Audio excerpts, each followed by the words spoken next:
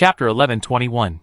After clearing out the Orichalco's armor from their backpacks, the Tranquil Sea and the hidden old man happily claimed the system's mission rewards with a single click. This mission offered exceptionally high military merit, which meant higher rank, higher authority, and higher priority in accepting missions. Not to mention, military merit could be exchanged for many good things: pets, mounts, equipment, weapons, amusement park coins, houses, and even team privileges. There was never enough military merit, only in abundance.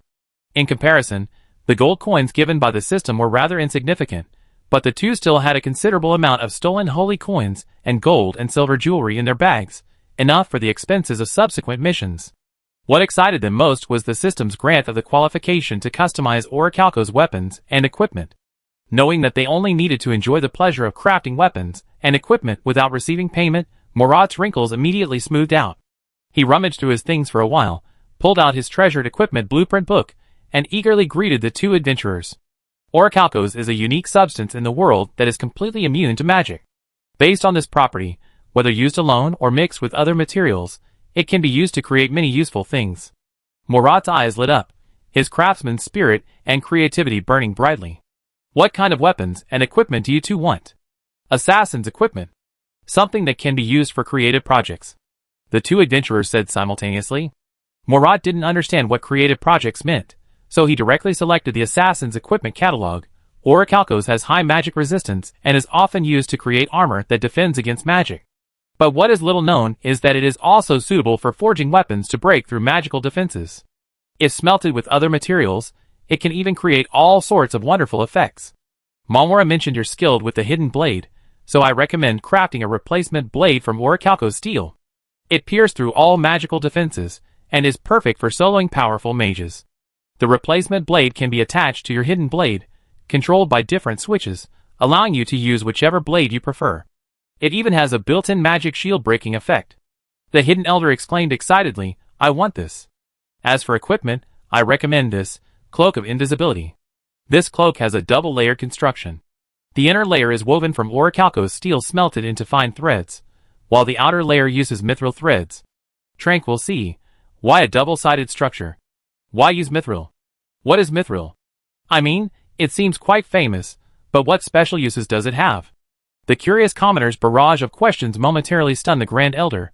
Mithril is also a very good material. Its protective power is no less than Orichalco's steel, but in terms of protective principles, the two are completely opposite. Orichalco's is extremely stable, incredibly hard, and resistant to magic. Mithril, on the other hand, is known as the scales of the dragon, slightly harder than Orichalco's, but possessing exceptionally high magical affinity and load-bearing capacity. The former defends by rejecting magic, nullifying it. The latter absorbs all magical attacks, channeling them to a storage medium and converting them into usable energy. Since both are stable metals, if they are separated into two layers and made into the two sides of clothing, the garment can possess different properties simultaneously. The Grand Elder picked up a tattered piece of cloth from the ground. The layer of Orichalco's facing you can isolate your magical aura, preventing it from leaking out, while the outer layer of mithril can harmonize with magical particles in the environment. Wearing this cloak and activating the concealment runes, illusion runes, or magic circles embedded in the mithril layer, one can not only disappear from sight, but also blend their magic and aura into the environment, becoming undetectable by any detection magic. I want this. The concealed old man excitedly grasped the Grand Elder's hand, his eyes blazing with fire. Please give me this. Grand Elder, deal. Tranquil Sea. Decided so quickly? Compared to the concealed old man, who had a clear goal, Tranquil Sea spent much more time haggling with the Grand Elder. By the time he finally settled on a complete set of magician equipment and weapons, Saloria had already discussed with Mamoro the delivery time and location of the portion of Orichalco belonging to the Magic Federation, among other details. The arrangements were complete. The hidden old man even made a round trip to AMT New City, purchasing a large quantity of supplies, medicine, and blank teleportation scrolls. He even had Rama make a copy of the teleportation scrolls with their recorded coordinates. Unexpectedly, the usually decisive and efficient Tranquil Sea was so slow and drawn out when it came to choosing equipment. He had finished his rounds, and was still not done. The hidden old man simply took out a rice cake and squatted down to nibble on it. As he ate, drowsiness crept in, and he almost fell asleep, his little head nodding off, still clutching half a cake in his hand. After finally settling on his new equipment and weapons, Tranquil C saw this strangely adorable scene. He chuckled, couldn't resist squatting down, and poked the cheek of the hamster captain, who was snotting from his nose. Snap! The hidden old man jolted awake, the rice cake still clutched in his hand. He instinctively took a bite, mumbling, "Finished choosing?" "Finished choosing," said the Tranquil C. "I got a set of magician's equipment." The dwarf elder said he never made it before, and wasn't sure if he could achieve the desired effect. "Anyway, let's try it out first." The hidden old man, "It looks pretty impressive." Even at their fastest, the dwarves' equipment crafting speed would take almost a day, giving the two assassins a chance to rest. High-intensity combat in a short time would be unbearable even for the strongest players. Moreover, the game's physics engine was incredibly realistic, its calculations built on real-world logic. They had just wreaked havoc at the Palomi camp, severely damaging the Knights of Light. This should be the moment when the Church of Light's defenses were at their strongest. At this moment, launching a siege of that key military stronghold would be suicidal, so the two assassins decided to postpone the mission. They planned to upgrade their equipment and replenish their supplies, waiting until the Church of Light's tense nerves began to relax. Unlike other games where the story doesn't progress unless players complete missions, in this game, time advances and the plot changes. Therefore, the two assassins felt it was better to let the Church of Light exhaust themselves before launching their attack in the deepest part of the night before dawn. Chapter 1122. Under the Lord's skillful remote arrangements, the orichalcum problem, which had caused the dwarf elder both pain and joy, was easily resolved. NPCs and players each performed their duties. Some gave orders, some unloaded goods, some forged, and some slacked off. The two assassins happily departed after agreeing on a pickup time with the dwarf elder. Saloria collected the orichalcum pickup slip prepared by the future dwarf chieftain and headed to the magic tower of Daman. Elena and the dwarves tallied the supplies delivered by the adventurers and jointly signed the receipt. Everything was progressing smoothly according to the God of Order's plan and instructions. Except for the God of Order himself. Meanwhile, MOU was still leading the two holy sons through the inner world instance, searching for the male servant, the rat's identity rule template, and the method to return to the surface world, all still nowhere to be found, causing them considerable worry. MOU had to admit they were indeed stuck. They had thoroughly searched the entire first floor and central garden of the manor in the alternate world.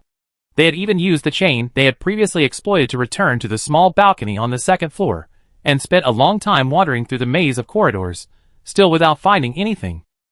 Perhaps we need to face a possibility, MOU pondered. The clues in this alternate world are currently incomplete. To unlock the next part, we might have to return to the real world to continue the story. This kind of setup is common in horror mystery games.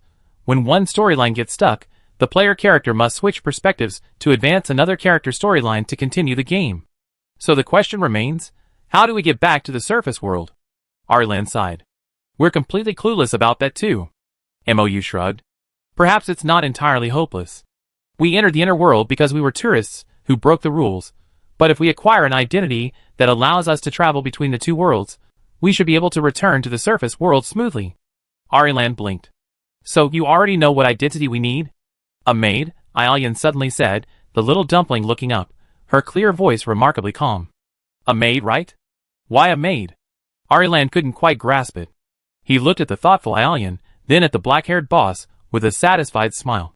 Feeling like the only one excluded from the truth, she thought, how come it seems like I'm the only one who doesn't know? The rules, Aelian explained. Currently, the rules for our identities are maid, gardener, bartender, and guard. Among them, the guard's rules have two versions, one real and one fake, and they are extremely disadvantageous to us, so we can eliminate them directly. Of the three identities, gardener, maid, and bartender, only maid and bartender possess the monster form that appears in the underworld. The maid in the surface world corresponds to the red-clad maid in the underworld, and the bartender in the surface world corresponds to the masked bartender in the underworld. Switching between masked bartenders is based on the bar's opening hours, but time is frozen in the underworld, so choosing masked bartender won't allow entry into the surface world. But it's different for maids. The rules for maids clearly state the rules for obtaining clothing. MOU added. Ariland, the cosmic cat-headed figure, exclaimed, wow! As long as they change into maid outfits, the maids can freely travel between the two worlds, Aelian said. Wait a minute. Ariland exclaimed in shock. Does that mean we all have to wear maid outfits? MOU and Aelian, Is that what you're focusing on? The three of them spent some time getting back to the kitchen. Is that fleshy monster still in there? Ariland asked. I don't know, but the kitchen is quiet. Aelian listened intently. There aren't any more banging noises. Mou gestured to the two of them, and went to open the dining room door. The dining room was spotless, as if it had been meticulously cleaned. There was no blood, no scraps of meat, and not even a single maid. But the freezer, which had only had a shallow layer of meat a moment ago, was now crammed full. Mou. He didn't want to guess where the meat came from. Since there were no maids in the way in the kitchen, the three of them searched the place carefully, and found only 2 red maid outfits, with the maid badges hanging on them. Only 2 red outfits, Aelian said, looking at the rules on the wall. And maids have to deal with dissatisfied guests, turning them into meat supplies, before they can get regular maid outfits. In the inner world, there are currently only the 3 of us guests, Mou said with a smile. That means one of us has to return to the outer world to continue advancing the clues, while the other has to stay here and wait for new clues to appear. We must split into 2 groups and cooperate. Ariland took a deep breath. I stay. Mou shook his head. I'm sorry, none of you can compete with me for this mission. Only I can survive unscathed after providing the meat. He smiled amicably. Besides, you 2 are more suited to dresses than I am. Ariland looked at him with a hint of suspicion. You didn't choose to stay because you didn't want to wear a maid's dress, did you? Mou looked at him frankly. If you are 100% confident that you can successfully send Aelian and me back to the surface world as guests, and can handle any new strange clues that appear, and provide backup in the underworld, I might consider switching identities with you. Ariland gave in. Alright, I'm indeed not as good as you when it comes to solving puzzles. He genuinely lacked confidence in handling the new clues alone in the underworld. If a new set of rules emerged, he might not even understand its implications.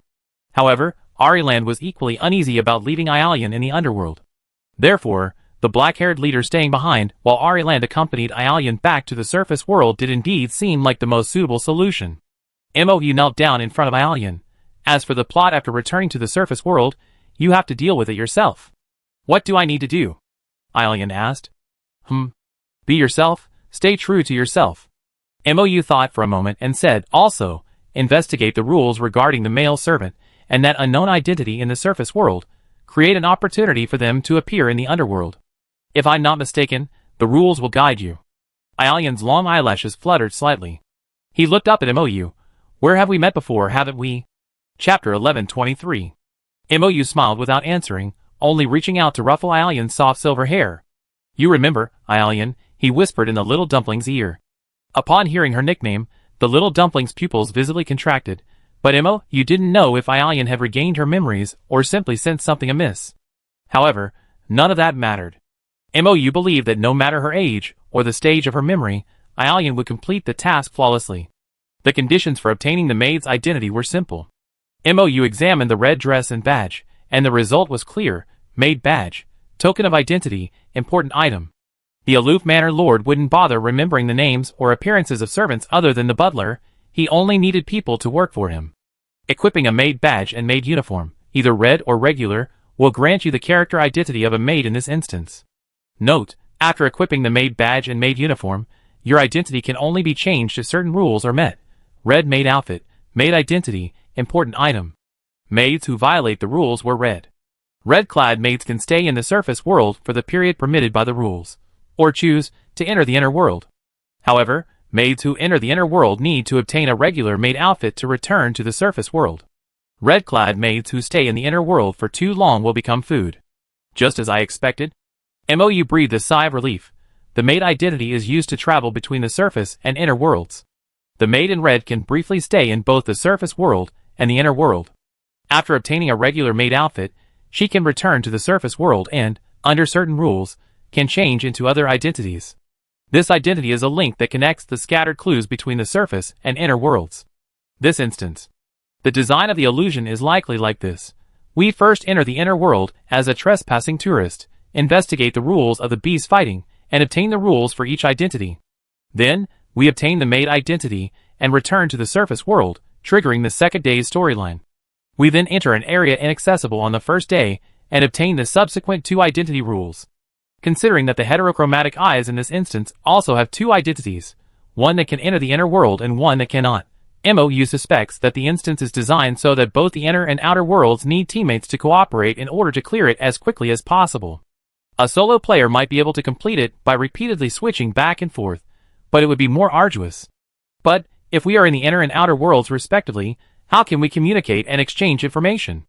Arilan subconsciously glanced at the thorn ring on MOU's hand. Each pair of thorn rings only allows communication between the two holders. Who is the Holy Son you manage? MOU glanced at Ialian. The little dumpling's hands were currently empty. Indeed, Ialian only obtained the thorn ring after losing his status as a divine son. Now he was just a child accompanying the adults on missions, not yet qualified to independently control the thorn ring to switch between the inner and outer worlds, so naturally he didn't have it. MOU smiled, reaching out to touch Ialian's left ear. Ialian trembled slightly, raised his hand to cover his ear, and a complex mix of emotions flashed in his large eyes as he looked at MOU. Alright, I see you out. For a maid to obtain a red dress, the condition is that the guest is dissatisfied with the meal prepared by the maid. For a maid to regain her regular uniform, two conditions must be met. There are no disgruntled guests in the manor at the end of the day, and the food inventory has been successfully replenished. While the condition, there are no disgruntled guests in the manor doesn't necessarily mean physically eliminating the guest, the two conditions together give the impression that turning the guest into food is the optimal solution. However, there are still many loopholes. Ialian and Oliland are both people who know what's important. They don't care about wearing women's clothing at all, and each takes a red dress. Oliland looks around, gently nudges Ialian on the shoulder, and gestures for him to hide in a corner to put it on, while she stands in front of him. MOU's lips twitched, and he turned away. He's seen the adult version of Ialian's body several times, even measuring it himself, and still had no idea what Ariland was guarding against. However, having a male mother figure like this taking care of Ialian from a young age was a good thing. A rustling sound came from behind, and the two holy sons quickly changed into maid outfits, stuffing their own clothes into their spatial storage. Ariland was quite tall, so the maid dress looked like a miniskirt on him, while for the little dumpling Ialian, it was an ankle-length dress. Although the size wasn't quite right, good-looking people look good even in a burlap sack, and most importantly, the identity transformation had indeed taken effect. Ialian nervously lifted the hem of his skirt, instinctively reaching to tuck a strand of silver hair behind his ear. He raised his hand but then realized something, and lowered it again. MOU's gaze swept over the silver hair covering Ialian's ear, a slight smile playing on his lips. Ialian's memories seemed to be returning. This is a good sign. There is indeed something different. Ariland adjusted his maid's dress and badge, closing his eyes to sense it. I can feel a power of rules enveloping us, urging us to act. He looked at MOU, his eyes slightly reddening. You smell like a fine steak now. MOU nodded, just as I expected. I am the only guest in this other world. The maids who were turned into balls of flesh were probably deemed incapable of completing their mission by the rules, so they were disposed of, becoming meat in the freezer. Now the question is, what part do you need? How can I complete the mission? Ariland closed his eyes, and sensed the surroundings. The heart, liver, and other vital organs are best, followed by the limbs. Oh, MOU nodded, unbuttoned his clothes, opened the abdominal cavity of the cybernetic combat doll, and pulled out an artificial liver, placing it in Ariland's hand. See if this counts. Ariland's pupils dilated in shock. Wait a minute. What's going on? How can someone so easily open an abdominal cavity and pull out a liver? And does a human liver look like this? Before he could figure out what was happening, the liver in his hand suddenly transformed into a packaged steak. What's going on now? Ariland was about to go crazy when he heard Ialian say, the rules are approved. The silver-haired dumpling slightly raised its head, looking at MOU with interest. Without compromising your safety and health, can I possess your heart? Chapter 1124. Of course. MOU didn't hesitate for a moment. He opened his chest cavity again, rummaged around, and took out a crystal-clear artificial heart, still beating gently. He solemnly placed it in Ialian's outstretched hands. It originally belonged to you. Ialian's face flushed slightly. He lowered his head, and gave a very soft Ariland. She felt like her own child had been taken advantage of right under her nose. The male mother's gaze kept darting back and forth between the two of them. Her CPU was practically overheating. Wait, what's going on with these two? This scene looks more like a confession. Before he could figure it out, his heart transformed once again into a packaged piece of meat. MOU urged them, quickly put the meat in the freezer. Oh right, there's one more step. He said earnestly to the two of them, as a guest, I thoroughly enjoy the meal provided by the two maids. The instant Aelian and Ariland placed the meat in the freezer, their red dresses suddenly transformed into normal black and white maid outfits. Even the size was adjusted to be just right. The two maids simultaneously turned their heads to look behind them. Mou followed their gaze to that spot, but saw nothing but a wall. There's a door emitting white light over there, Aelian said. That should be the outer world. Go, Mou smiled at him, raising his hand to touch his ear. Call me if you need anything. Aelian tilted his head slightly, thinking for a moment. What should I call you? Mou stroked his chin, a mischievous glint in his eyes. Since you're a maid, to avoid being exposed, why don't you just call me Master? What nonsense are you talking about? Ariland angrily grabbed Aelian and pulled him towards the unseen door. Aelian, let's go! Don't pay any attention to this crazy guy. The two figures quickly disappeared. Mou scratched his nose. Oops, I accidentally teased him too much. He rummaged through his system inventory for spare doll parts and carefully attached the missing liver and heart. It's up to you now, Arian. Aelian heard Mou's voice in his right ear, hidden by his silver hair. Aelian gave a soft so quiet that even Ariland, who was pulling him, didn't notice. He was still worried about whether such a soft voice could reach the other side, when he heard Mou say again, Don't worry, I can hear you. Aelian secretly breathed a sigh of relief. Earlier, Mou, under the guise of touching his ear, had secretly slipped something into his right ear. Aelian didn't see what it was, but the feeling of wearing it was familiar. He couldn't remember when he had ever touched this thing before, but a voice inside him told him it was a communication headset. Even if they were separated by vast distances, as long as they wore this thing, they could still communicate normally. Although no one in the Church of Light had ever called him Aelian, he knew the name very well, as if someone had called him that nickname countless times with tenderness and love, filling his heart with warmth and making his blood boil. Aelian keenly sensed that he seemed to have lost a long stretch of his memory. The feel of the sword, the weight of the armor, the gentle whispers, the familiar nicknames, the breath on his skin. His memory of being tampered with might be empty, but his body seemed to still feel those familiar yet strange sensations. Aelian felt he should know that person, even though he had never seen their face. The familiarity emanating from their very being was undeniable. Ariland, Aelian asked, have I forgotten something? Ariland paused. Really? You feel the same way? Aelian, also? They had already stepped out of the door, and returned to the kitchen in the surface world. Time in the inner world was frozen. They had entered at midnight, and emerged at midnight. The kitchen was quiet and empty. The guests were bound by rules, and could not leave their rooms for another 6 hours, while the ordinary maids dressed in black and white maid outfits were not bound by any rules at this time, and could move freely. Ariland had initially intended to take Aelian directly to find the male servant and the rat, but after hearing Aelian's question, he changed his mind. Ariland pulled Aelian to sit down. Ever since we arrived in Misty Town, I had a strange feeling. It's as if I've forgotten some important things that have already happened, yet everything around me seems so normal. You're all here, and you're still the same as I remember. Well, except for one person who's a little strange. You mean Mentor Wayland? Aelian asked in a low voice. His behavior is a bit strange. So you notice too? Aelian scratched his head. Looks like it's not just my imagination. I don't understand what happened. Maybe it's the effect of this illusion? Anyway, it never hurts to be careful. He thought for a moment, then added, Don't get too close to that strange black-haired guy. Although he's the reinforcements Okade brought, he's so mysterious, he's not even a normal person. How can someone just take out their heart and liver like that? That's too weird. And look at what he's saying to you, trying to make you call him master while also touching you inappropriately. Aw, Aelian, don't let this old man. You've been lied to.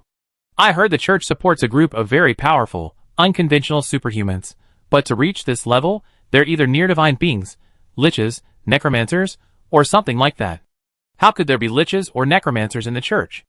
Ariland was completely baffled, shaking his head. He won't even tell us his name. Well, even if he did, it wouldn't be his real name, so it doesn't really matter. I don't think he's a bad person. Aelian quietly covered his right ear with his hand, his other hand nervously gripping the maid's skirt. He has absolutely no ill intentions towards us.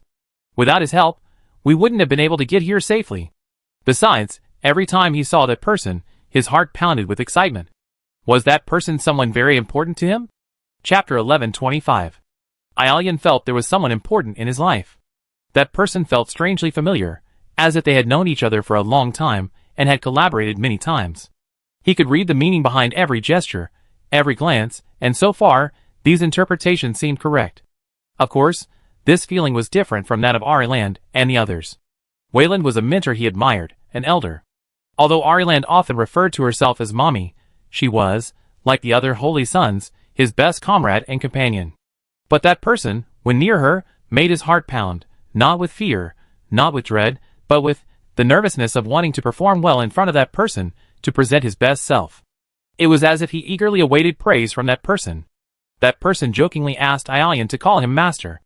The unfamiliar word circled on his tongue a few times, but Aelian ultimately didn't utter it. But Aelian felt he had used a similar title before. What was it? Master. Lord? Lord? Lord?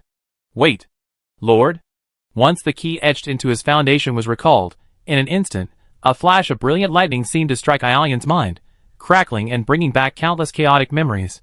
One after another, his companions perished, himself, nearly dying in the beast tide but rescued, breaking free from the church's constraints, the oath in the hall, living together in the mage tower, finding his parents again. The separation from the golden land. The confusion vanished from Aelian's face. He released his hand from his earpiece, a mature and confident smile appearing on his face, incongruous with his current chubby figure. He whispered, Lord. Has your memory returned? Mou's voice came through the earpiece. Even faster than I expected. Thanks to your reminder, Aelian said to Mou. He mentally reviewed the events leading up to this, then stood up from the ground, looking at the bewildered Ariland. Ariland, I remembered something. This illusion is definitely problematic. Ariland, who had been sitting cross-legged on the kitchen floor, instantly became serious. Tell me. This body is an illusion. I'm not a child anymore. The person who created this illusion blurred our ages and erased some of our memories. That administrator just now, he was my administrator.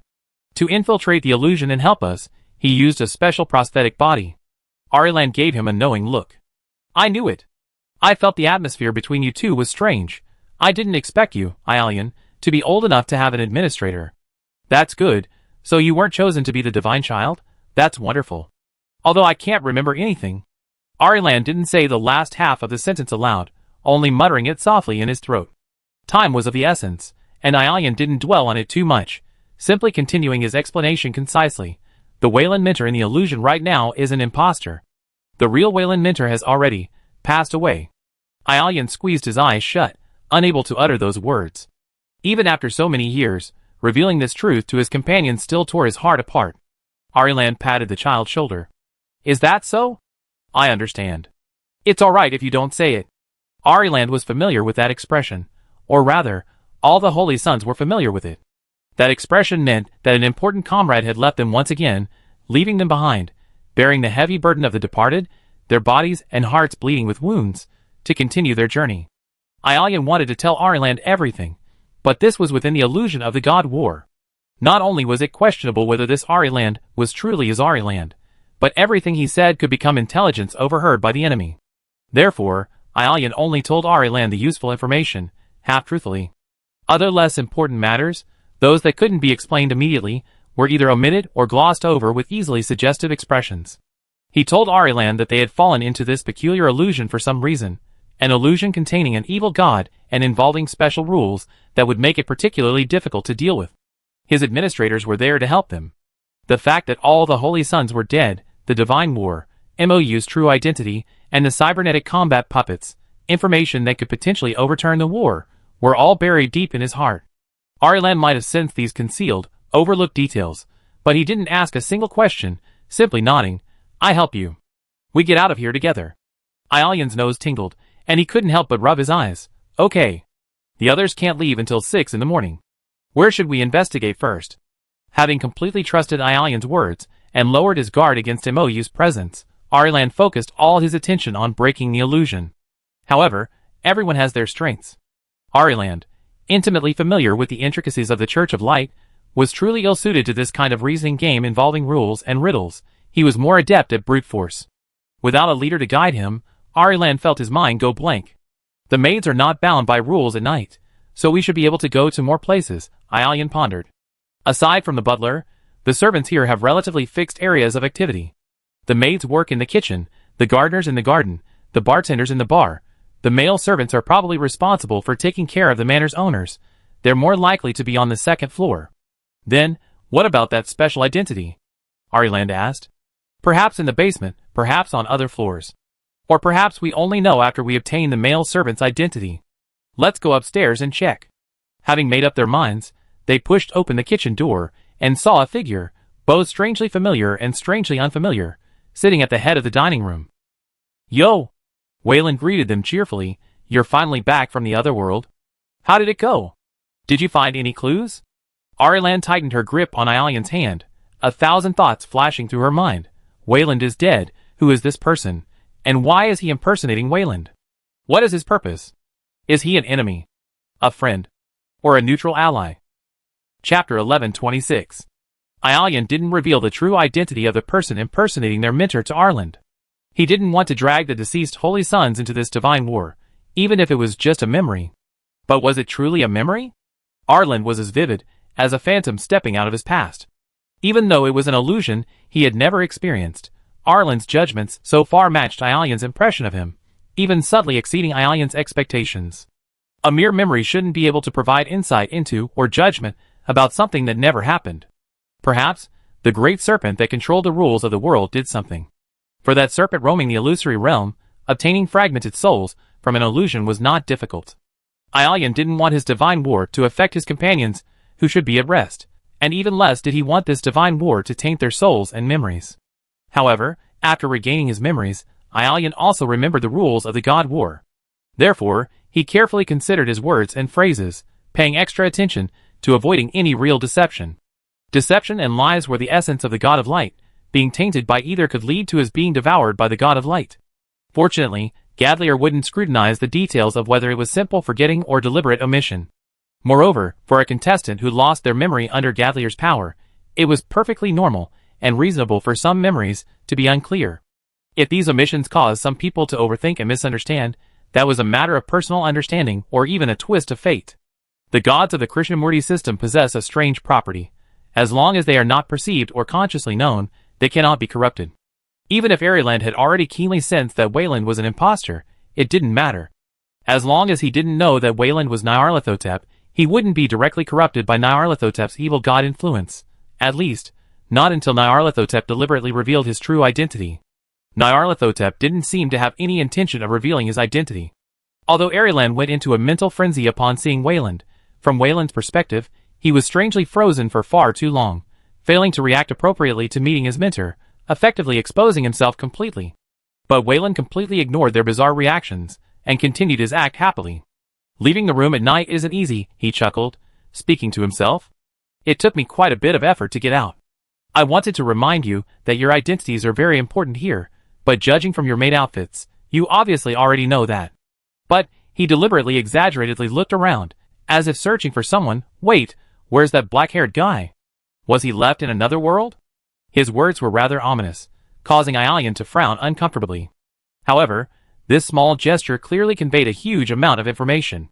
The next second, Wayland grinned, revealing an exceptionally hearty smile. I see. It seems our guardian has regained his memories. Interesting, very interesting. His behavior was far removed from Wayland's established persona. Ariland subtly stepped forward, shielding Ialian like a mother hen protecting her chicks. Nyarlathotep licked his lips, then laughed heartily. Don't look so wary. To be honest, you weren't the original target this time, and that unidentified black-haired man gave me quite a show. As if recalling a funny scene, he chuckled heartily for a while. So, I agree to accept that black-haired fellow's proposal and temporarily ally with you. He extended his right index finger and lightly touched his lips. Let me tell you a little secret. The person who can kill the manor owner is underground. To obtain the key to underground, you must find a loyal servant who serves the manor owner. All right, that's my sincerity in cooperating. You can leave now. Keep it up, and give me more good shows. Ariland opened his mouth as if to say something, but before he could utter a word, he tightly closed it again. As if making a firm decision, he took Ialian's hand and walked out without looking back, afraid that if he slowed down even a little, this being posing as their mentor would change his mind. As Ialian was led out of the restaurant, he couldn't help but glance back at Nyarlathotep, who was now wearing Wayland's appearance. He saw the silver-haired, fox-eared mentor from his memories smiling slyly and waving at him. Bad news, Miltooth already knows you regained your memories. Good news, he seems more interested in heterochromia. MOU's voice came through the earpiece. The Lord, clearly aware of everything happening in the surface world through the audio transmitted through the earpiece, said, but we must not underestimate him. He's capricious, entertainment is more important to him than profit. However, the hint he just gave aligns with our reasoning. The loyal servants serving the manor master most likely refer to the male servants, or perhaps the butler. They possess the key to the underground, perhaps the key to the basement? I was just in the storage room, behind the kitchen cabinet in the inner world. Inside, they found a tightly locked trapdoor. Perhaps this was the entrance to the basement, and the rat's identity was locked inside. Everything is clear now. Come on, Ialian. The Lord's timely encouragement calmed the unsettled knight. However, Ialian still felt that Nyarlathotep's smile was too cunning and eerie, as if he had foreseen some danger to come. My lord, please be careful. I have a bad feeling. Don't worry, I will. MOU replied, then had Lia temporarily mute his microphone. It really is like saying what you say comes true. MOU smiled wryly, looking at the ghoul butler, who had suddenly appeared in front of him, blocking his path. The ghoul butler, Yugasi, was now completely monstrous, devoid of any humanity. Extremely corrosive saliva, like sulfuric acid, flowed from his large mouth, melting small holes in the ground as it dripped. A pungent, corrosive odor filled the air, forcing MOU to cover his mouth and nose with his hand. Chapter 1127. After the two holy sons returned to the surface world, MOU continued exploring the kitchen. Previously, with the maid and the meatball blocking their way, the group had only managed a cursory search during lulls in the fighting, and their attention was mostly drawn to the rules, so they might have missed some important clues. Sure enough, deep inside the kitchen, he found a removable trapdoor in a cabinet. Removing it revealed a large hole in the wall, big enough for one person to pass through. MOU crawled inside and found it was a storage room. What kind of storage room is this? Hidden inside a cabinet? And such a deep cabinet? The storage room was full of shelves, piled high with heavy jars of pickled vegetables, and scattered on the floor were many wooden crates. Any player seeing a crate would either want to touch it or break it to see if there were any items inside. MOU, the old game planner, also had this strange habit.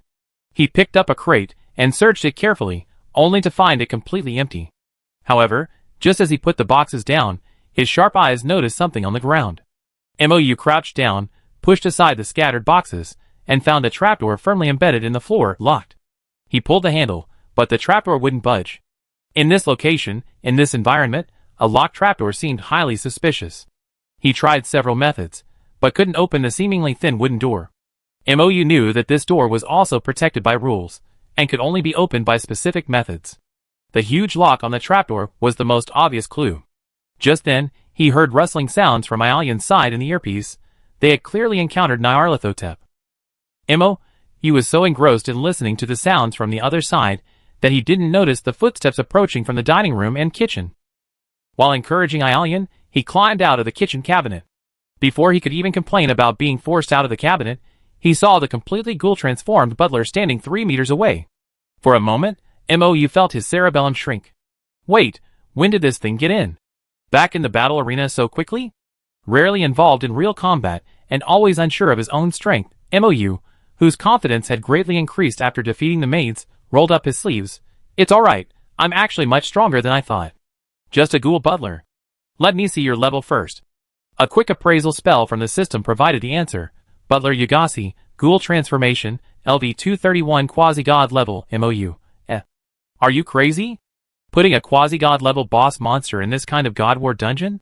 In the outer world, Nyarlathotep, watching the two figures disappear into the distance, curled his lips into a smile. His eyes shone with golden light, as if he could see through everything happening in the inner world. Dance. Perform. Puppets. Let me see what kind of show you can bring me. Is it spectacular? Or bland and tasteless? If it's spectacular, I forgive everything that happened before. However, if it's the latter, don't blame me for taking action. Bang. Dust billowed, and the huge claw slowly retracted. MOU, fleeing in a sorry state, looked back and saw that the cabinets and walls that had just been behind him had all been torn apart and destroyed by the wind side struck by the claws. After one strike, only ruins remained. This was merely the effect of a ghoul's casual claw strike. The power of a quasi-god was terrifying. The ghoul, Yugasi, licked its massive claws, thick, dark purple saliva coating the corrosion-resistant flesh, as if poison had been applied to the weapon. Using his status as a cybernetically enhanced combat alchemical puppet, piled high with materials, MOU nimbly darted about like a mouse in a kitchen, dodging attacks while studying the ghoul's techniques, analyzing its abilities and weaknesses. In MOU's limited knowledge of the Cthulhu mythos, he remembered the name Yugasi. It seemed to be the ancestor of ghouls, a hybrid of the physical form of Cthulhu's offspring, Shar-Lashi-Ho, and a human. It was said that the ghoul race lived deep within the Dreamlands. In Cthulhu-themed tabletop role-playing games, ghouls aren't particularly powerful monsters. However, Yugasi, a being whose name is etched in the Cthulhu mythos, is a different story. It's reasonable for Leah to classify him as a quasi-god. Initially, MOU was pondering why a ghoul would attain godhood. After careful consideration, he realized that this ghoul wasn't following the path of gods in Osiria. He was a monster within the Cthulhu mythos, a distant relative of Cthulhu, and therefore not bound by the three elements of godhood.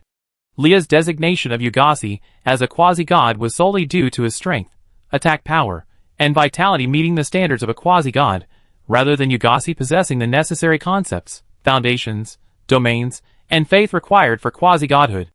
In short, this ghoul, and the pseudo-angel level cyber battle puppet that MOU is currently using are similar in that neither of them can use the most powerful domains, powers, and other special skills of the gods of this world. It's just that the other's strength level happens to be much higher than MOU's. To be honest, while the ghouls had a level advantage, MOU also possessed a trump card, the authority. However, the other two sides in the battle hadn't yet confirmed his identity as a disposable alt.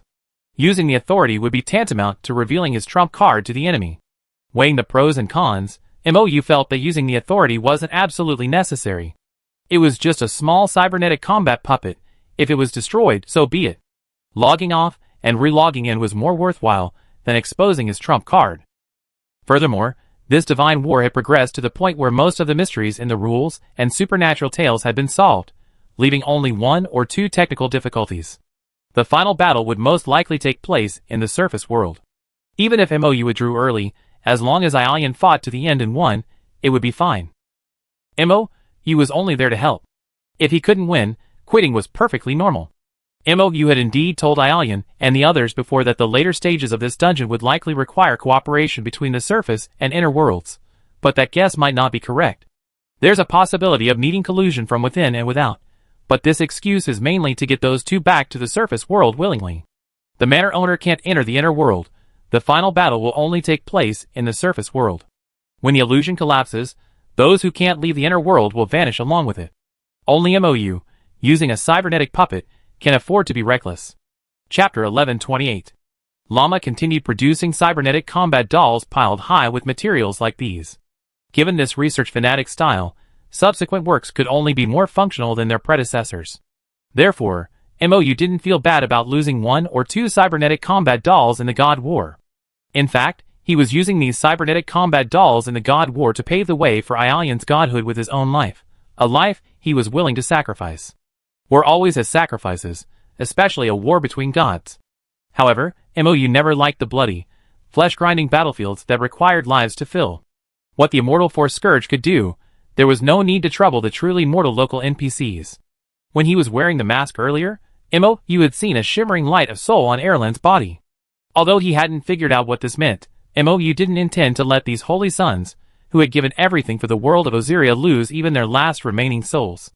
No matter how many souls are drawn into this divine war, aside from milled teeth and heterochromia, MOU has no intention of sacrificing anyone. In this divine war, MOU himself is the fourth calamity. Even if he dies, it's no big deal. Not only has he already successfully retreated from the initial battle, but even if he were to lose a little bit of his energy here, it would only cause him a headache for a day or two. MOU isn't afraid at all.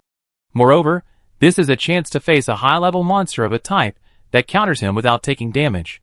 It's practically practice. Why wait until he only has one chance to fight a high-level monster in his true form? Once he treats this battle as practice, MOU's mindset instantly becomes balanced. If he can't win, he can't win. Even if he loses, he gains experience and doesn't lose face. But if he wins, that's a huge gain.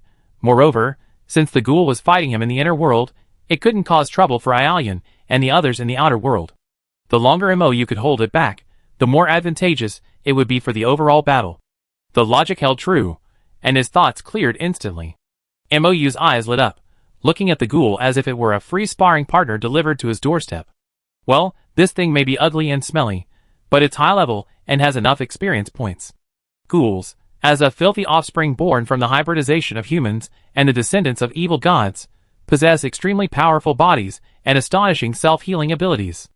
After Yugashi's flesh was torn open by MOU's attack, it healed instantly, leaving not even a scar. Its claws were exceptionally sharp. A light swing could unleash devastating side-shaped wind blades, almost like the legendary weasel. Its saliva is extremely corrosive.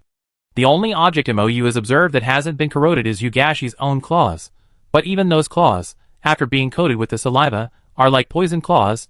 The wind blades they unleash not only damage furniture and objects, but also leave charred, corroded marks. MOU has absolutely no desire to experience that kind of damage firsthand, even though he's already had Lyra set the cybernetic combat doll's pain perception to the lowest permissible level. Pain and touch are closely linked. A certain level of tactile sensation is necessary. Otherwise, one can't perceive their own exertion, making it easy to overexert oneself in combat or face even more fatal dangers due to a lack of awareness of one's injuries. Although the escape was chaotic, MOU's observations were meticulous. The ghoul Yugasi was clearly skilled in physical attack and defense, possessing astonishing brute strength and agile movements, its evasiveness far exceeding that of a monster lacking intelligence. However, monsters with strong physical attack and defense often have low magical defense, and coincidentally, MOU's forte was magical attack. The magic healer's elemental needles could vary in size and number, entirely dependent on the user's whim. As MOU fled, he subtly planted various magical elemental needles along his path, which the unsuspecting ghouls then stepped on one by one. TSK, thick-skinned creatures. Perhaps because the elemental needles were so thin, they easily pierced the ghouls' bodies, but couldn't cause significant damage for the time being. MOU rolled sideways onto the central platform and quietly activated potion injection. His backpack was filled with medicines, including elemental potions crafted using magic healing skills, as well as various alchemical potions specially developed by Lamar. Among these were poisons capable of causing various harmful effects, and even several special purification potions made with MOU's blood, possessing extremely strong purifying and contaminating effects, the kind that could reduce monsters to ashes. However, this stuff was a derivative product of the hydroelectric plant's research work. Because of its short development time and lack of monster testing, Lamar wasn't sure if it would be useful in actual combat. Anyway, with the mindset of might as well take it and experiment, MOU brought a few bottles. And here it is, in a way. There are two ways to use the potion injection skill. One is to condense the potion into an elemental needle and insert it into the target's body. The other is to use spatial authority to deliver the potion into a hollow magic needle. Alchemical potions, unlike magical potions, are less stable and can't be condensed into needles. The second method is necessary. Thus, the dozens of hollow elemental needles, which had just been secretly inserted into the ghoul's body, simultaneously began to be infused with the potion. The ghoul froze for a second, then began to explode from its feet. Flesh and blood bloomed along the magical needles embedded in the ghoul's body, spreading into deep, chasm-like fissures. White ash dripped from the fissures, and even the edges were still burning with lingering, dark purple flames. The ghoul mobilized all its self-healing abilities to resist. The cracked flesh constantly healed, only to burst open again and again. The ghoul let out a deafening howl, seemingly venting its pain, yet also intimidating its enemy. MOU, undaunted, took advantage of the ghoul's distraction while it was busy repairing its wounds, and hurriedly rushed towards the kitchen exit, heading towards the dining room. The potion's dosage was extremely limited. Although its effects seemed promising, the cracks were merely superficial damage, unable to deliver a fatal blow to the ghoul. They could only slow it down and deplete its energy. A sparking magic needle silently appeared, piercing the white ash scattered on the ground. The ash instantly ignited into a raging fire, engulfing the ghoul Yugasi in a flash. Having completed this chain of attacks, MOU swiftly disappeared into the restaurant's staircase leading to the second-floor labyrinth, running for his life without looking back. This attack wouldn't kill a quasi-god level being, but it was clearly enough to slow it down. MOU needed more time to create more opportunities for Alien. Chapter 1129. Having walked this path to the second floor twice before, MOU was quite familiar with it. He darted into the labyrinthine corridor like a slippery eel, disappearing into the mire in a flash. After a long while, the ghoul butler, Yuga West, finally caught up, his skin torn and bleeding from repeated attacks by potions and flames, constantly struggling to heal his wounds. The ghoul butler sniffed the lingering scent in the air, circled around in confusion, and then spotted strangely familiar food at an intersection: tomahawk steaks for dinner. The ghoul butler scratched its head with a paw. Now completely ghoulified, it couldn't understand why its dinner, which should have been eaten, was so perfectly preserved, even slightly steaming and emitting an enticing aroma that completely overpowered the smell of the fleeing creature. But not understanding didn't stop the ghoul butler from picking up the food that had suddenly appeared on the ground and eating it. It was top-quality meat. Ghouls didn't care if the food had been on the ground or anywhere else. Anyway, they wouldn't get sick. After enjoying this unexpected feast, the ghoul butler licked its long, dog-like jaws with its long tongue and was about to continue its pursuit along the road when it sniffed the air and turned back to the intersection. Wait, that wonderful smell was still emanating from there. It rummaged around and unexpectedly found dinner dishes at every intersection. Some were completely unrecognizable, while others still retained their general shape. The ghoul accepted everything without hesitation, eating until it was completely full. These were delicacies reserved for the master and guests. Although many guests weren't particularly fond of them, the ghouls wouldn't waste such delicious meat. The aroma of the dishes masked Mo's faint doll-like scent. Stopping to eat significantly slowed the ghoul butler's pursuit. By the time it had completely devoured the food, the maze-like corridor had slowly rotated several times, like a Rubik's Cube, making it impossible to discern where the person had fled. Butler, what a cunning fellow! Mo retreated immediately after his attack, quickly disappearing into the maze-like corridor. The level difference between him and the ghoul butler was significant. If they were to engage in a real fight, he would most likely be at a disadvantage. Now was not the time to risk his life. He could stall for time. Although Mo felt he would most likely not leave the inner world alive, now was not the time for him to log off. The other world has a peculiar time setting. Time flows forward as people act within it. This is evidenced by the fact that Mo can still maintain contact with Aalian using his communication headset. However, if someone wants to leave the other world, everyone returns to 0:01 p.m. 25:01 in the real world. In a sense, this illusion contains a chaotic timeline, and possibly even different timelines. But when Aalian and Ariland left, they didn't encounter the future Mo who had emerged from the other world. Of course, this could also be because Mo is still struggling within the other world, and the timeline hasn't yet formed a fixed loop. But the most likely explanation remains. Mo never actually left the other world. This isn't a big deal, after all, disposable avatars are readily available. However, once they leave the illusion, due to the time difference between the inner and outer worlds, and the isolation imposed by the rules of the God War, Mo's communication with Aalian will fail again. Mo naturally hopes his visit can help Aalian as much as possible. He certainly can't let his strategist down at this crucial moment. He had just hidden himself in a quiet corridor when he heard Aalian's voice coming through the system's communication channel. We reached the second floor. It's very different from the inner world. The communication headset Mo gave Aalian was also an alchemical item made by Rama, directly anchored by the world consciousness fragment Laya. It could directly communicate with the built-in game system of Mo's cybernetic combat doll. Even if both were on opposite sides of the inner and outer worlds, as long as they were still within the same illusion, communication wouldn't be lost. Tell me more? Mo asked again. There's no maze of corridors on the second floor of the surface world. We passed through the corridor smoothly, and went past that small balcony. Aalian's clear voice described their movements carefully. After continuing forward, we found a living room and an attached servant's quarters. The male servant should live in the servant's quarters. There's also a staircase leading to the third floor. Ariland glanced at it. The third floor should be the master's bedroom and study. We're now preparing to sneak into the servant's quarters to investigate. Okay, Mo chuckled softly. He keenly sensed that Aalian hadn't come to seek help. The knight clearly just wanted to update him on the progress and let him know they were safe. As a strategist, one naturally knows when to offer advice and when to simply provide emotional support. I await your good news. With just that one interjection, Mo seemed to see the silver-haired knight being stroked, happily wagging an imaginary Samoyed's tail. Sigh. Ariland, sitting next to Aalian, let out a heavy, mournful sigh. Aalian instinctively covered his headphones, looking up at him with a confused expression. ? Nothing. Ariland waved his hand, his gaze towards Aalian deep and unsettling. It's just that I think I just saw my own cabbage root around a pig. Aalian, cough. The silver-haired little dumpling coughed, rubbing his slightly warm ears, and said with feigned composure, Don't waste time, let's go inside and investigate.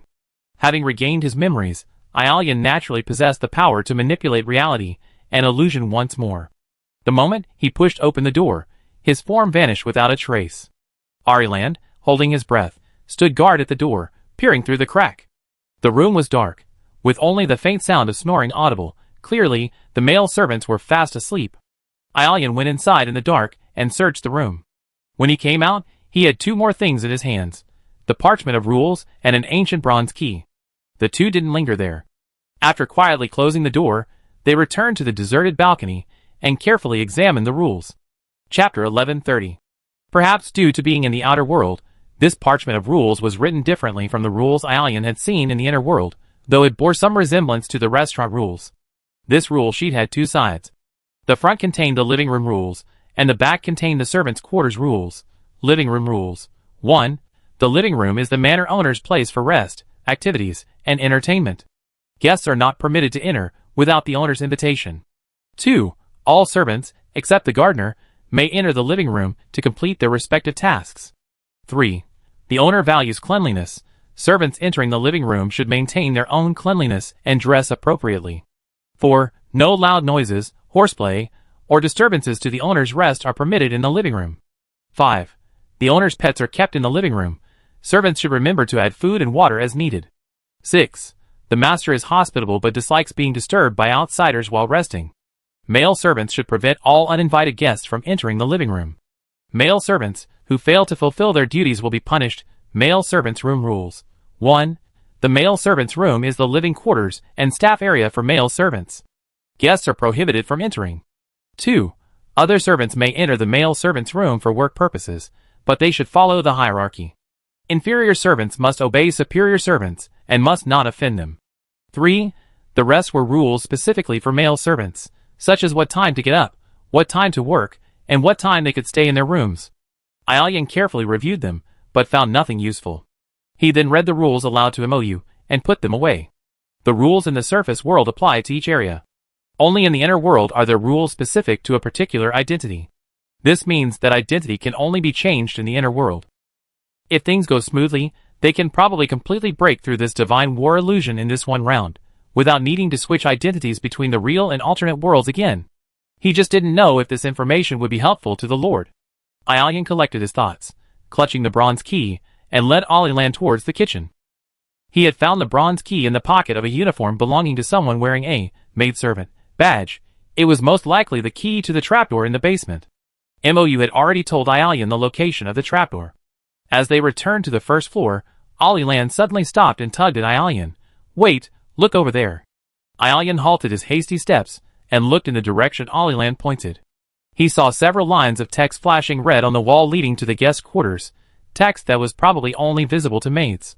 Accommodation Rules Servants section. To ensure all guests enjoy a good and comfortable sleep, please adhere to the following rules. 1. Servant may wake guests between 11 p.m. and 6 a.m. 2. Servant should soothe guests when waking them and must not incite complaints. 3. Guests may only file complaints with the butler Yugasi. If a guest shows signs of wanting to complain, please resolve the dispute before submitting a formal complaint. 4. Room service is not required at night. 5. Bath facilities are provided in the rooms. The water supply from the faucets is normal and will not produce blood. If a guest claims to have blood coming from the faucet, it indicates that the guest has become mentally unstable.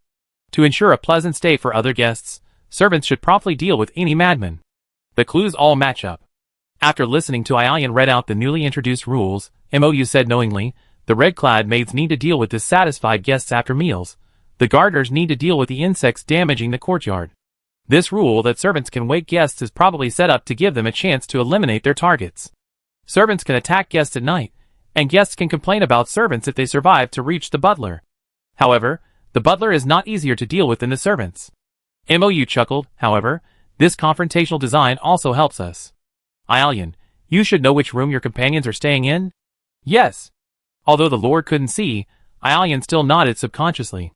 Then, wake up all the holy sons, they will be your help. Door after door was knocked on, and holy son after holy son was awakened. Everyone gathered together. Ariland recounted everything that had happened during the long night in the simplest terms. So all we need to do now is go back to the kitchen and find the hidden identity in the basement? Bister asked. Yes, Aelian and I will go get that identity, Ariland said. What about us? Colamandro asked eagerly. Ariland, you've been busy all night, we have to help. We do need everyone's help, Aelian said, having received a reminder from MOU. Because of the rules in this illusion, that special identity can defeat the manor owner, but it will also be suppressed by all the identities in this manor. This means that once someone obtains that special identity, they will become the target of all the servants in the manor. Travelers can fight against servants and are not suppressed by their status. Therefore, I need everyone to clear a path for us. Oh! Leave this to us, Colamandro said excitedly. Leave it to us. Shall I go get this identity? Aliland whispered to Aelian. No, I go. Aelian looked up at Aliland, as if wanting to firmly remember him once again. Travelers cannot reach the 3rd floor on their own. Aliland, your maid identity will be their guide. However, maids are of low rank, and if they encounter other identities along the way, they may be suppressed. This identity is both important and dangerous. He paused, then said, Ariland is far stronger than me. Compared to being protected by everyone and possessing the special status of having power granted by the rules, the last maid bears a greater responsibility. Only you, Ariland, can complete this task. Ariland was taken aback, then smiled helplessly. I really can't do anything with you. Well, let me handle the hardest task. That's how the Holy Sons are. They never shirk hard work. They always take the most difficult tasks upon themselves, never passing them on to their companions. Knowing this, Aelian and Ariland reached a tacit understanding.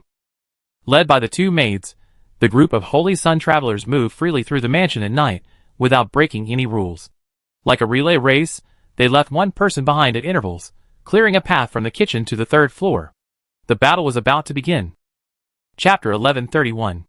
While Aelian and Ariland were opening the trapdoor in the basement, MOU was attacked again in the otherworld. This time, he was discovered by several marble statues that had been transformed from guards. Lia had already presented MOU with the player's experience report. These living marbles could still move, attack, and even explode after being shattered. Only by destroying them into their smallest units of dust could they be stopped.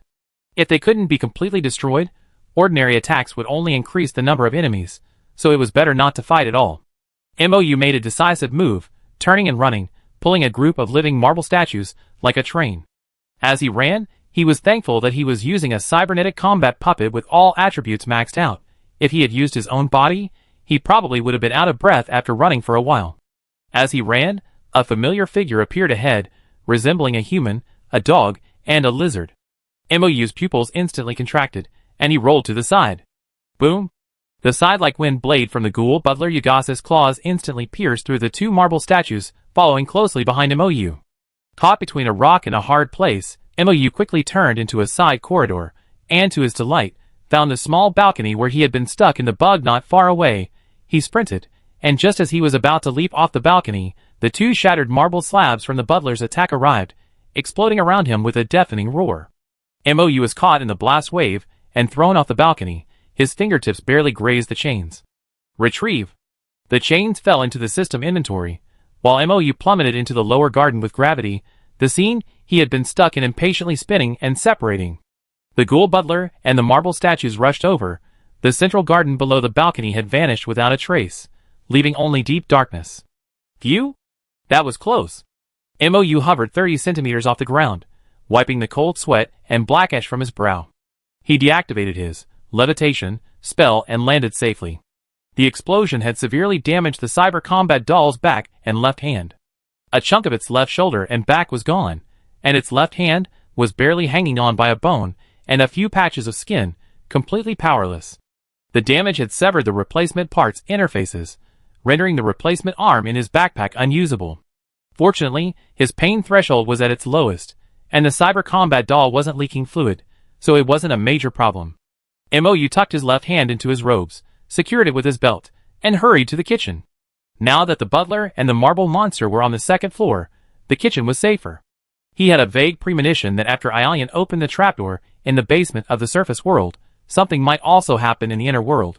Accompanied by the other 2 holy sons, Aelian and Arlen returned to the kitchen. Wayland was nowhere to be seen.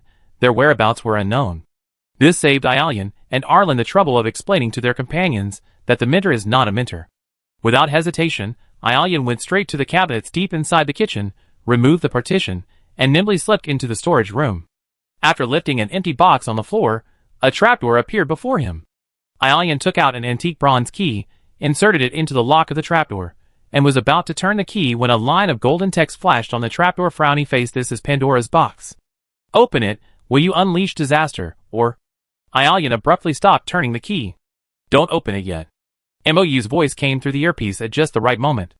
The Lord seemed to already know what had happened in the surface world. Wait a moment, and follow my instructions. Yes, sir. Aelian obediently complied. Mou did indeed know what had happened in the surface world. He and Aelian returned to the trapdoor almost simultaneously.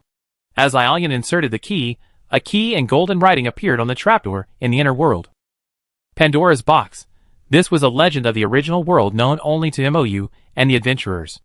It seemed Miltooth wasn't entirely unaware of their identities. Disaster or hope? Let me see. Mou turned the key and opened the trapdoor first. In an instant, darkness descended, and a polluted black mist spewed out from the trapdoor. Undeterred, Mou climbed down the ladder, braving the thick pollution. In the mud-like pollution, a small, dark figure knelt in the center of the basement, just as Mou had seen in the historical projection, obedient, indifferent, silent and calm.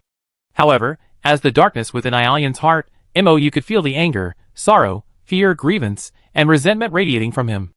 All the negative emotions once suppressed by the night had been extracted. These darkest emotions and thoughts, poisoned and amplified by Nyarlathotep's pollution, were hidden in this basement, concealed within Pandora's box. If the surface world were opened first, these negative emotions would be reintegrated into Aelian's soul, becoming a ticking time bomb buried deep within his heart. After Pandora's box was opened, endless disaster was released first.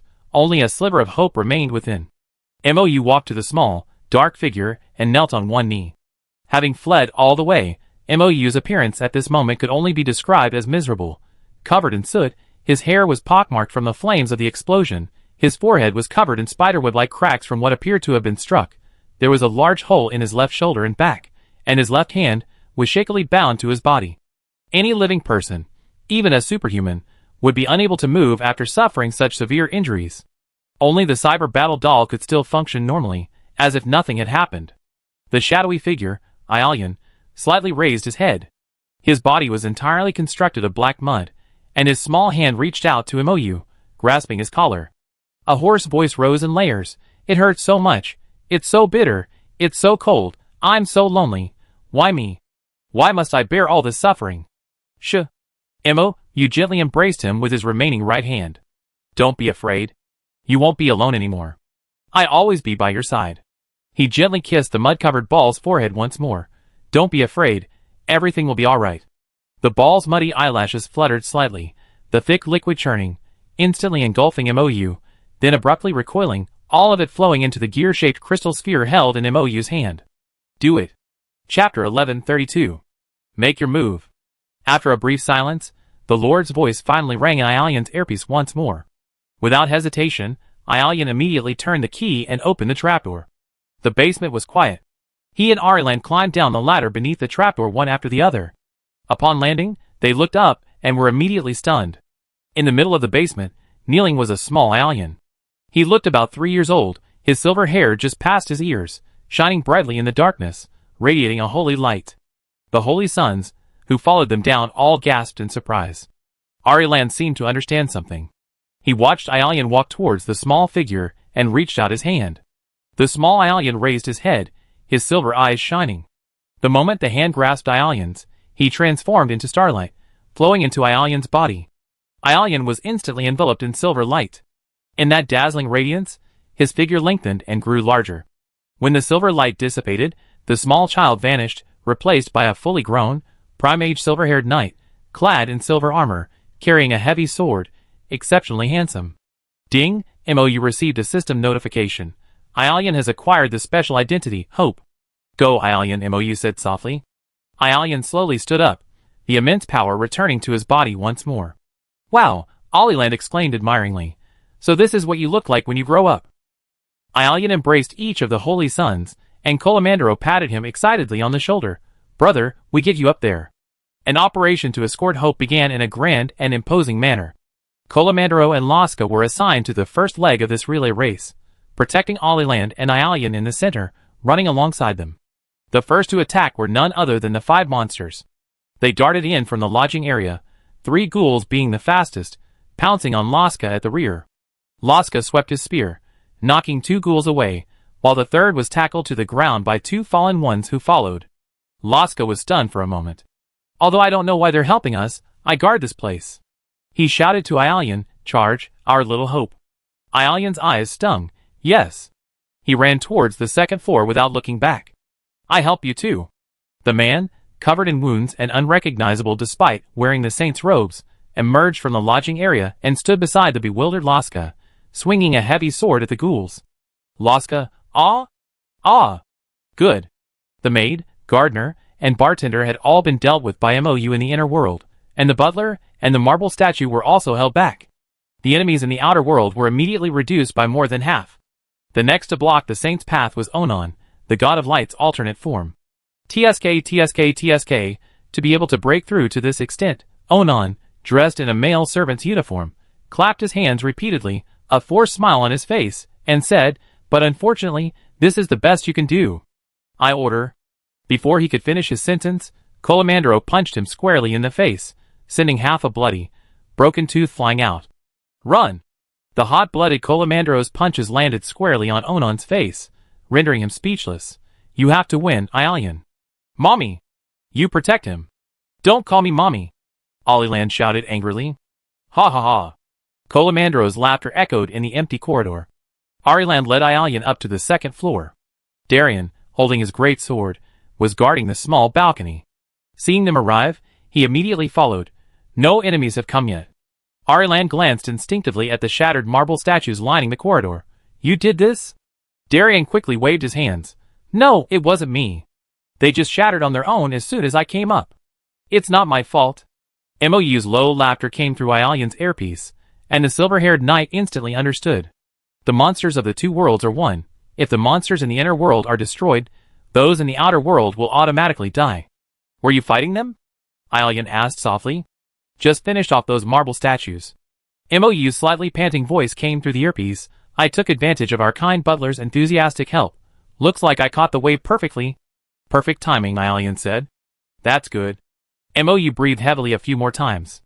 Arian, I try to stall the butler a little longer before I have to leave. Don't worry about me. I be waiting at home for your good news. Do your utmost to take down the heterochromatic-eyed one. My beacon of hope. Yes, sir. The 3 of them sprinted to the stairwell leading to the 3rd floor, where Bester was blocking the door to the servants' quarters with his spear. Those guys inside want to get out. He shouted to the others. There's movement in that living room over there. I suspect there's some kind of animal in there. It's about to come out. It's the manor owner's pet. Ariland remembered the words on the rule sheet, and suddenly realized, my status should be able to suppress those pets. I'm going. He ran a few steps, then stopped, saying to Ialian, you must survive. Ialian. I will. Dalion. Ariland. Rand called out, you protect him. You stay with him until the very end. Yes, Mom. Ariland paused for a second, then roared, don't call me Mommy. He angrily flung open the living room door, only to be met with 2 leopards with long teeth and gleaming green eyes. His expression softened instantly. Oh, little kitties, are you hungry? Your maid is here to feed you. Pistol, who was blocking the door next door, trembled slightly. The relay race among the Holy Sons had reached its final stage. Ialian and Darian ran up to the 3rd floor and kicked open every door. Everywhere was empty. The butler was nowhere to be seen. Only the last room's door was tightly shut. It must be the manor owner's bedroom. Ialian and Darian went to the door. Whelan suddenly appeared out of nowhere. Don't mind if I join too? Darian, unaware that his mentor had been replaced, suddenly had stars in his eyes. Ialian remained noncommittal, simply kicking open the tightly closed bedroom door and stepping inside. Chapter 1133. In the room, the blonde manor owner sat on the sofa, holding a glass of golden liquor. I never expected you to reach this point. I truly underestimated you, the god of light said in an aria-like tone. Truly worthy of the body I chose. Enough nonsense, Ialian said coldly. You lost. Die. Having gained this identity, Ialian not only regained his own power, but also obtained the final rule. A tiny hope, the last spark of hope hidden in the manor owner's basement. Anyone could extinguish it, but it possessed the power to kill the manor owner. Usage. approached the manor owner within 10 meters, and uttered the words imbued with spiritual power, "Die." The god of light's words abruptly stopped. He seemed to be choked by some kind of rule, his eyes bulging, gasping for air, but unable to inhale anything, blood beginning to flow from his 7 orifices. You win, you win." He gave Aelian a mocking smile, clearly expecting something. The sound of a great sword clashing came from behind Aelian. Clang! The 2 great swords clashed. Darian shielded Aelian from behind, his own great sword firmly blocking Wayland's attack. "Mentor? What's going on?" "TSK, so loyal." Wayland, having missed his attack, withdrew. "Even without knowing what happened, you rather swing your sword at your mentor than not protect him?" Darian was completely bewildered, but he held his sword firmly, protecting Aelian's back. "What a show!" Nyarlathotep laughed, dropping his great sword and clapping as he reverted to his dark-skinned pharaoh form. "Interesting, very interesting. The relay of the Holy Sun, the transmission of hope, everything is just as I wrote in the script." The manor lord belonging to the god of light collapsed to the ground, his eyes wide open in death. A burst of light shot out from that body, breaking free of the illusion's constraints and disappearing without a trace. The entire illusion collapsed, and countless souls captured by Gadley were swept away by a suddenly appearing phantom of a giant silver serpent, flying towards another destination within the void. Mou opened his eyes on his bed in the mage tower. He instinctively checked himself, finding himself unharmed, before letting out a sigh of relief and getting out of bed. With a flick of his wrist, a small, crystal-clear celestial sphere appeared in his palm. Inside, trapped was the dark side of Aelian, tainted by Nyarlathotep's machinations. Liah, contact Devishlavko, the grand line of hell. Meanwhile, inside the Hall of Heroes in the illusionary realm, a black-haired, green-eyed mage player, whose favorite character was known to everyone, scratched her head in frustration. Weren't there supposed to be lots of beautiful holy widows here? Why can't I find any NPCs these past few days? Is it a bug, preventing the models from loading? As a travel blogger, who always loved to wander around, she maintained the same style in the game, traveling and enjoying romantic moments. Therefore, while most players were busy with the main storyline and leveling up, she was wandering around this deserted Hall of Heroes. The NPCs in this game usually run around. Maybe some special event was triggered? Or maybe the main storyline is taking up too many server resources, so they temporarily reduced resource allocation here? The pink-haired lowly beside her, the laid-back girl, also made a wild guess. She was a leisurely photography enthusiast, also here to take pictures and explore Valhalla. But besides the golden wheat fields and the swaying, iridescent flax, she had only encountered one other player, my CP, one Renzi. The other Holy Sun NPCs were nowhere to be seen. Oh well, not entirely gone. There was still a diligently working NPC named Okade. They had tried to talk to Okade, inquiring about the strange happenings in Valhalla, but whether it was because their affinity wasn't high enough or the prerequisite quest hadn't been triggered, Okade looked at them with scrutiny and suspicion, as if she didn't want to talk to them at all. Wait, there seems to be someone in the house. I saw someone sleeping on the bed. My CP, one Renzi, peeked out the window. But the door is locked, they won't let us in. So it seems our affinity level isn't high enough? We even ran into the NPC's rest time. Although this rest time is way too long. The laid-back girl said regretfully. Never mind, I go do other tasks first. I come back in a few days. Sigh, I leave too then. I just accumulated enough military merits. I can go to the Silver Dragon Illusion to play in the water, and maybe pick up Annie and Rowena, hee. Wow, that sounds pretty good. How many military merits do I need? The two chatted and walked further and further away, completely unaware that there was movement coming from the once quiet houses. Ariland woke up groggily from the bed. He seemed to have had a rather bizarre dream. He dreamt that he, Aelian, and the other Holy Sons were solving puzzles and fighting in a dreamlike realm he'd never seen before. Someone was impersonating Villand, and there was also a strange big shot supposedly summoned by Okade. Wait a minute, he hadn't noticed it in the dream, but now that he thought about it carefully, that strange body of the black-haired big shot seemed somewhat similar to those adventurers.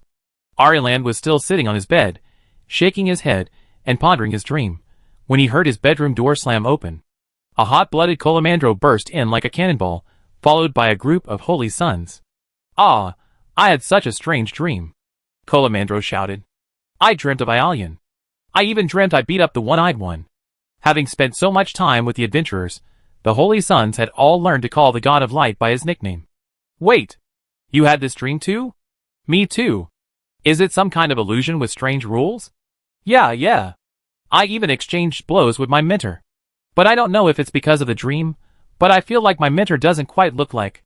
Darian scratched his head, completely bewildered. How could my mentor attack Aelian from behind? My mind must be foggy from dreaming. Ariland was full of questions. Wait, did we all have the same dream? Everyone sit down, let's sort this out. He threw back the covers and got up, calling out, "Okay." The black-haired administrator immediately ran over, and seeing the noisy holy sons, he breathed a sigh of relief. You're finally awake. Chapter 1134. The holy sons in Valhalla had suddenly fallen into a deep sleep a few days ago.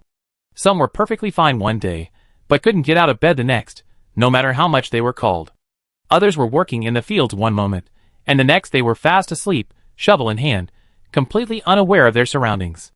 Olliland was having breakfast with Okade, when he suddenly plunged headfirst into the bowl of oatmeal, startling Okade so much he nearly thought the illusion was about to collapse. After all, they were already souls who had died once, with nowhere to return. Normally they could sleep or not, but now they were in a deep, unawakened slumber, which was bound to cause concern. Okade hurriedly pulled Olliland out of the oatmeal bowl and cleaned him up, but couldn't wake his beloved.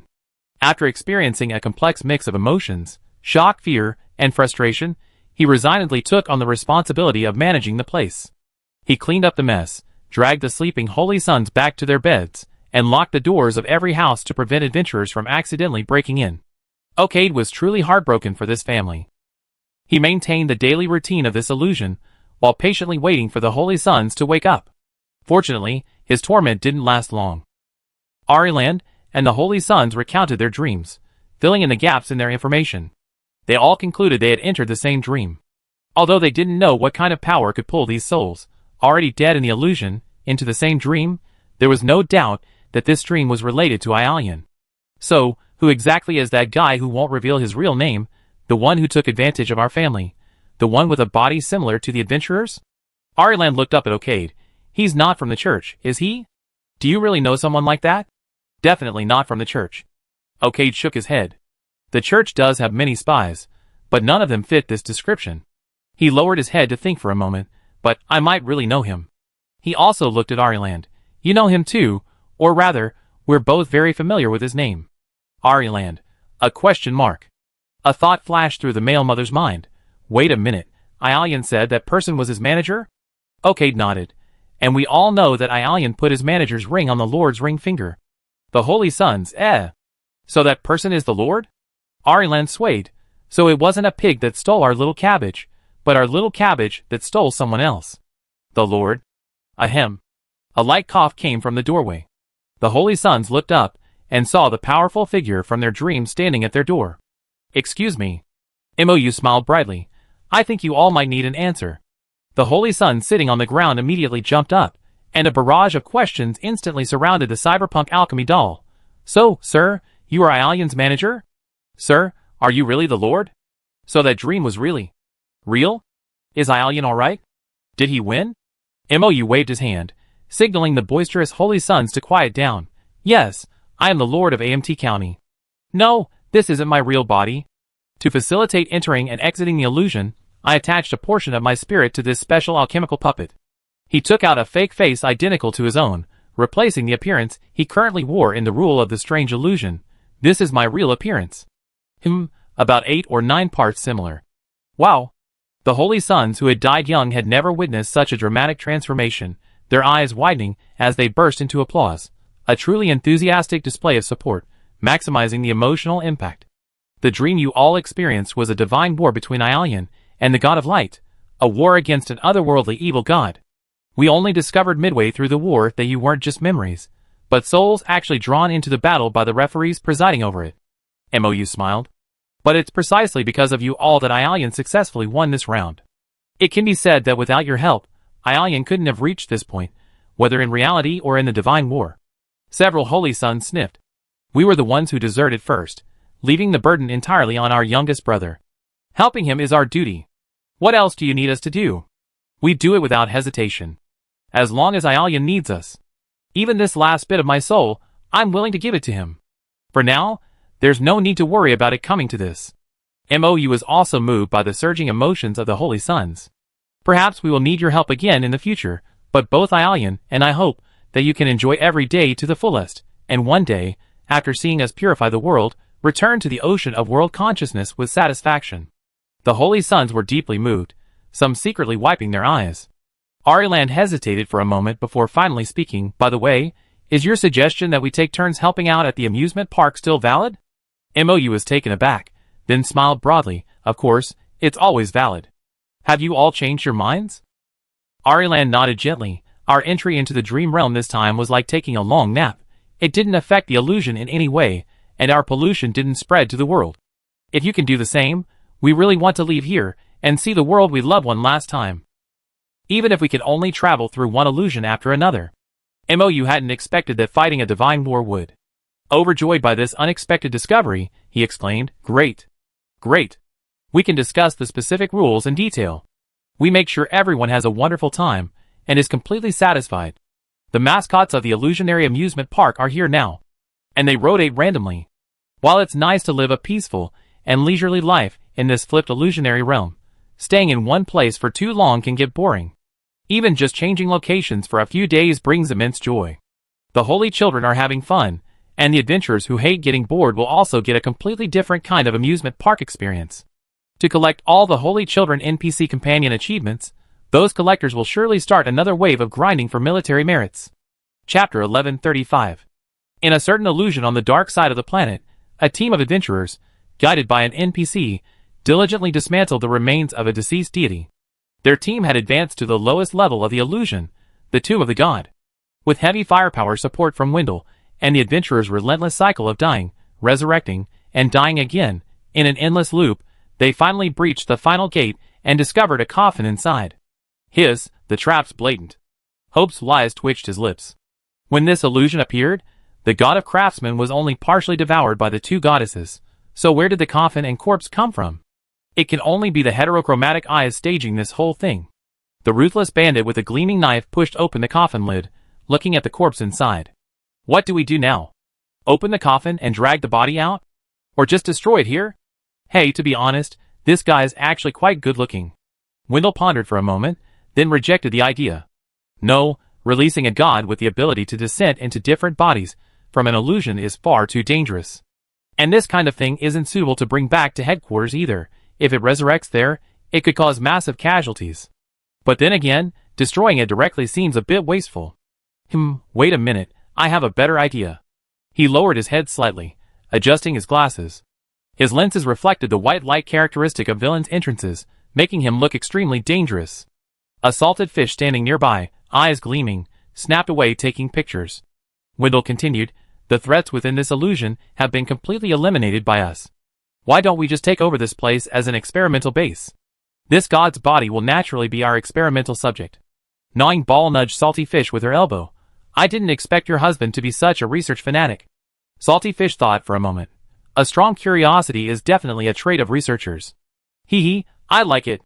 However, if a god could be resurrected at any time, that would be too dangerous." Wendell pulled a massive magical chainsaw from his bottomless cloak. "We need to make some preparations in advance." He yanked the chainsaw switch, and the motor whirred to life, splattering flesh and divine blood wherever it passed.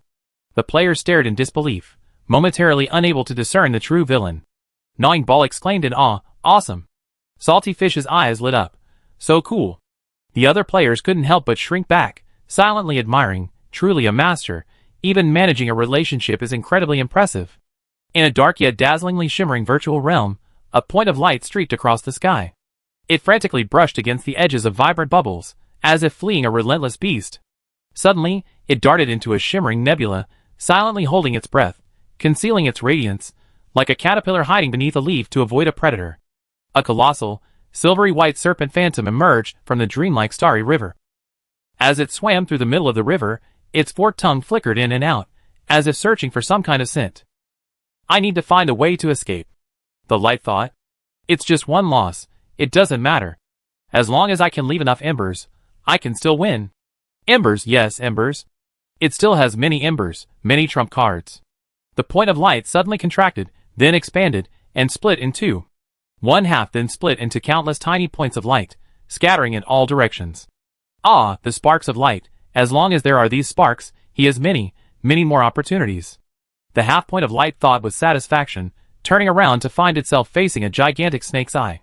Gudryaar had somehow appeared behind it. Gah! The point of light was terrified, mustering all its strength to transform into a bolt of lightning, trying to break through the giant snake's defenses. Found you. Gudryaar lashed out with its long tail, striking the point of light accurately. The light was whipped around like a top, spinning rapidly in place, completely disoriented. The giant snake opened its massive jaws and swallowed the half point of light whole. A loser is a loser. Don't even think about running away. The price must be paid, and the game will continue. The giant serpent flicked its tongue. This is the rule of the world. It swished its tail triumphantly, then glanced at the scattered specks of light. Too troublesome. Now that the main body is caught, that little bit of energy is negligible. It happily swam towards its lair, its scales unfurled, its long tail swaying rhythmically, its good mood evident. Delicious, truly delicious. It's a pity I still have to share with that victorious kid, but he seems quite agreeable. He shouldn't mind if I have an extra bite. A larger speck of light, split off from the serpent, was fleeing towards the planet's dark side. There lay a trap, a trump card it had once discarded, one it had yet to use. Run! Run! Run! It'd be safe there. The point of light darted away furtively. TSK, those two goddesses are so unambitious. They just ate the bait and ran away. Don't they have any heart to kill me? Oh well, it's a good thing this trap didn't work. Luckily, I made 2 preparations. Ha ha ha. The god of craftsmen and art has reappeared in the world. What does that have to do with the defeated god of light in the divine war? As long as I adopt that identity, the rigid and inflexible Gadley won't be able to attack me. Although the god of craftsmen and art is a bit weak now. It doesn't matter, it doesn't matter. Once a god, always a god. As long as the trump card remains, and the believers still exist, with a little more investment of resources, the fallen realm can quickly rise again. He happily rushed into the illusion he had created, disappearing into the tomb he had built for his alt account years ago. Ah, the familiar body, the familiar furnishings, the familiar power. Huh? He suddenly opened his eyes. Where's my power? Where are my hands? Why can't I feel my hands? My feet? Where's my lower body? Huh, this thing just moved. Salty Fish said, Wendell, come quick. He opened his eyes. Who's here? This is clearly the temple at the bottom of the illusion. What audacious guy could have broken in here? Hey, he really revived. Tuji said happily, it's all thanks to Lord Wendell's foresight, dismembering this thing, while it was still dead. Now he only has a head, and can't do anything except blink, hee. The god of light. No, the resurrected god of craftsmen and art, now only with a head, had his pupils trembled. Chapter 1136. The god of craftsmen and art was now in a state of panic. He opened his eyes, and found a group of strange beings standing before him. The leader was an extraordinary being. No, not quite an extraordinary being, to be precise, it was some kind of being. He couldn't be simply defined by life and death, he seemed to transcend the cycle of life and death, a special being beyond the inanimate and the living, and possessed a familiar yet strange divine aura. That familiar scent, is it time? Or history? But wasn't this power already stolen by fate? Wait, it's fate. They are all servants of the goddess of fate. Only the goddess of fate knows of this illusion's existence. So fate and darkness weren't oblivious to this illusion, they actually used it against them, planting a hidden force here to prevent its resurrection. Behind this strange being stands a group of oddly dressed zombies and alchemical puppets. Are they all creations of this being? Or are they the undead and living puppets of the goddess of darkness? In an instant, countless guesses flashed through the mind of the craftsman and god of art. Unfortunately, caught up in the continuous seals, illusions, and divine wars, he had been detached from this world for centuries, missing too much crucial information. To be honest, these strange creatures alone wouldn't be enough to cause the craftsman and god of art such panic. The real reason for his fear was that the craftsman and god of art discovered his perspective was extremely strange. He seemed to be fixed at a strange height, unusually short, yet not lying down or sitting. He could hardly imagine what his body would have to be twisted into to present this angle. Moreover, he couldn't feel any part of his body below the neck, nor could he leave this body. It was as if he was firmly sealed within this body by some strange secret technique. His gaze swept around, and he was horrified to find that his hands, arms, feet, legs, and torso had been dismembered into small pieces, scattered throughout the tomb, impaled on the ground by spears, bound hand and foot by chains, and even separated from the outside by a spatial magic array, rendering him completely immobile. Damn it, what is going on? No wonder his perspective was so strange. Did he not have a body below the neck? It is indeed a divine intervention. Wendell stepped forward, observed the craftsman and the god of art's eyes, which were wide open like copper bells, then stepped back a few paces, and once again pulled a large box from his bottomless cloak, placed it beside him, and pressed a switch. The box popped open with a clatter, revealing more than a dozen drawers, each containing various strange and dangerous-looking tools. What are these tools? Salty Fish curiously touched them all. They look like dentist tools, and also a bit like archaeological stuff. They also seem suitable for torture. As expected of Miss Salty Fish, your observation skills are as sharp as ever. Wendell smiled gently, but his words were enough to make the remaining head of the resurrected god tremble. This guy's current strength is very low, even I can easily suppress him. However, he harbors so many secrets. Resurrection, divine descent, possessing multiple bodies simultaneously, and the secret technique of maintaining life even when the body and soul are separated. All of this makes my curiosity surge. I really want to understand. Could you all please indulge my audacity? Oh, please make yourselves at home. The adventurers rubbed their hands together like flies, saying understandingly, after all, the other party has heterochromia, so we don't really mind if you do anything strange to him. By the way, while you're interrogating him, can we sit back and barbecue and watch? The god of craftsmen and arts pupils trembled, shock. Don't you guys need to listen to what you're saying? Wait, interrogation? Please make yourselves at home. But if you're handling food, please be careful of splattering powder and blood. Wendell picked up a magical tool that looked like a dentist's drill. It might be a little noisy. He didn't forget to cast a concerned glance at his girlfriend. By the way, Miss Salty Fish, aren't you afraid of these? Salty Fish, already squatting beside her with her little notebook and quill pen, her eyes sparkling with anticipation, said, No, please give me something 25 plus, thank you. Hopeful Tone also pulled out her notebook and scribbled furiously, We witnessed history, haven't we? I'm going to write this down and submit it to the library. The Citizen Library of AMT New City currently accepts submissions from all NPCs and players. Whether it's local magical knowledge, otherworldly technology, or adventurers' records of local customs and historical secrets, everything will be included after being reviewed and approved by Leah. The craftsman and god of art, now only a head remaining, suddenly shrank their pupils. No, what are you going to do to me? Who are you? How dare you be so presumptuous? Stop it. As the saying goes, the campaign is not yet won, but the hero dies, leaving behind only tears. Unable to use his identity as the god of light due to being hunted by Gadley, the heterochromatic-eyed being could never have imagined that his most reliable, well-hidden, and resource-rich secondary account, despite its lack of strength, would inexplicably fall into the hands of a group of unidentified enemies, and even be dismembered and his body guarded. Damn fate. Damn darkness. You just wait. I will avenge this. However, no matter how impotently furious this soul was, it could not escape this body. With a soft click, the god of light forever severed the link with this soul. Gadley, shaking his head, returned to the dark waters with a good mood, awakening the victor floating on the surface. Aelian slowly rose. I caught the loser who tried to escape the god war. Gadley gleefully spat out a small orb of light. Here, this is your spoils from this round of the god war. Aelian glanced at the pitifully small orb, and was speechless for a moment. Is that all? Some escaped, Gadley said, but I successfully captured most of them. A third will be thrown into the next god war. A third will be eaten as punishment, and this third is your reward. Aelian instantly understood why the spoils seemed to be mostly missing. Most had escaped, and Gadley had confiscated them under the guise of punishment. He had to praise Gadley as a truly righteous snake for even getting this much. Chapter 1137. If the one-eyed one hadn't fled, and this divine war had ended in defeat, Aelian could have devoured about a third of the god of light. Even thinking of swallowing him whole was unrealistic. This divine war was a game. None of the three participants had acknowledged anyone else.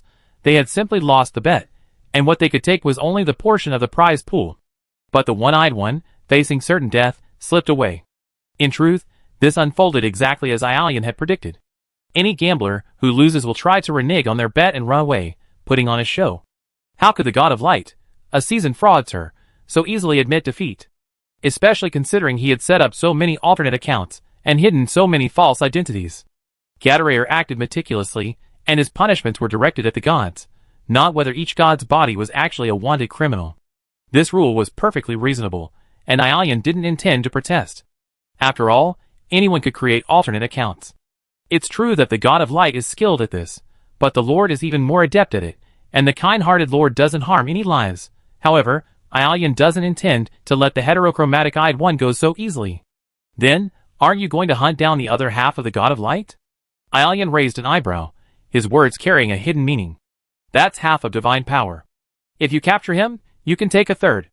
No, this part doesn't need to be thrown into the divine war, you can take half. Gadley licked his lips. Indeed, assuming we can capture him. However, he has already split into many parts. Finding him will require too much effort and energy. If the energy consumed by hunting exceeds the energy of the food itself, the hunt is pointless. You can keep an eye on the Church of Light while you're at it, Aelian kindly suggested. It's a large target. If he returns, he find it easily. What if? Gadley pondered for a moment. Indeed, it's not difficult. He circled around Aelian, his eyes drooling over the orb of light in Aelian's hand. However, for you, eating less isn't a bad thing. The more you eat, the more contaminated you become, and the faster you go mad. Someone like you, steadily progressing to the divine level, only needs to win in the divine war and eliminate your enemies. How about it? I can help you eat him. If you're reluctant, I can just take a small bite. I can even eat only the contaminated part. Aelian gave him a speechless look, then handed over the orb of light. Please use it. Gadare grinned, and with a slurp, half of the orb of light was absorbed. The giant snake burped contentedly. Not bad. As agreed, I only eat the contaminated half. Enjoy your victory. Aelian asked in surprise, aren't you going to eat the rest? Gadley chuckled, I'm a very rule-abiding snake. I don't covet what's yours. However, I do quite like generous children. For the next round of the God's Battleground, you can think about how to set the rules. I can give you more time. If you need any help. Hee hee. Gadley winked at Aelian with a knowing look. Aelian was somewhat speechless. He didn't quite trust this snake that would use entrapment, but a question did linger in his mind. I do want to ask, Aelian said, but please don't answer me if it's against the rules. Who was that unrecognizable holy son at the core of that illusion? Oh, that question doesn't involve the outcome of the divine war, so it's not against the rules. Gadley shook his head. That one, you all actually know him. It's just that the evil god participating in the divine war borrowed his appearance, and in exchange, gave him a shell that no one recognized, allowing him to quietly watch the whole thing. Aelian was stunned. That guy was someone I fished out of your pile of pollution, Gadley muttered. But becoming the core of the illusion is a good thing for him. After the illusion was purified, most of his obsession dissipated. Once he completely lets go of his obsession, and the pollution on his body fades away, he can return to the sea of world consciousness. Huh? Why are you crying? Aelian raised his hand blankly, wiping away the 2 streams of hot tears that had flowed from his eyes. Oh, so I was crying. It's so good to be able to return to the world, Instructor Wayland. Gadley shook his head again. I need to digest my food. You eat well too. Just call me when you decided on the theme of the next battle. Aelian wiped away his tears, watching the giant serpent disappear into the distance. He raised the half-sphere of light in his hand to his mouth, and took a big bite. An immense amount of divine power, mixed with countless distant, fragmented memories, surged into his body. In the darkness, an authority reached out its tentacles to him, connecting with him. Ding, system notification. The spiritual authority has been reconnected. Currently, you have acquired 1% of the spiritual authority. Please keep up the good work, Lord. Mou glanced at Lia upon hearing the notification. Mental authority? Is this a reward for Aelian's recent divine war? Yes. Lia nodded, however. Currently only the mental authority has been reconnected. The power usable is still limited. Lord and your knights will need to work hard. It's alright. One must take things one step at a time. Achievements are always a good thing. Mou said with a smile. Let me see what this mental authority can do. As it turns out, the mental authority is an extremely powerful authority. It can open pathways to the spiritual world, stabilize or destroy a person's mind, manipulate the brain and thoughts, and construct incredibly realistic illusions. It can drive ordinary people into madness without them even realizing it, and it can instantly bring a madman back to rationality.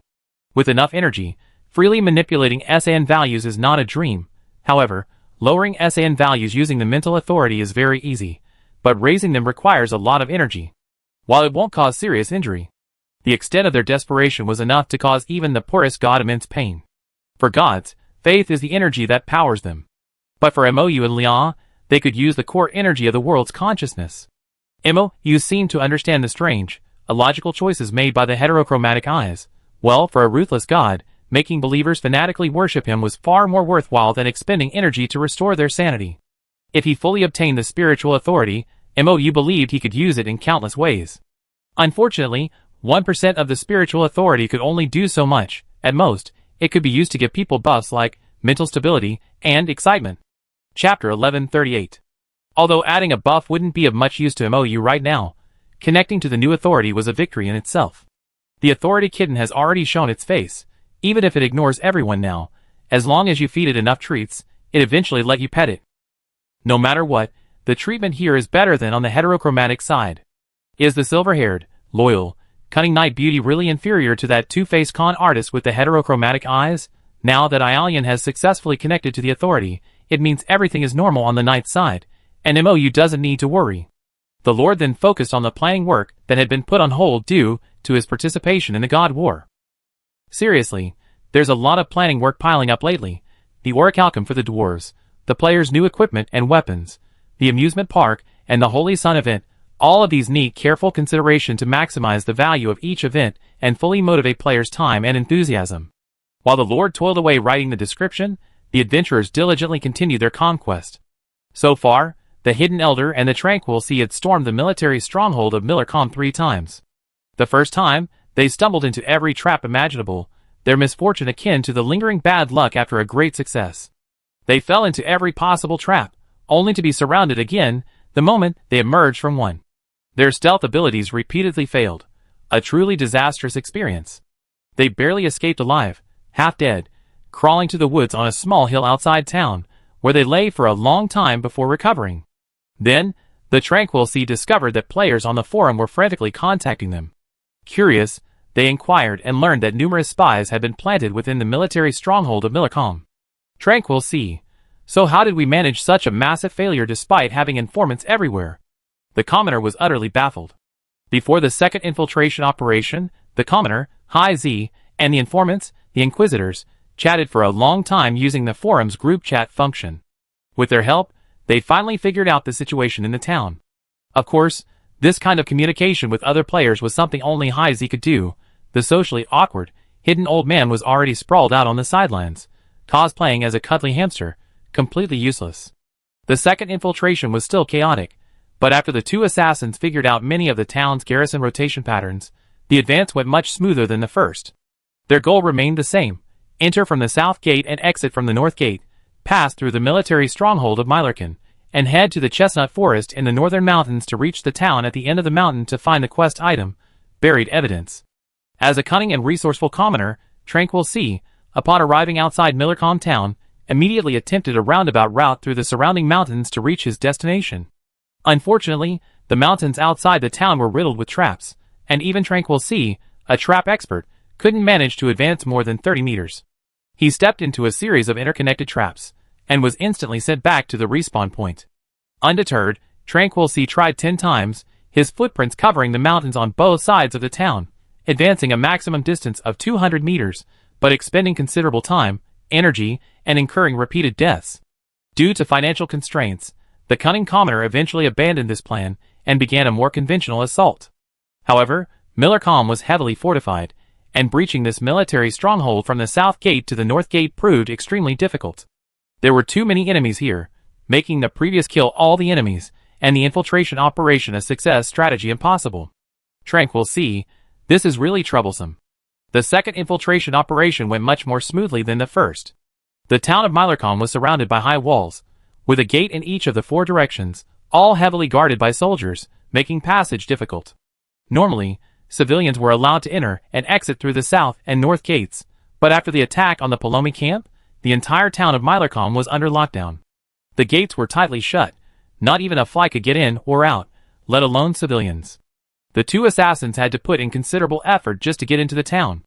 After their first mishap, the 2 assassins, with the guidance of the Inquisitors, finally found an inconspicuous small hole under the southeast corner of the wall.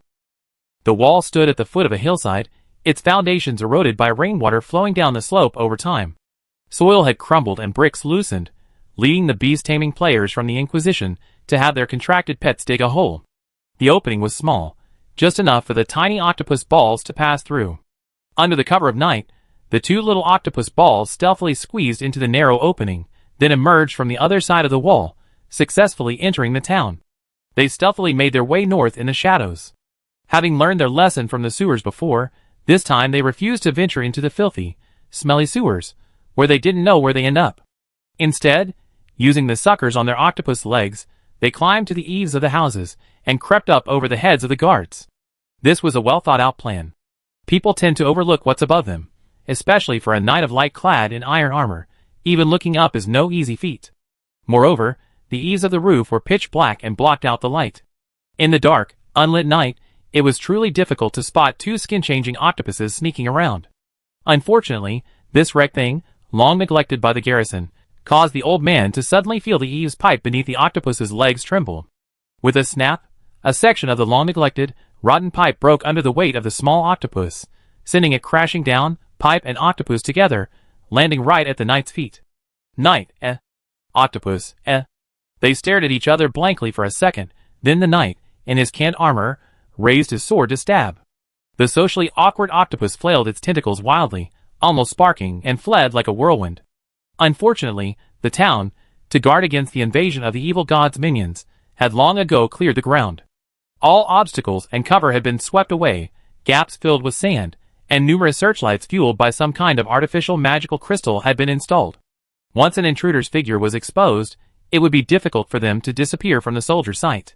Desperate, the hidden old man in his octopus form started a train, pulling a whole string of knights of light on a frantic escape from the south of the town to the center, only to be surrounded by knights arriving from all directions. A single spear thrust sent him back to his respawn point. Taking advantage of the hidden old man's sacrifice, the Tranquil Sea safely made its way to the north of the town. Chapter 1139. However, Tranquil Sea was only slightly luckier than the hidden old man. Upon arriving in the north of the town, he encountered an imposing old general. The man wore intricately patterned heavy armor, clearly extraordinary, and wielded a knight's lance. He was brave and dignified, exuding an awe-inspiring presence.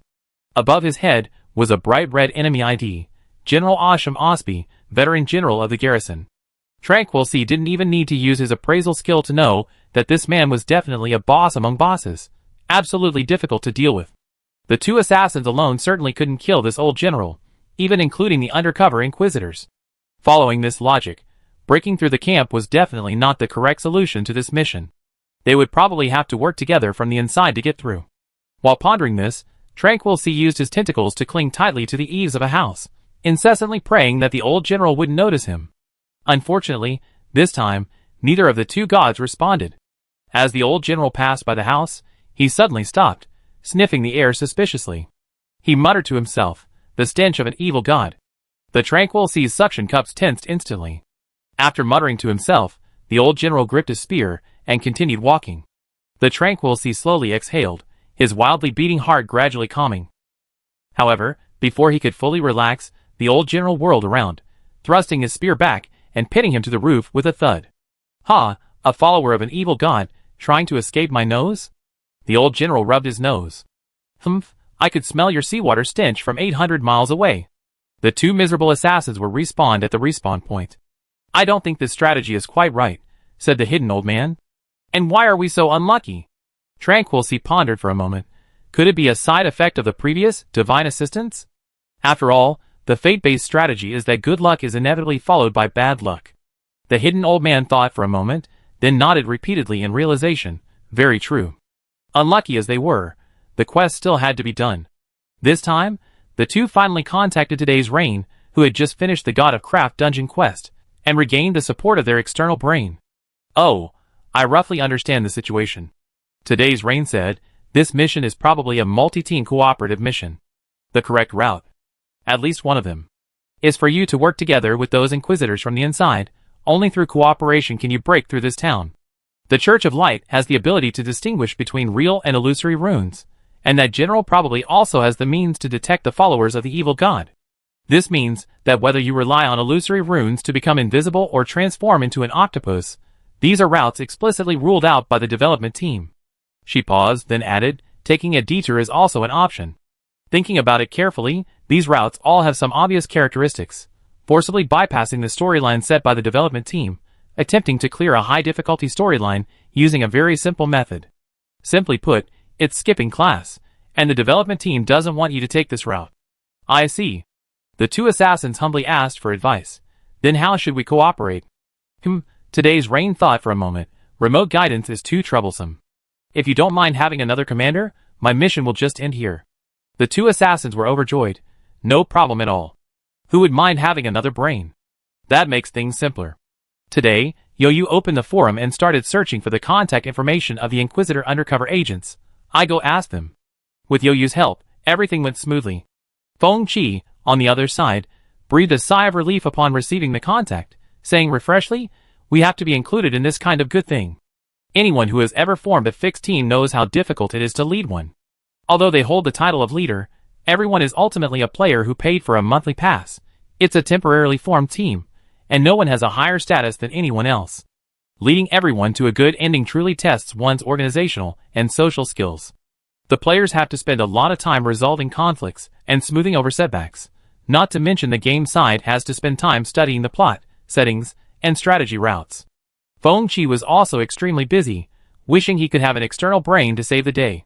And here it is, the external brain found its way here on its own. Today, after collecting information from both sides, Yoyu stretched lazily. The God of Craft dungeon just ended. Wendell still needs to stay and process the various parts of the God of Craft into sealed artifacts. As for the Lazybones, he naturally has to accompany his boyfriend. The other players, having completed the final storyline, have already retired, collected their rewards, and left. After being out there for so long, enduring wind and rain, fighting and rolling around in the illusionary realm, the adventurers should return to town to rest, take a bath in the public bathhouse, change into new equipment and weapons, and soothe their tired nerves and information-overloaded brains. Today, Yoyu was never one to sit still. For her, solving a puzzle was far more invigorating than resting. She thoroughly enjoyed the exhilarating feeling of her brain being massaged multiple times as she rapidly processed the correct answer. Now, having received such a thrilling and complex main quest, she immediately tore open the scroll and teleported back to the city with a beaming smile. This quest offered a generous reward of military merits, including a special item exchange voucher.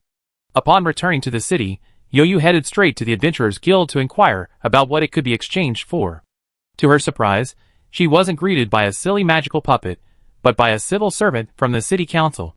A beautiful female civil servant came out to greet her and led her to a small warehouse inside the city council, pointing out the exchangeable items one by one. A communication headset for both players and NPCs, a command sandbox, a crystal projection ball for teammates' perspectives. Yoyu's eyes lit up. She wanted to acquire them all at once. You are a renowned commander who has repeatedly rendered meritorious service. The civil servant sister's attitude was very kind. The Lord has specifically instructed that you can choose one of these special items, jointly developed by alchemists, magical mechanics masters, and our dear and respectable allies, as a reward. The Lord hopes these items will come in handy, helping you turn the tide of battle once again and achieve great merit. Damn it, I want them all. Today, Yoyu was suddenly faced with a difficult choice. After much deliberation and comparison, she still very rationally chose the command sandbox. This command sandbox only required inputting magic power and mental energy, allowing her to recreate scenes through imagination or memory. For a commander, there was no better auxiliary tool than this. Chapter 1140. Having received her reward, Jinri Yoyu hurried back to her shop. Her shop was always cleaned and maintained by magical dolls, so even after Jinri Yoyu's absence for so many days, it remained orderly and spotless. Today, the shop was quiet, with few customers. Jinri Yoyu chose her favorite small table by the window, surrounded by potted plants, placed the sand tray on it, and, following the system's instructions, input the town map, buildings, and garrison information sent by Feng Qi, along with her magic, into the sand tray. The sand tray began to change with a rustling sound. Countless grains of sand rose from the ground, forming unfamiliar buildings, roads, walls, and guardian figures, the entire sand tray resembling a real Mylercom town. Holy crap, awesome! Jinri Yoyu exclaimed in amazement, then input the patrol routes of the Knights of Light, which the Inquisitors had gathered, into the sand tray. One by one, the tiny, tin can-like guards seem to come alive, clumsily moving about in the sandbox. Although commanding isn't exactly a profession, but more of a gameplay element, the development team has clearly put a lot of thought into it, Jinryu mused. From the earliest Beast Tides and the Underworld campaign to the later Golden Land, and now this infiltration operation, skilled commanders can turn the tide of battle. This is like playing an RTS game within an online game. RTS games, or real-time strategy games, are games that allow for real-time strategy gameplay. Players can take on the role of commanders, controlling various unit types, deploying troops, and strategically directing battles. These games feature real-time combat, requiring extremely fast decision-making and reaction time. Recently, due to its complex gameplay, RTS games have always been a niche genre, with few high-quality titles. Today, as a longtime player plagued by resource shortages, I was overjoyed to discover that the developers were planning to add RTS elements to this multi-element online game. Millercom is a perfectly circular town nestled in a mountain valley. The town has 4 main gates in the east, west, south, and north, surrounded by high, thick walls that completely isolate it from the outside world. The mountains outside the town are filled with various traps and illusions that block paths.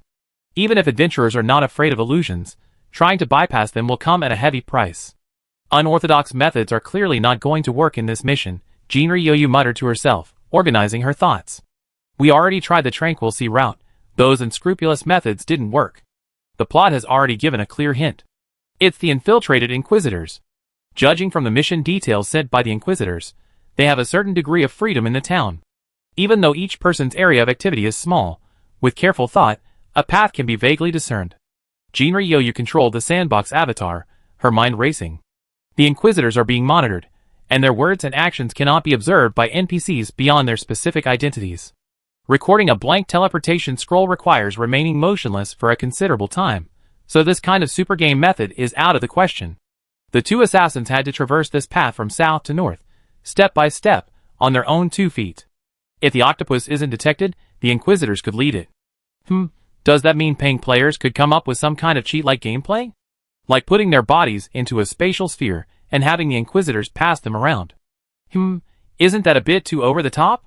The developers would probably ban it, right? No, I need to think of a proper way. Even so, once the thought crossed her mind, Jinryu's thoughts kept drifting in that direction. I don't think I paid much attention to whether I spend money in Tranquil Sea. But I remember the hidden old man uses a cybernetic combat puppet. If only I could successfully send an assassin there, and the hidden old man can use a blank teleportation scroll to register a new location after it's safe. He could bring over anything, not just High Z, but an entire army. Her imagination ran wild, and she couldn't stop thinking about it. She contacted the hidden old man in Tranquil Sea.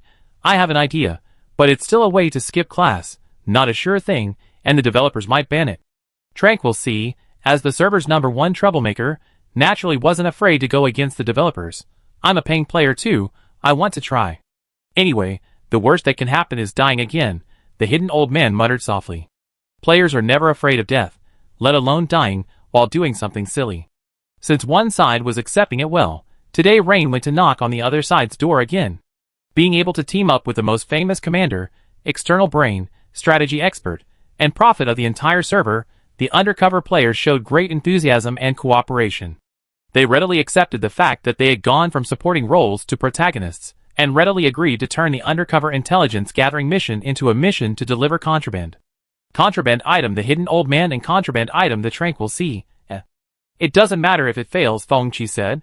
As long as our main force isn't exposed, we can always try more ways to play. Whether it's destined to fail or not, the whole thing is still quite interesting. Thus, a strange player quest, exploiting a bug in the development team's system, began silently. The Tranquil Sea and the hidden old man, who had died and returned to the resurrection point, were purified by today's rain and teleported back to outside the town with today's rain. Following today's rain's instructions, they chose to log off as spatial spheres, and were prohibited from logging back on until today's rain notified them via QQ that the quest was complete. The 2 players vanished instantly, leaving only 2 palm-sized spheres on the ground. Today's rain picked up the spatial spheres, found a section of nearby wall with particularly dense vegetation, and forced a long vine to grow. The vine wrapped around the 2 spatial spheres, tremblingly reaching over the high wall, gently placing the spatial spheres on the ground, and then silently retracting. Feng-chi passed by carrying a wicker basket covered with a cloth. He casually bent down to tighten the laces of his boots, and when he straightened up again, the cloth covering the basket swayed slightly, and the small ball on the ground was gone. He quickly turned into a room. Billy, who had been following him, rushed to the window to peek in.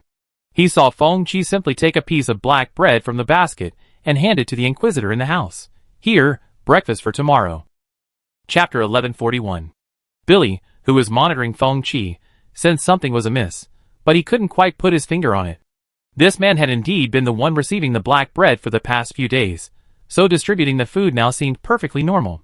Billy scratched his head, and as Feng-chi pushed open the door to leave, he quickly stepped forward, forcing a smile, and said, "Judge, what's in your basket? May I check it?" Of course, Feng-chi generously lifted the cloth covering the basket, revealing familiar pieces of black bread inside. "These are the bread you gave me. Is there a problem?" Billy peered into the basket, about to reach in and rummage through it, when he heard Feng-chi say, "Perhaps the knights think it's too much to give us this kind of black bread, and want to provide us with some better rations?" Billy instantly. A shiver ran down his spine. What better rations? He hadn't said that. These black breads were the result of a great deal of begging and pleading he'd gone to great lengths to obtain. If he continued to cause trouble, that hot-tempered Henriel, the warehouse manager, would skin him alive. Billy withdrew his hand and said respectfully, No, the Knights of Light are also facing a food shortage. I won't disturb your distribution of rations any longer. Enjoy your meal." He hurriedly slipped away where Feng-chi couldn't see him, but didn't leave, merely following from a distance, continuing to observe the Inquisitor's actions. Feng-chi understood. He glanced in that direction and saw Billy suddenly duck his head. A pleased smile immediately appeared on his lips. Unbeknownst to anyone, 2 pieces of bread in the basket had already been carefully slit open, revealing a filling large enough to fit into a spatial sphere. Taking advantage of the moment, he entered the room. Feng-chi had already stuffed the spatial sphere into these 2 tampered pieces of bread. He continued towards the location of another Inquisitor. Each Inquisitor was assigned a specific area of investigation, a division of labor that also served as a constraint. Even their own cooperation was sabotaged. It made one sigh that the Church of Light was doomed. Feng-chi reached the edge of her assigned area, handing her basket to the sorcerer Kappa. Her fingers seemingly casually brushed against the 2 suspicious pieces of bread, and Kappa instantly understood. The short sorcerer carried the basket to the next teammate. After a while, the sorcerer Kappa and Angel, with whom she had met, each carried a basket of bread and headed in opposite directions. Billy hesitated for a moment, his gaze shifting between the 2, before finally choosing Kappa's side and following her westward. The short dwarf, and the angelic sister radiating holy light, the former was definitely more suspicious. Angel quickened her pace, reporting in the team channel, "We passed the town center, and are heading towards Ryu Sui Feng-chi. The pursuers have been lured away by Kappa Mama. If the wind blows, received, ready to provide support at any time. Today it rains. Everything is normal so far, be careful of that, General. Other teammates should also remain vigilant. If necessary, we need to use a feint to the east and stir up trouble in the southwest. Netherworld Radiance. Leave this to me, the bomb maniac. Hey, you judge over there." An old man's voice came from not far away. Angel jumped and stopped in her tracks. "Angel, oh no, I've been called. Today it rains. Observe the situation, bomb maniac, get ready. What are you holding?" The old general strode over, his sharp, eagle-like eyes fixed on the basket in Angel's hands. "Black bread," Angel said calmly. "I'm delivering tomorrow's rations to my colleagues." The old general glanced at the cloth she had lifted and snorted coldly. "What a nuisance, wasting our rations for nothing. I don't know what I called you here for. When are you going to leave?" "I don't know," Angel said neither humbly nor arrogantly. "You have to ask our captain. We don't want to be eating this inedible black bread here. Why don't you do me a favor and tell the Pope?" The old general glanced at her, waved her away uninterestedly, and let her go. Angel continued walking unhurriedly until she was out of the old general's sight, then quickened her pace again. "Angel, that was close, but we made it through safely." Everyone scattered across the area breathed a sigh of relief, except for one bomb-obsessed individual who sighed regretfully. The bread relay was passed on again, this time to the Bard, as if rises with the wind. His patrol area was a small region centered on the Sentry Tower in the northeast corner of town. If everything went according to plan, he should be able to successfully send the 2 spatial orbs out. However, at this point, the excuse of distributing bread no longer worked. As if rises with the wind returned to the tower, he He was responsible for inspecting, found an empty room, locked the door, and put down the basket. He lifted the cloth covering the basket, and pulled out 2 pieces of black bread from the bottom. He picked up one and snapped it open, and a spatial orb rolled out. As a non-paying player, seeing the size of that orb made his brain shrink for a moment. If you rise with the wind, wait, is this thing really that big? Where am I supposed to hide it? Wind prayer, if it weren't this size, you could just stuff it in your pocket, and it can't be put in the system inventory. But that's the difficulty of the game. Kappa, the Inquisitor's robes and pants are quite loose. Why don't you try tying them around your body, and covering them with your clothes? You're the last one anyway. Angel, or you could just wander around with your bread basket, but it's hard to say if that will attract the attention of the sentinels. His unreliable teammates chattered away, offering completely impractical ideas. If you rise with the wind stared at the fist-sized spatial sphere, then glanced at the wall hundreds of meters away through the open window, and lamented with deep sorrow. Ah, why isn't the singer in this game an archer? If he had leveled a ranger, shaman, or druid, he could have used a skill to shoot or throw this sphere over the wall from the tower. But for a singer whose primary weapons are the recorder, harp, and guitar, and who also works as a part-time healer, this job isn't so simple. I'm the last one standing, he muttered to himself. Everyone's efforts can't be wasted on me. Putting it in his pocket wouldn't work, the fist-sized crystal ball would bulge out, which would be unsightly. Wrapping it in his robes wasn't ideal either. The Inquisitor's uniform is quite tight on the upper body, making it easy to spot anything stuffed inside. If I were a female player, I have a way, he muttered, glancing at his baggy trousers. Chapter 1142. Just as Ryu Sui Feng Chi was nervously preparing to take off his pants, a message popped up in the channel from the expert Jin Ryu. Jin Ryu, no need for that. First, check if there are any spare tin can armor stored in the watchtower. If so, we can borrow them. If not, we can borrow the armor from the sentries or guards.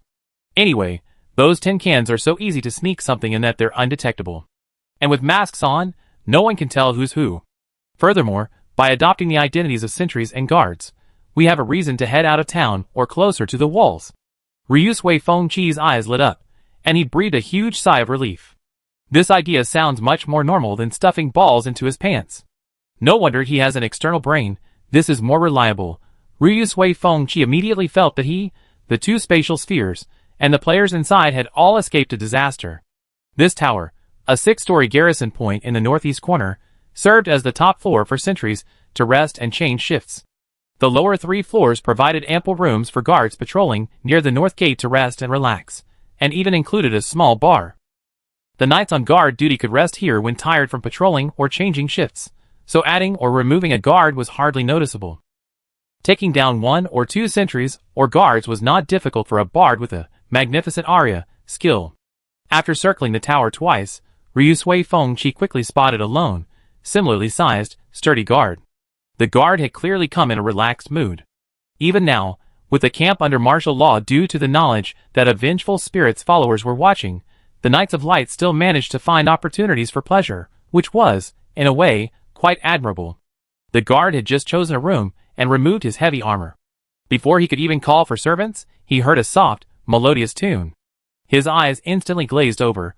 He was clearly completely lost in the beautiful dream woven by the magnificent aria. Ryu Sui Feng Chi put away his flute, pulled a bottle of potent sleeping potion developed by alchemists from his backpack, and forced it down the guard's throat. He first searched the guard for identification, then tucked him into bed, and thoughtfully covered him with a blanket. After tidying up the scene to ensure no one else would easily notice anything amiss, Ryu Sui Feng Chi put on his heavy armor. As the saying goes, the interior of this armored kit is quite spacious. Even if the wind were to blow, and he were carrying 2 bundles, no one would be able to tell from the outside. Thus, this adventurer, disguised as a vagrant, and then playing the role of an inquisitor, acquired the new identity of Gulliver O'Reilly, member of the Knights of Light and guard of Milcom. Wearing 4 layers of armor, including the adventurer's vest, and equally heavy orichalcum can-shaped armor, this player, burdened with a heavy responsibility, and wearing an airtight helmet, clumsily made his way to the base of the wall. Although the Knights of Light were mostly scions of noble families, often considered good-for-nothings, it must be admitted that these good-for-nothings possessed considerable strength. At least they were all incredibly strong, allowing them to move with surprising agility while wearing such heavy armor. Even though their positions were opposed, Ryu Sui Feng Chi had to admit that in terms of strength, he couldn't possibly be inferior to the Knights of Light. He staggered, panting, and seeing the guards around him casting questioning glances, some even approaching him, Ryu Sui Fengqi, in a moment of panic, leaned against the wall and gagged. The approaching men immediately stopped. Seeing that things were going well, Ryu Sui Fengqi gagged a few more times, his voice hoarse. Drinking too much. Don't worry about me. I rest for a bit and then ugh. Perhaps his performance was too convincing and disgusting, or perhaps not wanting to be implicated by the drunkard, the people nearby didn't try to approach anymore, instead retreating far away, leaving the drunkard to fend for himself. The tactful manner of those around him suited Ryu Sui Feng's wishes perfectly. He then dry heaved for a while, even taking some liquor from his backpack and pouring it through the gaps in his helmet. This act instantly disgusted those around him, and the knights quickly moved away, not wanting to approach this stinking drunkard. This drunkard just vomited inside his armor. How disgusting. So, when this stinking drunkard staggered to the gate and demanded that the guards let him out so he could wash his filthy armor in the stream nearby, the soldiers silently made way for him. They had no choice but to let him pass. This guy had vomited inside his armor. If he wasn't allowed to wash it clean, this sour, stinking mess would sleep next to them when they returned to camp that night. Who could stand that? Anyway, this was the north gate. Those evil gods' minions appeared in the south, so there was no reason for them to get around here.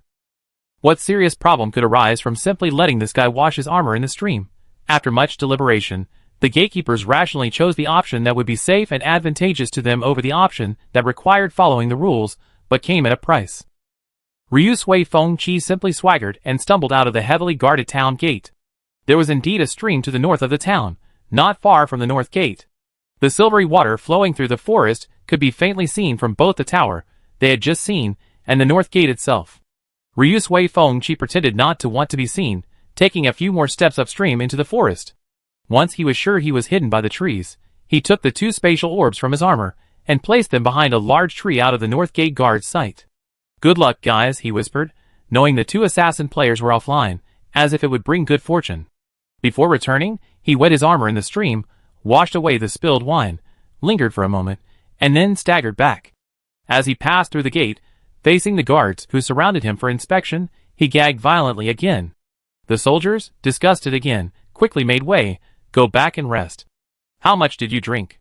Be careful, the general sees you and punishes you. Don't let it implicate us. Ryu Sui Fengqi understood their unspoken meaning, and, in a hoarse voice, repeatedly agreed, staggering back to the tower and sneaking back to the room. Under the influence of the sleeping potion, the unfortunate knight was still fast asleep in bed, completely unaware of what had happened. Ryu Sui Fengqi chuckled, poured him some more wine, and even sprinkled some on his body and head. After confirming the strong smell of alcohol, he quietly slipped out of the room, transforming back into an upright and serious inquisitor. Chapter 1143. If the wind rises, mission complete. Today it rains. Received. I notify the two assassins now. The Hidden Elder and Tranquil Sea had been waiting all night for the notification, and immediately logged into the game upon seeing it. Sure enough, they received the mission success message as soon as they logged in. Tranquil Sea was overjoyed. This time, this was a free win! The Hidden Elder glanced back at the town, somewhat reluctantly. It was a bit too easy, though. It felt like we didn't get a chance to even play. It's a skipping class strategy, after all. Tranquil Sea shrugged. Ah, a new mission hint and location have appeared. According to the latest mission hint, they must go to Mountain Tail Town and find evidence buried by Somber Medici in the chestnut forest outside the town. This name sounds familiar. Tranquil Sea scratched her head. I feel like I've seen it somewhere before. Should we ask Rain? With an external brain, the hidden old man once again decisively chose to give up thinking. Tranquil Sea, Rain, the quest prompt tells us to find evidence buried by Somber Medici. Doesn't that name look familiar? Rain today, Somber Medici? I know him. The cat at the front desk of Wushan Ju, the god of pastries, is doing a quest related to him. I go contact her. Tranquil Sea, so it's her quest. I knew I seen it on the forum. Rain today, leave the research and puzzles to me. You guys just focus on finding the evidence. After sending the message, Rain today opened the forum and began searching for posts made by the cat at the front desk of Wushan Ju. The plot of this game is really interesting. Flipping through the pages, she found quite a few interesting posts. There was the travelogue of the cat at Wushan Ju's front desk, her summary post about the NPC Scarface, also known as Somber Medici, and the game logs and strategy guides of a charm-based player from Feng Chi's side.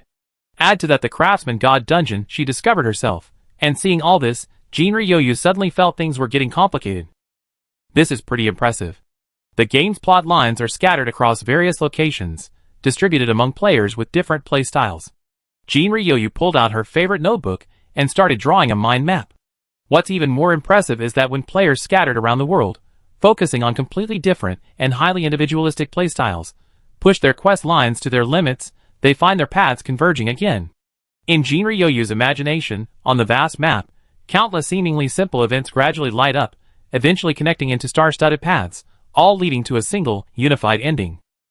Like a spider weaving its web, it seems as if a giant hand of fate is pulling together these threads of destiny, connecting countless seemingly unrelated little stories. Every player who writes their own game journey is like a tiny butterfly, casually flapping its wings, unaware that a storm is brewing halfway around the world because of their actions. The cat at the front desk of Wushanju, a player focused on culinary skills, certainly never imagined that it would become entangled with the main storyline when it went to the Western continent to sell bread. Those players who were obsessed with seduction and charm probably never imagined they infiltrate the powerful Inquisition of the Church of Light. Today, Yoyu got goosebumps.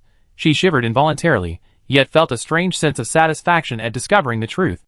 Each player's power is extremely limited, but it is precisely these small actions and minor achievements of these players with limited power that are gradually changing the world, writing history, and shaping an era never before seen. Today, Yoyu couldn't wait to see the outcome. No, not just see it, she wanted to have her own place in this celebration, to guide fate forward, and to achieve the best possible ending. Beep! A system notification sounded in Jinryu's ears. Player Jinryu has triggered a possible divine rank advancement. You can choose to open Divine Rank Route Branch 1, the Seeker of Fate, or Divine Rank Route Branch 2, the Manipulator of Fate. After choosing the above branch, you will move from the Divine Rank line belonging to Order to the Divine Rank line belonging to Fate.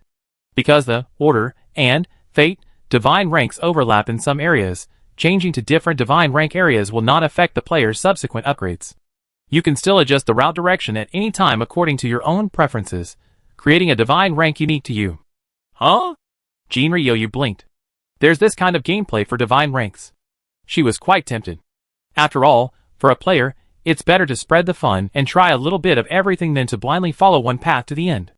Besides, the title, The Manipulator of Fate, looked very eye-catching, and Jinryu felt it particularly suited her current state of mind. That do. Jinryu muttered, selecting the Manipulator of Fate advancement on the quest page. Ding, system notification. You have selected the Divine Rank Path branch, Manipulator of Fate. After completing the advancement quest, you will receive the achievement title, Manipulator of Fate, and one opportunity to customize a Divine Rank weapon. See the newly added entry, Divine Rank Weapon, for details. Divine Rank Weapon? What's this new thing? Unexpectedly, there was a new gameplay element. Jinryu curiously opened the entry page. Divine Rank Weapon. When adventurers climb to a certain level in the Divine Rank, gain certain special powers, or achieve certain specific achievements, they will receive one opportunity to customize a Divine Rank Weapon. Divine Rank Weapons, as the name suggests, are special weapons tailor-made for adventurers based on the Divine Rank they have climbed and the concepts they have mastered. Divine Rank Weapons possess special abilities. Each use consumes Divine Rank Faith, earned by the adventurer. Adventurers can use Comprehension Points to create matching skills for Divine Tier weapons. Divine Tier weapons differ from class-specific main-hand weapons. When wielding a Divine Tier weapon, it will be equipped in a special equipment slot and will not affect the adventurer's use of their main class and main-hand weapon. Note: friendly reminder, depending on the adventurer's chosen Divine Tier path, the Divine Tier class can complement their primary class or be completely unrelated. Adventurers can develop their strengths according to their own preferences and creativity. Interesting. Jinryu pondered. This means that in addition to learning various classes, adventurers who acquire the concept and begin climbing the Divine Tier, and who have made certain progress, can also obtain a special custom class path. The god of pastries used by the cat at the front desk of Wushan residence is probably this thing. Chapter 1144. Just as Rainy Day had predicted, the cat at the front desk of Wushanju was indeed the adventurer who had gone the furthest on the path to godhood. During her seclusion in the town of Desmond, the god-level faith in the god of pastry from the Church of Light continued to pour in. Therefore, a few days ago, the system notified the cat at the front desk of Wushanju that she had obtained the opportunity to create a God-level weapon. God-level weapons don't require any additional craftsmen, they are purely made with willpower. Players need to draw them in their minds using their imagination, or submit blueprints and related instructions through online or offline systems. For example, the details of each part's design, such as what function each part has, and what skills it can unleash, all these minute details must be designed and submitted in advance. Before the final draft, the system will conduct a preliminary review and provide 3 opportunities for modification. Players can add any settings they suddenly think of, or make adjustments based on the system's prompts. However, once the weapon is finalized and generated, there will be no further opportunities for modification in the short term. Of course, since weapon-specific skills require additional comprehension points and collaboration with NPCs to create, whether these skills will actually pass system review and be implemented is another matter entirely. But regardless of whether the skills will be implemented, the corresponding settings on the weapon must be prepared in advance, otherwise, adjustments will have to wait until the next opportunity to obtain modified divine rank weapons. Fortunately, this process is not time-limited, allowing players to carefully design their weapons before submitting them. The cat at the front desk of Wushanju spent 3 days perfecting her weapon blueprint. What she commissioned, naturally, was an intricately carved rolling pin to match her envisioned future divine form. What weapon could be more suitable for the god of pastries than an all-powerful rolling pin, to make this rolling pin adaptable to various pastries? In combat, the cat at the Wushanju reception desk designed a mechanism that pops out intricate carvings when the handle is rotated. These carvings are particularly effective for creating beautiful cookie patterns, and they also hurt a lot when used. When the carvings aren't needed, simply rotate the handle in the opposite direction to get the smooth rolling pin again. However, with rolling pins, it's difficult to get a feel for their size, weight, and feel without actually using them. Therefore, the cat at the Wushanju reception desk specifically sought out Uncle Scarface to forge a suitable rolling pin for her. It's always reasonable to make a few prototypes before finalizing the design. A good rolling pin is key to making delicious hand-pulled noodles. The cat at the front desk of Wushanju chased after Scarface, coaxing him earnestly. If I had a good rolling pin, I could make even more delicious noodles. Scarface seemed calm and unmoved, but his shifty gaze betrayed him. On the night they laid bare their secrets, the cat at the front desk of Wushanju successfully won over the heart of this former Knight of Light, with a bowl of braised beef noodles with a poached egg. From then on, nothing a bowl of noodles couldn't solve. If it couldn't, 2 bowls would do the trick. Moreover, noodles can be prepared in countless ways, from the ingredients to the main ingredients to the cooking methods, changing them all. If you had rice noodles, Scarface could eat them 3 times a day for a year, and still not try them all. The cat at the front desk of Wushanju, happy, he got it. As the saying goes, the way to a man's heart is through his stomach. For the cat at the front desk of Wushanju, the heart isn't important, winning over the stomach is enough. Uncle Scar sighed heavily, but under the threat of future meals, he reluctantly went up the mountain to carefully select and cut down a tree.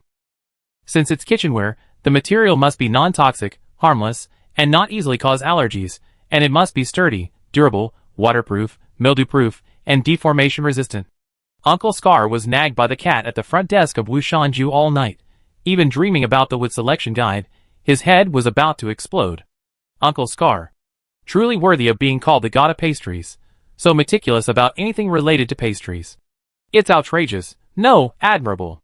The retired old man couldn't withstand this kind of torment, so he had to find various woodworking tools in the tool shed behind the church and carefully cut and sanded a rolling pin for her. Then came countless reworks, adjustments, and redoings. Scarface hesitated, then hesitated again, finally swayed by a bowl of knife-cut noodles. The satisfactory sample was finally completed amidst the god of pastries' relentless scrutiny and Scarface's helpless compromise, bought off by the delicious food. After repeatedly measuring the sample's various data, the cat at Wushanju's front desk finally submitted a set of data she was satisfied with, and quickly received the crafted divine weapon from the system, the god of pastries' rolling pin. This weapon's name, which she herself chose, was also simple, unpretentious, and practical. With the weapon, it was time to create skills. However, the cat at Wushanju's front desk currently had absolutely no clue how to create skills. Have adventurers already crafted their own divine tier weapons? They're quick. MOU listened to Leah's report, glancing at the back-end data. The cat at Wushanju's front desk is indeed the first. Oh! Today's rain has also started the quest. Not bad. Having adventurers craft divine tier weapons and design matching divine tier skills isn't a completely novel idea. When MOU was planning the adventurer's path to divinity, he had already laid the foundation with divine faith and comprehension value. These updates are refinements of that framework. Previously, adventurers primarily copied and pasted NPC skill templates, simple to use and easy to level up, but ultimately not suitable for every adventurer's divine tier. The rules of this world are unique. What divine tier each person ascends to is determined by their personality, preferences, and the concepts they are attracted to. Different concepts naturally lead to different divine tiers. Players who routinely use copy skills without any personal characteristics are fine. They can level up through the system without any problems. However, for players who have already attracted concepts, not making good use of them would be a huge waste. After all, given the diverse personalities and thinking of players, they can always attract a considerable number of concepts not held by any of the world's factions. While other gods fighting in divine wars have to rely on their own efforts to attract concepts, you can rely on countless unique adventurers to poach concepts from other factions, greatly increasing efficiency. Chapter 1145. Therefore, MOU divided the job templates into two parts. Job templates below the god rank came from allied NPCs. Whether genuinely surrendering or feigning, whether true or false spies or staunch allies, as long as they offered prayers to the world's consciousness, Leah could plant anchors and copy the skill templates. The part above the god rank was a collection of achievements jointly created by players, NPCs, and the concept of authority. God rank needed to fit the adventurer's own choices. Those players who couldn't find their own path, or who chose a path overlapping with NPCs, could directly continue using the templates of the god rank NPCs.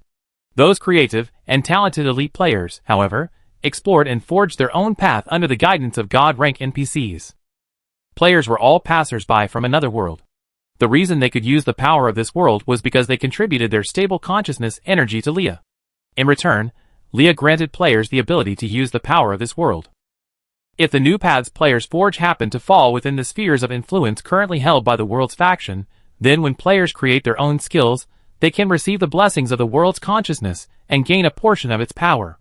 Of course, to put it nicely, it's a portion of the power. In reality, it simply means being able to use the inherent abilities of certain concepts. If the player's paths are completely unrelated to the world's faction's current power, then they can only rely on their own efforts to attract wandering concepts and obtain skill templates by teaching skills to NPCs. Teaching one person is fine. Teaching thousands is fine. Teaching a powerful, extraordinary individual is possible. Teaching countless ordinary people is also possible. Small forces, when combined, can become a torrent. An ordinary person's skill template may be weak and ineffective, but thousands upon thousands of skill templates stacked together can undergo a qualitative leap through energy transformation. Regardless of the method, players need to pay with the energy of faith when using these skills. It's reasonable to use the energy earned by oneself on one's own skills. The cost ultimately comes from the players. Leah doesn't need to pay any energy for the players, and can even earn energy from it, gaining a connection with the concept from the anchor point. In this deal, MOU and Leah profit immensely, and the players benefit greatly, naturally maintaining a healthy ecosystem that can operate sustainably. In business, if only one party profits, it won't last. Only when everyone earns money, energy, together can the business operate for a long time. This principle applies not only to players, but also to allies. As for everyone profiting, who will ultimately suffer this huge loss, well, that will naturally fall to the world's enemies. MOU chuckled, finishing his work and completing the final line of text. Leah release. Osiria Continent today's news. Greetings, adventurers. Are you all working hard today to protect the Osiria Continent? The current revival and prosperity of the Osiria Continent is inseparable from the hard work, dedicated construction, and countless life or death battles of all adventurers. However, a balance between work and rest is the key to good health. Adventurers, amidst your busy schedules, don't forget to enjoy the beautiful scenery, delicious food, and various amusement facilities of the Osiria Continent. Major amusement park update. New special events for the Holy Children. New figures have appeared in the Illusionary Amusement Park. Can you find them? Event 1. Take a photo with the Holy Children. The Holy Children, dressed in their finest attire, will randomly appear throughout the amusement park. If adventurers find them, they can politely request autographs and photos, provided it doesn't disturb others. Note: due to crowd control, NPC rotation, the Holy Children's personality and mood of the day, player reputation, and other factors, The holy children may refuse adventurers' autograph and photo requests.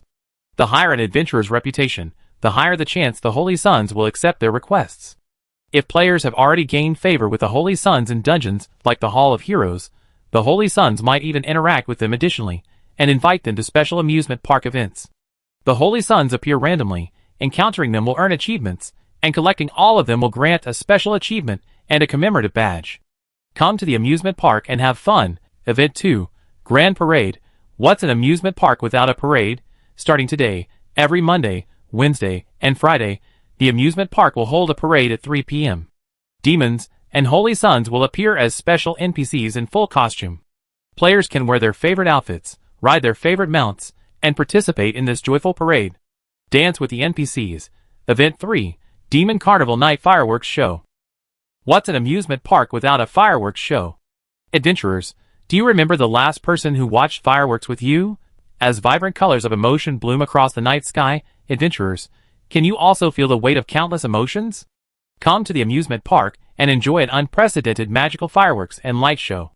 More game content will be unlocked as players progress through quests or explore new areas. Hey, the amusement park has been quietly updated again. Wow, I have to say, this really feels like an amusement park now. But don't we usually find the Holy Sons so easily at the Hall of Heroes? Do we really need to go through all the trouble to come to the amusement park to find people for photos? And it's randomly refreshed. It feels like it'd be hard to collect a complete set. No, you don't understand. This is different. The news said the Holy Sons at the amusement park will all be dressed up. What's more, they even give special achievements. This is completely different from those Holy Sons in the Hall of Heroes, who always wear the basic white robes. Hee, those are all beautifully dressed Holy Son wives with different personalities.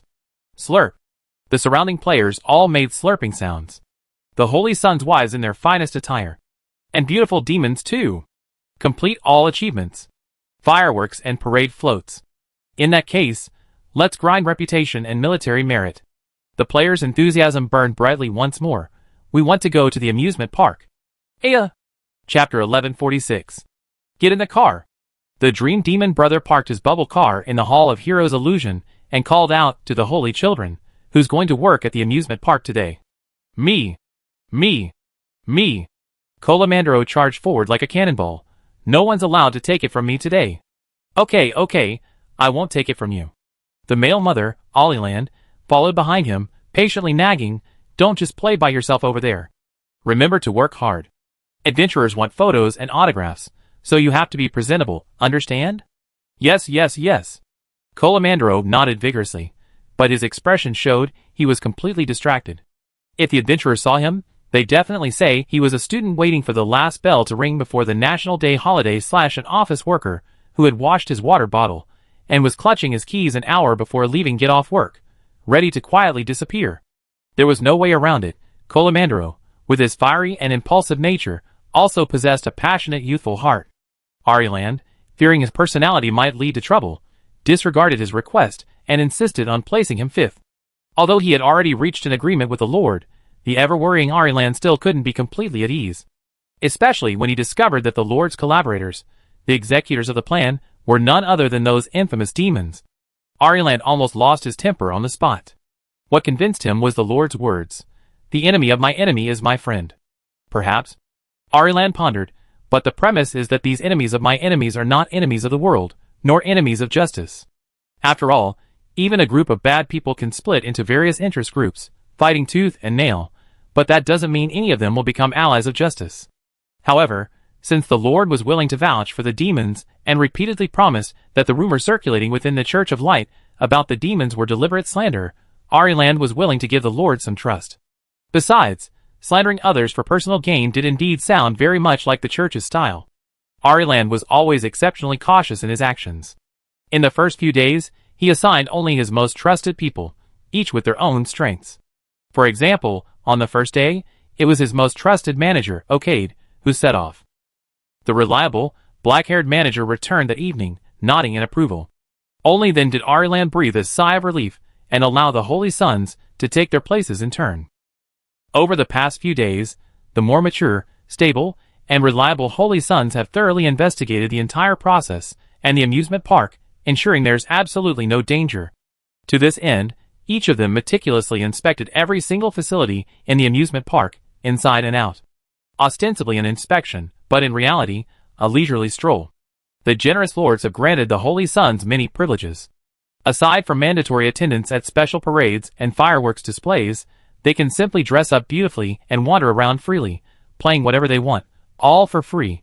Thus, their aimless wandering and playing in the amusement park has become, in a way, randomly refreshed. Although the Holy Sons are now dead souls, incapable of hunger or thirst, if they feel cravings, they can interact with the adventurers, rewarding them with opportunities to be fed. Colamandro couldn't contain himself on the first day, impatiently waiting outside the gate of Ocade, the first person to scout the site's safety, before being dragged back to his room, like a rabbit by the manager. The Holy Sons in the following days were eager to share, each returning excitedly recounting which facilities were the most fun, which scenery was the most beautiful, and which snacks were the most delicious. As the days went by, their conversations became increasingly lively and engaging, turning into a veritable travel guide sharing session. This practically drove Colamandro, the sunny and enthusiastic young man, craving more and more. So, when it was actually his turn, Ollieland worried that his mischievous son might cause trouble for the Lord. "Okay, Mommy," Colamandro shouted, as the Dream Demon's bubble car finally started moving. "I have a good time." Ollieland, I told you, this isn't for you to play. Colamandro happily rode the Dream Demon bubble car, watching the dreamlike scenery outside the bubble flash by, before the car plunged into the amusement park and screeched to a halt. "We're here." The Dream Demon lowered the bubble barrier. "Have fun. I come pick you up from get off work tonight." "Okay." Colamandro nodded obediently. Don't be fooled by how easily the Dream Demon's bubble car moves. Actually, bringing a soul from one illusion to another is no easy feat. This Dream Demon was Mephistopheles' carefully selected amusement park shuttle specialist. Even his bubble car underwent special modifications by Divig on the Hell Highway. Currently, only this guy can travel freely between the two illusions. The Holy Sons hadn't completely left Valhalla. No, the moment they died within Valhalla, their souls were firmly bound to the core of the illusion. What was being brought out now was merely a self-aware phantom. If this phantom couldn't return to Valhalla, their souls within would suffer some damage. This was one of the reasons Arland opposed the Holy Sons leaving the illusion to play. Although Arland said he couldn't let the corruption leak out, Colamandro knew that Arland's greatest concern was always for his companions. However, the previous Divine War seemed to have changed some of Arland's views. Colamandro didn't know what Arland was thinking now. He only knew that he desperately wanted to have a blast in this amusement park. Merry-go-rounds and roller coasters? He's never even heard of those fun things. "Hey, you need to change into your work clothes first." The Dream Demon guy, afraid he might lose his grip, quickly reminded him, "It's that room right in front of you. Someone will help you inside." "Okay." Colamandro suppressed his excitement and hurriedly pushed open the door. "Welcome." Jin greeted him warmly, offering a glass of wine. "Hello, Holy Son. I'm your costume design consultant. Hee, all your future outfits will be custom-made for you, from style to size. I guarantee they perfectly suit your taste." She displayed a movable clothing rack. "These are all semi-finished products I prepared beforehand. They only need a little modification to fit your body perfectly. Don't worry, after you choose your clothes today, you just need to wear them in rotation. I come back next season to change them up." Hee. "I want to go play." Cough, let's get to work. Colamandro almost gave himself away. "Just grab any outfit for me." Chapter 1147. Colamandro didn't care about his attire at all, or rather, basically all the Holy Sons were like this. They didn't have many needs for material comforts. They simply wore whatever they were given, at most caring whether the clothes were convenient for movement and combat. After all, nobody wants to find their clothes suddenly torn or their pants or something falling down halfway through a fight. That's far worse than being outmatched. As long as the clothes are sturdy and comfortable enough, and don't hinder my movement, it's fine, Colamandro sincerely said. "I'm going to ride a roller coaster later." "Oh, don't worry, this outfit definitely won't hinder your movement." Jin, with a drink in hand, showed no intention of letting this Holy Son off easily. "Just kidding, this is a perk she snatched from a bunch of tailoring players." Cough cough, a quest, how could she just waste it like that? You see, there are more and more players practicing tailoring and design these days. The competition is incredibly fierce. Getting a quest like this, where you earn military merits, get a free amusement park ride, and experience all sorts of different kinds of Holy Child warmth, isn't as easy as it used to be. This time, Jin, let's have a drink narrowly defeated fellow Taylor Sleepy Eternal and logic puzzle game with a slight advantage as a veteran player. However, next time might be a different story. I still need to improve my skills. The first thing she presented was a crimson, exotic-looking skirt and pant jumpsuit-style hunting outfit. What is this? Colamandro tilted his head, pinching the upper part of the outfit between two fingers. Well, to put it nicely, the upper part was actually a vest-like contraption made of a few pitifully small scraps of fabric and several leather belts, adorned with exotic decorations like feathers and fur, which, along with the skirt and trousers underneath, constituted a fighting outfit. Wearing this, most of your skin will be exposed, won't it? Colamandro glanced suspiciously at the adventurer's rather eerie smile, but the other's smile was innocent and even somewhat matter-of-fact. That's the design. Jin, with a shove, pushed the holy child into the fitting room. Hurry up and try it on. Colamandro, clutching the dress, looked at her. Aren't you leaving? Jin, with a grin, said, If I stay, I can help you with anything you don't understand. Colamandro, no need. Remembering the advice the other holy children had given him, he added, If you don't leave, I lose favorability. Hey, don't lose favorability. Jin, startled, exclaimed, I'm leaving right now. She darted out of the fitting room, considerately closing the door behind her. Sure enough, this threat works. Colamandro muttered, locking the door, then picked up the dress made of a few pieces of fabric, grumbling, Can this thing really be worn? In fact, not only could it be worn, it actually looked quite good. The intricate straps and feathers aptly concealed the key areas, although a fair amount of chest and abdominal muscles were still visible, but it wasn't unacceptable. The back of the skirt and pants was adorned with crimson bird tail feathers, which fluttered behind them quite interestingly. Colamandro awkwardly adjusted the fabric and belt before somewhat restraining himself as he walked out of the fitting room. Oh my! This suits you perfectly. Jin clapped her hands, took a sip of her drink, and exclaimed with delight, This outfit is called Vermilion Bird. The inspiration for this outfit comes from several mythical birds and beasts, including the legendary bird that is repeatedly reborn from raging flames.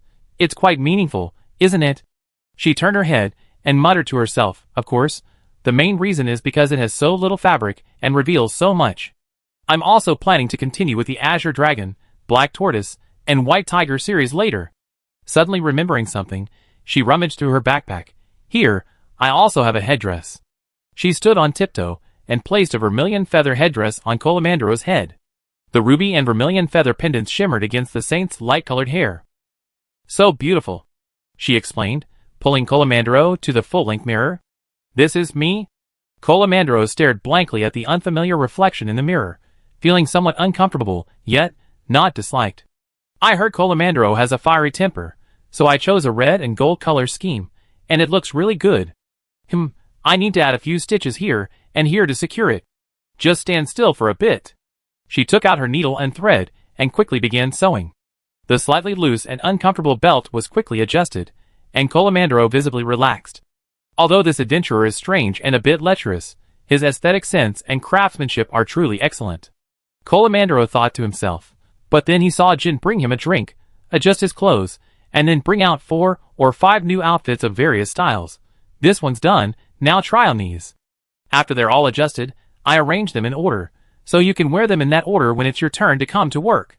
Colamandro couldn't help but groan. Wait, why are there still so many outfits? Damn it, I want to ride the roller coaster. 2 hours later. Colamandro, who thought he'd finally get to enjoy himself, looked visibly haggard after working so hard for so long. Is it not done yet? This is the last stitch. Jin, with a glass of wine in his mouth and a string in his mouth, said, It's done. Now you can change back into your Suzaku outfit and make your grand entrance. Colamandro, huh? I have to change back? Can't I wear this one? The screaming saint finally gave in and obediently changed back into the Suzaku outfit. After all, arguing here was a waste of time. It's better to quickly change clothes and go ride the roller coaster. Half an hour later, Colamandro, dressed in fiery red, finally arrived at the roller coaster he had been longing for, and was immediately surrounded by a group of players who had come to see him. Wow, the holy child looks so good today. Who got the costume designer's assignment today? They did a great job. A group photo. A group photo. We want a group photo. Colamandro, let me through. I want to ride the roller coaster. Is it really that hard to slack off? 3 more hours passed, and the holy child, who had been working tirelessly for so long, finally broke through the layers of players and happily boarded the giant white snake-shaped roller coaster, completely ignoring the long line of players following behind him. Ah! The roller coaster started, and Calmandro, experiencing the ultimate feeling of weightlessness, grabbed the handrail and howled happily in the wind. Roller coasters are so much fun. Ah! This new waifu is so cute. The players behind him were frantically taking screenshots, and were also shouting happily. Chapter 1148. He really loves roller coasters. A player muttered, slumped at the entrance. This is the 5th ride, isn't it? Another player sat blankly by the flower bed near the entrance, eyes vacant. I couldn't make it past the 3rd ride, sob. Even my beautiful wife can't help it. I have a feeling you guys have gone through something incredible. A passing player tilted his head, puzzled, lost in thought. Calmandro, finally having had his fill of rides, emerged refreshed and beaming. He was in an exceptionally good mood. Even his attitude towards the players' requests for photos and autographs was much better, a stark contrast to the disappointed, dejected, and unenthusiastic guy from before. The players swarmed around him again. This time, they had clearly mastered the art of ingratiating themselves with the Holy Sun, each bringing gifts. Holy Sun, want some ice cream? I have some freshly popped popcorn. You guys are so lame. I brought freshly cooked volcanic rock sausages. Smell the tempting aroma. Look at that shiny sheen. Holy Sun, want to go on the drop tower? I take you, it's so thrilling. Calmandro, aren't these adventurers a bit too enthusiastic? It's a little scary. 5 minutes later, the Holy Sun, dressed in red and gold like a legendary creature reborn from the ashes, in a completely incongruous manner, held an ice cream in his left hand, a sausage in his right, and a bucket of popcorn tucked under his arm, taking bites from the left and right, happily heading towards the drop tower. A long line of players followed behind him. This was practically a spontaneous, natural parade, only the style was a bit odd. But as long as the happiness was simple and genuine, that was enough. Mou looked at the report sent by Liao, and a slight smile played on his lips. The Holy Suns, trapped in an illusion for so long, weren't exactly bored or miserable. About 50% of them were too accustomed to suffering and hadn't realized what kind of beauty they had missed. The remaining 50% were simply enduring the heavy burden of responsibility and the enormous sunk costs they had already incurred, a reluctant but ultimately forced effort. Given a choice, who wouldn't want to live a happy life? Within the amusement park's illusion, many more demons had come to work. After forming an alliance with the Hell Road's Devich Lako, many more demons had appeared in AMT County. Besides the nightmare delivery service, many other demons had also come here to do business and work. Demons is a broad term, further subdivided into numerous races: liches, succubi, shadow demons, abyssal demons, and so on. They all possess, to varying degrees, the power to enter and exit illusions, though some malevolent illusions are equally deadly to them. However, the amusement park illusion is now harmless. The demons working there can savor the pure joy emanating from the adventurers who come to enjoy the park, a rare treat for them. In this world shrouded in the shadow of an evil god's invasion, once teetering on the brink of destruction, where else can one find such pure joy? Many demons, once they arrive, don't want to leave.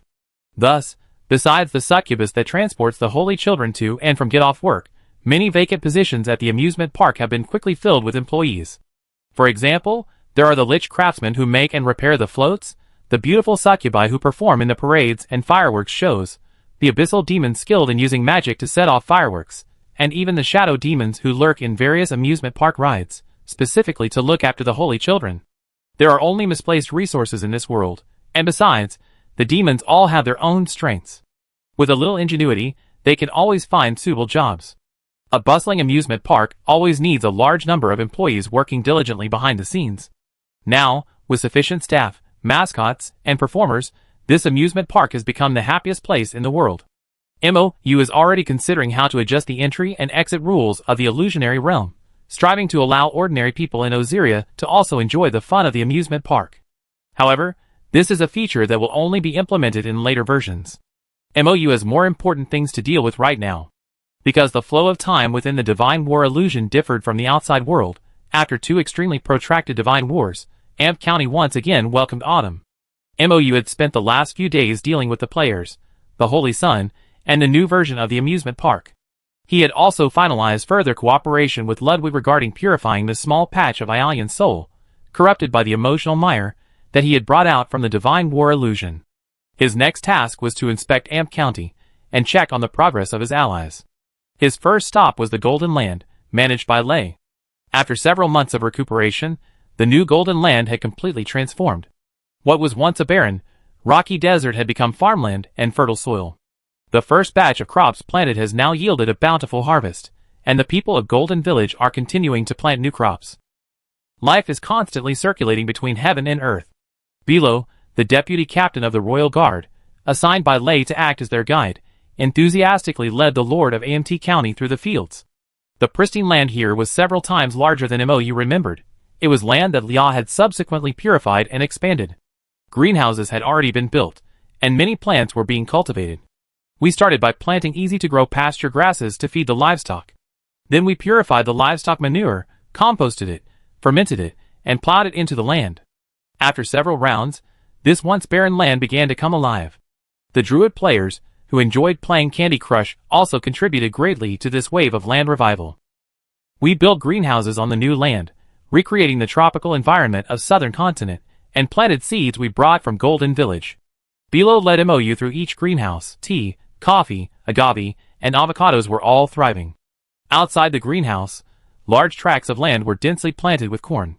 What was once the largest and most barren desert in the Magic Federation, devoid of any vegetation, had now been transformed into a granary. It must be said that Mou had considerable admiration for the hard-working and resilient spirit of the people of Golden Village. Truly worthy of being people who had endured so much hardship and scarcity in Golden Village for so many years, now that they had settled down on this new land, and were no longer worried about food and clothing, they worked with great vigor, their hose practically sparking. Upon closer inspection, the people of Golden Village looked much better. Their once gaunt, skeletal faces had gradually become rounder, each with a rosy, healthy complexion. Chapter 1149. The Golden Land is the divine kingdom of the Mother of Abundance, where its inhabitants all possess, to varying degrees, divine blood. They are born with the ability to sense the vitality of all things and guide the flow of this life energy, absorbing, utilizing, or amplifying it to nourish the world. Perhaps, when the Mother of Abundance constructed the Golden Land as an ecosystem, she included her people, her descendants, in her consideration. Now, these people, who once suffered hunger and hardship, endured the usurpation of their kingdom by treacherous officials, and had much of their vitality stripped away, are like potted plants about to wither, transplanted from a stuffy, sunless balcony to fertile earth. They finally take root deeply, greedily absorbing sunlight and rain, growing strong and flourishing, while also blossoming into the most beautiful flowers for the world. The legendary, rich, beautiful, and golden divine kingdom is ultimately just a lie, a beautiful dream, a trap. But now, in this land of Amt County, a prosperous paradise is quietly taking shape. Now everyone has enough to eat, and the strength to work. We're continuing to improve the soil, and plant more vegetation, Bilo said enthusiastically. Lord, we repay the grain you lent us very soon. Mou smiled and said, we're all family. What's this talk of borrowing and repaying? Helping each other in times of difficulty is only natural. We share the good times and the bad. Mou didn't care much for the grain and meat he had lent out initially. Those were merely his investment in the people of Golden Township. What he truly valued were the revitalized farmland and pastures, and the crops that would grow continuously in the future. In this world where crop production is severely limited, and only a few special races or specific regions have the means to cultivate crops, food is the most important strategic resource. That's right. Bilo, however, grasped the meaning behind Mou's words entirely differently. He said with a hint of emotion, Your Highness. Mou's smile froze for a moment. Just call me Lord. Bilo, ? Oh, this? Did His Highness Ialian quarrel with our future queen? No, wait a minute. Isn't His Highness Ialian still in the God War? He shouldn't be able to quarrel, right? The gossipy vice-captain of the Royal Guard couldn't help but worry about the relationship between their future king and queen. Ahem, let's get back to business. Seeing Bilo's gaze gradually shifting and his expression becoming increasingly strange, Mou quickly coughed lightly, steer his thoughts back on track. Oh! Bilo scratched his head sheepishly. Let's continue. The grain produced here is enough to feed ourselves and the entire population of Amt County for a year and a half. Although it can't match the elven output yet, once we gradually cultivate this land into a fertile and abundant resource, we'd be able to produce even more food. He looked at the Lord with slight trepidation. Is it really alright for us to cultivate this land on your territory like this? Of course not, MOU reassured him. Turning the desert into fertile land is an excellent thing, whether for the people of Golden Land, for AMT County, or even for the world. Someone is working for him for free, so why wouldn't it be a good thing? That's good, that's good. Bilalo felt relieved again. He had been worried that the future king and queen would fall out, and the queen might angrily drive them all away. The people of Golden Land couldn't afford another crisis of losing their homes. Bilalo sincerely hoped that the future king and queen could live a long and harmonious life together, never breaking up. No, even arguing was best avoided. My lord, we planted quite a bit of your favorite coffee, and tea as well, Bilalo subtly flattered the lord. We also planted a lot of agave. The bulbs of this plant contain leaves with high sugar content, which can be used to brew fine wine, and the leaf fibers can be used to make ropes, boat cables, sacks, and such. Maybe it even become a specialty of AMT County. MOU nodded with satisfaction, glancing around. Speaking of which, why haven't I seen Lei today? Oh! As for the Hero King, he accompanied Queen Elena to the Elven territory. Bilo said, it seems something big has happened there. MOU took out his phone and glanced at it, indeed seeing many unread red dots. Lia didn't send any alerts, so it's not anything bad. He selected the Elven King's avatar and clicked on it. Laud Cell. The fruit of the tree of life is about to ripen. Come and take a look when you have time. The message from Elena was much more affectionate. The Elven cubs are about to be born. I'm going back to my hometown to see them. MOU's eyes widened slightly. Really? It's already this time? Come to think of it, the last time he heard about the mother tree blooming was indeed 6 months ago. Many things happened after that. Southern continent, Golden Land, the War of the Gods. Before he knew it, half a year had passed. Now, the mother tree of life is finally about to give birth to a new batch of elves. He couldn't miss such a rare opportunity. MOU made a quick decision, putting away his phone and deciding to slip away. You done a good job. Just continue developing Golden Land like this. He smiled amicably at Bilo. Until the Hero King returns, I continue to entrust this place to you. Please continue to take good care of the people here as instructed by the Hero King. Yes. Bilo excitedly bowed respectfully to MOU. I will certainly not fail the Queen cough. Lord. MOU. Fine, call me whatever you want. He didn't linger any longer. After bidding Bilo amicably, he headed straight for the teleportation array and selected the Elven territory of Adorature. Having been away for a while, MOU almost didn't recognize this Elven capital. Adora Cherry was teeming with people, not only the cheerful elves, but also numerous adventurers who had come to help. After the start of the God War, MOU delegated many planning tasks requiring immediate judgment to Lia. After all, only the world consciousness could accurately control the progress of each player's game, guiding their quests in a way that allowed players to roam the world. This was no less difficult than controlling fate, but for the heavenly way of this world, the world consciousness, which should hold all authority over it, it was a matter of course. Chapter 1150. MOU controlled the blueprint, guiding the overall direction of expelling the evil god and rebuilding the world, while Leah controlled the details of the mission's progress, allocating player resources as needed to ensure these fourth calamities worked diligently, and didn't waste their boundless energy on inappropriate activities. This resulted in MOU, focused on his established work schedule, being less informed than the players, who frequently worked in the Elven territory. Well, players only needed to manage their own part of the game, but the planners had to consider the entire game world, so their focus naturally differed. Therefore, occasionally neglecting their phones and WeChat wasn't a big deal. The fruit of the mother tree of life was about to ripen, a momentous event for the elves. All the elves traveling or working outside returned to their territory, and MOU even saw pharaohs there. With the convenient teleportation array, this guy would occasionally run off to the Elven territory, but each time he returned looking utterly miserable. MOU sometimes even suspected that Fellows' decision to accept a permanent assignment in AMT County was partly motivated by a desire to avoid his twin sister. On such joyous days, even the usually sullen Fellows showed a genuine smile, unaffected by his sister's pink flower-adorned hair. All the elves wore smiles, radiant with spring, even happier than during a festival. As the benefactor who revived the mother tree of life, MOU had the Elf King's permission to freely enter and exit. However, he didn't rush headlong towards the mother tree of life. Instead, he first visited the Elf King's palace. He encountered a radiant Elena halfway there, along with Ray, whose face was almost completely obscured by the large bag she was carrying. Oh! Elena waved cheerfully when she saw MOU. Lord, you received the message. Come over quickly. I help too. Mou held out his hand to Ray. Are all these things to be moved? No. Ray handed several packages to Mou, letting out a slow breath. These are newborns. Just as he was about to put the packages into his system inventory, Mou received an error message, his pupils dilating in shock. What? Upon closer inspection, he saw that the bags contained rosewood-like, slightly pointed, oval-shaped spheres, but the petal-like outer shells felt hard and thick to the touch, not at all as soft as they appeared. We just came from the mother tree. These children are going to the nursery, Elena explained with a smile. The elves' method of reproduction is quite unique. We are all children born from the buds and fruits that grow from the mother tree. Knowing that the large and small bags he carried were all children, Mou became more cautious. He followed the two elders towards the palace, listening to Elena explain the customs of the elven race along the way.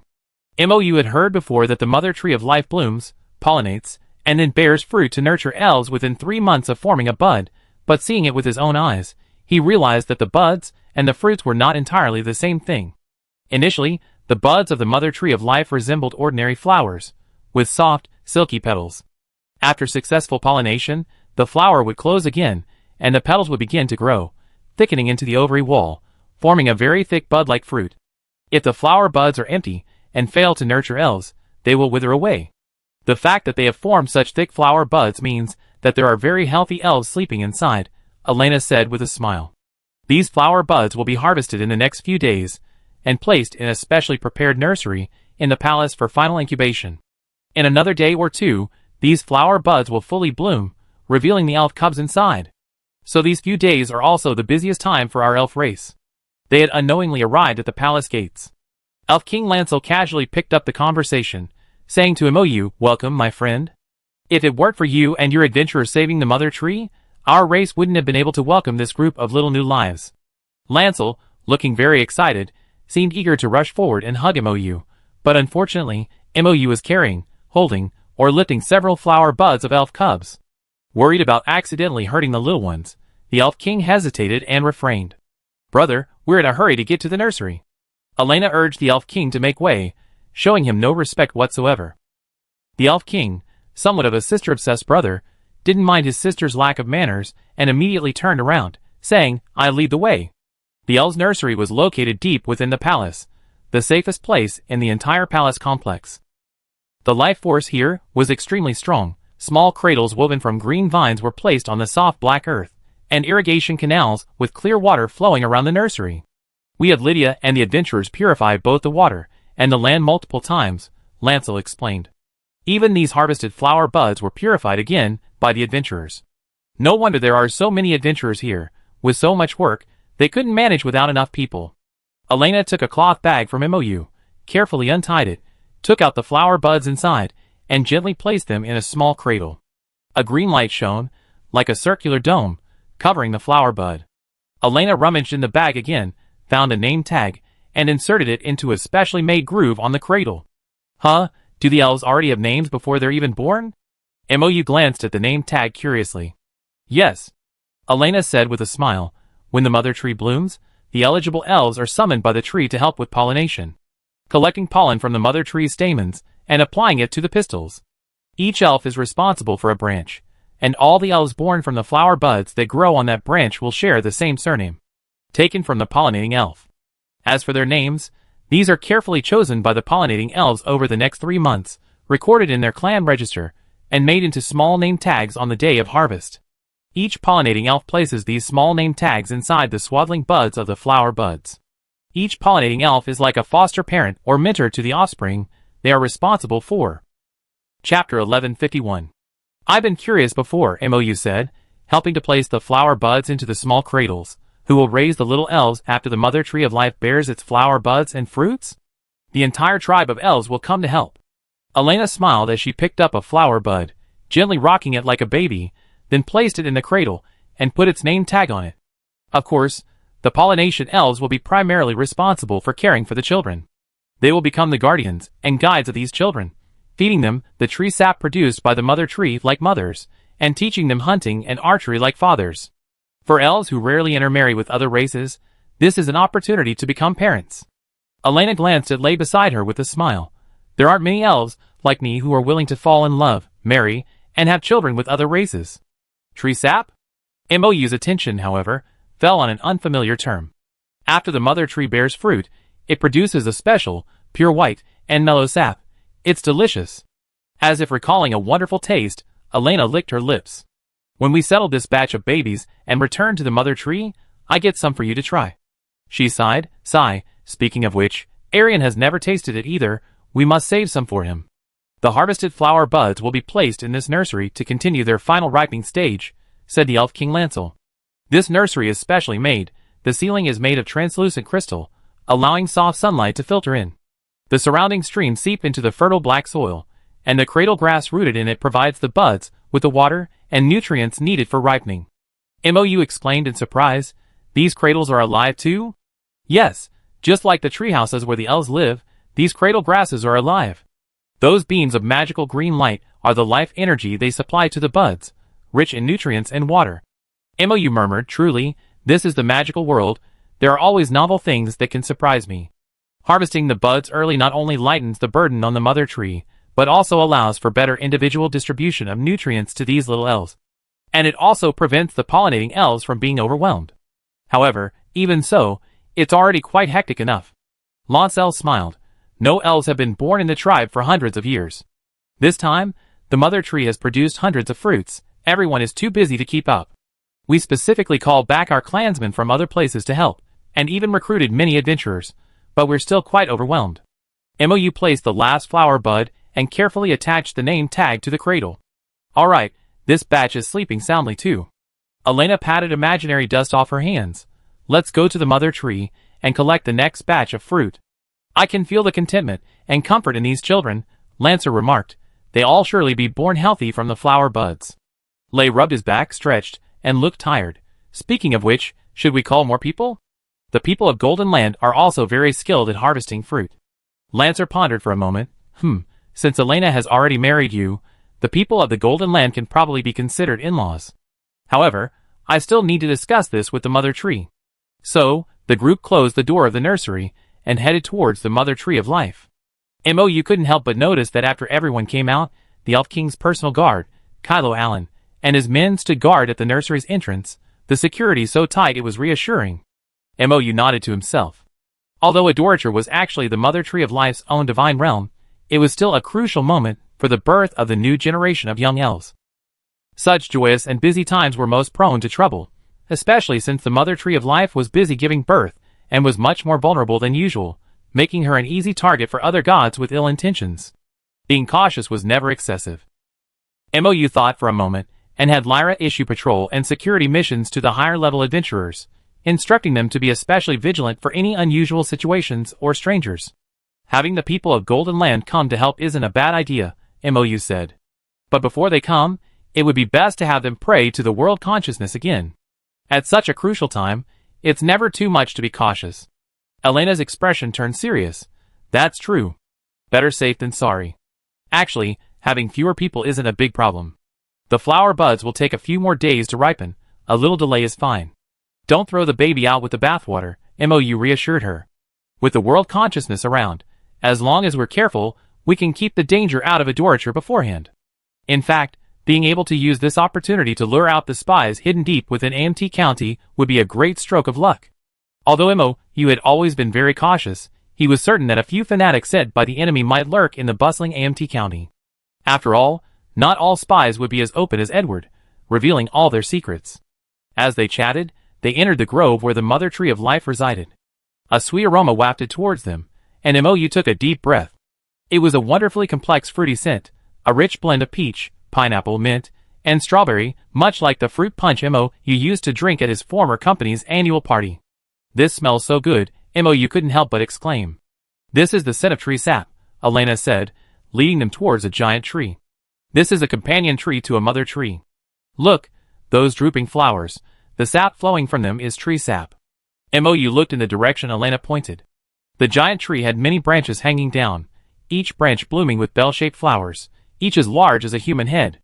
Drops of milky white sap were dripping from the drooping flowers, falling into the crystal containers the elves had placed directly beneath the flowers to collect the sap. Elves guarded each of these trees, carefully watching for any strangers approaching and replacing the containers filled with tree sap. Elena skipped over, chatted briefly with the elf, and easily retrieved several crystal bottles. Here, try this tree sap, it's very good for your health. Elena shoved the crystal bottle into Mou's hands. Drink plenty, and leave one for Ialian to try. Chapter 1152. Mou glanced at the small crystal bottle in his hand. The bottle was small, only about the size of a palm, with a slightly bulging body and a long, thin neck, resembling a perfume bottle. Through the translucent crystal, he could see the milky white liquid flowing and swirling inside. Mou kept only one bottle, storing the rest in his backpack. He twisted open the cap, and immediately a rich, sweet, mixed fruity aroma filled the air, refreshing his mind. Mou cautiously sniffed the scent and took a small sip. A sweet and wonderful taste instantly bloomed on his tongue, a refreshing fragrance rushing from his taste buds to his brain. Mou felt that his senses had become much clearer in an instant. No, it didn't seem to be an illusion. His sense of smell, taste, sight, and hearing had all improved significantly, and even his constitution points on his panel had slightly increased. Putting everything else aside, the fact that it can boost basic physical attributes alone demonstrates that this is a truly precious treasure. It really tastes good. He savored the flavor. The rich fruity aroma wasn't overly sweet, nor was it unpleasant. It was very refreshing, leaving a lingering aftertaste. While it resembled a lotion, it didn't actually taste milky, it was more like a uniquely colored fruit juice. It probably doesn't contain much protein or fat. Mou shook the small bottle, the white liquid inside shimmered with a subtle, iridescent sheen. He could sense the unique life force of the powerful natural forces within. The people of the Golden Land would probably say this stuff was brimming with vitality. Right. This tree sap is a gift from the mother tree of life. It's very good for the body. It cures all ailments for the sick, and strengthens the body for the healthy. However, the mother tree only supplies life energy to the companion tree when the elves are born, causing the companion tree to secrete tree sap. We adult elves can't compete with the babies for food, so the extra amount we can use is only this little bit. Elena affectionately patted Mou's shoulder. But you are the mother tree's benefactor. Without your help, the mother tree couldn't have regained its vitality and nurtured these newborns. So everyone agrees to let you enjoy this tree sap. Mou blinked, suddenly feeling the small bottles in his backpack grow heavier, filled with the elves' heartfelt wishes. Then I accept it. They continued forward. The closer they got to the mother tree, the more busy the elves became. Each elf nimbly swung between the trees, carefully cutting off the flower buds and fruits from each branch with a silver knife, then sticking them to their foreheads, muttering, "What? You don't want this name? It took me a month to come up with it. Okay, how about this one?" After some haggling, the elves would take out corresponding name tags from their pockets, put the flower buds and fruits in special cloth bags, and carefully tuck the name tags inside. Mou, wait a minute, did the little ones choose these names themselves? Influenced by Elena's bad influence, Mou also started calling the little elves little ones. Yes. Elena happily clasped her hands together. Although the fruits aren't fully ripe yet, these little guys already have their own souls and thoughts. They will choose names they like. It's quite a matter of fate. Some choose names super quickly, while others take a long time. She glanced at an elf beside her, who was holding a fruit with its eyes closed, muttering, "This won't work." Then, "This won't work either? Try another one, still won't work." No, there are no more choices. The name is already recorded in the family tree, and can't be changed arbitrarily. Hurry up and choose one. Mou, what if you don't like any of the names? Elena covered her mouth and chuckled. Sometimes there are stubborn children like that. If they have a name they particularly want, we will respect their wishes. The name they like will be recorded, and then added to the family tree. However, this means their pollinating elves will have to redo their work, adding a lot more work. So sometimes, the two sides will be deadlocked for a long time, trying to persuade each other. It's really quite interesting. This special ecology and reproductive system probably only exists in this kind of peculiar magical world, but Mou found it quite novel. He carefully recorded everything Elena described, intending to integrate it into the world-building background information about elves and add it to the player's data library, waiting for the player to trigger it. One of the charms of MMORPGs is the opportunity to explore new things beyond one's existing knowledge. Whether it's unseen landscapes, unheard of customs, wondrous storylines, or unique worldviews, these are all experiences players love. Even if these cultures are vastly different from what players already know, even if neither side can immediately understand the other's thoughts and thought processes, the joy of exploration remains undiminished. Of course, gradually understanding another's cultural background and historical significance after spending time together, comprehending the origins and logic of their thinking, and then finding a middle ground of mutual tolerance and acceptance amidst the constant clashes between two vastly different worlds, is an even more enjoyable experience. However, this is easier said than done. How many people can truly calm down and completely open their hearts to understand a culture they never heard of or even realized exists? Many prioritize immediate gains, fleeting pleasure and comfort. If everyone in the world could genuinely try to understand others, perhaps there would be no war. Many players might genuinely like beautiful races like elves and be willing to learn about their culture, but for races that are less attractive or have more quirks, like dwarves, few players would be willing to invest the time and effort. Perhaps many more players simply enjoy fighting and killing, frantically pressing the ESC key to skip cutscenes, and picking up weapons at the slightest provocation. But game designers must provide different gameplay experiences for all players. This world isn't lacking in fights, but it needs plenty of material for those who like to analyze historical details. Imo, was still pondering his plans when, before he knew it, Elena had stuffed several cloth bags into his hands. Lei, whom Elena had dragged along as a laborer, fared even worse, carrying many bags on his back. The old father's back looked rather hunched over. Chapter 1153. The recruitment of manpower from the new Golden Land progressed far more smoothly than Mou had anticipated. The Mother Tree of Life, after a moment's thought, agreed to the suggestion. Her beloved child, Elena, had married the king of the Golden Land, Rayaclosia. The elves, who shared a connection to nature, and the people of the Golden Land needed opportunities to cooperate and strengthen their relationship. Two races previously strangers were bound together by the love and marriage of two royal members, but if their people remained strangers to each other, it wouldn't be a viable alliance. Ray contacted his personal guard captain, Hadist, and selected a group of loyal and skilled farmers from the Golden Land. Previously, all of Petra's confidants had been eliminated in the Golden Land, leaving the relocated people mostly emaciated. Their pitiful state hardly suggested they were from the beneficiaries. Selecting another group from among them, who were law-abiding and hard-working under the watchful eyes of the guard, was indeed easy. However, since this involved a new generation of elves, unborn for centuries, caution was still necessary. Following Queen Elena's instructions, these people earnestly and wholeheartedly recited a prayer to the world's consciousness. Under Leah's meticulous screening, one or two were indeed eliminated. They weren't spies, but these individuals were rather lazy and narrow-minded.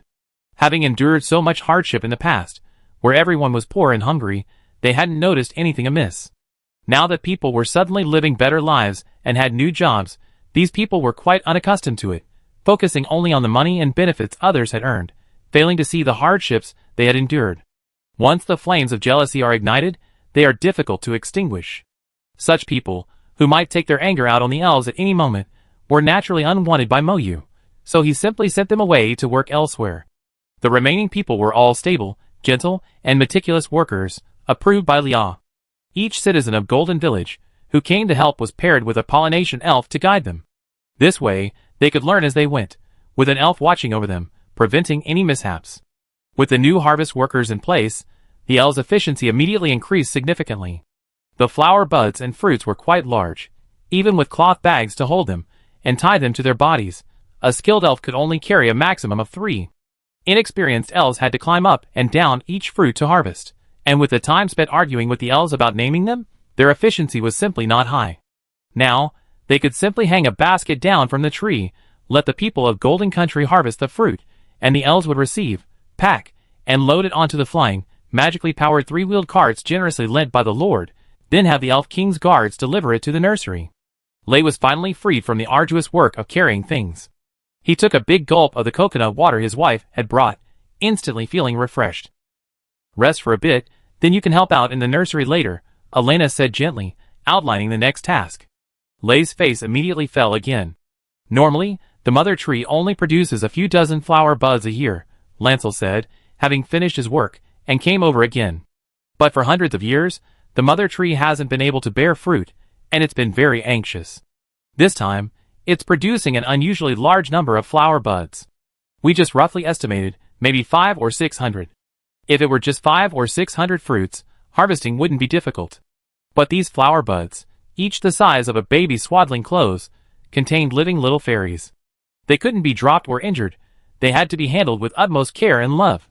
They had to be carefully lowered from the high branches, named, purified, wrapped, and then transported to the royal nursery, quite a distance away. This whole process was truly exhausting. These flower buds couldn't even be stacked. After all, none of the little fairies wanted to be ridden on by their older brothers, sisters, or younger siblings before they were even born. As a result, a small tricycle carrying 7 or 8 flower buds was already considered crowded, requiring many trips back and forth, each trip requiring a steady and slow flight. Although the efficiency was low, everyone enjoyed the harvesting process. The people of Golden Land were initially apprehensive, walking on thin ice, but after becoming familiar with the fairies, they opened up and chatted warmly. So these are all little elves. They're so beautiful, brimming with life. What? The elves haven't had any children for centuries? This is the first batch? Ah, they're the most precious of all. Wah, the Golden Land hasn't had any newborns for a long time either. Before, there wasn't enough life force, not enough food, we simply couldn't raise the newborns. Thank you, Lord. Now that we settled in the new Golden Land, we can finally raise our offspring with peace of mind. The elves and humans, two races with, under normal circumstances, completely different reproductive methods, chatted about this topic for quite a while, later moving on to the world's recovery, the reduction of pollution, the great changes in AMT County. By the time all 566 flower buds were harvested and transported to the nursery, the elves were already arm in arm with the Golden Land citizens and adventurers who had come to help, singing and dancing like family. MOU was quite gratified. As allies in the same world faction, they should understand and cooperate with each other, eliminating unfamiliarity and barriers. A faction where everyone is a friend or acquaintance is far more stable than one maintained by just one or two special individuals. Leaving the jubilant crowd, MOU returned to the nursery. Since the flower buds still needed a few more days to ripen and bloom, the little Pokemon were currently at their most vulnerable. The nursery was under the tightest security. Currently, only royalty and guards were allowed inside. With fewer people, the work here was naturally not yet fully finished. Moreover, checking the Pokemon's condition could only be done by Pokemon with telepathic abilities. Others, Lei and MOU, could only assist at most. After a few days, when the flower buds were fully ripe and bloomed, the pollinating Pokemon responsible for caring for the baby Pokemon would enter. They would live in the nursery, accompanying the children day and night until they quickly grew into 3 to 5-year-old children. As a long-lived species, the elf race experiences extremely uneven growth stages. It only takes a short time for them to grow from an infant to a child, and then to a teenager. After that, their appearance will be permanently fixed in their most perfect teenage years, and they will not age a bit for hundreds of years. Chapter 1154. The period from infancy to childhood is the most arduous for the pollinating elves. Every infant is a sleep-depriving little devil, and this applies to elves as well. Even though the aloof elves can accurately sense their children's needs through a connection of consciousness, raising children is still no easy task.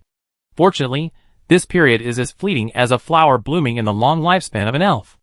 In just 3 months, the infants grow into the appearance of 5 or 6-year-old children, possessing intelligence comparable to that age.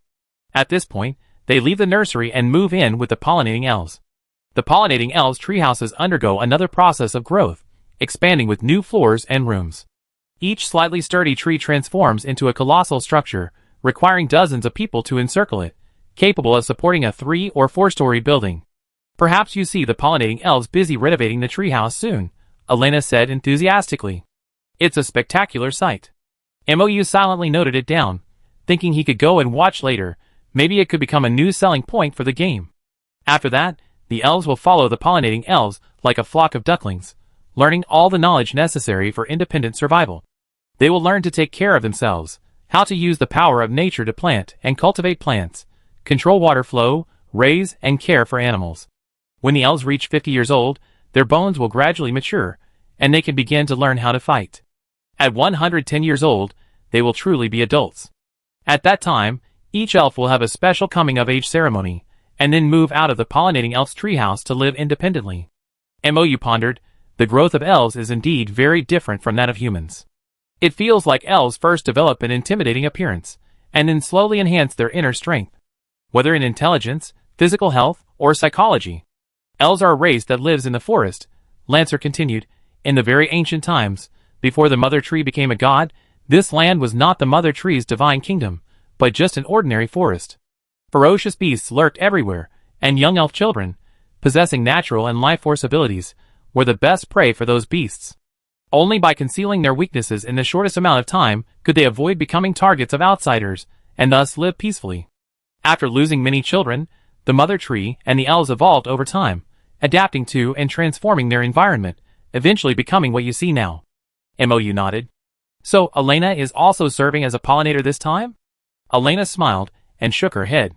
No, royalty doesn't serve as pollinators. It would disrupt the equality among the children.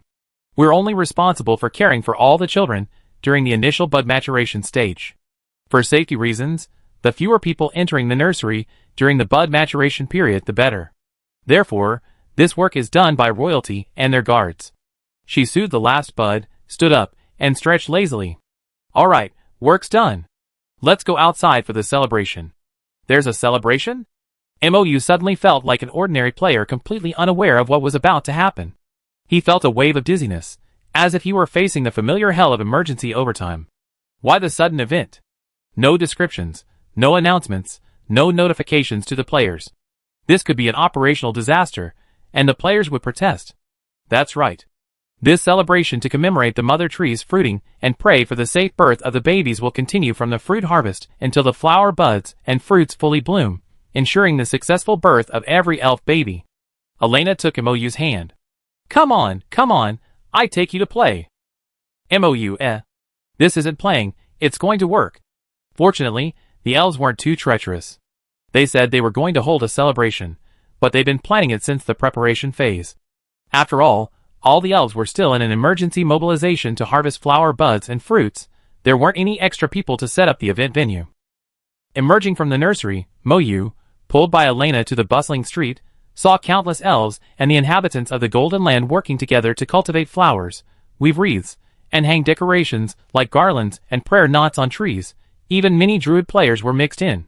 The players, once again, received the event information faster than the game developers. MOU took a deep breath and pulled the cheerful Elena back. The situation is urgent. I need your help. Elena? ? Her expression turned serious in an instant, her hand gripping the hilt of her sword. Have we discovered enemies? Where? Who is it? Who do I need to fight? No, it's not an enemy invasion. MOU's expression was also serious. It's a much more serious problem. Please help me. A moment later, a bewildered Elena, who was only responsible for mindlessly following his wife shopping and carrying her bags, and MOU, who had pulled out his magic book and was ready to start work backstage, found a quiet table on the edge of the open terrace on the roof of the giant tree in the Elven Tavern. I need you to tell me everything about this festival in detail, especially what fun activities are available, which ones adventurers are allowed to participate in, and which ones outsiders are not allowed to approach. MOU said earnestly, this is very important. You could even say it concerns the future of our world. Huh? Ah.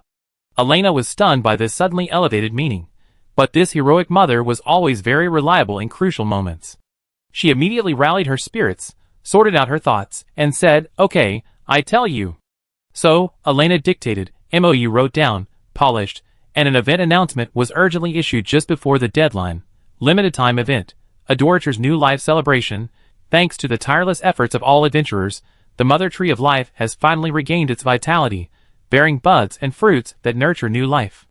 In a few days, these buds and fruits will fully bloom. Adorator will welcome new life, something unseen for centuries, to pray for the safe and healthy birth of these little elves, and to commemorate and celebrate this great success, the elven race will hold a grand celebration, inviting all allied tribes and adventurers from AMT County to participate in this grand event. Chapter 1155. What's this? A new event announcement? Ishtar, who was squatting in the main city square crafting equipment, glanced at the system announcement that popped up and his eyes widened instantly. Wow! It's a little elf. A little elf is about to be born. A sweet and cuddly baby elf. Can I kiss, hug, and lift it up high?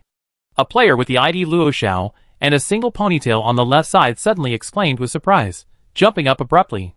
Why are you still crafting potions? Let's go to the elf clan for an event. What? A new event. Stop crafting. Let's go. There are military merits for the event. Ah, little elves, my little ones, I'm coming. In the main city, one after another, the crafting players, who had been squatting around aimlessly, practically dozing off from crafting equipment, jumped up with a whoosh. The patient veteran crafting players had already completed the last step and finished properly, while the new players, who were already tired of crafting equipment and were only barely keeping up for experience and military merits, had already stuffed all their materials and tools into their backpacks and dashed off towards the teleportation point, afraid of being blocked at the dungeon entrance if they were a step behind. System reminder: during the limited time event, some maps or dungeons may experience a surge in players in a short period, leading to congestion and inaccessibility, or requiring reservations for certain dungeons. Adventurers, please participate in the event in an orderly fashion. Oh right, this celebration event dungeon has a maximum number of participants. It's first come, first served. Once it's full, players at the back will be stuck at the entrance of a doorwayer, waiting impatiently for the group ahead to emerge. Damn it, how come all those bastards ran off so fast? A girl with the ID Ming Ming Tijong lamented. I clearly rolled a grand success before I came out. Is it really not because you absolutely have to roll a grand success that it's slow? A short boy passing by muttered under his breath. His ID was Jiaqian Jusher. He interacted with the elven entrance, and sure enough, a system message popped up saying the area ahead was too crowded to enter. TSK, another queue. This game is great in every way, but can't you upgrade the scenery and dungeon servers? Unlike these unfortunate players stuck outside due to the overcrowding, a player with the ID Shirong Jin was very lucky. He happened to be wandering around Adora's share. Cough, no, he happened to be studying the unique treehouse architecture of the elves. At the moment the announcement popped up, he was watching several elves expand their treehouses. The treehouse expansions were quite interesting, perfectly matching the wildest fantasies of magic among players. Several elves, wearing flower crowns and gorgeous floral dresses, hopped and skipped over. One of them looked around the treehouse and said, "This is it, right? It's a bit small. How many babies do you have this time?" 5. My sister will come to help me take care of them, but we need a bigger house. The elf in the middle spoke up. We need to move it a bit.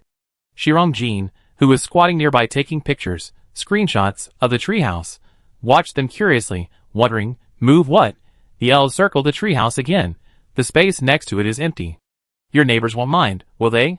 I go say hello. The middle elf ran to the treehouse on the side, and spoke a few words to someone, then quickly returned. He has no objections. That's true, it's all for the children. Then let's begin. They whispered for a while, seemingly having reached an agreement, then held hands, surrounded the treehouse, and began swaying and singing. The tune was very rhythmic, catchy, and easy to remember. As a bard, Shirong Jin unconsciously hummed along and swayed his body. Then he saw in horror that the treehouse also began to sway violently, shaking its branches and roots, clearly dancing. Holy crap! What's going on? The treehouse's movements became larger and more joyful with each sway, while the elves continued to direct it. Yes, lift your feet, twist, loosen your roots. One of the elves left the dance troupe, ran to an open space, and used the power of nature to manipulate the soil, digging a huge pit. Here, this way. Under their direction, the enormous treehouse suddenly lifted its roots and took a step towards the pit. Whoosh! Once firmly planted, another clump of roots rose and fell. The treehouse, dancing this peculiar dance, managed to move 5 or 6 meters to the side. That's enough, take root here, said the elf, clearly the owner. The treehouse obediently settled into the pit, its roots digging into the soil, as if scratching the ground with its toes. The elf manipulating the soil deftly filled the pit with earth. Make sure the soil is firmly packed. The foundation must be stable. Roots in. Deeper, yes, that's it. The elves manipulated the soil, guiding the treehouse, and effortlessly completed the transplant. Shirong and Jin were amazed, but the elves' work wasn't over yet. They dripped nutrients into the soil, watered it with spring water, and then the treehouse owner placed his hand on the bark, closed his eyes, as if communicating with the treehouse.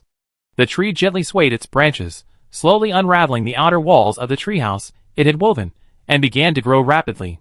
New, thick branches sprouted, forming beams, walls, and floors, while the trunk, serving as the foundation, swelled to more than 3 times its original size, growing into a giant tree that takes hundreds of years to form. A moment later, the tree's growth finally stopped, and a 3-story wooden treehouse appeared on the tree, with a door even appearing on the thick trunk. Holy crap, this is amazing! It's an architectural marvel. Shirong Jin peeked in, his eyes brimming with envy. I'm so curious what it looks like inside. Adventurer, would you like to take a look? The homeowner noticed Shirong Jin's eager gaze, and spoke up in a friendly manner. Yes, yes. Shi Rangjin nodded vigorously. I'm very interested in these special buildings. Then please be my first guest in my new home, the elf said kindly. Inviting friends to tour our newly expanded house is a tradition of this celebration. Shi Rangjin was both surprised and touched, and followed the homeowner through the gate. The door, built from a thick tree trunk, opened to reveal a wooden staircase leading upwards. This tree trunk is hollow inside. Shi Rangjin explained in surprise. Yes, it can change its internal structure according to our will. As long as the bark is preserved intact, the tree can live healthily. Chapter 1156. Following the wooden steps upwards, one could directly enter the treehouse, which was supported by the tree trunk. Each step of the wooden steps here was higher than normal, making it somewhat difficult for Shi Rangjin to climb, but it wasn't a problem for the tall elves. Shi Rangjin, panting, climbed to the top of the stairs using both hands and feet, only to find himself emerging from inside the tree trunk. To his left was an open terrace, and to his right was the actual entrance to the treehouse. The terrace was furnished with tables and chairs, and Shi Rangjin noticed a specially designated fire pit area in the corner, sheltered from the wind and rain by a semi-open canopy of leaves, roughly equivalent to an outdoor kitchen. He excitedly rushed to the left, leaning against the edge of the terrace railing to peer out. This terrace, supported high by the tree trunk, was equivalent to the height of a 3-story building, offering a wide view. Everywhere he looked were trees adorned with celebratory garlands, treehouses, and people dressed in colorful clothes singing and dancing. Looking upwards, one could see the forest treetops bathed in layers of golden sunlight. A gentle breeze rustled through the treetops, sending waves of gold and green hues swirling and sparkling. How beautiful it is here! He couldn't resist leaning forward, unaware that he was about to fall over the railing. Just as he was about to lose his balance, a strong hand grabbed him by the back of his collar. Be careful, the house owner said, setting him down. Falling from here can hurt you. Now that you mention it, we need to put up some wind barriers here, otherwise, it'd be terrible if a child falls, an elven woman said with a headache. Those little brats are no less troublesome than adventurers. The restless adventurer, Shi Rangjin, coughed awkwardly. The elves moved quickly. With just a few spells, invisible walls of air appeared around the terrace. Shi Rangjin reached out and touched them, and sure enough, he felt a force blocking him. NPCs fixing bugs online? That's awesome, he muttered to himself. Let's go take a look inside, the elven woman suggested. If there's anything that needs adjusting, we can fix it all at once. Shi Rangjin followed them enthusiastically. As an architecture enthusiast, he had visited his player friend's treehouse before, but that one-bedroom apartment was nothing compared to this massive 3-story wooden villa. Upon entering was a spacious hall, followed by 2 bedrooms. The second and third floors also had several bedrooms, easily enough for a large family. The bed, cabinets, tables, chairs, and other large furniture inside were all woven directly from the treehouse's own vines. With just a few personal belongings, it would be perfectly comfortable to move in with just your bags. That's the difference between an S-class room and an L-class room, he said enviously. I wonder when the treehouses in the adventurers' quarters will get an upgrade. In our custom, large houses are built to raise children, the female elf chuckled. After you get married, maybe you can apply to your lord for an expansion. Shi Rangjin, It felt like a pie had been drawn on his head, yet he wasn't quite tempted by it. Next, we need to set up some items to prevent the children from getting hurt.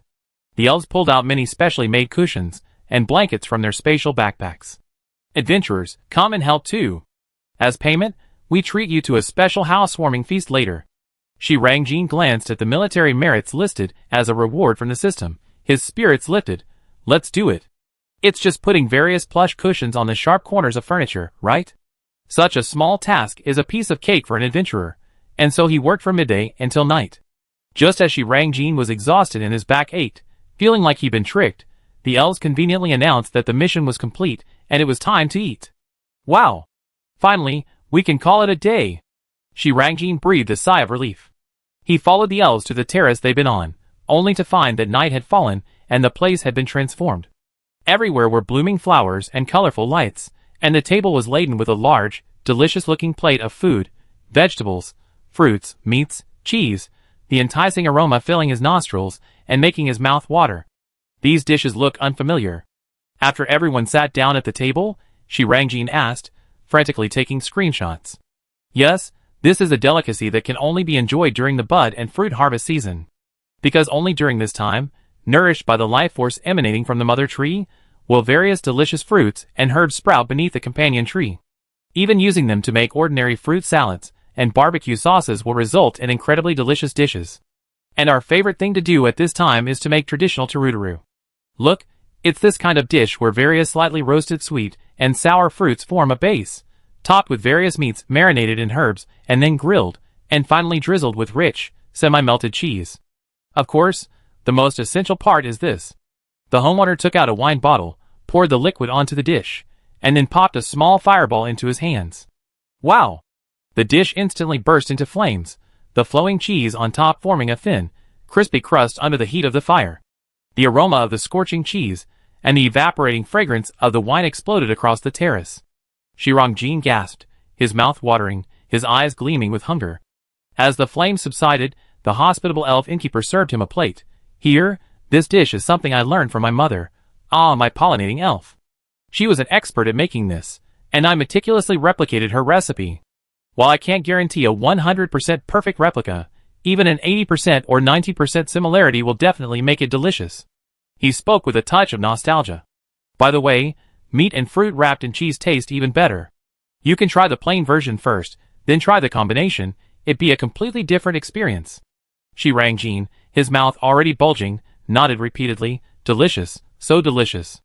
The slightly roasted fruit had a richer, sweet and sour aroma, with less tartness.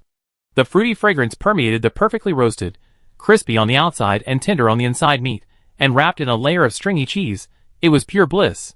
As he ate, lively music drifted from the street below the terrace.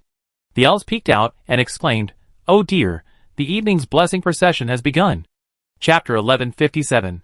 A blessing procession? Shirang-jin asked, bewildered, stuffing another juicy steak into her mouth.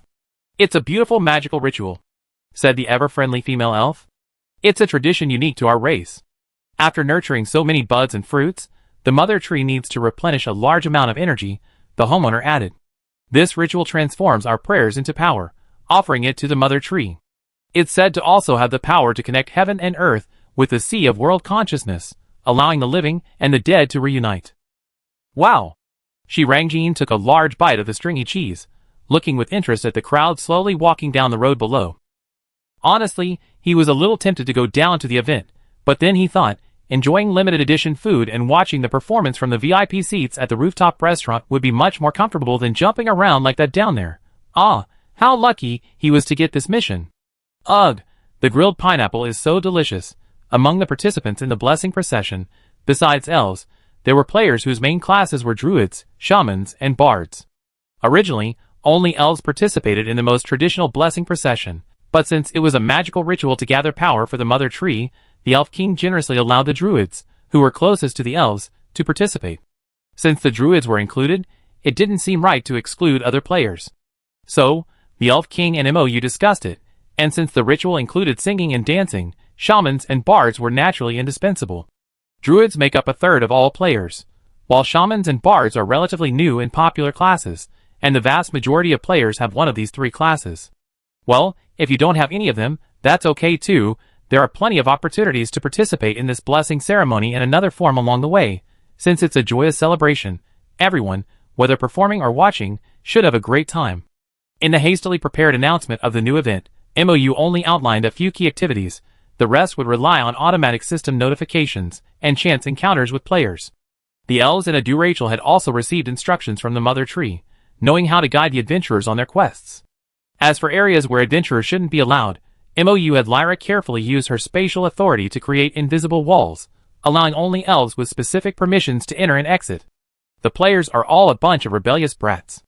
Aside from matters with clearly defined severe penalties, simply telling them what they can't do is equivalent to giving them a bucket list of what they absolutely must do. This kind of matter involving alliances with the elves isn't suitable as an opportunity to discipline the players. Creating invisible walls is still necessary when it's appropriate. Currently, most players are still traveling the world, completing various main quests, and not many are quick to jump back and participate in the event upon seeing the announcement.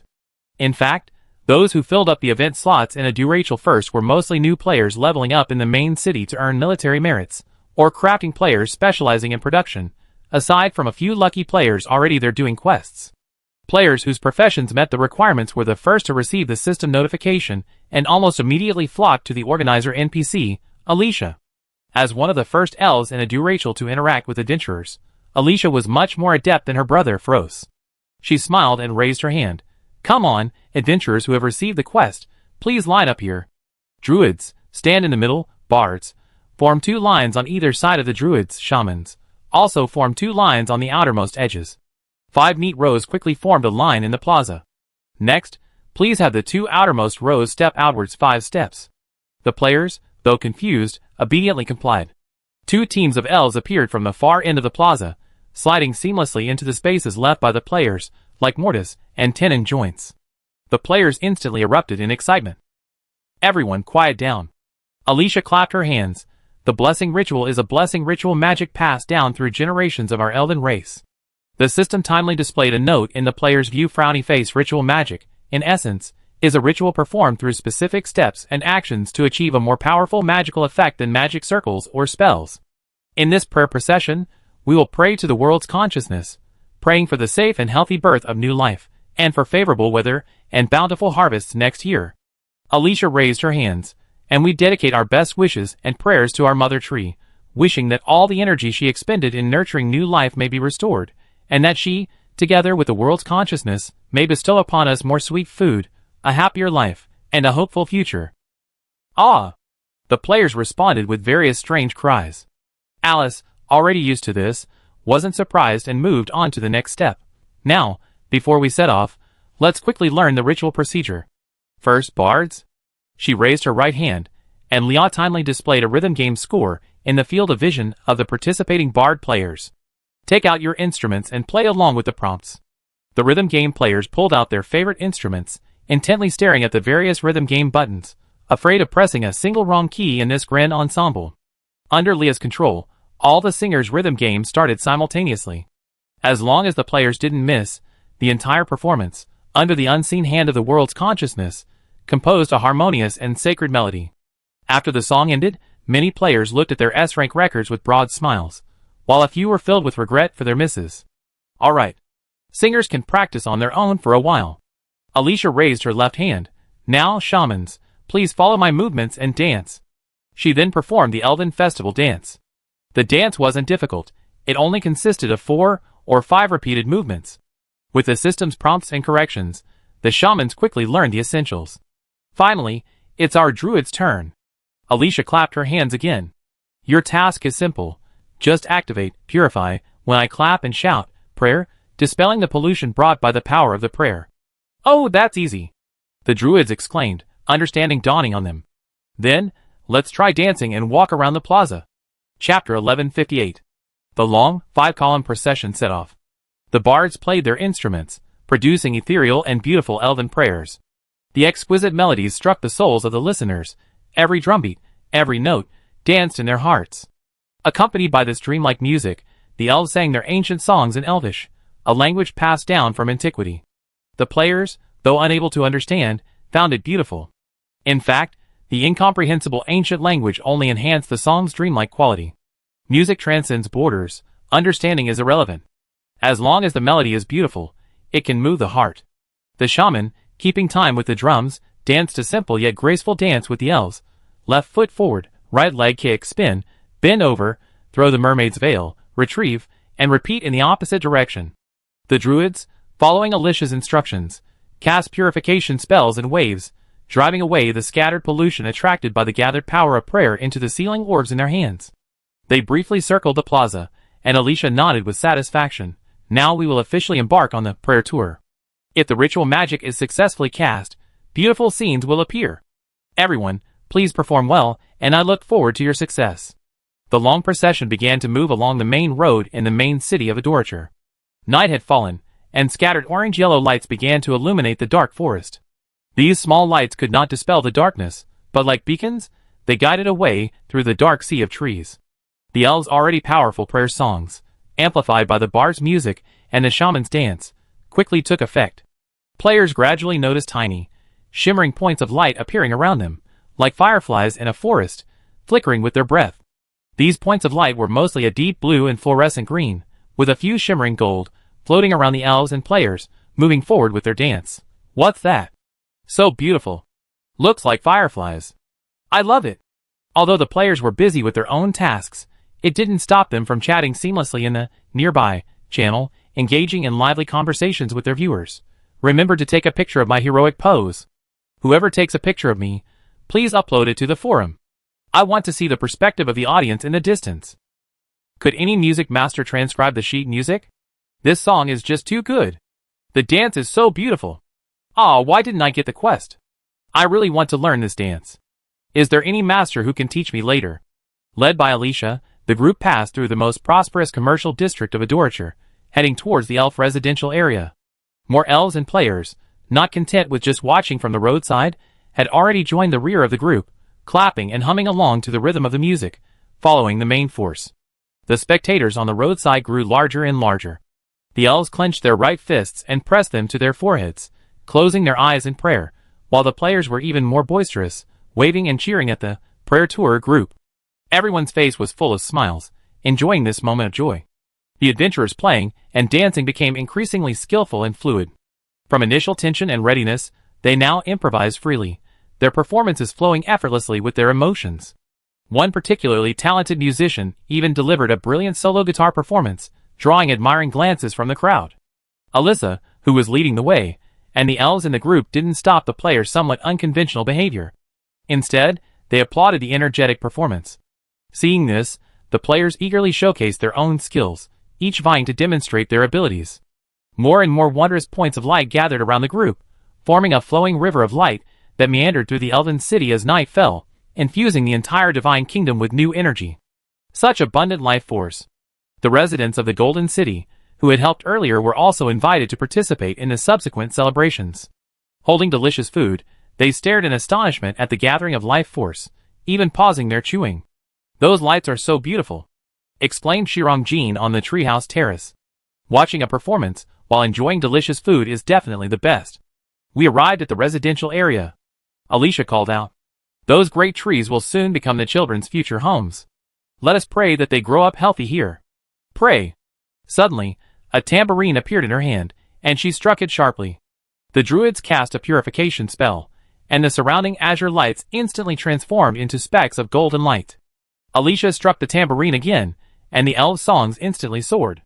The golden light seemed to sense this, and with a whoosh, they flew up and disappeared into the surrounding treehouses nestled among the giant trees. Suddenly, flowers bloomed everywhere, filling the air with their fragrance. The bustling crowd suddenly felt a gentle warmth emanating from the treehouse beneath their feet, as if the energy expended during its rapid growth had been replenished. The entire tree now exuded a relaxed and joyful aura, brimming with abundant energy. The blooming flowers glowed with a luminous pink light, and the treehouses in the residential area lit up one by one. The area instantly transformed into a sea of pink and purple light, with specks of golden light drifting from the flower stamens and returning to the group, like a cycle of energy. Wow! Players, citizens of the Golden Land, and young elves, who had never seen such a sight before, exclaimed simultaneously. So beautiful. So dreamlike. Players and NPCs alike reached out to touch the purple, pink, blue, and golden specks of light. I worked so hard to save the world and do all these quests just to see this. This is what I deserve. The production team is amazing. The art team is amazing. The scene and music teams deserve high marks. Come on, everyone, let's keep going. Alicia shook her tambourine. Our procession isn't over yet. Awoo! The players cheered and set off again with the procession, this time with even more people following behind. Let's go, we go too. The elven housekeeper said, the scenery is most beautiful when the procession returns to the mother tree. The elves stood up, clearly full, and not planning to eat any more. Can I take all this food with me? Shirong Jin glanced at the huge plate of food, still 2/3 of which was left after everyone had devoured it. Even though he was completely full, he was still reluctant to leave, and after hesitating for a while, he finally mustered the courage to ask for it. Chapter 1159. Shortly after the performance began, the elves had already stopped eating, simply watching the adventurer eat with delight. Now, upon hearing his words, all the elves showed expressions of relief. Of course, the elven innkeeper said warmly. It's the highest praise for us that our guests like our dishes. Please don't be shy, take it all. Shirong Jin was overjoyed, and quickly packed all the remaining dishes on the table into his backpack. The dishes, cleaned by the system, were even cleaner than if they had been washed. Adventurer, you should go ahead. We still need to tidy up a bit, the elves said. Do you need my help? Shi Rangjin asked. No, we all seen such beautiful sights before. This is your first time participating, adventurer. It would be a pity to miss it, the female elf urged. Okay, then I go now. Shi Rangjin was deeply moved, even a little reluctant to leave. Come visit often in the future, said the elf owner. There will be many elves here in the future, and we might need to trouble you often. Yes, I come often. Shi Rangjin sniffed and waved to the elves. Thank you, everyone. He happily ran down from the treehouse and caught up with a large group. Ah, these elves are so hospitable. They not only treated him to a meal, but also let him take some with him. They're such kind people. Adventurers are such kind people, the elves said, as they quickly cleared away the plates after he left. Turu only tastes good with so many kinds of fruits and meats, but the more ingredients you use, the bigger the portion becomes. Although Ebika's Turu is really delicious, I really don't want to end up feeding you a huge pile of leftovers for 5 days straight like last time. There's no way around it, those fruits are just so full of life, we get incredibly full after just a little bit. Some things you haven't eaten in a long time are craved intensely. The first bite is satisfaction, the second is annoyance, and the third is utter nausea. We're so grateful to that adventurer for solving such a wonderfully frustrating problem for us. Speaking of which, he really ate a lot. Can his body really handle it? Is he alright? He'd probably just be a little more excited, and fight with boundless energy. After all, it's fruit from a companion tree, full of power. But it's beneficial all the time. At most, they won't be able to sleep at night, but the adventurers don't seem to care. They all like to stay up late. Alright, these plates can be left here. Let's head to the mother tree. Like Shi Rangjin, many adventurers were fortunate enough to be invited by the Polynesian elves whose houses had been expanded. They ate and took some food, unaware that they had inadvertently solved the huge problem of leftovers. They thought the elves were incredibly kind, their hearts warming, and secretly resolved to come and help out more often in the future. Ahem, they simply wanted to reciprocate the elves' enthusiasm and kindness. They weren't envious of the elves, nor were they captivated by the elves' traditional culinary skills. The blessing procession started from the large square in front of the palace, passed through the commercial and residential areas of Adoriture, then circled several suburban farmlands, passed through forest hot springs to reach the World Temple, and finally returned to the foot of the mother tree. At each location, Alicia, the leader of the entire parade, would strike her tambourine, channeling the energy gathered by the procession through dance and song into the earth and plants.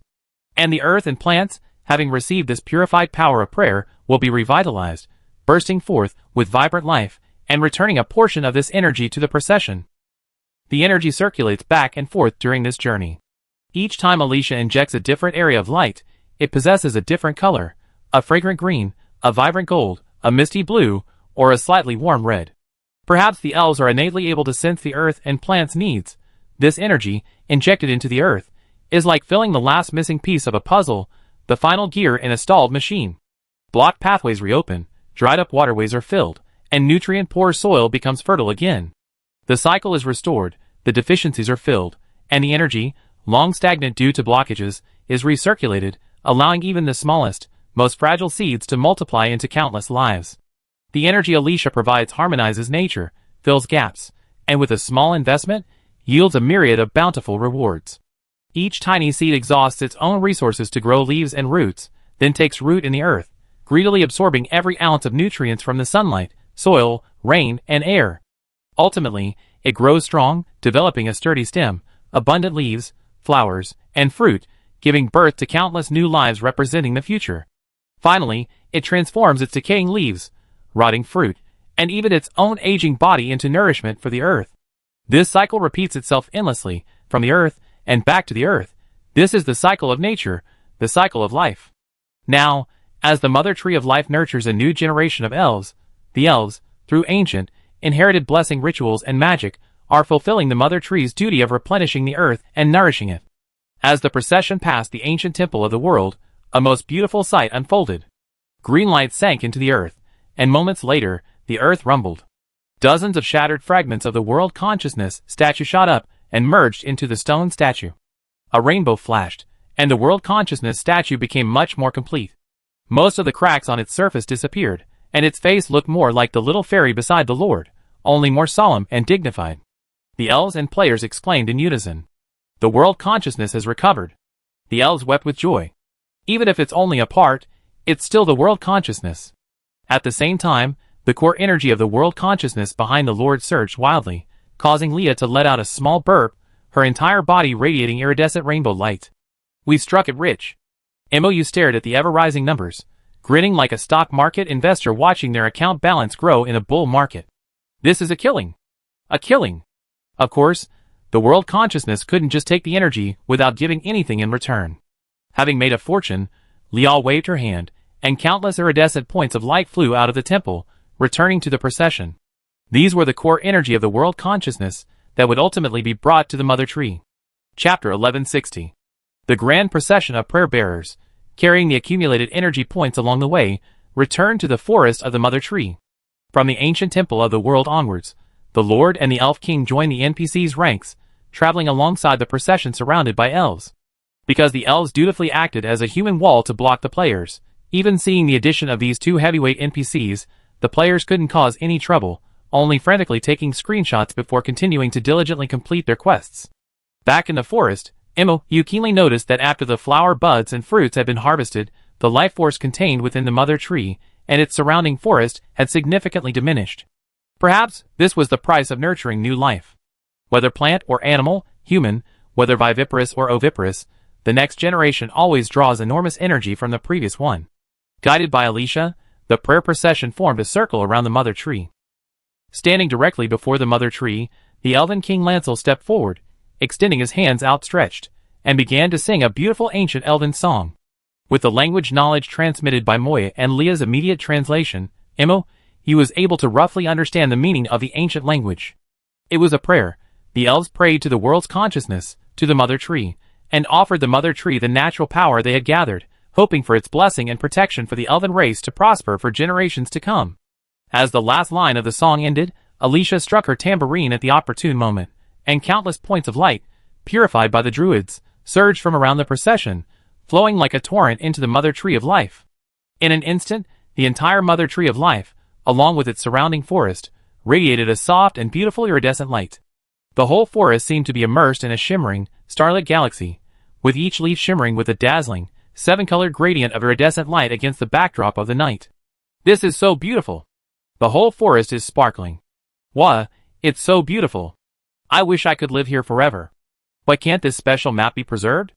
This thing is probably a limited time scene, but it's such a waste to only let people see such a beautiful map once. Developers, you can't just burn through your budget like this. We strongly demand that this scene be preserved. Preserved? Although the feedback from the players has been well received, the appearance and disappearance of this scene is not something the development team can decide. The Mother Tree's energy has become abundant again. Lancer lowered his head to feel the flow of energy. The natural energy throughout a Durachel has also begun to circulate in an orderly manner. At this rate, flowering and fruiting next year shouldn't be a problem. Well, this blessing tour was a great success. Thank you for your help, adventurers. The rewards will be sent to everyone's backpacks. In the future, you can freely explore a Durachel and find more activities to participate in. How should I put it? Now even the Elf King can act as an NPC very skillfully. Wow, so many military merits. Hee, and fruit too. I got new seeds. What? Are the rewards randomly distributed? It's probably not completely random. It's likely based on class. Druids seem to get seeds, while other classes get fruit. Well, only druids can plant things, so as long as we have something to eat, it's fine. Wait, after we finish eating the fruit, can we give the seeds to the druids to plant? That's a clever idea. The adventurers, discussing the rewards, scattered. Some happily took photos in the forest, some found a scenic spot to enjoy the fruit they had just obtained, and others couldn't wait to head to the city to continue searching for new quests. Lia had already added a restriction to the adventurers' anchor points that prevented them from harming the Mother Tree and its companion trees, so you didn't need to bother monitoring the players anymore. Although the celebration started somewhat hastily, overall it was quite well organized. Until the elf cubs actually hatch from their flower buds, Adora Cherry will hold several more blessing processions. While the effects of these later processions might not be as good as tonight's, they'd be more than enough to give those players who missed tonight's event a good look.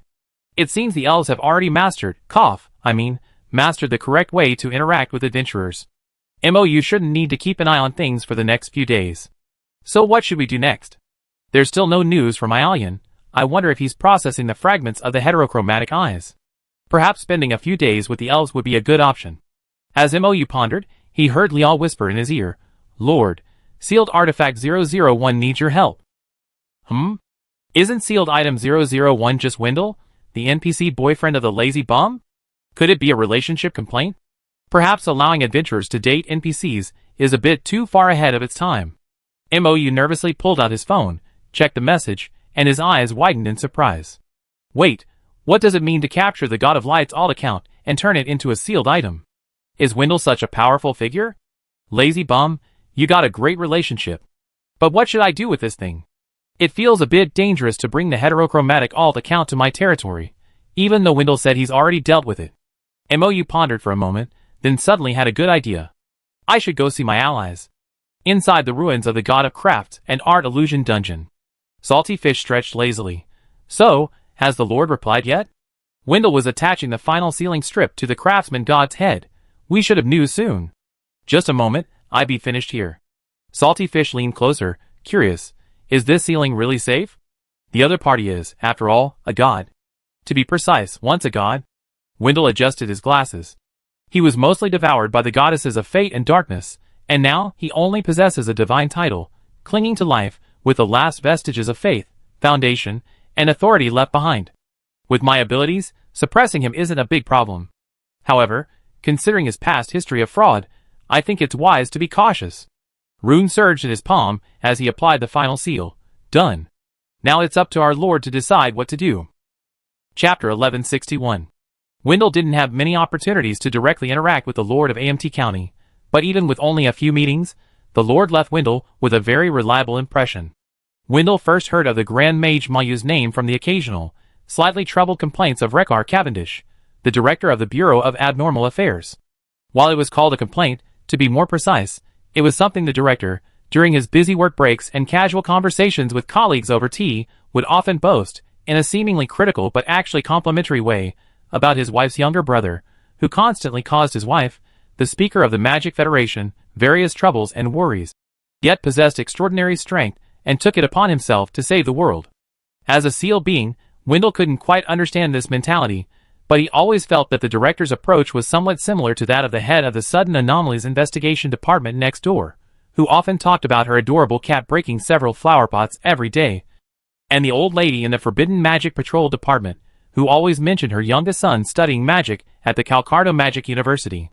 Wendell always thought that this was probably one of the cold-faced director's methods to win over his subordinates. However, from these descriptions, he had roughly learned some things about the Archmage Moyu: calm, mature, composed, persistent, knowledgeable, and even possessing the courage and boldness to attempt forbidden magic. After arriving in AMT County, Wendell realized that this lord was a person of immense learning and boundless curiosity. He seemed very adept at turning the unknown into the known, and also very skilled at grasping the situation and strategizing. And there's also a very strange power, the power to summon these wondrous adventurers. Wendell quickly received a reply from this reliable lord. At the same time, the Lazybones pulled out a teleportation wooden carving from his system inventory. It was surprisingly a cute little penguin. Perhaps worried that even if the heads of the craftsman and the god of art were made into sealed artifacts, they might still have a way to secretly communicate with the heterochromatic eyes, the Lord chose a meeting place that wasn't in AMT County, or even on the Middle-earth continent. Wendell opened the map and location set by the Lord. The coordinates pointed to some unknown island in a vast ocean somewhere between the north and the dark side of the planet. This should be one of the Dark Goddess's territories. Wendell retrieved relevant knowledge from his boundless sea of memories. I remember Angelma was shipwrecked around here and encountered the Dark Goddess. He pondered for a moment. There's no sunlight there, and it's the Dark Goddess's territory. It's deserted, so neither heterochromia nor craftsmanship can gather power to use their abilities here. This location is very suitable. This penguin should be the teleportation device to that side. The girl, eager to try, nudged Wendell with her shoulder. Hurry up, I really want to see the new map. Wendell gave her an indulgent and doting look, picked up the god's head, now tightly wrapped in sealing spells, and transformed into a long-handled lantern, with his left hand, and, with his right hand slightly bent, offered her his elbow, like an old-fashioned gentleman. Please. My lady. Salty Fish, arm in arm with Wendell, activated the teleportation penguin. Instantly, they were transported from the illusion in the center of the continent to a small island in the middle of the northernmost sea. This island wasn't large. You could practically see its entirety in a few glances. At its very center was a small mountain, atop which stood an ancient temple, small but complete, with all the necessary facilities. Strangely enough, while the temple initially appeared to resemble the architecture of the Golden Land, Salty Fish, upon closer inspection, noticed that everything from the building materials to the modeling details was different. What a strange sense of déjà vu, she muttered, then shivered in a gust of cold wind. Hiss, it's still a bit cold in here. It was indeed very cold. Located on the edge of the Northern Territory, in the perpetually frozen Irish Sea, the island was surrounded by an ocean strewn with ice floes, the ground beneath her feet was covered in snow, and the sky above was shrouded in the polar night. The only light source was the occasional, dazzling purple and green aurora borealis flashing across the sky. She hurriedly opened the system panel and lowered her tactile sensitivity settings. Tactile sensitivity includes pain sensitivity. This also includes the perception of hot and cold, but Wendell was even faster. Before she could adjust the settings, the trench coat, warmed by Wendell's body heat, was draped over her. The lazy bum immediately canceled the tactile adjustment, wrapped herself tightly in the incredibly powerful boyfriend cloak, took a deep breath, and chuckled. Wendell lit the head lantern he was carrying. A dim yellow light shone from the head through the sealed cloth covering their eyes and mouth, illuminating the path beneath their feet. Truly making the most of everything, muttered Salty Fish, taking Wendell's outstretched hand. The island's surface was mostly permafrost, untouched for centuries, making it quite difficult for Salty Fish to walk. She slipped every few steps, relying entirely on Wendell's steady hand to prevent her from falling. Stumbling and staggering, step by step, they climbed the slope up the small hill and arrived before the simple ancient temple. The temple was roughly the size of a small European-style village chapel, entirely constructed of massive stones. The stones resembled the island's jagged, limestone-laden rocks, suggesting they were sourced locally. The temple itself was remarkably simple in its materials, structure, and decoration. Only the two heavy bronze doors at the entrance were carved with the goddess of the night and the starry sky, signifying the status of its inhabitants. As they stepped onto the stone platform before the temple gates, the two tightly closed bronze doors slowly opened inwards. The candlesticks hanging on either side of the walls emitted a faint, eerie blue glow, though no flames flickered within. A dignified female voice echoed from within the temple, "Please enter, both of you." Wendell extinguished the light from his head lantern, and with neither servility nor arrogance, took the arm of Shinyu and stepped into the temple, like a gentleman invited to a banquet by his host. The temple was warm, perhaps due to some kind of magic, unlike the biting cold of -20 degrees Celsius outside. The interior was also much larger than it appeared from the outside. The ceiling was high and designed to resemble a magical starry sky. The main hall was also quite spacious, without the cramped feeling of the outside. At the deepest part of the hall stood a colossal statue of a dark goddess, and beneath the statue stood three rather familiar figures. Chapter 1162. Welcome to my island, both of you.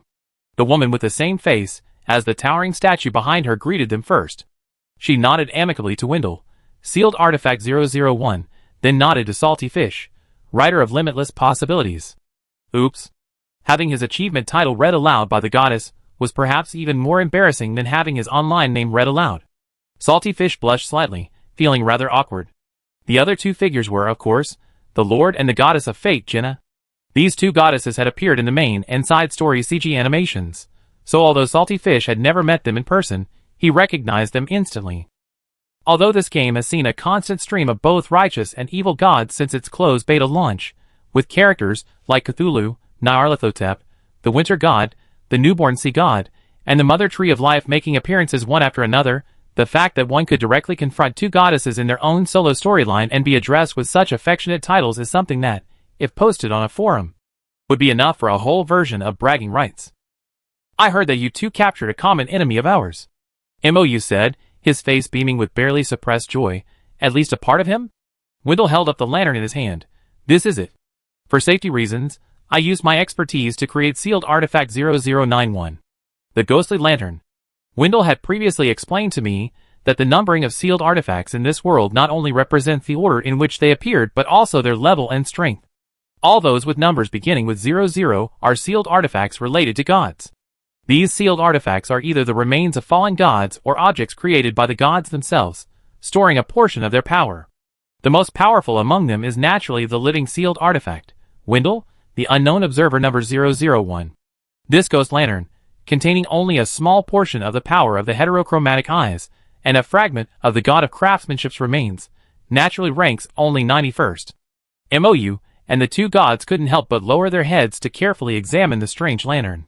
Wendell held a long lamp post, and hanging from one end was, naturally, the head of the god of craftsmanship and art.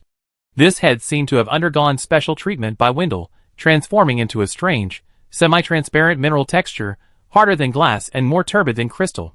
It was densely wrapped with sealing strips inscribed with incantations, sealing every opening of the head, including the eyes and mouth.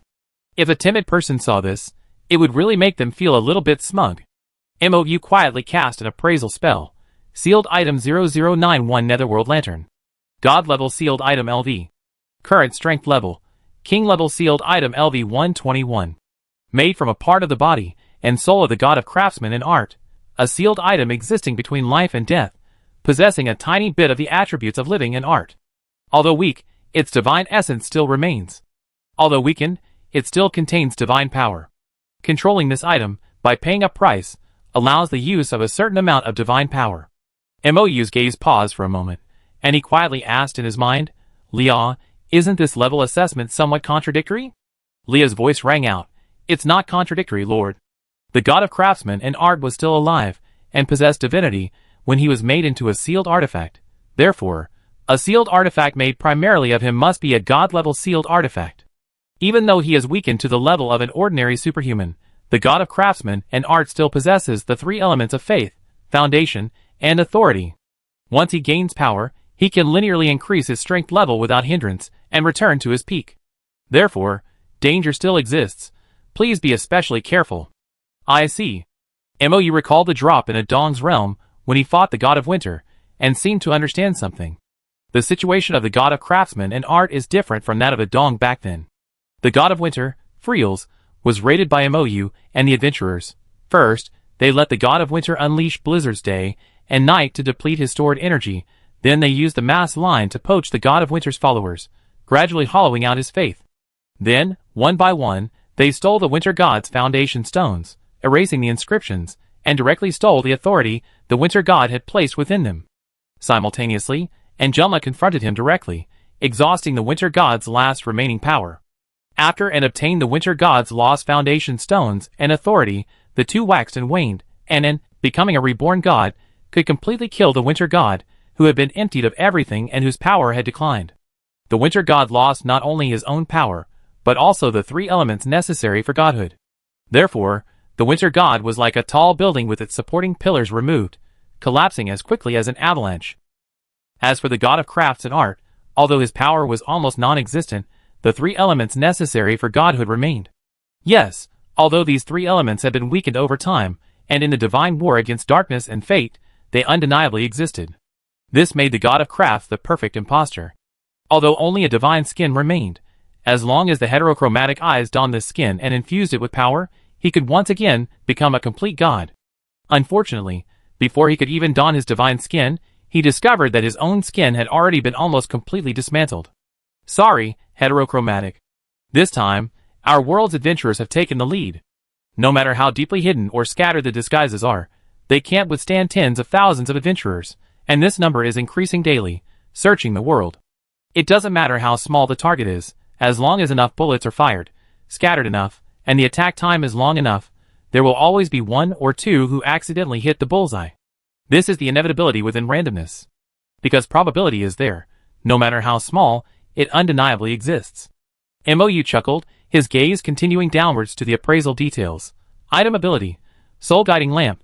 Igniting the remaining divine power within the sealed artifact will ignite the soul guiding lamp. It can be used for illumination, its light possessing power similar to the yellow and green sun. Note, yellow and green light can be switched at the user's discretion. Yellow light possesses a weak purifying power.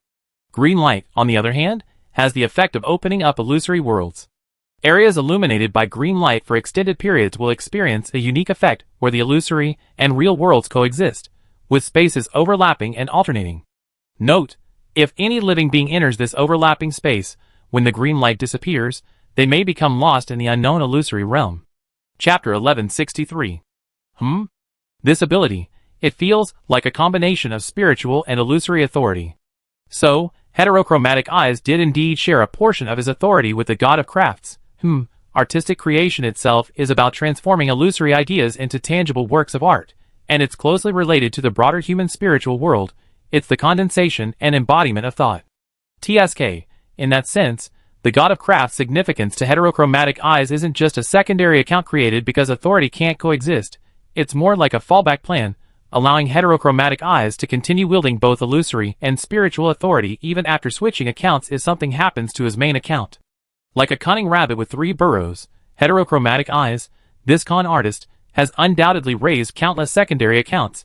His speed in escaping and switching accounts is absolutely top-notch. Besides the power heterochromatic eyes himself bestows upon his secondary accounts using the illusory and spiritual authority, the Netherworld Lantern possesses other abilities. The allure of art ignites the flame of art within the lamp. Objects illuminated by this flame can evoke emotions in the viewer. Emotional buffs are randomly triggered based on the viewer's identity and can stack. The base duration is 30 seconds, adjusting based on the user's energy input. Emotions that can be evoked include, but are not limited to, creator, a torrent of inspiration, enthusiast, an overwhelming infatuation, hater, unjustified hatred, critic, an incessant urge to comment. Note: after the emotional buff's duration ends, the viewer may still be affected by the emotion, subconsciously developing a biased view of certain things. Please use with caution. MOU? ? At first glance, this thing seems quite useful, but upon closer inspection, the emotional buff is randomly triggered and has a persistent subconscious effect. Isn't that just a complete rip-off? Besides, there are other skills that buff craftsmen, such as craftsman's focus, ingenuity, and refinement, but almost every skill comes with some kind of side effect, the least of which is a headache or lethargy for a whole day. Truly a sealed artifact, a real rip-off. Salty Fish seemed to be using her appraisal skill to examine the item's abilities as well. Suddenly, she exclaimed excitedly, then covered her mouth, tugged at Wendell's sleeve, and whispered in her boyfriend's ear, "Can I borrow this thing to play with sometime?" Wendell quickly realized something. His expression changed slightly, and he said seriously, "This sealed item's abilities are quite strange. Most of its abilities come with unpredictable side effects. Miss Salty Fish, if you want to use this thing to enhance your creative inspiration, I think it's completely unnecessary. The types of emotions it inflicts and evokes are unpredictable, and it may even produce subsequent side effects. For example, if you use it to illuminate a book you really like, hoping to inspire your writing of a book review, but it inflicts unwarranted hatred on you, then you may never be able to rediscover your initial love for that book." Huh? The Salted Fish was instantly dumbfounded. "Then forget it. That sounds too dangerous." Wendell nodded solemnly. "Sealed artifacts, except for me, are all this cunning and dangerous.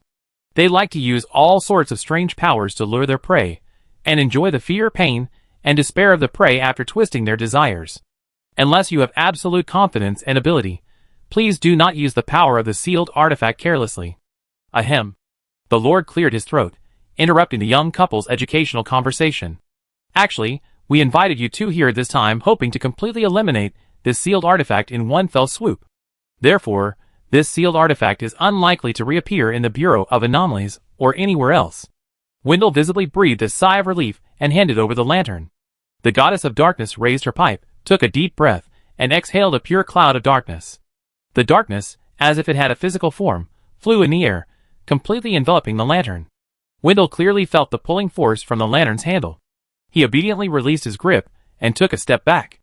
The cloud of darkness grew larger and larger, completely enveloping the ghostly lantern, and flew back to the goddess of darkness's side. The Lord and the two goddesses showed no intention of touching the lantern themselves. The Lord smiled at Wendell and the lazy bum. "Thank you all very much for your assistance this time.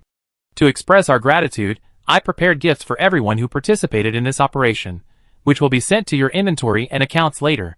The previously disappointed player, who couldn't use sealed artifacts to boost his inspiration, instantly became cheerful again. Well, players are just that straightforward and easy to please. "But may I ask?" The Lord looked at Wendell. "Why did you want to make him into a sealed artifact?" Wendell shrugged. "Because it's the only method I know of that's absolutely certain can completely suppress this cunning god." He adjusted his glasses. I am not a complete god, and I lack the confidence to completely control and kill another god known for his cunning, even if he is currently extremely weak. But as sealed object 001, I have the ability to turn everything I seal into my food. He winked slyly at the Lord, a smile playing on his lips. As long as these sealed objects can sense that I can devour them, I can use that fear to control them. To a certain extent, I can even avoid the side effects of their abilities. As for whether he would suffer a backlash if he actually consumed these sealed objects, well, that's not something these sealed objects need to consider. The Lord and the two goddesses quickly understood his meaning, both revealing knowing smiles. Jenna was overjoyed, covering her mouth and laughing for a while. She teased, "Hey, a healthy relationship really does have its benefits. You're much more lively than before him, you become a bit more human." She reached into the air, and a die appeared out of thin air in her palm. Strangely, all 6 dots on the die were 1. Jenna affectionately took Salty Fish's hand and placed the special die in hers. "This is a gift for you. A die that can manipulate the line of fate once, guaranteeing great success. Be sure to use it when you need it most." She paused, her gaze intentionally sweeping over the young couple. "I have high hopes for you too. May you stay together forever." "Ah!" Salty Fish was so excited she almost screamed.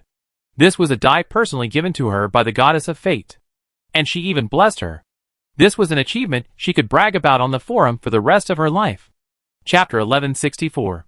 Consider this a greeting gift, and also an apology from back then. Jenna nodded slightly to Wendell, her words carrying a deeper meaning. "I don't harbor any ill will towards the old man of time. It's just that our positions are opposed. Fate and time intersect, and I cannot allow this authority to remain unchecked. Now we are both on the same side, striving for the survival of the world, and I hope we can put aside our past grievances and cooperate. Without the authority to merge with time, fate is merely a matter of probability and possibility. The goddess of fate's intervention against the old man of time was an inevitable historical event. Although I was born from the remains of the old man of time, I never considered myself the same being as him." Wendell gently shook his head. "In fact, it was the death of the old man of time that brought me into this world. I love how I am now. Therefore, I hold no resentment towards you, and even feel a touch of gratitude." "Oh dear, you're so sweet-talking." Jenna covered her mouth and chuckled, gently nudging the Salty Fish. "Having a boyfriend like that is truly enviable." He. The Salty Fish's face flushed red, his mind filled with the image of the sweet and soft Jenna bumping into him. The group exchanged some more information. After Wendell recounted all the intelligence he had obtained from the god of crafts, he took the Salty Fish, who was beaming from ear to ear after receiving a huge pile of rewards, and teleported back to the main city. Well, using the return scroll given to him by the Lord. Next came the time for the 3 allies to plot. "What should we do with this thing?" MOU asked. "Kill it, keep it, and hand it over to Gadley." A silver glint flashed in the goddess of fate's eyes, as if observing future possibilities. "The first 2 are not much different. If you hand it over, Gadley won't accept it. It doesn't consider a person with different eyes and a different guise still to have different eyes. In its eyes, this is already Enrico, the god of craftsmen and art." She gazed into the void for a moment. "My personal suggestion is to seal this artifact beneath this temple, until we can completely destroy the 3 elements necessary for the god of craftsmanship to become a god. As long as the 3 elements for becoming a god are not destroyed, even if a god's body is destroyed and he dies temporarily, he may be resurrected. Rather than killing Enrico's body and giving him the opportunity to reform his divine form using the faith of his followers in some distant place, it's better to firmly seal this artifact within this temple. This world has a strange rule. Although the authority and foundation of a god can be seized, faith is something with a unique direction. For example, believers in the god of craftsmen and art, as long as they pray to the god of crafts/artsmen/Enrico, their faith will converge on the being currently identified as Enrico, which is the current sealed artifact. As long as this sealed artifact remains intact, the heterochromatic eye cannot regenerate from anywhere using the believer's faith. It's like being trapped in a bug, firmly imprisoned within the sealed artifact. It must be said that Wendell's approach, based on his professional expertise, proved to be a great help. Sealed artifacts are inherently a special kind of existence in this world. After being sealed, regardless of whether those unusual objects were originally the remains of gods, contamination, or some other unknown and chaotic thing, they would be sealed and suppressed, becoming a kind of dangerous material that could be stably stored and controlled. Even if the original gods could create clones through divine descent, secret techniques, or other means, once they became sealed objects, that soul was firmly sealed, unable to move. They could indeed tempt humans, enticing them to touch them, use them, provide them with energy, or break their seals, or use their abilities and side effects to harm people. However, if they are properly contained and stored in specific secure facilities, the danger is reduced to an extremely low level. This is a small island in the far north, on a vast icy sea, with the desolate dark side of the planet on one side, and the equally desolate northern border on the other. This is also the territory of the goddess of darkness, far from the hustle and bustle, where even worshippers don't come to clean or pay homage on ordinary days. Sealing this artifact beneath the temple is tantamount to imprisoning it right under the nose of the goddess of darkness. Because the heterochromatic eye betrayed the world's consciousness, triggering a catastrophe, the goddess of darkness, as the world's most loyal believer, harbors deep hatred for it. Under these circumstances, the goddess of darkness will not believe any of the heterochromatic eye's sweet talk, and given the disparity in their power, the possibility of the goddess of darkness being swayed is extremely low. Furthermore, with fate overseeing the future, security is greatly enhanced, essentially imprisoning the souls of this heterochromatic eye for life. Until MOU and his allies completely destroy all faith and foundations of the god of crafts and confiscate their corresponding authority, only then can any possibility of the heterochromatic eye using the god of crafts identity to stage a comeback be eliminated. Of course, there are other ways to dispose of this fragment of soul, such as the devouring god war, or the annihilation authority of the dark goddess, but both would come at a tremendous cost, making it completely unnecessary to waste them on such a weak seal. Besides, while the seal's abilities are indeed somewhat peculiar and have numerous side effects, who knows when it might be needed in some form. There's no such thing as waste, only resources in the wrong place. MOU and the two goddesses quickly reached an agreement. The dark goddess opened a passage deep within the temple, leading Jenna and MOU underground. This temple was built for me by Angelma and her immortal pirates, said the goddess of darkness. I found and shipwrecked on the shore not far from here. She was barely alive, drifting ashore, having lost all her crew and loved ones. I rescued her, saving her crew from the brink of death. She and her immortal pirates then briefly camped here, building this small temple in gratitude. After that, whenever they sailed through the northern seas, they would stop here to worship, rest, and even leave some of their plundered treasures as offerings. Until, and was tricked by the god of winter, and trapped in that endless cycle of illusions. She pushed open the door to the underground treasure vault. Since then, no one has come here. It's covered in dust, but it's still a good place to imprison the heterochromatic eyed. You helped the goddess of darkness clear away the decaying items from the vault. The remaining valuable treasures were collected again in a small chest and taken away by the goddess of darkness. This empty stone treasure trove will become the tomb where the souls of the dead sleep with lanterns in hand. Chapter 1165. The seal was completed jointly by MOU, Lia, and the two goddesses. This way, any party wishing to break the seal would need the unanimous consent of everyone, greatly enhancing security.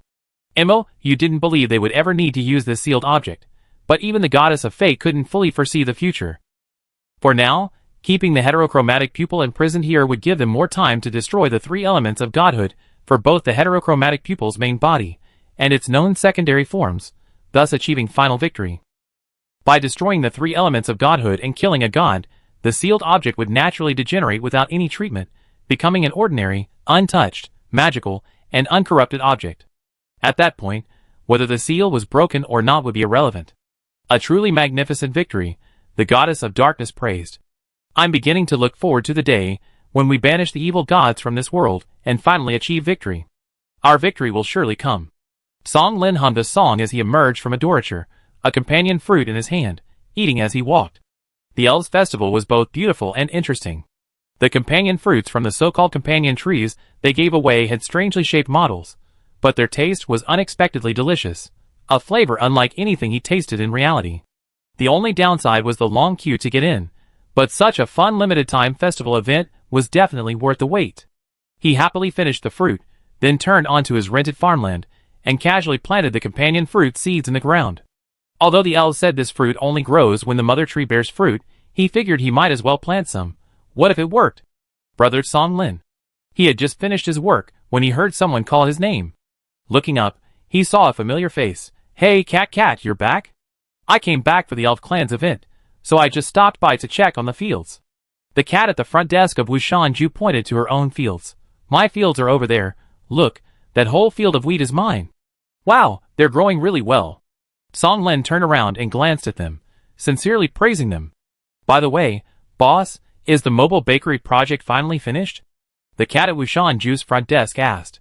It's been so long, there should be some progress by now, right? Progress. And big progress. Song Lin said.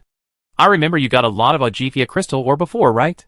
That stuff is incredibly helpful to our research. The new engine is designed, but recently no one has been supplying crystal ore, so the production progress has been delayed. If you could get another 100 or 200 kilograms of ore, I could help you finish the engine and install it in the bakery. The cat at Wushan Ju's front desk instantly perked up. Really? That's a deal. I go get the ore right now. Of course it's true. The reason we couldn't get the RV engine working before was because the power was hard to control. It needed to be more powerful than a motorcycle, but not so powerful that it would blow up the engine. The Agifia crystal ore is perfect for stabilizing magical energy supply, slowing down violent reactions between substances, and preventing accidental explosions. It's a perfect match, but we need a lot of it. Ideally, we could take over the Church of Light's mines. Song Lin rested his chin on his hand thoughtfully. Wait. I wonder if there are any quests available here. Hey kitty, if you don't mind, could you take me with you? The cat at the front desk of Wushan Ju thought for a moment. I used a teleportation scroll to go back. It's the same whether I'm alone or with a group, so it doesn't matter. Then wait a minute, I form a group. Song Lin Fly rubbed his hands. If there's no quest over there, we disband here. If it's really like I think, with a mining quest, we take that place. Huh?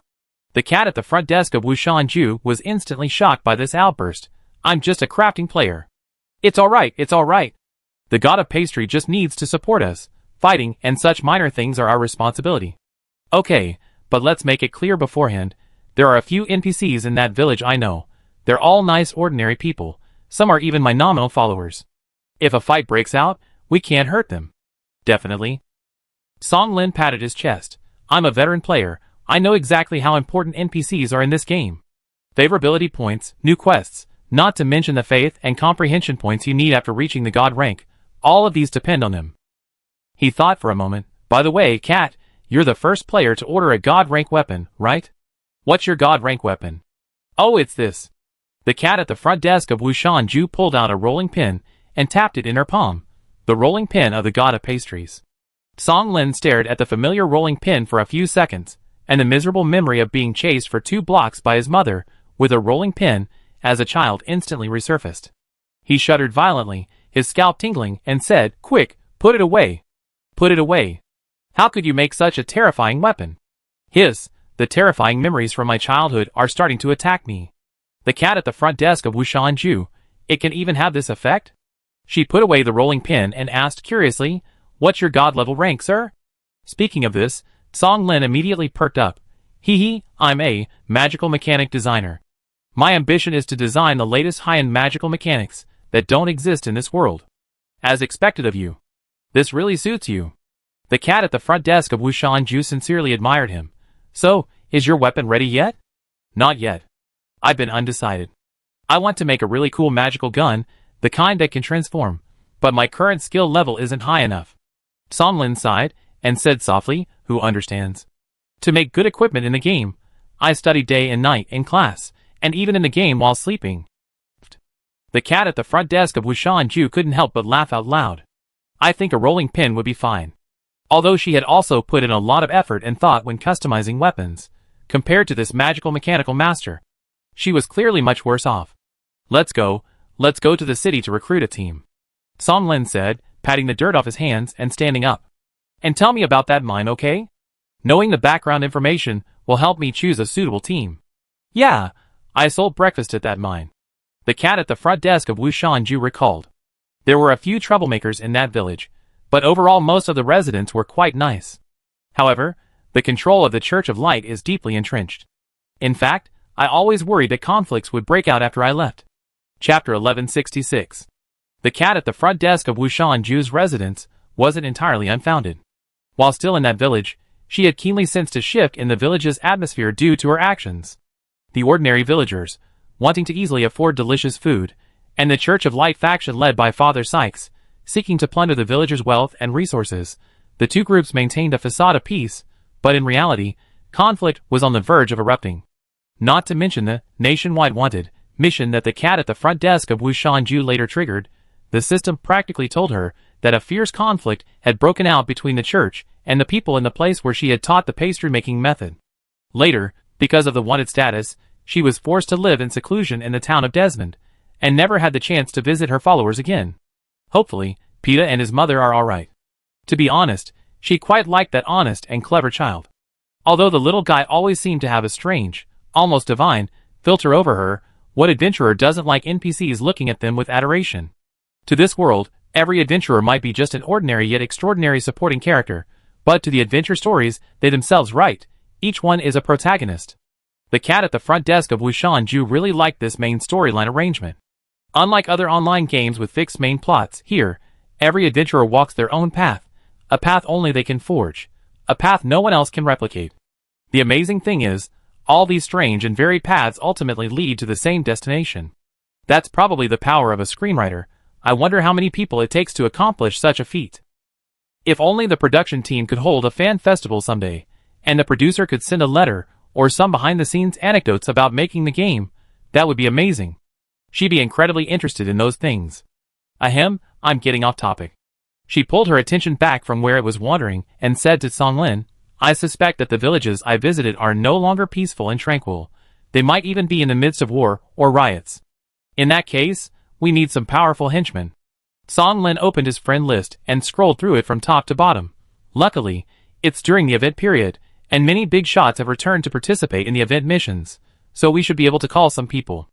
I ask Yi Jian and Brother Lujo first. By the way, I'm still wanted by the Church of Light throughout the entire territory. The cat at the front desk of Wushanju sent Songlin a screenshot of her special mission, so I need to use some props to disguise myself. What props? Songlin asked curiously, while messaging other teammates. I have the Nightmare Horn, which allows me to freely turn the Nightmare Aura, state on or off, disguising myself as a nightmare for an indefinite period, said the cat at the Wushanju reception desk. I think you guys could also consider getting some gadgets to disguise yourselves as demons. It'd make things easier. Preparing to shift blame in advance? I like that idea, Songlin murmured. Especially when we rush into the war zone completely clueless. Where did you get this Nightmare Horn? Can we get one too?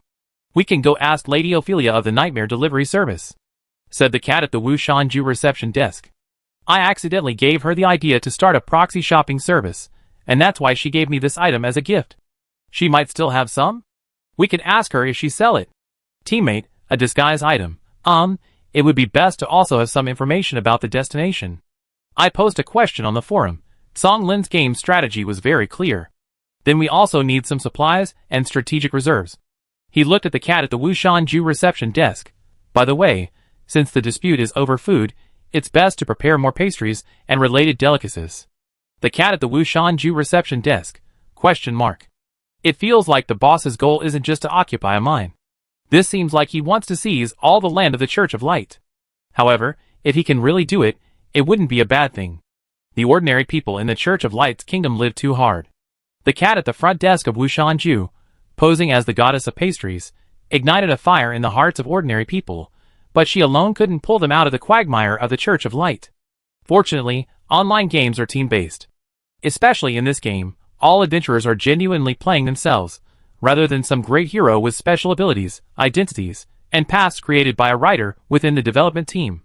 In such an immersive MMORPG, no matter how the writers craft the epic tale of the heroes, there will always be those who dislike it. After all, people's thoughts, preferences, and understandings rarely align. One person's preference might be another's trigger, and one person's humor might be an offense to another. However, in this game world, adventurers can act freely, within the bounds of faction rules, according to their own will, choosing to be either an observer or a participant. Each player can choose to be a supporting character or a protagonist. They can be ordinary travelers, world-saving heroes, or even future gods. This means that an ordinary adventurer might not achieve a miracle, but if millions of adventurers join forces, it's possible. The war against the Church of Light has already begun, but the Church of Light doesn't yet know who their enemy is. The cat at the front desk of Wushanju remembered the contact from Jin Ryoyu, the two assassins still searching for evidence in Shanwei Town, the Inquisitors infiltrated within the Knights of Light, and the fluffy players claiming to be subordinates of the god of pastry. Perhaps we need to gather more teams, she murmured to herself. All players' quests will eventually lead to a main storyline. All roads lead to Rome. So could the quest we're trying to trigger be the gateway to Rome? The cat and Song Lin at the Wushanju reception desk immediately found a restaurant to sit down and carefully consider the matter. In this game, quests are all completed by the players, giving the game a very high degree of autonomy. This also means that players need to have certain expectations about their actions and the writer's intentions. In most cases, places that seem to have quests can trigger some content if certain conditions are met. Chapter 1167. Having played the game for so long, players have developed their own insights into triggering quests. Sometimes, even when all the clues seem to point to an unknown quest, they can't trigger it no matter what they try. That's probably because there's some unfinished progress somewhere.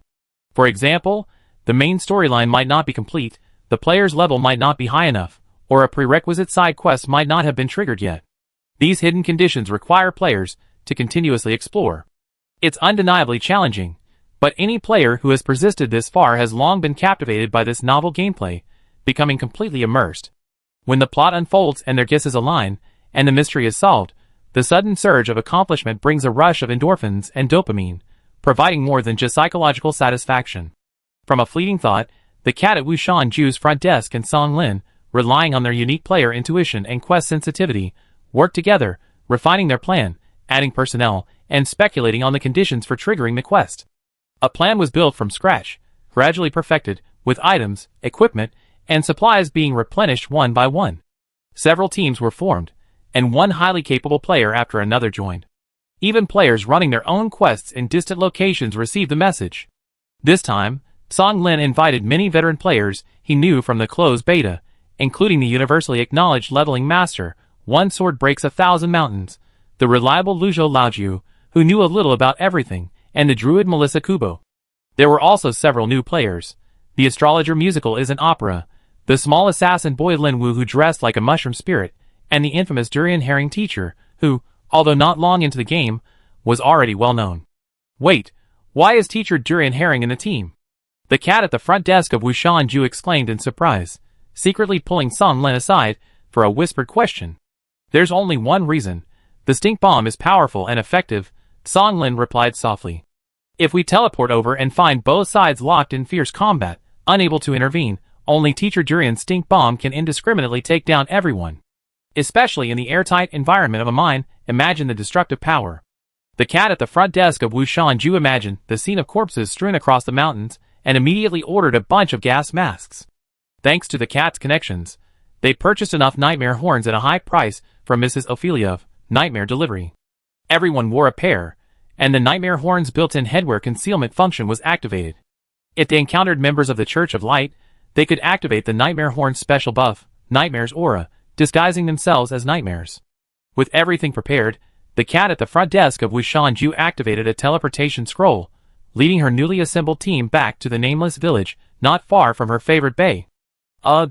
Such a strong smell of blood! As soon as they landed, Durian Herring, with its exceptionally sensitive sense of smell, sniffed and exclaimed, and the smell of fire, smoke, and burning. They really are fighting. One Sword Breaks 1,000 Mountains looked around. Even half the village is burned down. The cat at the front desk of Wushanju looked back at the village. It was no longer the peaceful village she remembered, despite its shabby bakery and shady mill. The fence surrounding the village was dilapidated, and the walls of the houses along the road bore marks of axe blows and splattered blood. The blood had dried and turned black, suggesting it had been there for quite some time. Many houses in the village were burned down, a charred mess, while the village church in the distance was still ablaze. What's going on? Asked Luzhou Laojiu. Are the villagers fighting with the Church of Light? Not sure, we better ask someone. The cat at the front desk of Wushanju was a little worried about the village boy, Peta. Everyone, activate Nightmare's Aura. Proceed cautiously. If we see any villagers, we subdue them before questioning them. She drew her magical rolling pin, gripped it tightly, and led the way into the village. The village was unexpectedly quiet. Whatever battle had taken place, it seemed as if the dust had settled, with only the flame still crackling. The cat at the front desk of Wushanju led the team to Peta's house. The dilapidated house hadn't been affected by the fire, but the door was wide open, and the house was empty. Even the blankets, pots, and other daily necessities were gone. Did they pack up and run away? Melissa Kubo asked. Or Something happened so that all their belongings were taken? I don't know. The cat at the front desk of Wushanju shook her head. A very lovely child, and his mother lived here. He was honest and reliable, and I quite liked him. I hope the writers will be considerate, and not just kill him off randomly. Should I do a divination? The astrologer, who thought musical isn't an opera, pulled out 3 coins, bowed to something, tossed them on the ground, and glanced at them. Seems all right. Melissa Kubo peeked out from behind her on tiptoe. Can you tell me where they are now? Huh? The astrologer scratched her head. I'm not very good at calculating such specific things. Oh, I see. Melissa Kubo landed back on the ground in disappointment. The cat at the front desk of Wushanju looked around the room, and found that the powder sifter she had given Peta was also missing. She couldn't tell if this was a good thing or a bad thing, only that as long as they hadn't seen the NPC's corpse, there was still a glimmer of hope. The adventurers left the cramped room and continued towards the burning church. This used to be a lousy bakery. The cat at Wushanju's front desk stopped before a charred ruin. A fat woman's corpse lay at the bakery's entrance, clearly dead for some time. Even her body was bloated and distended. Further on, the number of dismembered limbs and corpses increased. The cat recognized several somewhat familiar faces. They seemed to be the scoundrels she had once hanged with vines. Before the burning church stood a crudely made gallows, from which hung a man dressed as a priest of the Church of Light. His neck was stretched taut by his own weight, his body swaying violently in the wind high on the gallows. Father Sykes. The cat at Wushanju's front desk recognized the priest's face. The priest who once held absolute power in this village was now hanging on the gallows, his death tragic. Chapter 1168. The village was mostly abandoned, the church and bakery were burned to the ground, only the mill remained. Song Lin guessed that people probably still needed the mill to grind flour, which was why it was preserved. There were no living people left in the village. To prevent illusions from appearing, the druids in the group banished the gradually gathering corruption, while the others, after searching the corpses for clues, threw the remains into the burning flames. Their haul was meager. The corpses seemed to have been touched. Apart from a letter hidden in the priest's pocket, they found no other clues or valuables. The cat at the front desk of Wushanju opened the letter. Bishop Pero, to whom it may concern, as I stated in my previous letter, heretical beliefs in the village have gradually become rampant. Although the villagers still attend worship services every morning and evening, I can see a defiant indignation in their eyes. They no longer believed in God's teachings, and would secretly sneer at me while I preached. This village was gradually spiraling out of control, and the source of this chaos was a type of bread that required no baking. Ever since a wandering baker passed through the village, many people had suddenly learned how to make this strange bread. It was soft, easy to eat, and had a subtle sweetness. Even if it hardened after being left out for a while, toasting it over a fire gave it a unique flavor, far more delicious than rye bread. People only needed flour, water, fire, and a few bamboo or wooden strips to make this bread. This simple and easy-to-learn method spread like a virus. In just a few days, the number of people who had mastered the method increased from 1 to 10, and from 10 to 100. Not just our village, but now even the surrounding villages, and the miners have learned it. They're even constantly improving this strange bread, filling it with meat, sugar, vegetables, or whatever else they can get their hands on. They seem willing to try anything. They no longer need bakeries or fire pits, and even more strangely, they even reduce their visits to the mill. It's as if someone is constantly supplying them with flour. That wandering baker who caused all this, I once sensed a hint of a nightmare on her. Now, I think it was all a cunning demonic conspiracy. I sense a storm is brewing. The villagers are gathered in the mines. They're plotting something dangerous. I can smell the terrifying impending storm. Ah, teacher, please help your poor student. The situation is spiraling out of control.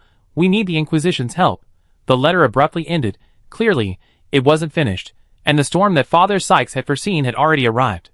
Unbeknownst to the cat at the front desk of Wishanja Restaurant, the followers of the God of Noodles had already taken up arms to fight for their new faith and a brighter future.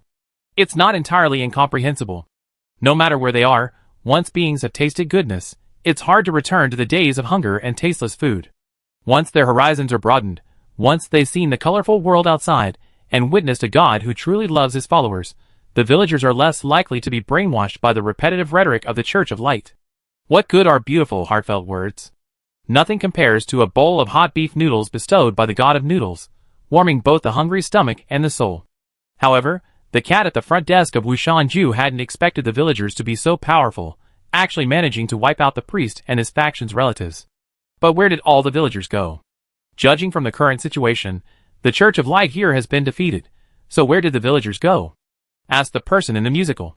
Perhaps we can go to the mine. The cat at the front desk of Wushanju gently waved the letter in his hand. Let's go, I remember, the mine is this way. They each took out their mounts, and the convoy drove off in a grand procession towards the mine, the rich and overpowering aroma of fried chicken filling the air from afar. Durian Herring Teacher took 2 deep drags, patted his belly, and said, I'm hungry. The cat at the front desk of Wushanju was completely baffled. I only taught them how to make pastries, not fried chicken or anything like that. When they arrived at their destination and saw the familiar group of adventurers with a Serve the People team name above their heads weaving through the villagers, some sitting, some lying down, some howling, they instantly understood. They stole my job. Damn it, I knew I couldn't get any quests. Song Lin cursed under his breath. This team beat me to it. Durian Herring Teacher rushed straight to Black Cat Sleepy, who was frying chicken. Hey, give me a bucket of fried chicken. All legs. Okay, can you wait a minute? This pot is for the villagers. Black Cat Sleepy pulled another bowl of marinated chicken legs from his backpack. I make you another pot. Want it spicy? Black pepper? Durian Herring Teacher's tears streamed down his face. I want everything except cilantro. Who's your captain? Song Lin stepped forward and asked. I need to talk to him. Black Cat Sleepy looked back and shouted, Boss, come and greet the customer. We have work. His voice was extremely loud. A short while later, Abyss Below emerged from the nearby or exchange, and when he reached Black Cat Sleepy, he slapped him on the forehead. What are you yelling about? Don't you know how to use the team channel? Black Cat Sleepy chuckled twice, and went back to frying chicken. You need something? Abyss Below asked. Song Lin nodded. Want to team up on a big mission? Maybe it'd be related to what you're doing now. All ears. The 2 captains went to the side to discuss things carefully, while the team's mascot, the god of pastries, Wushanju's front desk cat, searched carefully through the crowd for a while, and finally spotted a familiar figure. Peta, she called out. The boy, his face covered in soot, jumped up instantly, turned around, and his big eyes immediately filled with tears. Ah, God! You finally heard our prayers. Prayers? What? I can't hear that kind of thing. The cat at the front desk of Wushanju twitched its lips, took out several fragrant and sweet cupcakes from its backpack, and handed them to the boy who had run towards it. What happened in your village? Are you and your mother all right? Thanks to your protection, everything is fine. Peta took the cupcakes, carefully held them in his hands, and bowed several times to the cat at the front desk of Wushanju. Thank you for your blessings. Come on, tell me quickly what happened. The cat at the front desk of Wushanju pulled Peta to a clean spot to sit down, urging him on while also taking a cupcake, peeling it open, and taking a bite.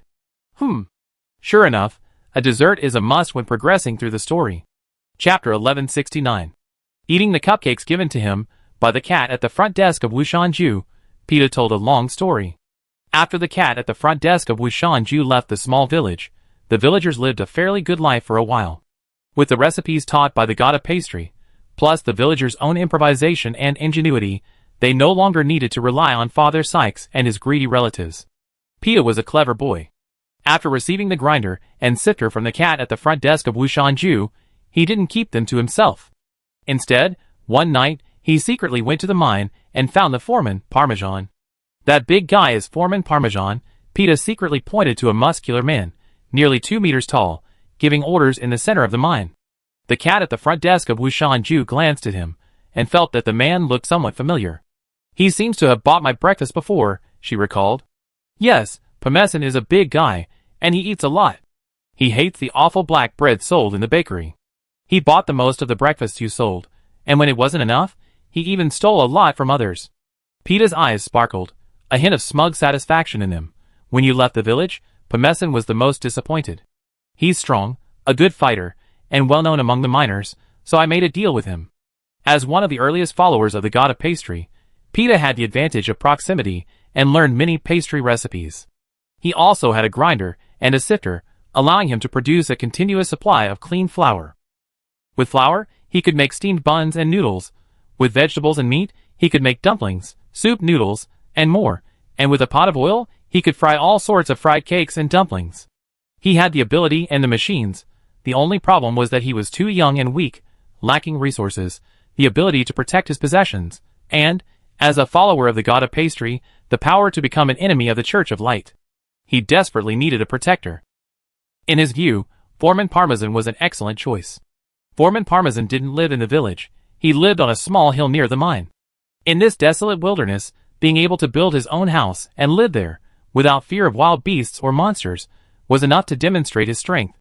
PETA had heard stories from his fellow miners since childhood about Foreman Parmesan single-handedly killing a giant bear with just a machete. In his mind, there was probably no one more suitable protector than this foreman. Of course, the Parmesan boss wasn't someone to be trifled with, and it took PETA considerable effort and persuasion to finally convince him. Initially, the Parmesan boss wanted to seize the machines from PETA, but after hearing that PETA could make the pastries he liked, he abandoned his plan to kill and rob him.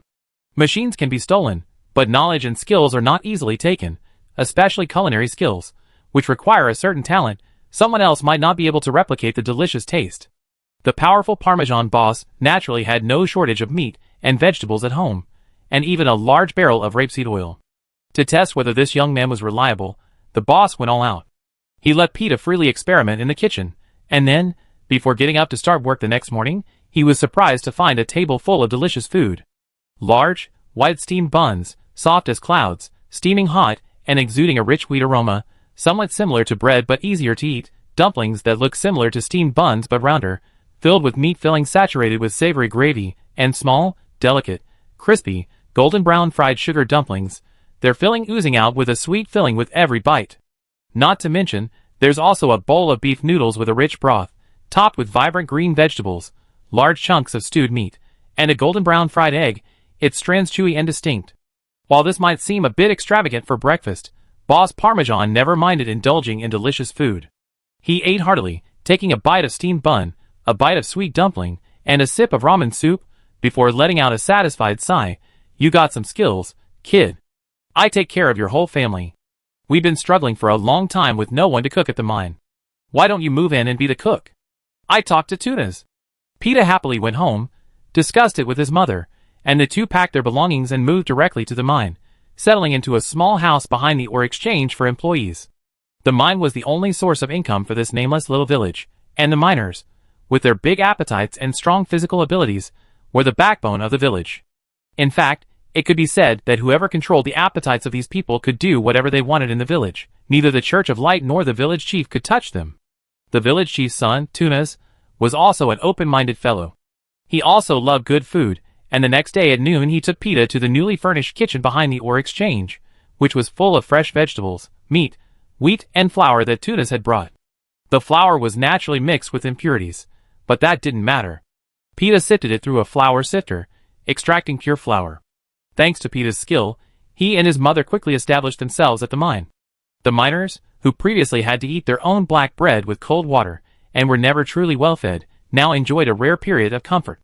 After a few good meals, they were full of energy, and their mining profits multiplied several times over. No one would turn down good food, except for those selling unpalatable black bread. Thanks to Father Sykes's patronage, his relatives, accustomed to unscrupulous business practices, had long been used to effortless wealth. Now that the miners had their own cook, and many villagers had briefly studied under the god of pastry, and had other options besides black bread, they no longer forced themselves to eat the sand-mixed black bread. The bakery's business plummeted. When Aunt Dorita discovered she couldn't sell any of her black bread, she went to Father Sykes.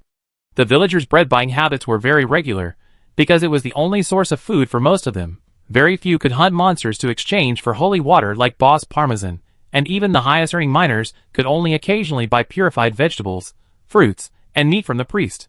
Aunt Dorita and Father Sykes quickly realized the problem. The villagers clearly had their own food source. The wandering baker had long since left, and no merchants had recently come to the village. The priest's wheat sales had increased significantly, but business at the mill was sluggish. The accounts didn't match. Something was clearly happening in the village that they didn't know about. Chapter 1170. The atmosphere in the village has become strange. PETA took a sip of the bubble tea the cat at the front desk of Wushanju restaurant had given him.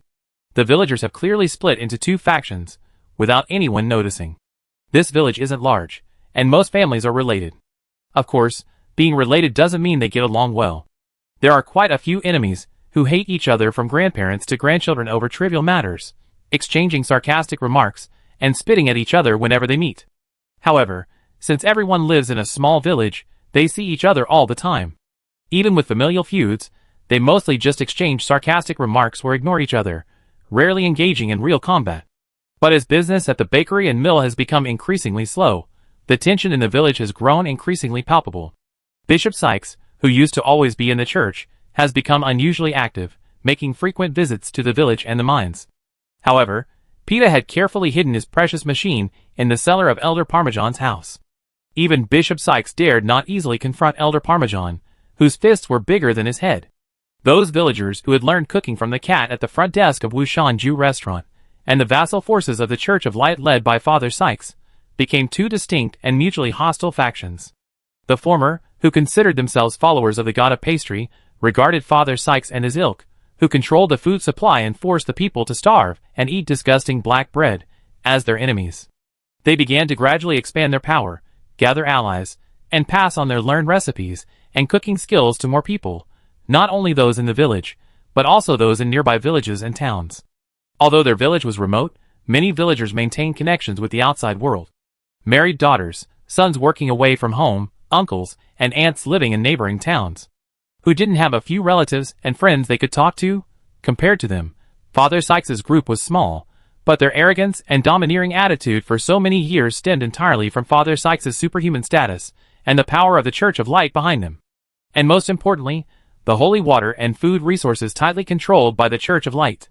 As long as this constraint remained, even if the people obtained recipes for easy pastry making without a kiln from the god of pastry, they still couldn't obtain the basic ingredients for making pastries.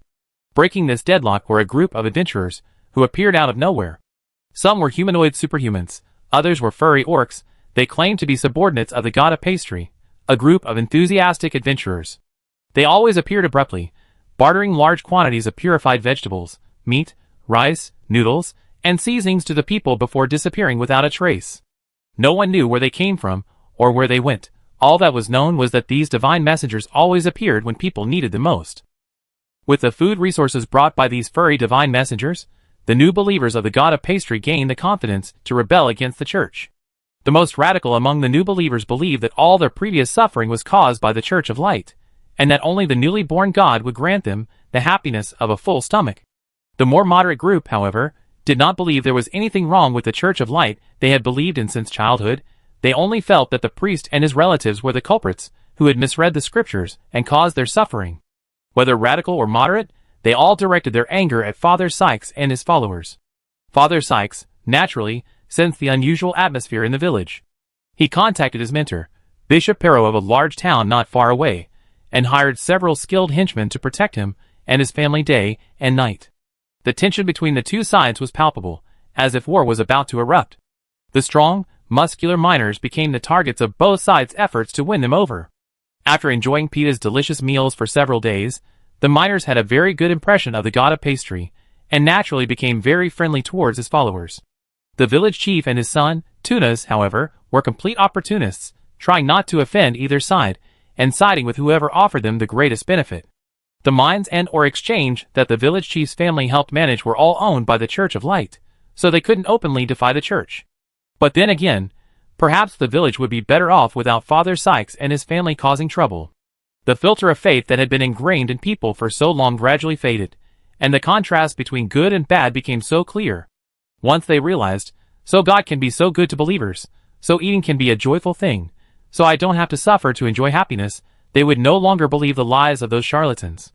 Thus, the anger of those who gradually realized they had been living a miserable life under the deception of the priest and the church swelled, like balloons stretched to their limit. At first, they could barely maintain a superficial calm, but with the slightest external impact, they would burst instantly. No one could say for sure where, by whom, or what caused the first explosion. Peter only knew that overnight, the villagers were fighting. In the heat of the moment, familial ties were long forgotten, and the power disparity between ordinary people, professionals, and superhuman bodyguards was no longer a concern. Those were things rational people would consider. But now, driven by rage and passion, no reason mattered. The situation escalated from a fight between a few villagers biting, scratching, and pulling hair. Then Dorita, the target of everyone's anger over the black bread, arrived with a bruised and disheveled face, calling for her superhuman bodyguard. One or two ordinary people fell, But this only fueled an even fiercer, more vengeful fire. When the miners, returning home after clocking out at the mine, suddenly heard news that the women and children in their families had been injured, or that their loved ones had perished, they immediately grabbed axes, hammers, bows and arrows, and surrounded the bakery and the church. Although they hadn't reached the level of superhumans, their muscular physiques were already comparable to those of ordinary professionals. In a one-on-one fight, an ordinary professional might not be able to defeat a well-trained superhuman bodyguard, but if dozens of professional miners, each as burly as a small mountain, surrounded one or two lone superhumans, the balance of power would begin to shift. Chapter 1171. Since ancient times, the outcome of a battle has never been simply determined by the difference in strength. The few can defeat the many, the weak can overcome the strong. As long as the hearts of the people and justice are upheld, even millet and rifles can defeat the latest airplanes and artillery. This also applies in the magical alternate world. No matter how strong the superhumans are, unless they reach the level of gods, they are still mortal beings, capable of injury and suffering. The magic and swords in their hands are merely another form of airplanes and artillery. Those who value their lives fight those who don't. Mercenaries with homes to return to fight homeless people on the verge of despair. Those who do their jobs for money face those who fight for their lives. The situation is unpredictable, and victory or defeat is not so easy to foresee. This is the real world, not a game with a single predetermined ending. Here, there is no absolute numerical superiority. Even a miner's randomly thrown axe has a chance of hitting a superhuman in the forehead.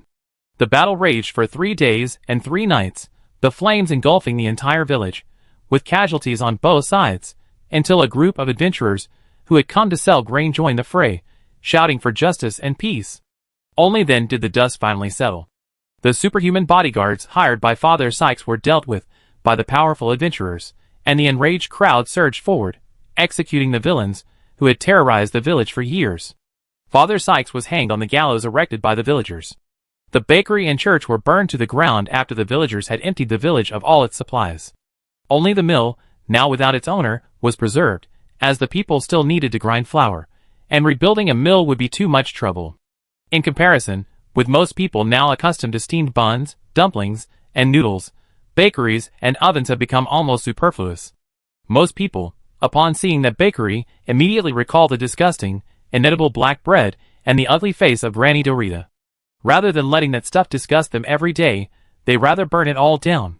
If the god of pastry heard their prayers and descended again, perhaps he would even teach them a new way to build an oven, creating one that could bake cloud-shaped bread. My mother and I were lucky, we stayed at the mine, so it wasn't affected by the war much. The village was much worse off. Most of the houses were destroyed, making it practically uninhabitable. The village chief and Pamazan brought everyone to the mine, along with houses for the miners to rest in and or warehouses, enough to help the villagers get through this difficult time, Peta said. We found a lot of food in the bakery and the church, and that adventurer called Black Cat is a great cook. So what are you planning to do next? Asked the cat at the Wushanju reception desk. I don't know, it depends on what the village chief and the eldest brother think. Peta scratched his head. Everyone's confused, nobody knows what to do next. But from what I heard in their discussions, they don't want to repeat the same mistakes, they don't want to live those hard days again. He looked at the cat at the front desk of Wushanju, his eyes full of expectation. God of pastries, can you help us? The cat at the front desk of Wushanju, okay. Beep, a system notification sounded in her ear. Congratulations to the player for triggering the main quest series, Justice Delayed.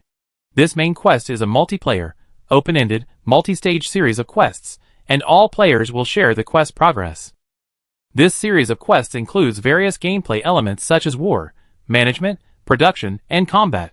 Players can advance the game based on their own strengths, preferences, and desires. Finally, the cat at the front desk of Wushanju perked up, glancing at the chat channel. Several members of the team were also saying they had received new quests. Party Songlin, haha, as expected, a new main quest series has been triggered. This questline should be similar to the one in the Northern Territory. Next, we should be able to try to win over the villagers and seize territory.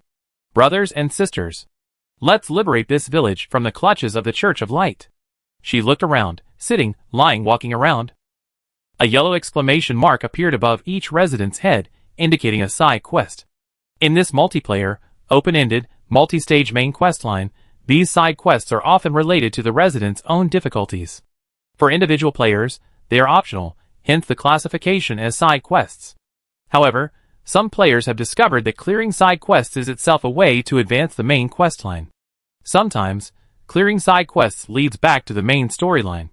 This way, when players are faced with an open-ended storyline and unsure how to proceed with the main questline, they can systematically progress through the side quests.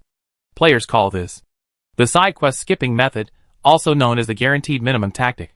Experienced players have analyzed that in open-world games, it's somewhat difficult for the developers to control the main storyline progress. For example, one player might do a little quest in direction A, another in direction B, and still others in direction C, D, and E. Everyone's wandering around like headless chickens, unsure if their chosen path is right or wrong. This easily leads to players who get bored and give up before progressing on any route, or players on opposite routes pulling each other along. Ultimately, this stalls the overall main storyline progress. But regardless of whether players are confused about their chosen path, or whether they are striving in the same direction or hindering each other, there will never be a shortage of players in this world who feel uncomfortable seeing exclamation marks and are obsessed with completing all the side quests. Side quests are pre-made game content created by the development team. The information and intelligence within side quests are extensions and expansions of the main storyline. Completing side quests often grants players game hints embedded in the plot, allowing them to understand the local customs and the people's thoughts. Even if they can't directly advance the main storyline, they can still gain more clues and ideas.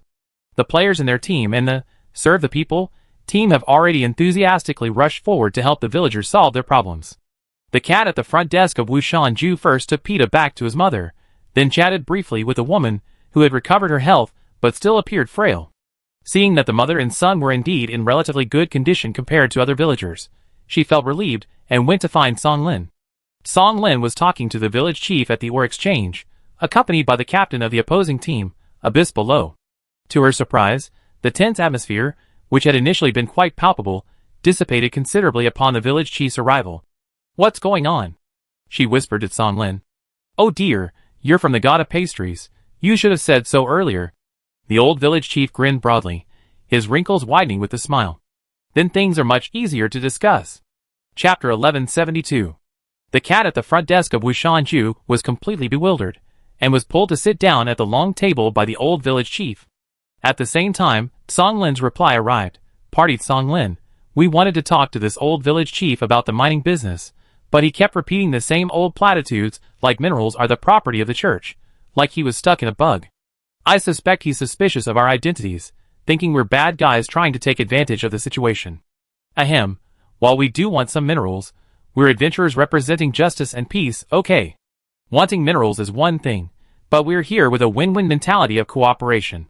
The cat at the front desk of Wushan Ju coughed lightly. As an adventurer who knew players' opportunistic nature well, she really wasn't sure what this win-win mentality actually meant. However, she naturally wouldn't contradict her companions at this time. "They are my men," the god of pastry said, and the old village chief's expression became even more respectful.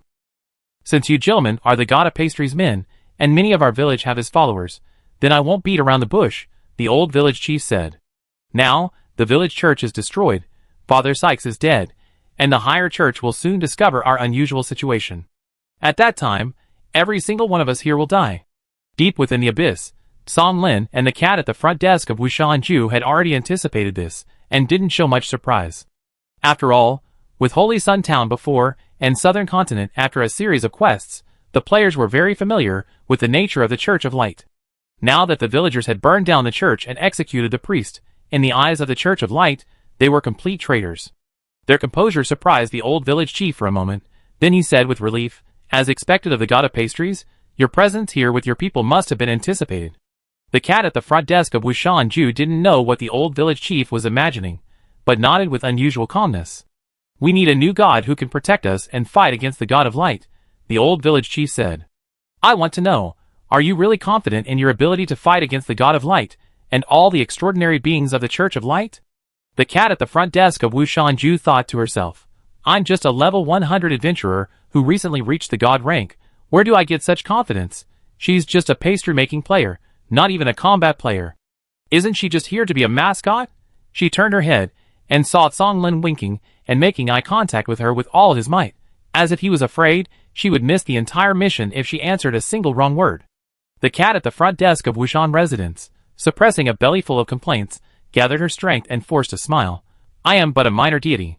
In terms of my own strength alone, I am certainly no match for the God of Light, with his profound foundation. And my followers are even less comparable to the powerful Church of Light. The village chief's face visibly drooped.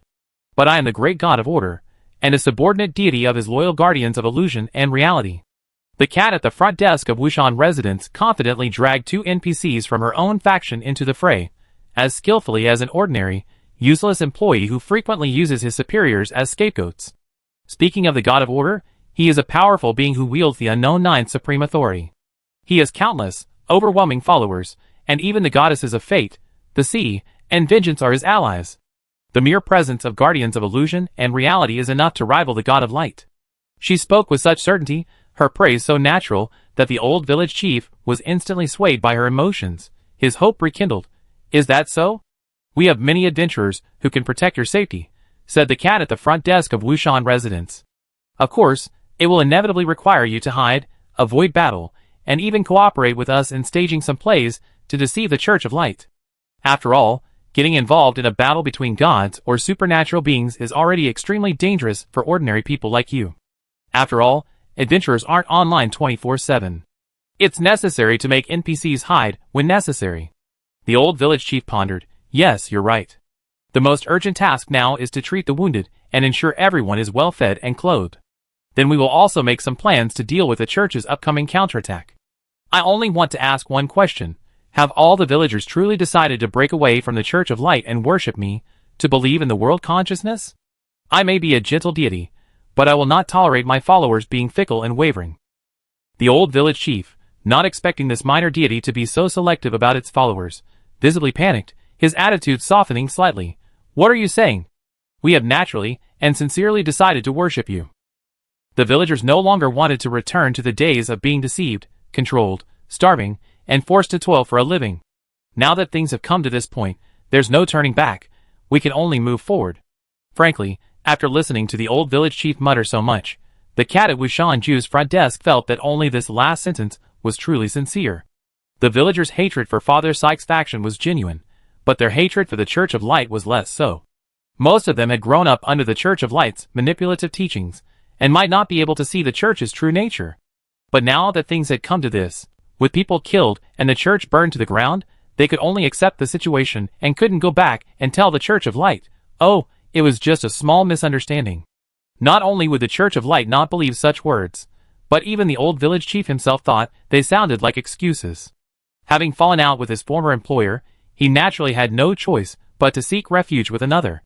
The god of pastry was currently their best option, but for the old village chief, it was merely a choice made under duress, driven by self-interest and rationality, not a genuine belief in the god of pastry. That old rascal, so cunning. The cat at the front desk of Wushan Ju muttered to herself, but didn't pay much attention. Her original plan with Song Lin was to use this village as a base to recruit followers, incite a rebellion, convert the Church of Light's followers one by one into their own, and seize the Church of Light's territory one by one. They hadn't expected the plot to unfold so quickly. They didn't even need to instigate it. The villagers had already completed the work of rioting and rebellion. Chapter 1173.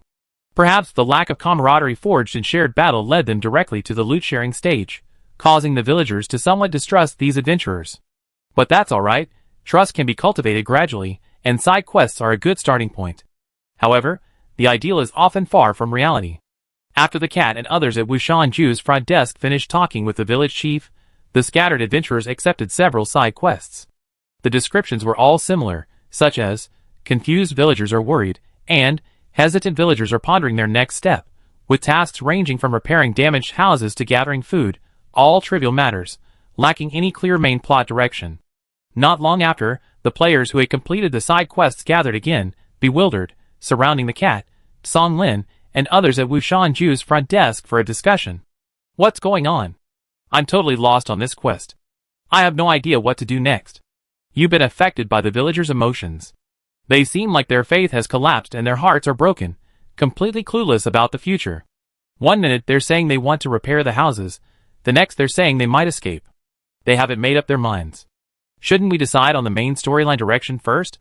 It feels like without choosing a branching path, we can't progress further in the story, and can only do menial tasks. The players chattered amongst themselves. The cat at the front desk of Wushanju looked at Song Lin. What do we do? Song Lin scratched his head. I'm just a magic user. I can roughly guess that the main storyline is about winning over the villagers and freeing them from the clutches of the Church of Light, but I really have no idea how to do it. I always thought the main storyline looked so easy when I watched the pros, but now that I'm actually playing, everything's so difficult. The cat at the front desk of Wushanju glared at him. I'm just a baker. Don't count on me. You said I was just here as a mascot? Don't worry, Song Lin reassured her. I might not be able to handle it myself, but I can call in reinforcements. 10 minutes later, the pro today rain arrived from afar. The cat at the front desk of Wushanju nudged Song Lin with her elbow. How did you manage to invite the prophet? We couldn't get one before, right? I provided a brand new, modified turbo-accelerated magical flying motorcycle, and even included the teleportation scrolls needed for the round trip. Song Lin said with a hint of regret. That new motorcycle performs better than the current models. I originally wanted to keep it for myself. But well, the technology for this kind of mount is quite mature now. If I can make one, I can make a second. Now I just hope the rewards from this large main quest series are enough to cover my losses. Cough, to justify my investment. The cat at the front desk of Wushanju. Well, as expected of a master of magical mechanical mounts, although her ability to advance the main quest is a little lax, her deep pockets make up for it well. Thinking about it, she herself was lured here by the flying mobile bakery. Well, never mind. Today's rain truly lives up to her reputation as a player-recognized prophet. She only spent a few minutes figuring out the whole story, and confidently said, I roughly understand. I have 2 predictions for the upcoming main quest branch. All the players gathered around, obediently finding a spot to sit on the ground next to the expert, quietly listening to his analysis of the plot. Today, Yoyu raised one finger. First, we can do what we did in Holy Sun Town and bring all the villagers back to AMT County. Then she raised a second finger. Second, we can build fortifications here and prepare for a formal war with the Church of Light. She paused. Personally, I prefer the second option. There are several considerations. First, there are mines and resources here, resources that AMT County desperately needs. Abandoning the mines and just taking people back to support them is not cost-effective. Second, while the villagers attacked Father Sykes and burned down the church out of necessity, their act of resistance will inevitably be seen as betrayal by the Church of Light, and they will face a furious retaliation. However, they may not actually understand the true evil of the Church of Light, and might even be. Thirdly, with the belief in heterochromia, bringing them back might jeopardize the safety of AMT County. Now that the main storyline has progressed this far, I think it's about time we confront the Church of Light head-on. Of course, not necessarily in the name of adventurers. She winked at the players, who all smiled knowingly, muttering, Thank you, Cruz, for taking the blame. Thank you, demons. In the end, Cruz took the fall for everything. Fourth, Rainy Day continued. I believe many of you have noticed that the various activity routes of adventurers within the Church of Light's kingdom are gradually converging, and we even made contact with the Inquisition. If we stay here, we should be able to utilize these resources as well. That's what I think too. Song Lin exclaimed excitedly. The cat at the front desk of Wushanju couldn't help but twitch its lips. Then let's proceed with the second line of reasoning for now. Jinryu nodded and continued. The village church burned down, the priest died, and according to the world's setting, the gods must have sensed it. However, we know that Haitong and Naya are currently trapped in the Golden Land, engaged in a divine war with their wives.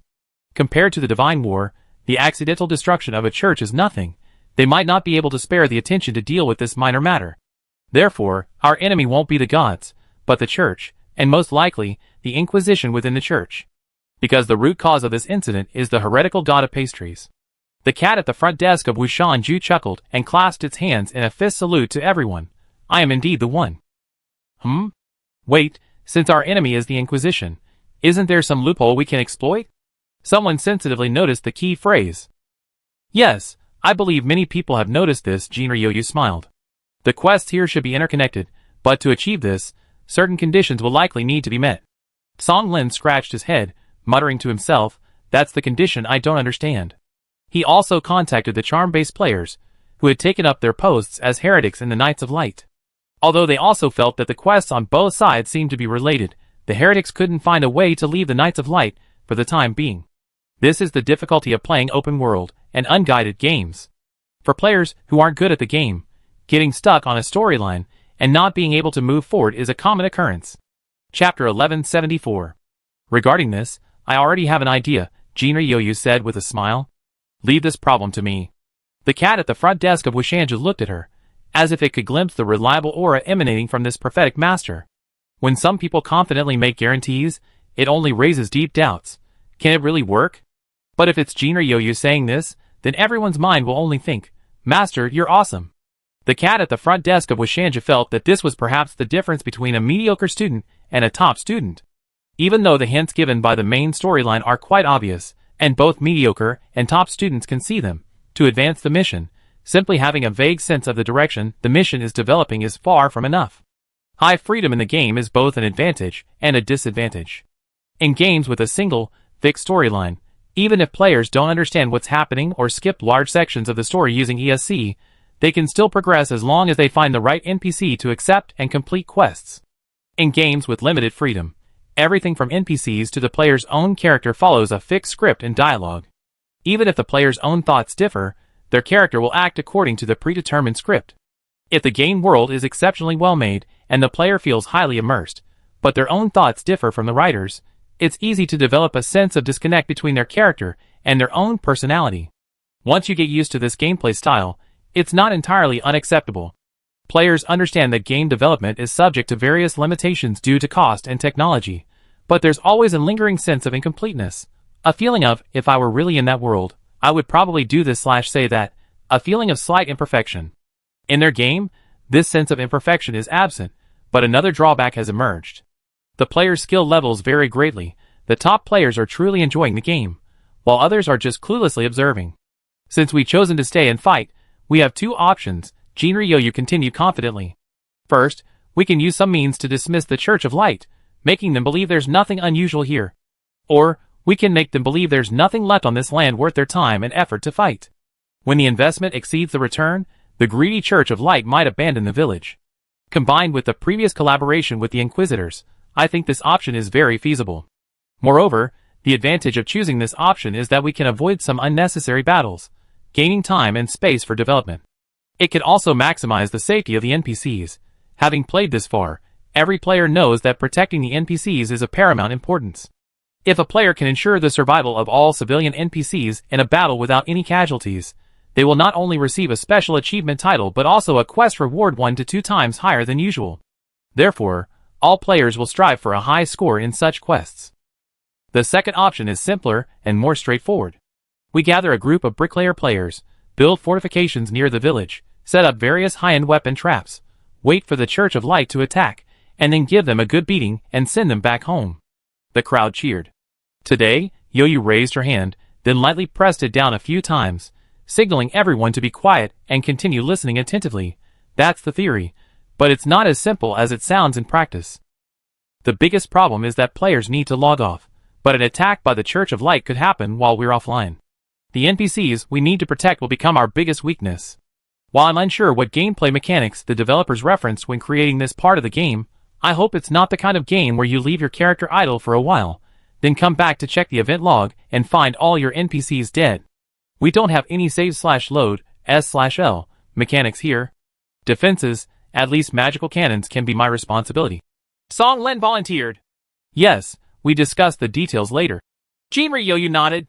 However, I think these two solutions aren't actually contradictory.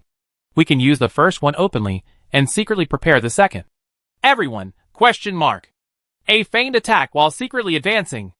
A deep slammed his hand on the clapper. I like this idea. Everyone nodded in agreement. So now that everyone agrees on the basic plan, let's discuss some details.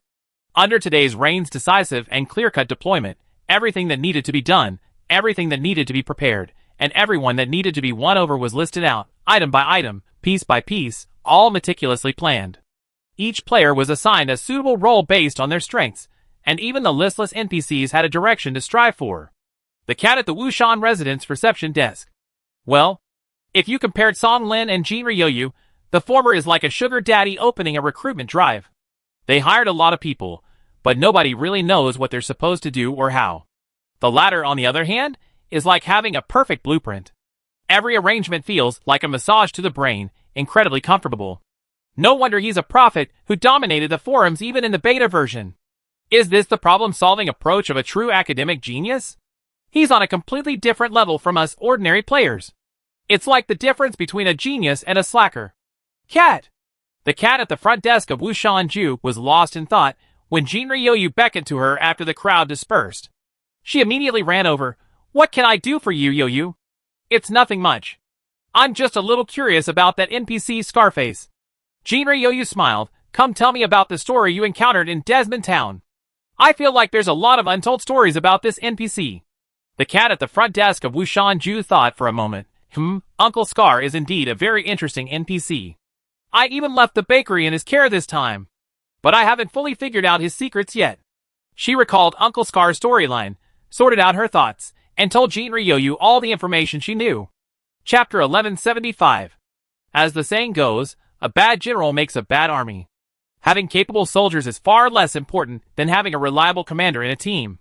But then again, the cat at the front desk of Wushanju didn't initially think Song Lin was a bad captain. This powerful player in magical mechanical research and development had money, resources, and connections, and while he had a vague understanding of the general mission direction, sometimes a vague understanding and a clear and organized thought process offer vastly different experiences.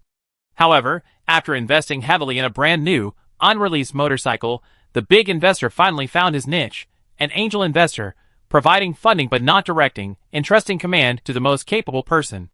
The players quickly found their anchor, and soon knew where to focus their efforts.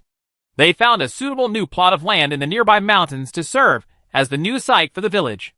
Plants were transplanted, wasteland was cleared, the bricklayers all pitched in, returning to their old trade of plastering walls.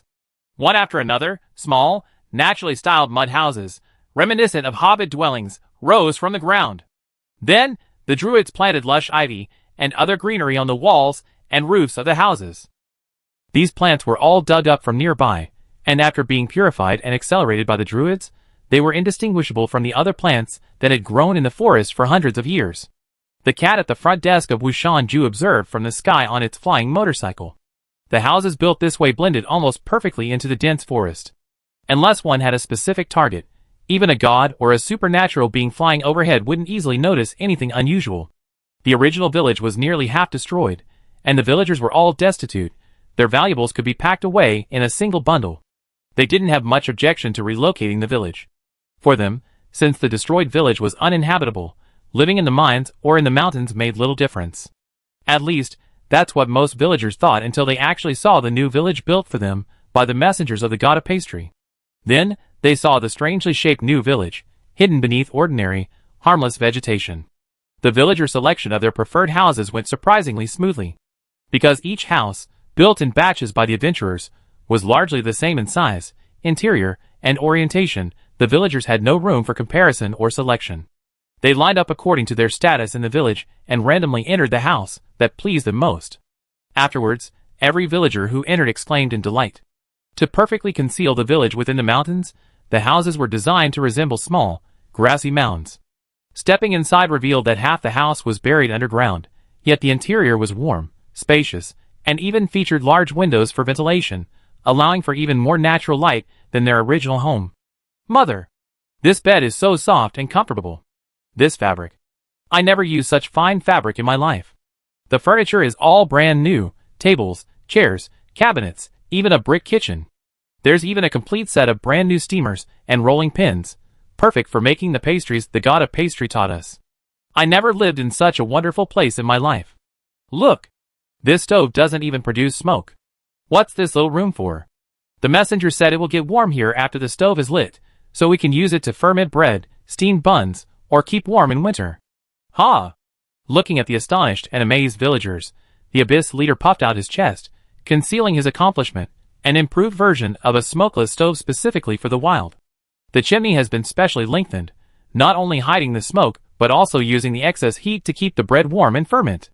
Impressive, Abyss leader. Truly a professional doing professional work. So reliable. If the villagers previously harbored a slight sense of mutual benefit and exploitation towards the god of pastry, they now completely trusted him. After all, the god of pastry's current abilities extended beyond simply making delicious food. He had performed miracles they had never seen before. What god could conjure up such a unique, yet comfortable village out of thin air in just a few days? Even the one-eyed one couldn't. Not to mention, the one-eyed one had never cared about them, accepting offerings for years, but never granting his followers even the slightest bit of comfort. By the way, after completely embracing the god of pastry, these villagers also began to follow the divine messenger's example, calling the god of light one-eyed one and no longer praying to him. The divine messenger said that if they prayed to the one-eyed one, he would target them, and then the church would discover their village, destroy their lives, and burn down their new houses. The villagers wavered for less than a second between the psychological manipulation they had received since childhood and their new home that perfectly matched their vision of a better life, before decisively choosing the new home. The doctrine of the heterochromatic says that everyone must work hard in this life to atone for their sins, so they can live a good life in the next. But if they believe in the god of pastry, they can live a good life in this life. A painted future pie that they might never eat, versus a delicious, juicy pie already laid out before them. Even a fool would choose the former. The villagers weren't fools, in fact, they were starving. Even if they were deceived, their biological instincts of seeking advantage and avoiding harm guided them to the right choice. Of course, this new home didn't come easily. Besides offering faith to the god of pastry, the villagers also had to offer daily, devout prayers to the god of world consciousness and order. However, unlike the Church of Light, the world consciousness faction didn't care about such empty formalities. As long as people genuinely felt gratitude and faith, a simple murmur from their lips or hearts was enough. Furthermore, these divine messengers took all the ore the villagers had mined from the mountains and stored in the warehouse. The villagers accepted this arrangement well. Since they were no longer subservient to the Church of Light, the mineral resources rightfully belonged to the village. Using the village's assets to provide the villagers with new homes and the necessities of life was perfectly reasonable. The adventurers triggered the official quest when they chose this route and began building houses for the villagers, and the amount of ore they collected was within the system's required exchange amount. After the adventurers submitted their ore and the houses passed inspection, the system distributed the quest rewards to each adventurer's account and inventory. Therefore, both the villagers and the adventurers felt it was very fair, the experience was smooth, and no conflicts arose. Chapter 1176. The ore mined in the future can be used to exchange for food and other necessities. The cat at the front desk of Wushanju, as the mascot of this mission, the god of pastries, naturally took on the role of the shopkeeper and liaison with the village chief. Exchange? You're not planning to take over this mine? Perhaps too surprised, the village chief realized he had inadvertently revealed his true feelings after saying that, and quickly tried to cover it up. Ahem, I meant, or for supplies, that's fair. The cat at the front desk of Wushanju didn't mind the village chief's slip of the tongue. She just thought it was a very interesting little Easter egg in the conversation. Hey, compared to that insatiable heterochromatic-eyed being, we adventurers are of course the representatives of fairness and justice. She thought about the game's world building and couldn't resist showing off. Fair and orderly trade is the only way to sustain things. It's a kind of order. As a follower of the god of order, I naturally uphold this principle, maintaining justice and peace. The old village chief was filled with awe. Great, truly great. Whether it's you, the god of order, or your apostles, you are all noble beings. We will record your teachings as divine pronouncements and pass them down as scriptures. The cat at the front desk of Wushanju, no need. Memorizing and passing down other people's casual remarks is too shameful. She scratched the ground with her toes for a while, then made an excuse to leave quickly, bumping into Song Lin at the village entrance, while he was installing some strange device. Boss? What are you doing? She glanced at the thing on the ground that looked a bit like a telescope and a bit like a cannon, and asked casually. I'm making a magical mortar. No longer needing to worry about advancing the main storyline, Song Lin returned to her comfort zone. The people here need some defensive measures. These weapons can protect the village in case we're not around. 1,000 thoughts raced through the cat-like receptionist at Wushanju's office, finally settling into 2 words. Good luck. She felt it was better for her to teach the villagers how to make pastries. That was her comfort zone. Gentlemen, how's the mission going? Jinryu asked. We arrived at Shanwei Town and found the Chestnut Grove, said Tranquil Sea. Thanks for the further information, boss. The search area the system gave us was too large, wasting a lot of our time. Today's Rain smiled. After all, the fastest way to find out where Sommer Medici buried the evidence is to question him directly. And thanks to the cat at the front desk of Wushanju, she got some really useful information. However, because it's been buried for a while, The markers mentioned in the intelligence are hard to identify. We found several suspicious locations. The captain is digging the 5th hole now. I feel like we should find it soon. If all else fails, I can try using a fuel transport. Why not just use a fuel transport? Today's Rain asked curiously. Because the captain said that this is how you experience the joy of treasure hunting. Even knowing that it was raining today, and she couldn't see his actions through the communication channel, Tranquility couldn't help but shrug. The hidden old man sometimes had strange obsessions in strange places. Whether you call it a sense of ritual or enjoying the tedious pleasure of not taking shortcuts, it was quite interesting. Found it. The hidden old man exclaimed excitedly, digging a wooden box from the pit, which was almost as deep as he was. He carefully handed it up, saying, "Hey, give me a hand." "Coming." Tranquility crouched down and took the box. "Wow, it's quite heavy." It was a brass-edged wooden box, about the size of an A4 sheet of paper, with a classic treasure chest arched lid and a large brass padlock. "There's no key." The hidden old man dug a few more times at the bottom of the pit, but to no avail.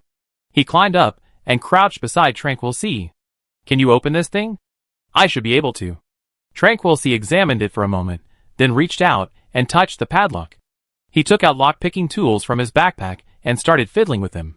He didn't struggle for long before a soft click came from the padlock, and the lid lifted slightly, revealing a crack. The two assassins opened the box and peered inside. Inside were a pile of old letters and several round crystals, presumably some kind of magical recording medium. The old man in hiding examined them casually. Buried evidence, letters and magical memory crystals documenting the collusion between acting Mayor Delmont Desmond and the Church of Light, betraying the Mont Blanc Autonomous Federation. This proves the crimes committed by the Church of Light. The magical memory crystals can be read an unlimited number of times. Note, the letters are fragile. Careful handling is advised. The two carefully locked the box again. This was still enemy territory, wild beasts, magical monsters, or guards of the Church of Light could emerge from the Chestnut Grove at any moment. Therefore, despite their immense curiosity about the plot, reason prevented them from experiencing the storyline here. Watching CG animations is something they have to do slowly after they're teleported back to their base. The moment they got the box, the system's mission interface showed they had obtained the evidence. However, the mission wouldn't be truly complete until they brought the evidence back and handed it over to the Orichalcum Blood Alliance. Tranquility first took out a blank scroll to record the coordinates, then pulled out a teleportation scroll for returning to town.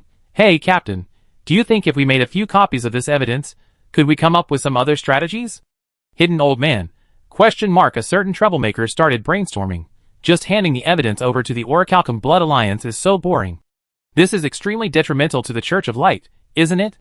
If we could take pictures of these letters and scatter them all over the Church of Light's main city like leaflets, wouldn't that cause a commotion? Hidden old man. Typical of you, this idea always sounds like a troublemaker's.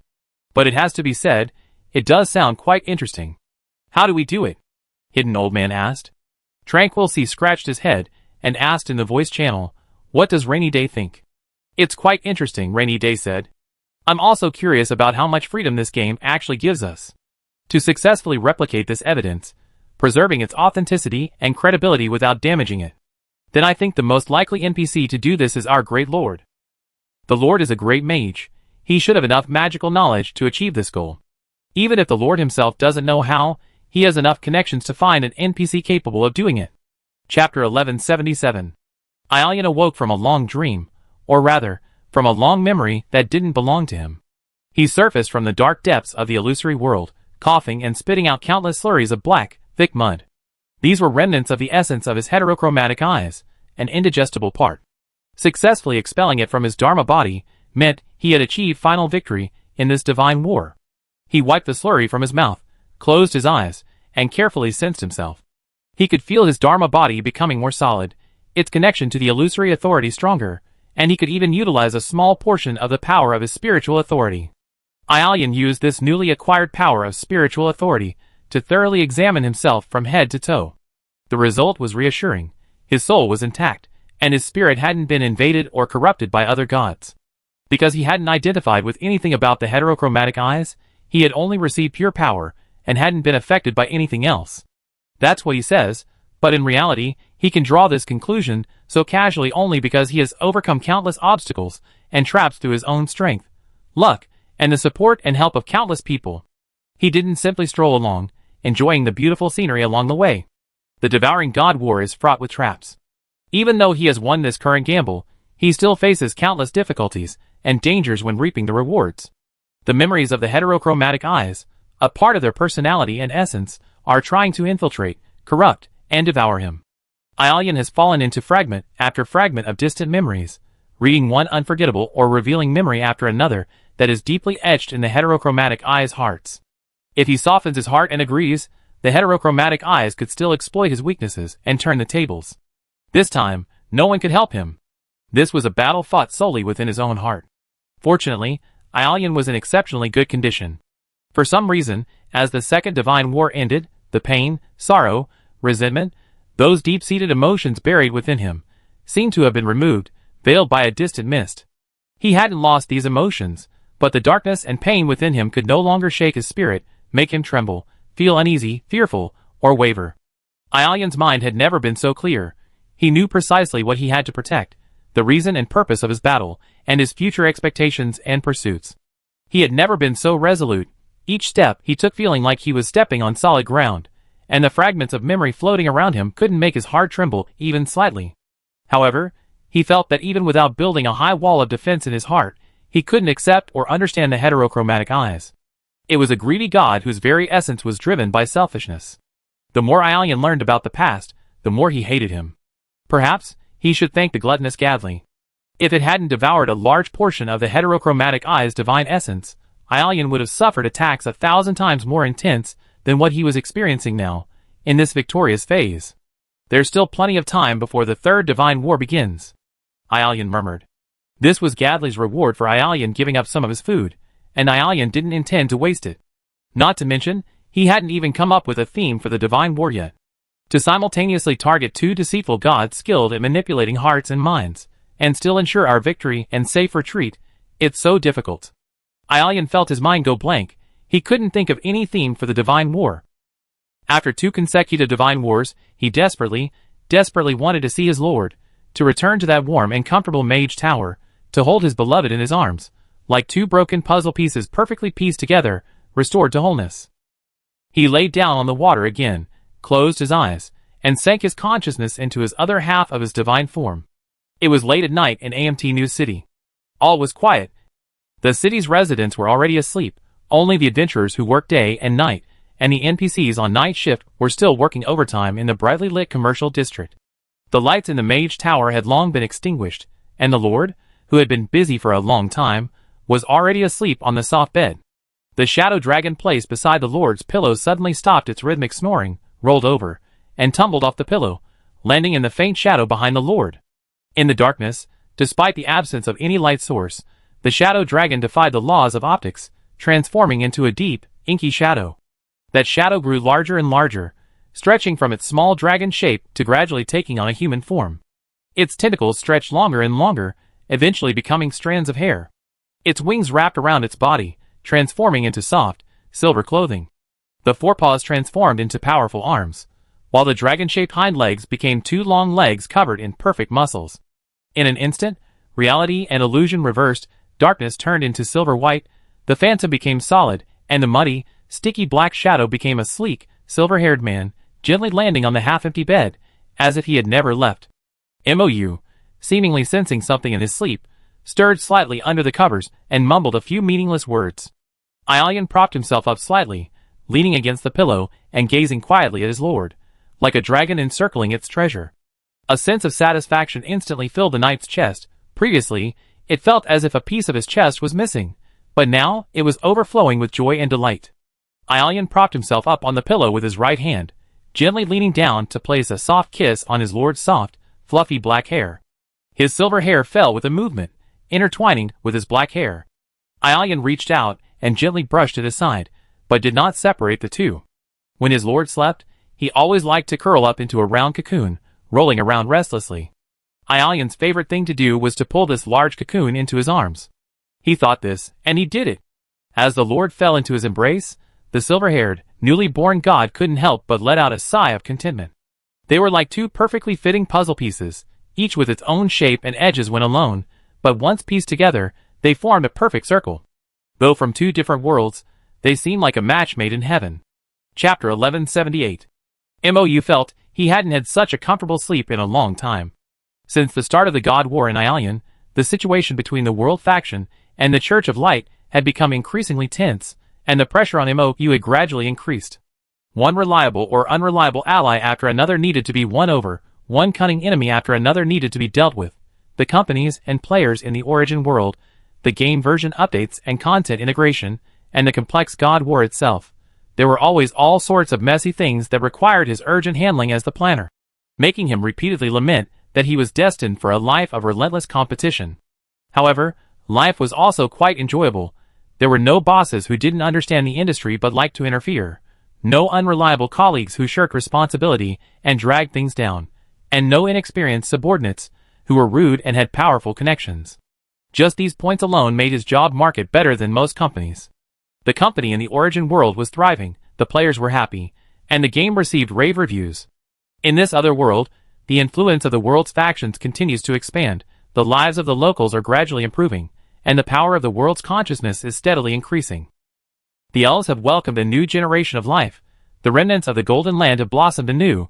The merfolk, under the guidance of their new gods, have successfully reclaimed their former sea homeland, and the once vanished barbaric races of the north are slowly beginning to multiply and revive. Mou is delighted with these changes and rebirths brought about by him and his adventurers. However, with great achievements comes proportionally greater hardship. It's impossible not to feel exhausted. Previously, he had Ialian as a fully informed accomplice, sharing the burden with him. Now, the two are working separately, and amidst the busyness, a sense of loneliness has crept in. Even the most independent person is a social animal. No matter how strong one's mind is, in the quiet of the night, one sometimes needs a little comfort to dispel stress and loneliness. Whether it's a clash of ideas, a heart-to-heart exchange, even just silent companionship or casual conversation, all can bring extremely comfortable solace to a weary heart. Add to that some pleasing faces, pleasantly tactile skin, warm and delightful touch, well, that would be even more perfect. Mou felt as comfortable as if he were soaking in warm water. The blanket wrapped around him provided just the right amount of warmth, and a solid weight enveloped him, giving him an inexplicable sense of peace and relaxation. This must be what they mean by a thick blanket being especially good for sleeping. Wait a minute, he didn't change the blanket last night. As his thoughts gradually cleared, Mou slowly opened his eyes, only to be greeted by a familiar yet unfamiliar, stunningly beautiful sleeping face. The silver-haired beauty had returned some time earlier, and was holding him in her arms, fast asleep. Mou's eyes widened slightly in surprise, but after using the soul authority from Lia to confirm the identity of the person before him, he relaxed and quietly admired the beauty's peaceful sleep. Ialian, with the androgynous, ageless elven bloodline inherited from Elena, was already exceptionally handsome. In his sleep, his aura and power were further diminished, adding a layer of alluring vulnerability. As someone who's obsessed with looks, Mou is totally smitten with this. What initially drew him to Ialian was, to some extent, the overwhelming beauty the Holy Sun, recuperating after the beast tide, repeatedly displayed. Mou's lips curved into a smile. He gently raised his hand, and smoothed Ialian's flowing silver hair. With a slight movement of his fingertips, the lustrous silver hair seemed to come alive, flowing smoothly around him. Ialian slowly opened his eyes. His silver pupils seemed to hold bright starlight, reflecting Mou's image with a smile. "Good morning, my lord." Having just awakened from a peaceful night's sleep, even Ialian's usually clear voice was slightly hoarse, making it sound even more magnetic. Mou couldn't help but feel a slight warmth in his ears. "Good morning," Mou replied, adjusting himself into a more comfortable position in Ialian's arms. Neither of them seemed eager to get up immediately. "When did you get back?" "Last night," Ialian said, lowering his head, his high nose brushing against the lord's soft black hair, almost like a spoiled child. "After processing my heterochromia, I woke up in the illusory realm. My mind was filled with thoughts of seeing you, so I tried to switch my Dharma form, and I didn't expect it to actually succeed. It's probably the victory in the two divine wars that strengthened my power and my connection with the illusory and real authorities, and the spiritual authority that allowed me to do what I couldn't do before. Previously, although Ialian could remotely control the Shadow Dragon, he was still somewhat lacking in strength.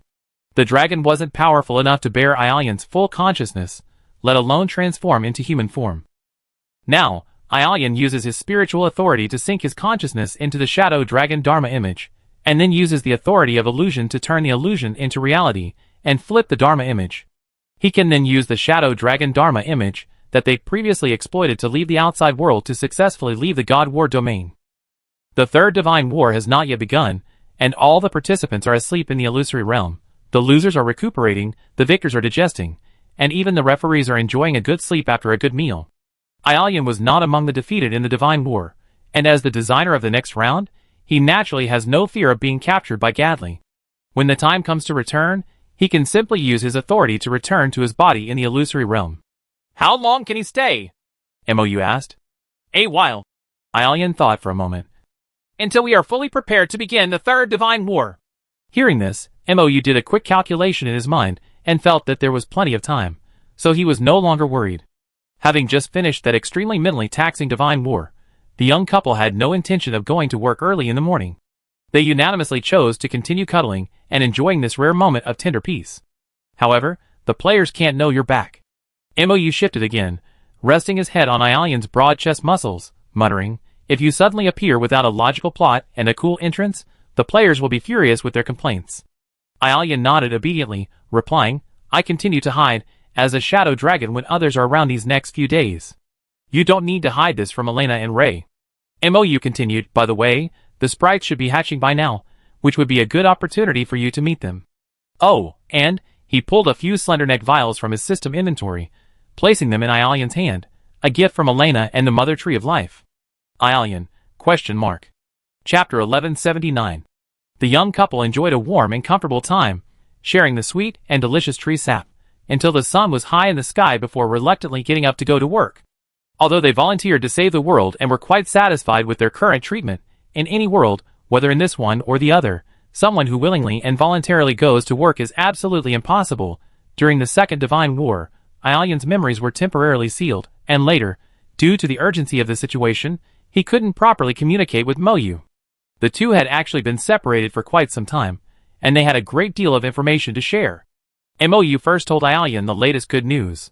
The settlement and prosperity of the new Golden Land, the birth of the elves, and the adventurers' new feats.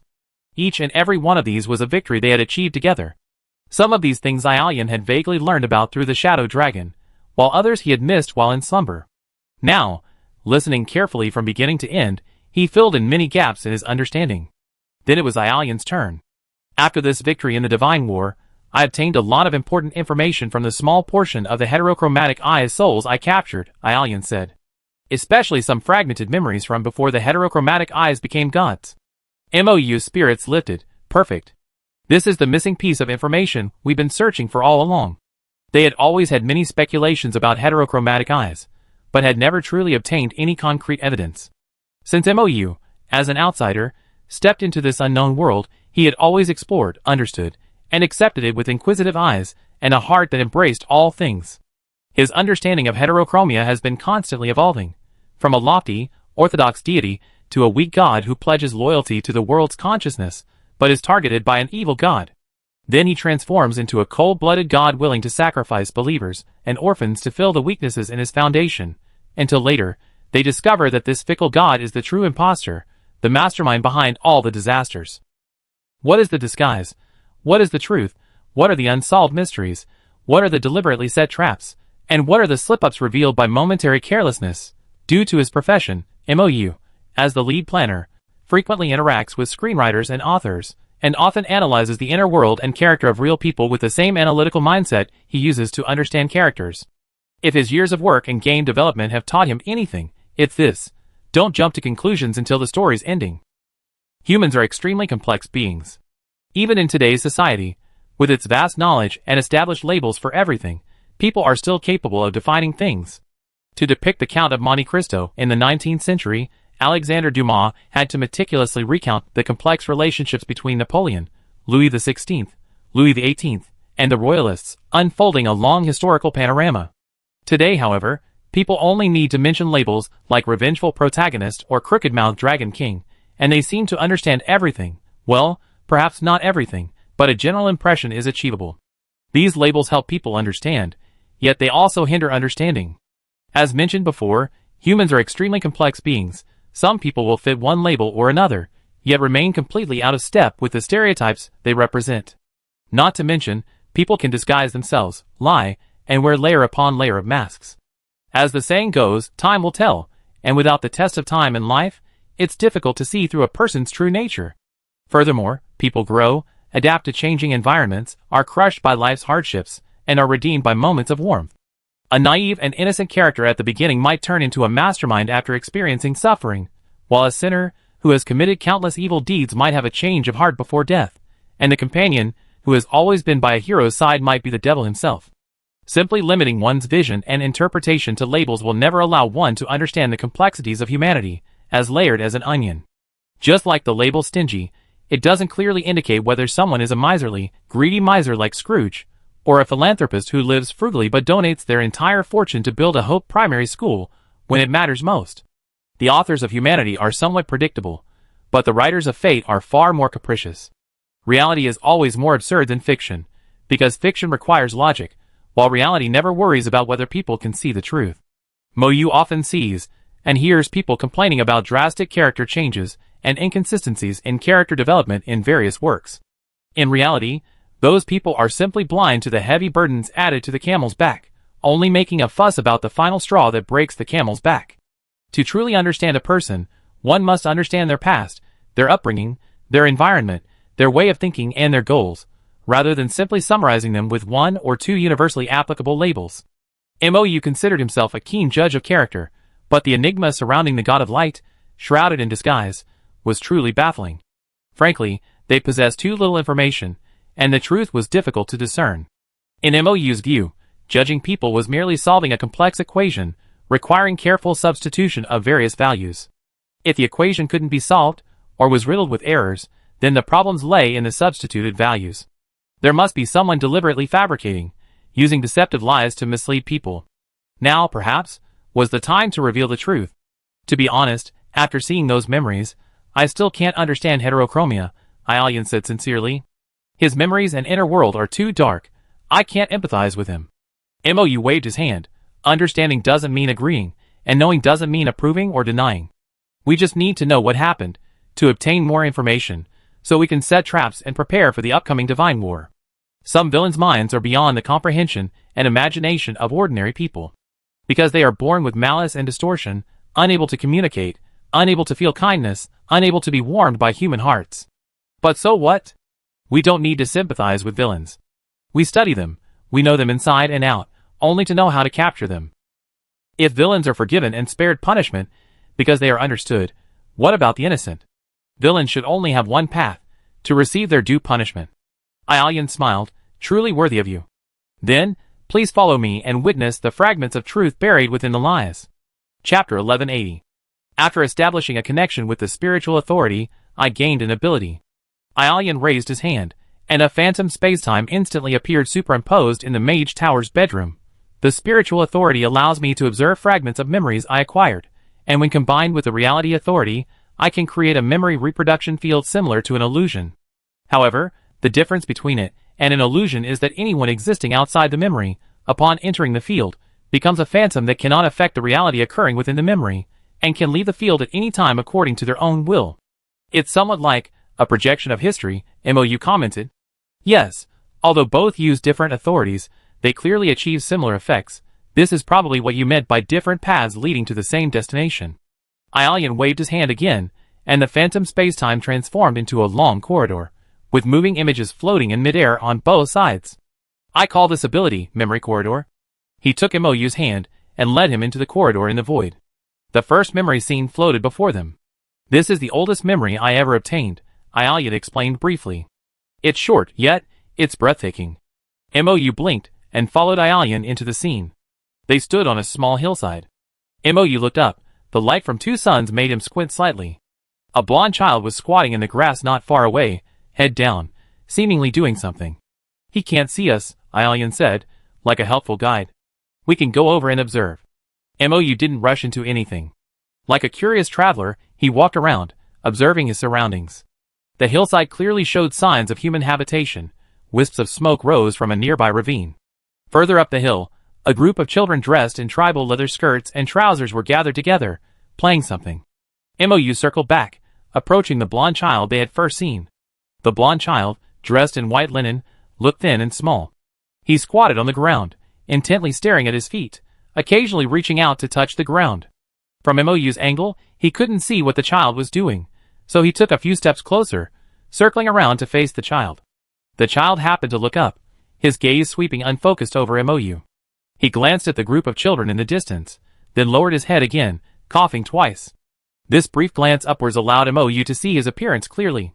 He resembled the holy sons favored by the god of light, with shining golden hair and heterochromatic eyes, one green and one yellow. But his appearance wasn't exactly handsome, or rather, not as handsome as rumored. He was as thin as a stunted monkey, pale and emaciated, with a large scar running from his right cheek down his neck to his chest, looking like a burn from hot water or fire, greatly marring his appearance. This is heterochromatic eyes? MOU was somewhat surprised, turning to look at Aelian. Aelian nodded affirmatively. When I gained this memory, I felt a gloomy and dark emotion emanating from heterochromatic eyes. I can't describe in words what kind of mixed emotion it was. It was roughly a mixture of jealousy, anger, indifference, and many other inexplicable things. He shook his head, giving up on recalling and analyzing. I can't explain what kind of emotion it was, or how it arose. The only thing I'm certain of is that it definitely came from the heterochromatic eyes. The heterochromatic eyes have such a large scar on their body and face. MOU clicked his tongue, silently noting, the scar is uneven and looks quite deep. I'm not a proper doctor, but my rudimentary knowledge of magical healing tells me that this scar must be affecting their trachea, causing them to cough frequently. After making his first assessment, the Lord bent down to see what the blonde child was playing with. And then his eyes suddenly widened. The heterochromatic eyes were scattering breadcrumbs from their pocket onto a mound of dirt, attracting a swarm of ants, then coldly crushing them one by one. They repeated this action over and over, like a humanoid machine, showing no emotion whatsoever, as if simply executing a program. MOU felt the hairs on the back of his neck stand on end. He wasn't unfamiliar with children playing with ants. He himself had done it as a child, squatting by the wall observing ants, and even squashing a few with his bare hands. But this child was different. His face lacked any mischievous, playful emotion. He looked more like a young Hitchcockian serial killer. The continent of Oziria needs psychologists, MOU muttered. Really, it's a profession that has long been overlooked but is desperately needed. The group of children nearby approached, the leader holding a fledgling bird with barely developed feathers, its skin and downy plumage exposed and reddish. Zarek, have you seen a bird's nest around here? The child holding the bird asked the boy with the heterochromatic eyes. No, the boy with the heterochromatic eyes, or rather, the boy named Zarek, mumbled indistinctly. The child holding the bird didn't seem to care and continued. This little bird was taken from its nest by Pella's cat and thrown into the grass. If it's not returned to its nest, it's probably doomed to die. Aren't you going to help? He finally noticed Zarek's hand movements and his eyes widened. Why are you killing ants? For no reason, just because I can. Zarek dusted off his hands and stood up. I can help. Give it to me. I find its nest. The child holding the bird hesitated, but the children behind him were clearly tired of the game of searching for bird nests. Give it to him, the child urged. Let him go find it. He's just killing time anyway. We still need to pick the herbs and flowers the adults want. All right then. The child carefully and reluctantly placed the little bird in Zarek's outstretched hand, gently stroking the ugly little bird's unevolved feathers with his fingers. Take it home, okay? I will. Zarek, his face expressionless, solemnly promised, PRA, you can trust me. The child named PRA visibly relaxed, happily thanking Zarek, and being led away by the group of children. Zarek watched the children disappear into the distance, but he had no intention of searching for the nest. The moment the children vanished from his sight, he reached out and snapped the baby bird's neck. Chapter 1181. Holy crap! MOU exclaimed, instinctively taking a step back, only to bump into Aelian's thick chest. He just snapped the bird's neck like that? Just minutes ago, he was making tender promises to his companion, and the next moment, he could strangle the little life entrusted to him. The cruelty emanating from this child sent chills down MOU's spine. Wait, isn't he afraid of being found out he's lying? MOU watched as the boy with the heterochromatic eyes tossed the bird's carcass far off the cliff, a wave of nausea seeping into his bones. Such a young child, yet he can be two-faced, speaking sweet words while committing chillingly cold-blooded acts. There wasn't even a trace of tension or remorse on his face after doing something wrong. He was as calm as if he had casually dumped some trash, rather than taking a fragile life. Then he returned to the anthill, continuing to lure and kill ants, coughing occasionally. The entire scene exuded the eeriness and horror of a Hitchcockian horror film. Everything seemed ordinary, yet it sent chills down one's spine. "Come here." Aelian took Mo's hand and led him towards the children. The closer they got to the edge of memory, the more blurred the scenes and characters became. This is the difference between the memory corridor and the historical projection. The former is based on the memories of the knower, and what the knower doesn't know is a blank. The latter is based on a real historical event, and regardless of whether the parties involved knew it or not, the power of time will fill in all the gaps. However, among the characters, who should have been blurred, only the child named Pulla was exceptionally clear. He was like the children's leader, surrounded and cared for by them. No, leader might not be the most accurate description. Mou racked his brains and realized the correct description would be idle. The children worshipped him intensely, adored him, or rather, in Zarek's eyes at that time, in the future god of light's memory, Pulla had always been this kind of saintly, adorable figure. Zarek seems to have given Pulla unusual attention.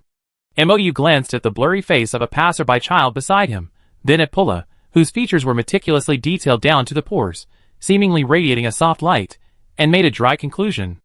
Actually, given the distance, and with Zarek's head down, he couldn't possibly see Pulla interacting with the children, nor could he hear their conversation, Aelian said. This scene is actually an imagination embedded in Zarek's memory. Mou carefully examined Pulla. He was also a blonde child. In fact, most of the children in this group were blonde, with varying shades, but the differences weren't very pronounced. Pulla had golden eyes with long eyelashes, and when he looked at someone, he was completely focused, his eyes shining with a warm light. When he smiled, two beautiful dimples would appear on his slightly chubby, fair face. In fact, if you put Zarek and Pulla side by side and asked uninformed people to choose which child better matched their image of the god of light, the followers of the Church of Light would probably all choose Pulla. Zarek hides in the shadows, observing this child, occasionally filling in the blanks in his mind. He's jealous of this child. Mou secretly harbored a guess. His memories began to shift. The children, including Zarek, all began returning to the tribe. The children, as always, led the way, surrounding Pulla, while the shadowy Zarek trailed far behind. The tribe was nestled in a mountain hollow on the side of a hillside. In this era, people still lived in caves. The tribe was bustling with activity. The adults received the flowers and herbs they had gathered from the children, who had returned earlier, shook off the dirt and sand, removed the withered leaves, and hung them on the fences surrounding the village and the caves. They chanted songs praising the world consciousness, and praising their mothers. You could see wooden plaques or carvings hanging or displayed in the corners of the caves and on the fences, all simply depicting images strikingly similar to Leah. The people of this tribe believed in the world consciousness. They seemed to be celebrating something. A festival? Or perhaps something good had happened? After Pulla and the children handed over the flowers and herbs they had gathered, they headed towards the largest cave in the tribe. Zarek followed at a distance, then disappeared into the shadows at the cave entrance, refusing to go any further.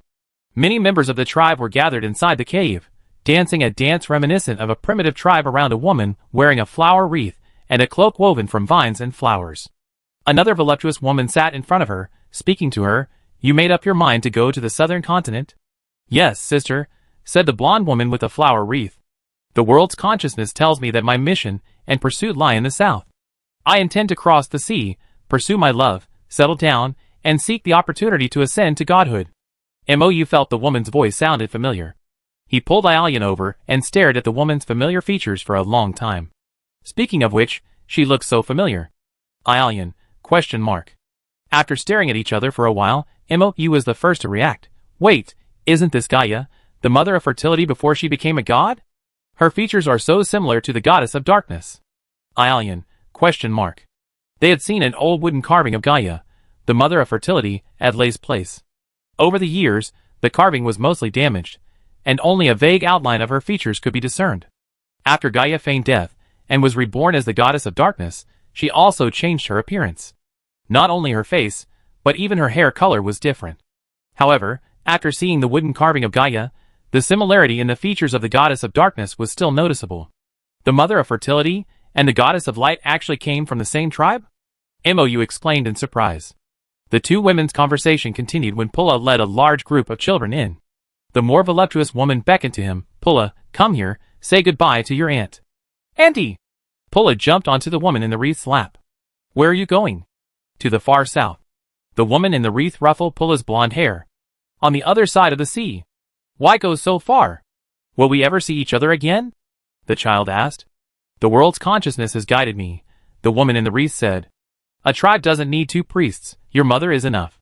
And I will embark on a journey to the south to find my own tribe and establish my own family. Perhaps it will take years, even decades, but once I have established myself firmly in the southern continent, I will return to visit you. Chapter 1182. Great. Pulla said, in a few years, when I grow up, I can go to the southern continent to find my aunt. My aunt will have her own contracted beast then, right? I really want to know what kind of fluffy creature it will be. A bear? A wolf? A leopard would be a good match for my aunt too. Everyone laughed. Pulla will become a very good priest.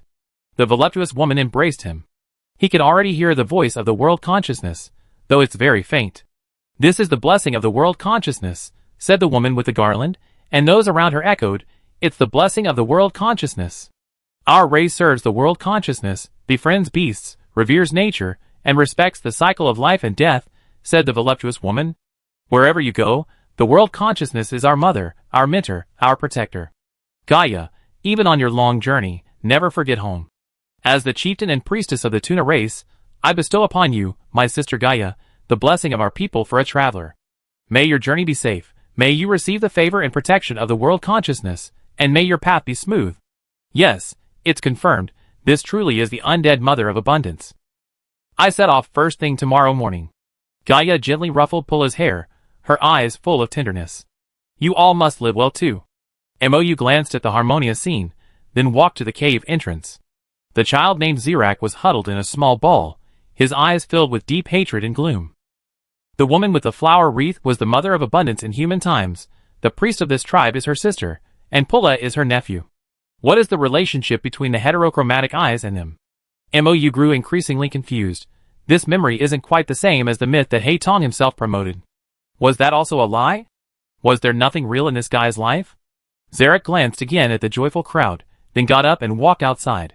Across a small square, on the sloping cliff face, at a 45-degree angle to the largest cave, were a dozen or so smaller caves. Zarek crawled into the smallest, outermost cave. Deep inside, a fire pit burned, and above it hung a pot, bubbling away, cooking some kind of thin soup.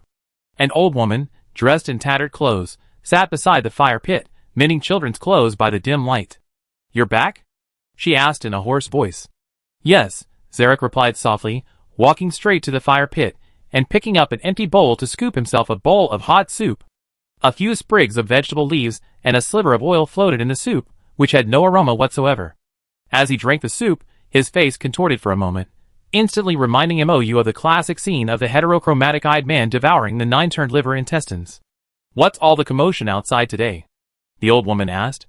Aunt Gaia is leaving the tribe, Zarek whispered, tomorrow. Don't call her auntie, the old woman said coldly. Don't try to claim kinship with the holy priestess clan. You are a descendant of sinners, a product of atrocities. Even if others treat you well, it's their mercy, not an excuse for forgetting your identity. Grandma, Zarek called softly. And don't call me Grandma either. The old woman threw the clothes she was holding at Zarek, knocking over the unfinished soup in the child's hand. Raising your heartless father is my sin. I should have strangled him when he was a child. You dog. You dog. The old woman, panting heavily, clutched her chest and cursed viciously. He defiled the 2 priests' little sisters, and dared to spout nonsense before the world's consciousness. He deserved to be stoned to death, and then cut into pieces to feed the wild beasts of the mountains. You are the product of sin. If she hadn't been so weak, how could the tribe have allowed you to be born? She should have thrown you into the fire pit. She continued her breathless curses. I shouldn't have saved you. I shouldn't have saved you. Zarek listened blankly to her tirade, bent down to clean up the bowl, clothes, and debris on the ground, and tried to leave the cave. Where are you going? The old woman roared. These 2 days are Gaia's big day.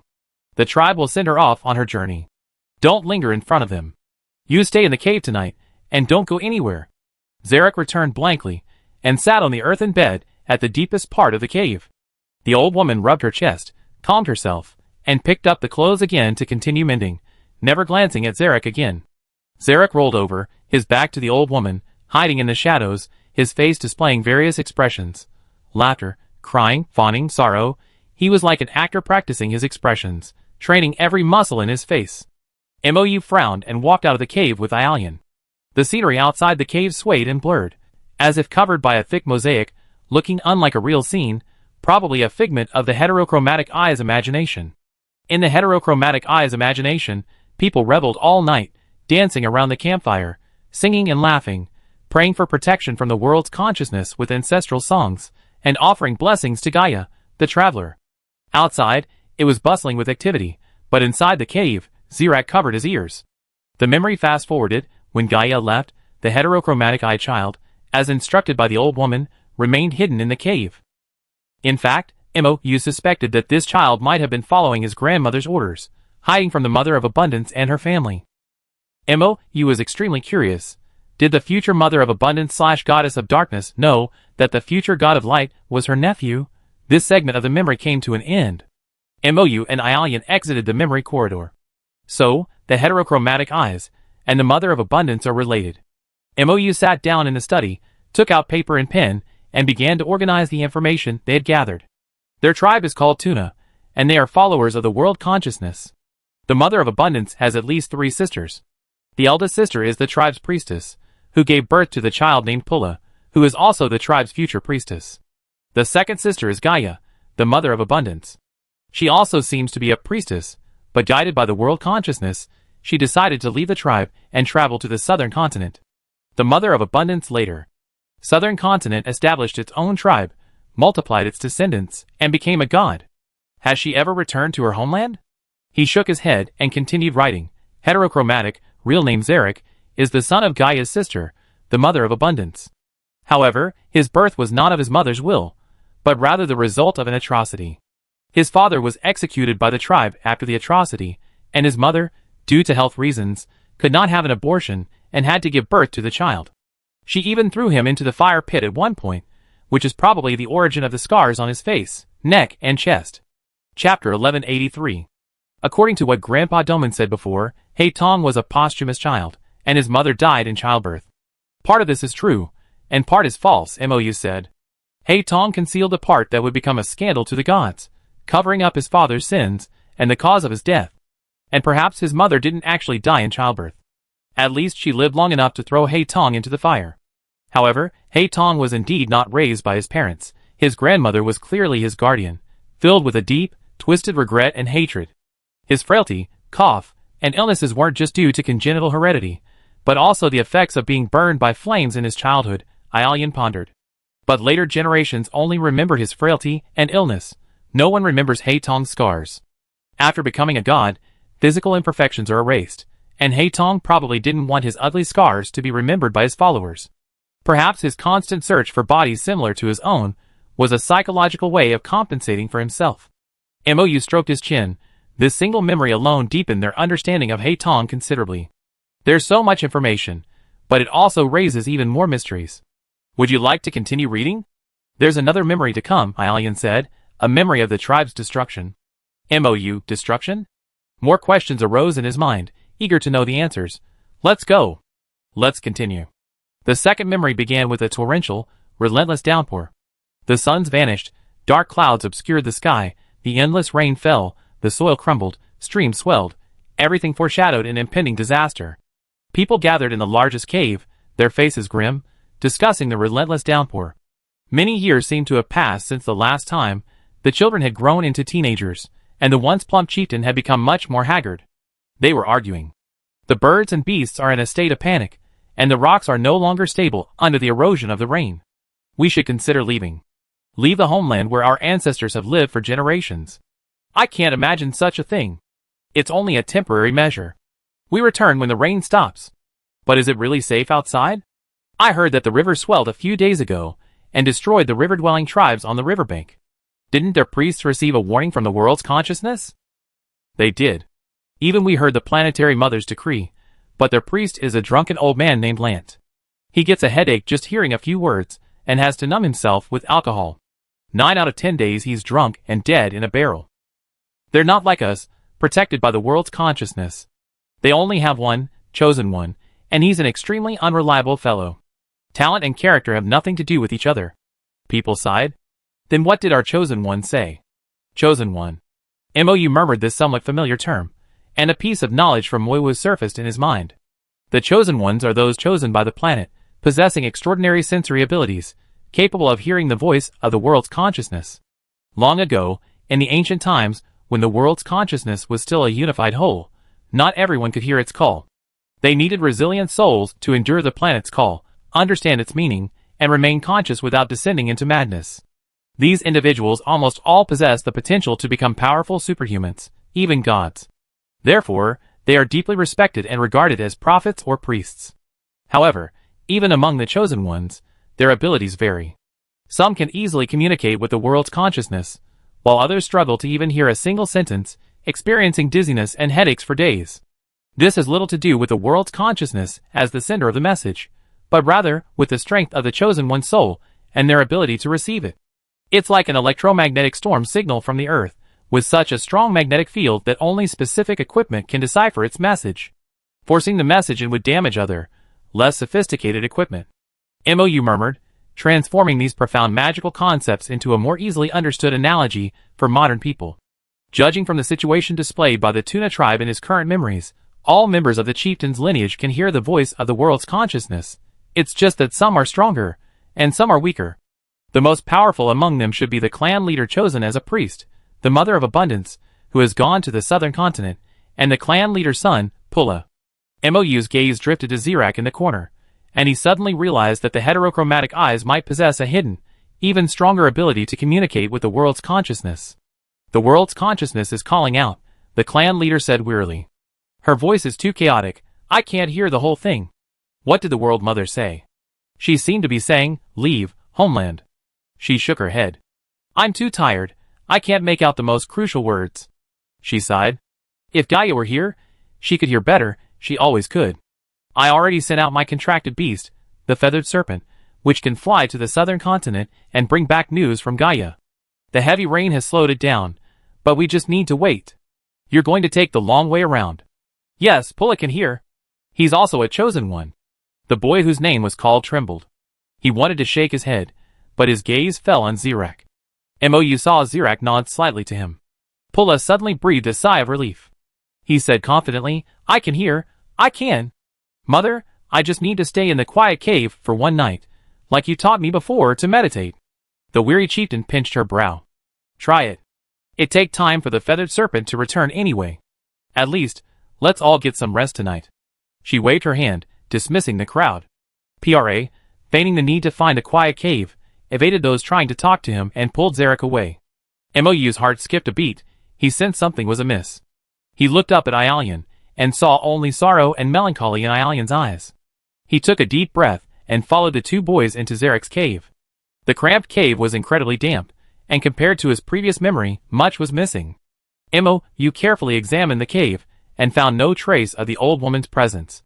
Has the old woman moved away? Or has she passed away? Chapter 1184. You can hear me, right? Pulla asked anxiously, clutching Zarek's collar as if it were a lifeline. Yes. What? You can't hear me? The next priest can't even decipher the planet's will? Zarek smiled contemptuously, watching Pulla's face turn pale, and then red with smug satisfaction. Yes. I can't hear. Every time the world's consciousness speaks, I feel as if the earth is roaring and opening its massive jaws, as if it's going to crush me to dust. Pulla said desperately, that pressure is too terrifying. I'm too scared to concentrate, and I can't even tell what she's trying to tell me.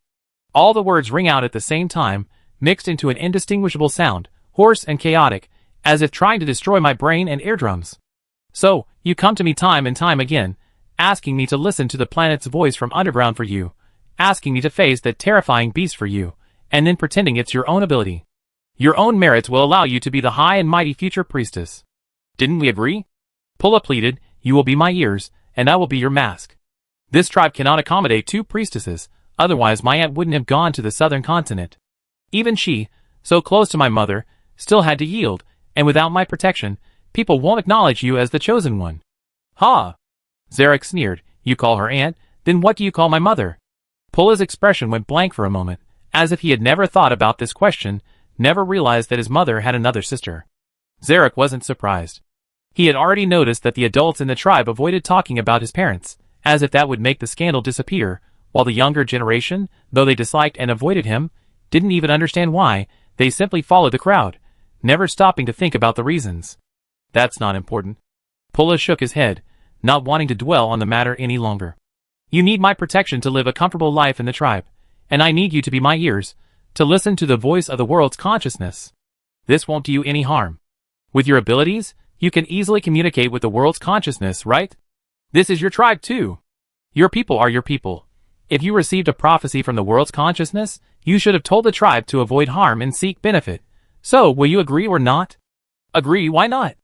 A strange smile appeared on Zarek's face. Just as you said, those are all my people. Pulla couldn't help but shiver. He instinctively took a step back, then felt like he was showing weakness, and mustered his courage to move forward again. What exactly does the world's consciousness want to say? He asked. Stay here and protect your homeland. Zarek said casually, it's that simple. Pulla looked at him suspiciously, but what else could he do but believe Zarek's words? He himself couldn't understand the words of the world's consciousness, and he wanted to keep his future position as priest. As simple as he was, he couldn't understand why Zarek would harm his own people. He secretly calculated the number of words and the tone, and the more he thought about it, the more similar it seemed to the words spoken by the world consciousness. He accepted the answer and left the cave. Mou watched as Zarak covered his mouth and burst into silent, maniacal laughter. He laughed so hard he bent over, tears streaming from his eyes. He had to bite his fingers to stifle his laughter, and a chill ran down Mou's spine, making his hands and feet icy. The Lord, whose soul was resilient enough, heard the complete world consciousness from his memory, like an old radio, endlessly repeating, Don't stay, leave your homeland. The repeated echoes overlapped, eventually becoming indistinguishable. The rain grew heavier. The people of the tribe received their chieftain's message the next morning. With the world consciousness's instructions, they calmed down and reinforced the cave, clearing away excess rainwater, completely unaware of the impending disaster. This was not only a natural disaster, but also a man-made catastrophe. No one could have imagined that their trusted future priest, the next chieftain, would be someone who couldn't even understand the world consciousness's words, yet still tried so hard to maintain a facade of peace. Even less could anyone have imagined that someone harbored such malice towards the tribe, falsely conveying the world consciousness's instructions at a life-or-death moment. They stayed peacefully for another 3 days. Although some felt a growing unease as the rain intensified, their trust in the world consciousness and the priest suppressed their unease. Except for one unnoticed figure, no one left the tribe.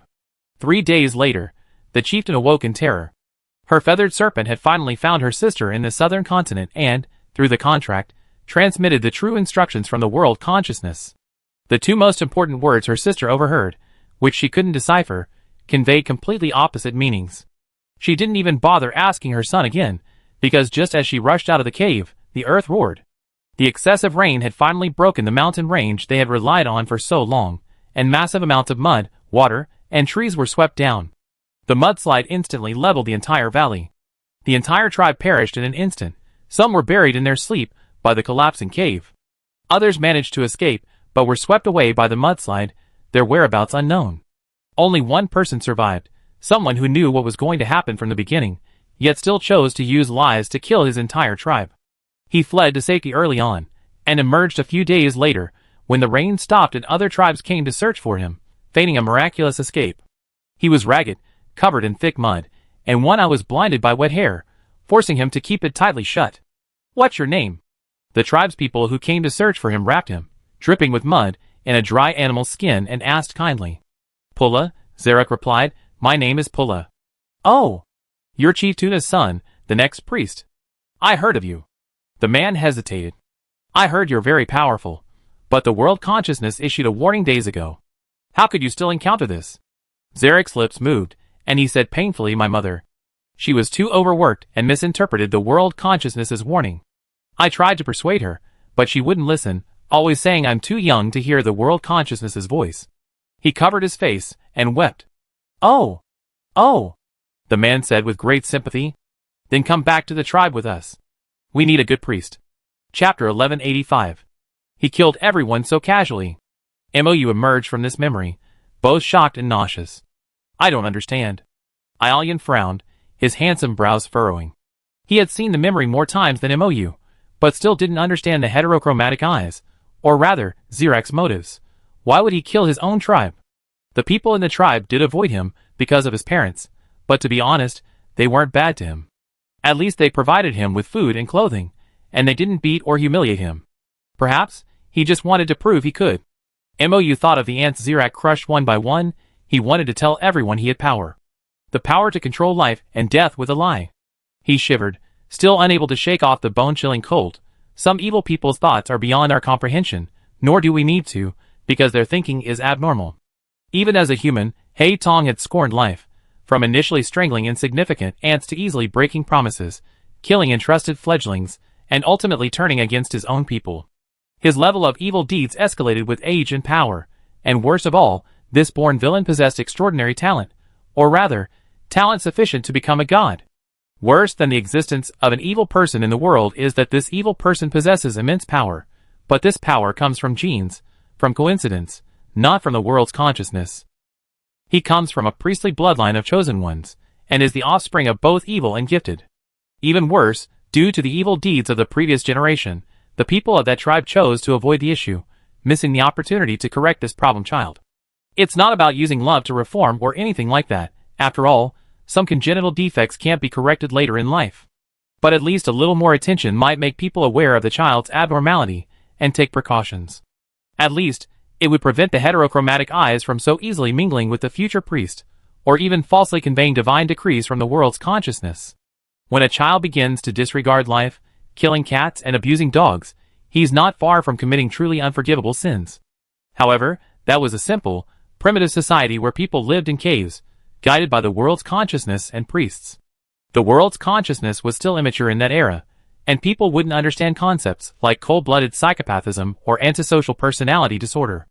These terms from the other world's modern psychology are advanced even by today's standards. Mou sighed deeply. I'm not joking. This world really needs psychologists and therapists. Leah's memories are incomplete. The memories and knowledge about her heterochromia should be connected to the two authorities of reality and the mind. These can only be retrieved after the authorities are fully restored. But based on Mou's existing knowledge, he now understands that the world consciousness is like a mainframe AI. It's not a god who ascended from human form, possessing reason and humanity from the beginning, but rather a consciousness aggregate, somewhat like inorganic matter, above the divine level. She is not a species of humanity. Even if there is some connection in consciousness, it's insufficient for her to fully understand human emotions. The world consciousness possesses power, but like all AIs, it needs to learn and evolve to properly distinguish between good and evil. It lacks true emotions of love and hate, operating solely for the survival of the entire planet and the entire world. According to the knowledge passed down through Moya's lineage, in that ancient era, a complete, still developing world consciousness struggled to control its immense power. Only those with strong souls and exceptional talents could hear the voice of the world consciousness without succumbing to madness. Even then, they might not easily comprehend the world consciousness's language, requiring guesswork, interpretation, and translation. The world consciousness of that time also couldn't freely assign anchors as it does today. This placed immense pressure on those who receive them, easily killing or driving them insane. In the context of Cthulhu mythos, the world consciousness is roughly comparable to an ancient god. This is merely an analogy. In truth, the world consciousness holds a much higher position. The birth of exceptionally gifted individuals is a random event of genetic pairing. An era might see a flourishing of diverse talents, or it might be devoid of anything. The world consciousness may not have had a choice, or perhaps it never intended to. She is like a radio station, broadcasting to everyone. Some are oblivious, some collapse or descend into madness, while a few can communicate with her. Judging from the legends about world consciousness and Leah's current behavior, world consciousness might actually appreciate those who can communicate with it normally. Who wouldn't like a small, vulnerable life form that can converse with them? Even if ants suddenly spelled out words at a person's feet, the human would likely stop to observe these sentient beings closely, perhaps even offering some assistance, like dropping a piece of candy, pouring a few drops of water, or pairing one or two ants together. And when people do all this, they are not considering the ant's well-being, but simply satisfying their own curiosity. The world consciousness is like someone raising a colony of strange ants. Initially, it was merely novelty and interest that led to the fulfillment of certain requests, the provision of guidance, and the collection of worship and faith. As for the gradual development of feelings between the two sides, their mutual exchange and learning, that's a story for a very long time to come. It's just that the one with the heterochromatic eyes took advantage of the early turn. If it had been years later, perhaps he wouldn't have been able to deceive the authority of the world consciousness. After the world consciousness shattered, her fragments became weaker. Her voice was no longer an overwhelming mental pressure on the species of this planet. Instead, more people could hear her and communicate with her. The world consciousness could even begin to anchor itself to those humans who lack power without harming them. She began to learn rapidly.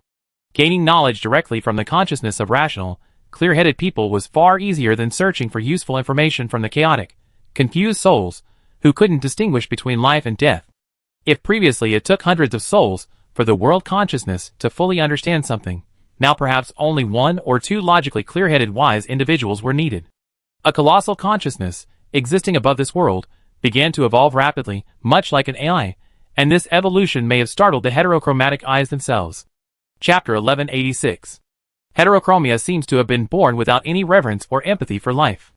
His grandmother's hatred, the clan's avoidance and neglect, all contributed to this. Xuanzi once proposed that human nature is inherently evil, and only education and law can restrain it. Mou deeply agreed. The Tuna clan clearly didn't want to inflict the father's sins on the child, but Heterochromia's mother didn't intend to accept him. The result of this power struggle somehow became a situation where everyone avoided him. Out of sight, out of mind. But they didn't want to perpetuate their hatred or prejudice on the next generation of children, so they chose to hide it from them. Compared to the adults' avoidance, the children were more likely to accept Zarek. They would play with him and work with him. But children are inherently cruel creatures. They are sensitive to the adults' emotions, and will reflect those emotions back on Zarek. And so things became strange. For Zarek, the children weren't friends who could soothe his inner turmoil, but rather perpetrators of his anguish, jealousy, and inferiority complex. Yet, if one had to pinpoint who was truly responsible, the sole culprit in this whole affair was Zarek's father, whom he had never met. Apart from his grandmother, who raised him, everyone told him he wasn't a sinner, but merely a victim. People simply didn't know how to treat him. But the adults' indifference and avoidance resulted in a form of encouragement. Without supervision, Zarek showed no reverence for the consequences of his actions. Whenever he wanted to do something, he did it, even if it meant taking one life after another. The repeated success of his lies, the sweet pleasure of unbridled power, captivated him, leading him to seek even more power. His desire to be unrivaled in the world stems from this. Mou continued his analysis. And his childhood, when he had nothing and his talent went unrecognized, intensified his jealousy, selfishness, and greed. After Pulla's death, he stole Pulla's identity, erased his own existence, and gave himself a completely new beginning. Pulla was the son of the chieftain of the Tuna tribe, the designated next chieftain and priest. His identity was cleaner than He Tong's, and he held a higher position. Not only that, Ailian added, I saw in my memories that Pulla communicated with the world's consciousness through Zarek. His fame spread far and wide, many surrounding tribes had heard of him. Zarek took his place, thus reclaiming the reputation he had accumulated. This was the first gleaning of faith for the heterochromatic-eyed one. Did the heterochromatic-eyed one start planning to ascend to godhood so early? Mou asked in surprise. And where did he acquire this knowledge? From the Tuna tribe? Want to see the next memory? Ailian asked. But you better rest and eat something. So Mou, like a teenager eager to continue playing video games but called by his parents to eat, quickly finished the food his apprentice had brought him, then gulped down a cup of coffee, wiping his mouth with a refreshed expression. I'm ready again. The two sealed the mage tower again, entering a new memory. In this memory, the man with the heterochromatic eyes had been taken to a new tribe by the person who saved him and settled there. The people of this tribe called him Pulla, regarding him as the sole surviving chosen one of the Tuna tribe. Ironically, this status as the sole survivor added a great deal of mystery to the murderer, making him seem chosen by the world's consciousness. However, this was also a lie, because until the world's consciousness split and gave a fragment to a god, it had never chosen anyone. People always like to attribute their talents to divine gifts, thus ignoring their own value and efforts. Some people enjoy this life as if favored by the world, gods, and unknown forces, while others see it as a curse that erases their achievements. The joys and sorrows of people are not shared. What is honey to one may be poison to another. Mou was curious. What kind of people did those with heterochromia fall into? The new tribe was called Ithaca, nestled amidst mountains and water, a place of breathtaking scenery, about 3 mountain peaks and a canyon away from the original site of the Tuna tribe. They didn't usually interact with the Tuna tribe, only visiting during festivals, when the tribes gathered to exchange goods. However, when the mudslide disaster struck, they still came to the rescue, guided by the world's consciousness. In this magical world controlled by this world consciousness, the people, still in a primitive era, were very simple and honest. Even different tribes would look out for each other from afar, and in times of disaster, they would help and rescue one another under the guidance of the world consciousness. The chosen one of Ithaca was a 110-year-old woman, her life nearing its end. She frequently succumbed to the confusion and recollections of her past, her revelations unreliable, and she often missed crucial information. However, during the mudslide disaster, perhaps due to her world consciousness endlessly looping a simple message, she accurately delivered the entire warning. The old woman showed no resistance to Zarek's arrival. As if caught in a daze, she cheerfully mistook him for a girl, calling him Raya. This terrified Zarek, who was disguised as Pulla, because his mother's name was Raya. However, he didn't seem overly panicked. Mo leaned closer, and could see the goosebumps on the back of his neck and the cold sweat pouring down his face. But clearly, none of the Ithaca tribes possessed such keen observation skills. They regarded Pulla as someone who had tragically lost his family and entire tribe, yet miraculously survived, a person favored by the world's consciousness, and Pulla himself did not object to this. He seemed to thoroughly enjoy this feeling of being the center of attention, the adoration of the world, in a world without a moon. He feigned injury in a mudslide, bandaging his neck, face, and one eye. The simple tribespeople did not doubt his story. They even felt saddened and regretful for his injuries. To be alive is already a blessing from the world, Pulla said, his head bowed, carefully controlling his well-practiced facial muscles to make every expression precise. In the Tuna tribe, he would frequently practice making various expressions in front of the water and metal, even practicing alone at night against the stone walls of a cave. He was practically an incredibly dedicated actor. Chapter 1187. No one knew how much time Zarek spent practicing controlling his facial muscles, nor how many times he rehearsed his lines in his mind. Those performances, which seemed slightly affected to Mou, an insider, were very pleasing to the people of the primitive tribe. He diligently disguised himself as a divine child, with a tragic past, yet favored by the world's consciousness, mimicking the mannerisms of the real Pulla, displaying a saintly and compassionate demeanor. He seemed to have suppressed all his darkness and indifference, establishing a persona of being strong through hardship, occasionally feigning vulnerability and sadness to gain people's sympathy. A bit of a green tea bitch, Mou commented. The silver-haired knight, who already knew what a green tea bitch meant thanks to a certain lord's explanation, coughed and looked away. So you don't like? Aelian cautiously probed. None others. Mou looked up, smiling at him. Only you can. The silver-haired knight looked away again, this time his ears turning slightly red, an uncontrollable blush rising to his face. Mou, seeing his awkwardness, couldn't help but laugh. The memories of the heterochromatic eyes continued. The people of the Ithaca tribe also revered nature and world consciousness. This was a common trait among the people of this era. There were no evil gods in this world, no indescribable dangers or threats. Willpower could be used freely, of course, within the limits of one's talent, body, and spirit. Using willpower beyond one's limits would leave the people of this era exhausted, and in severe cases, could even lead to sudden fainting or death. The amount of willpower one can wield, and what one can accomplish with it, is related to one's own abilities and talents. The former is determined by physical strength and constitution, while the latter is related to mental strength, concentration, and imagination. The chosen ones not only hear the voice of the world's consciousness, but can even communicate with it spiritually, and are often masters of using willpower. They can mobilize more willpower than ordinary people, accomplish more, and some of their deeds even transcend the realm of magic, entering the realm of miracles. In the Ithaca tribe, besides the 110-year-old prophet Nerea, there is also Uncle Chaos, who cannot hear the voice of the world's consciousness, but is very skilled in using willpower. After Pra announced that he was homeless and hoped to stay in the Ithaca tribe, Uncle Chaos accepted him and made him his disciple. This was a natural progression. Grandma Nerea is very old. No one can say for sure whether she will breathe her last and return to the embrace of the world's consciousness at any moment. The Ithaca tribe needed a new priest, a chosen one who could hear the voice of the world's consciousness and wield the power of will. Although Uncle Chaos couldn't hear the voice, Granny Nerea, while still lucid, had spent over a decade grooming him as her successor. He was already the best choice for the tribe at the time.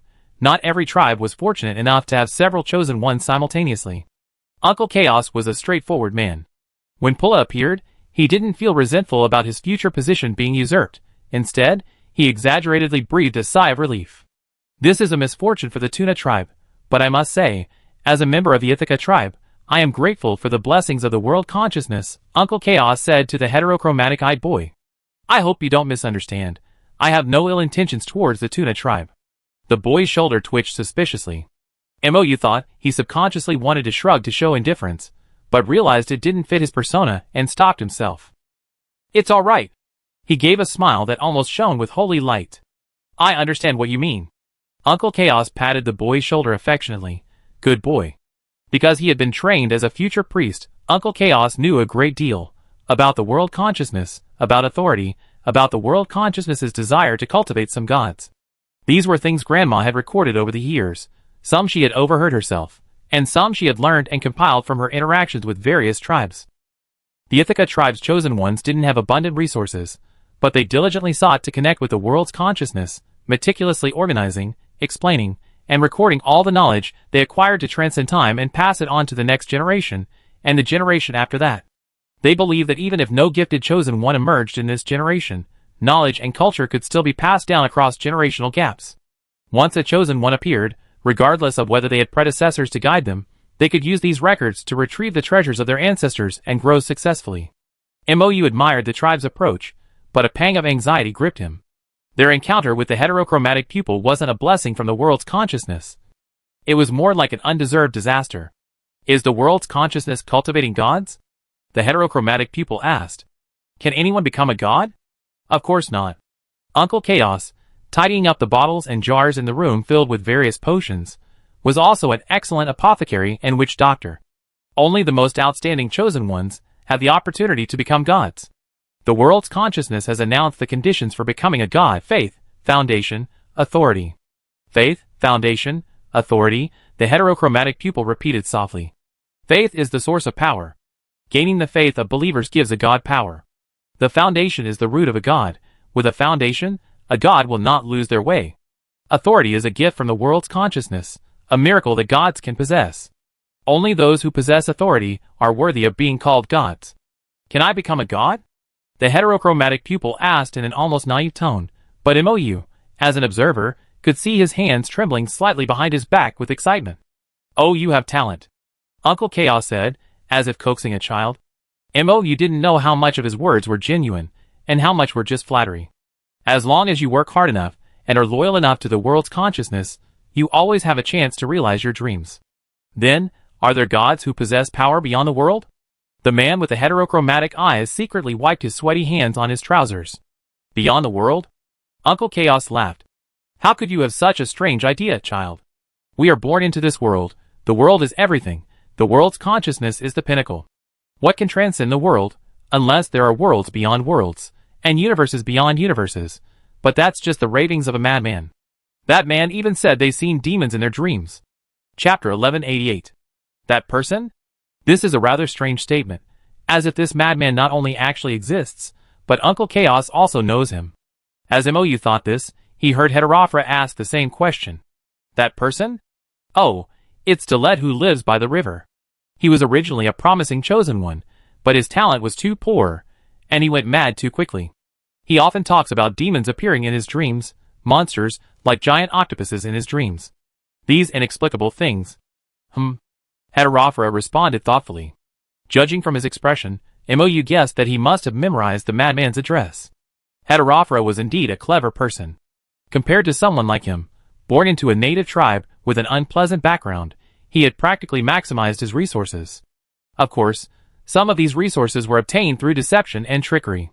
In this new tribe, he disguised himself as a studious, sensible, and diligent young man, greedily collecting all the information he could access to make up for his past crudeness and ignorance. In this primitive tribe that relied on gods and magic, people generally disliked lazy idlers, but they had a natural affinity for the diligent, studious, and humbly inquisitive future priest. Not only Uncle Chaos, who treated Etong as a student and successor, but almost everyone in the tribe generously shared their knowledge with him, teaching him many survival skills, hunting techniques, and all sorts of strange and wonderful things.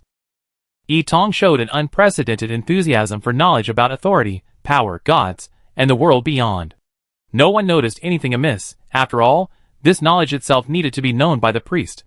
Knowledge itself is neither good nor bad. It's merely a tool, its effectiveness entirely determined by its user. Etong firmly established himself in the tribe. Grandma Nerea soon passed away, and Etong succeeded her as priest.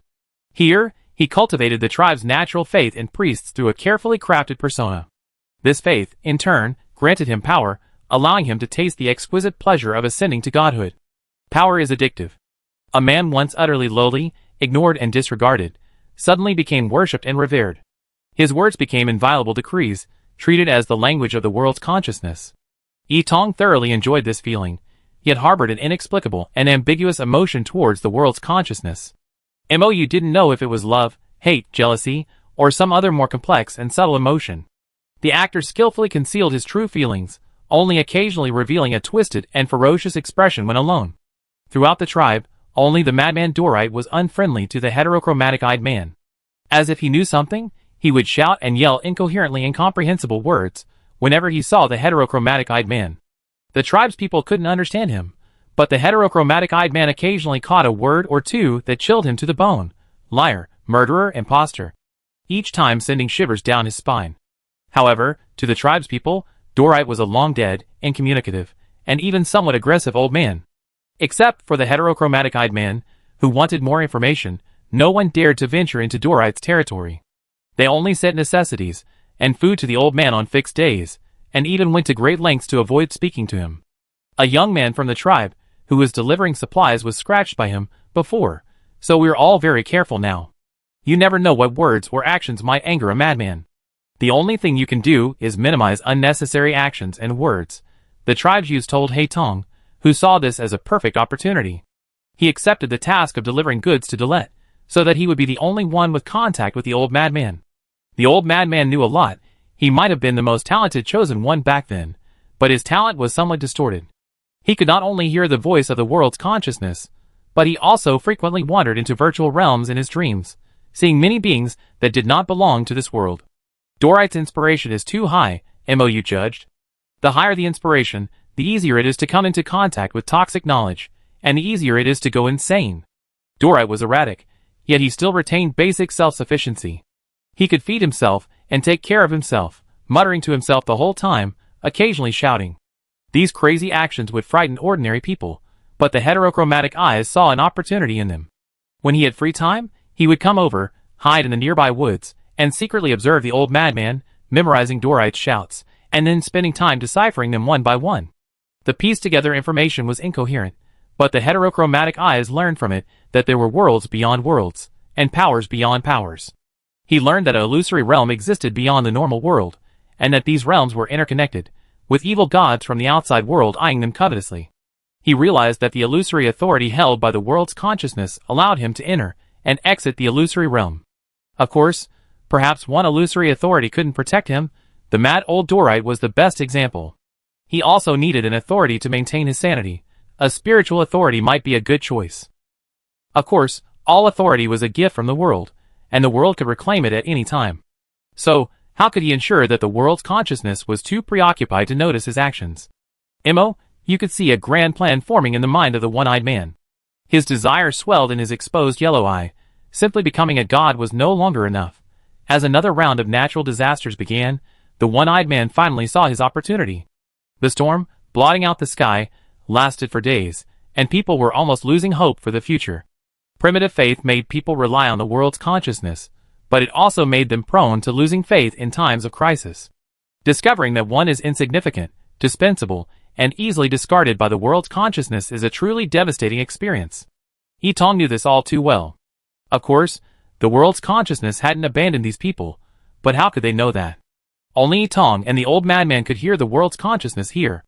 Etong no longer needed the old madman. He had gained enough knowledge. He seized an opportunity, using the raging storm to eliminate the old madman and remove the final obstacle. Chapter 1189.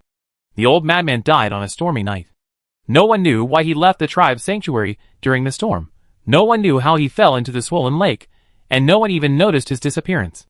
Only Mou and Ialian saw that the one-eyed man secretly added a few drops of a potion concocted by chaos to the old madman's soup that night. This potion was specially developed by priests to enhance inspiration, and could only be taken during special listening rituals. 3 days later, the old madman's swollen body was found in the storm. It floated on the lake, bobbing up and down. Some gods ascend each step of their divine ladder with flowers and fragrance, some gods constantly wage war, intimidating believers to gain faith, and some gods, especially the one-eyed man, spread lies wherever they go, bringing blood and death.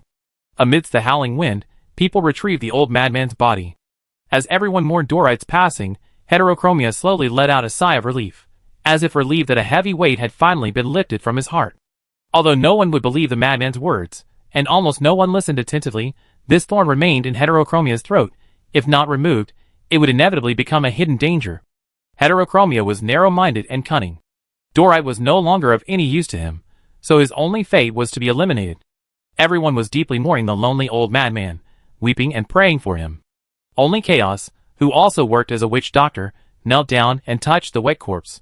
Then, as if sensing something, he glanced at Heterochromia with a hint of suspicion. Just then, Haitong looked up, and their eyes met.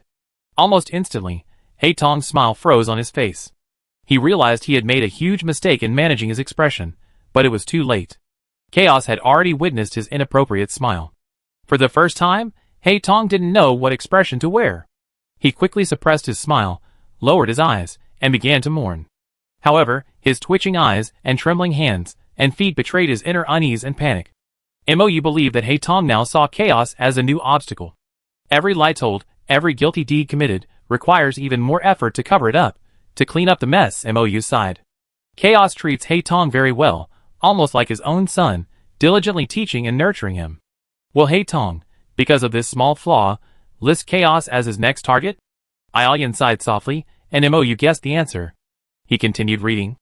However, before Chaos could confront Heterochromatic seized the opportunity, staging a drama for the tribe. The voice of the world consciousness resounded once more in the netherworld, conveying a message to all those gifted enough to hear her. The disaster was about to end, the skies would soon clear, and the floodwaters would recede. Heterochromatic, however, used a time lag to tell the tribe that the disaster would continue, even intensify, and that there was only one solution. He, the chosen one of the world consciousness, would preside over a prayer mass. The people needed to pray for their own future, for Pulla, who would preside over the ceremony, and for the tribe's tomorrow.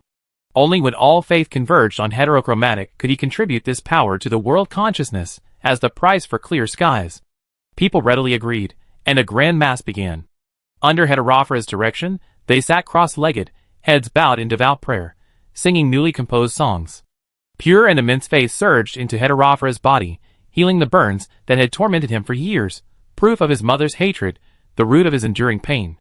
People didn't know Zarek, only PRA, and PRA showed no trace of the wounds inflicted by his own mother's throwing into the fire. Thus, their faith diverged from reality. Their willpower was mobilized by faith, and as this power flowed into Heterophra's body, this distorted understanding began to repair him, making him more like the PRA they perceived him to be. Heterophra's plan was shrewd. Faith possessed immense power, even capable of manipulating deities based on the believer's perception. So Heterophra attempted to construct and guide the believer's understanding, creating a version of himself that conformed to his own imagination. However, something went wrong. Just as the tingling, itchy feeling of new flesh growing on his old scars completely disappeared, Haitong removed the bandages from his body. People gasped. Haitong felt somewhat uneasy. He reached up and touched his neck and face, finding the skin beneath his fingers smooth and clean. Where did something go wrong? At that moment, the moment the world's consciousness had foretold, the end of the catastrophe, arrived. The dark clouds in the sky dispersed, and a ray of sunlight shone through the gaps in the dissipating clouds, illuminating Haitong. Of course, the light wasn't initially perfectly accurate. Haitong had only slightly adjusted its direction a few times while performing a prayerful dance, resulting in the perfect stage effect. A collective gasp swept through the crowd. Someone pointed out the problem. Pulla, your injured eye. It's turned green. I can see again. The man with the heterochromatic eyes quickly seized the opportunity. It's a miracle from the world consciousness. She healed my eye? Even though the color is different, I'm grateful for the world consciousness's blessing. Thank you for the world consciousness's blessing. The crowd repeated in unison. By the way, Pulla, your eyes look like two suns in the sky. One yellow, one green. Someone exclaimed excitedly. Any two seemingly unrelated things in the world can always be linked together by various coincidences, because people always like to use analogy and association to understand things, and the man with the heterochromatic eyes was relying on this.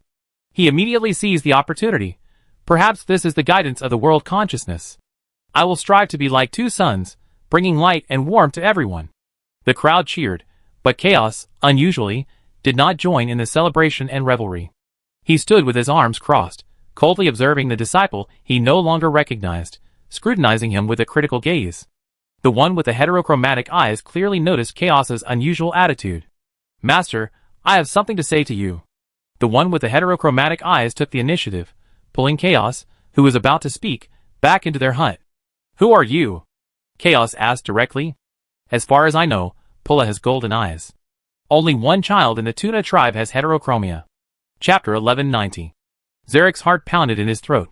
You could see the veins throbbing in his neck. Chaos observed him closely.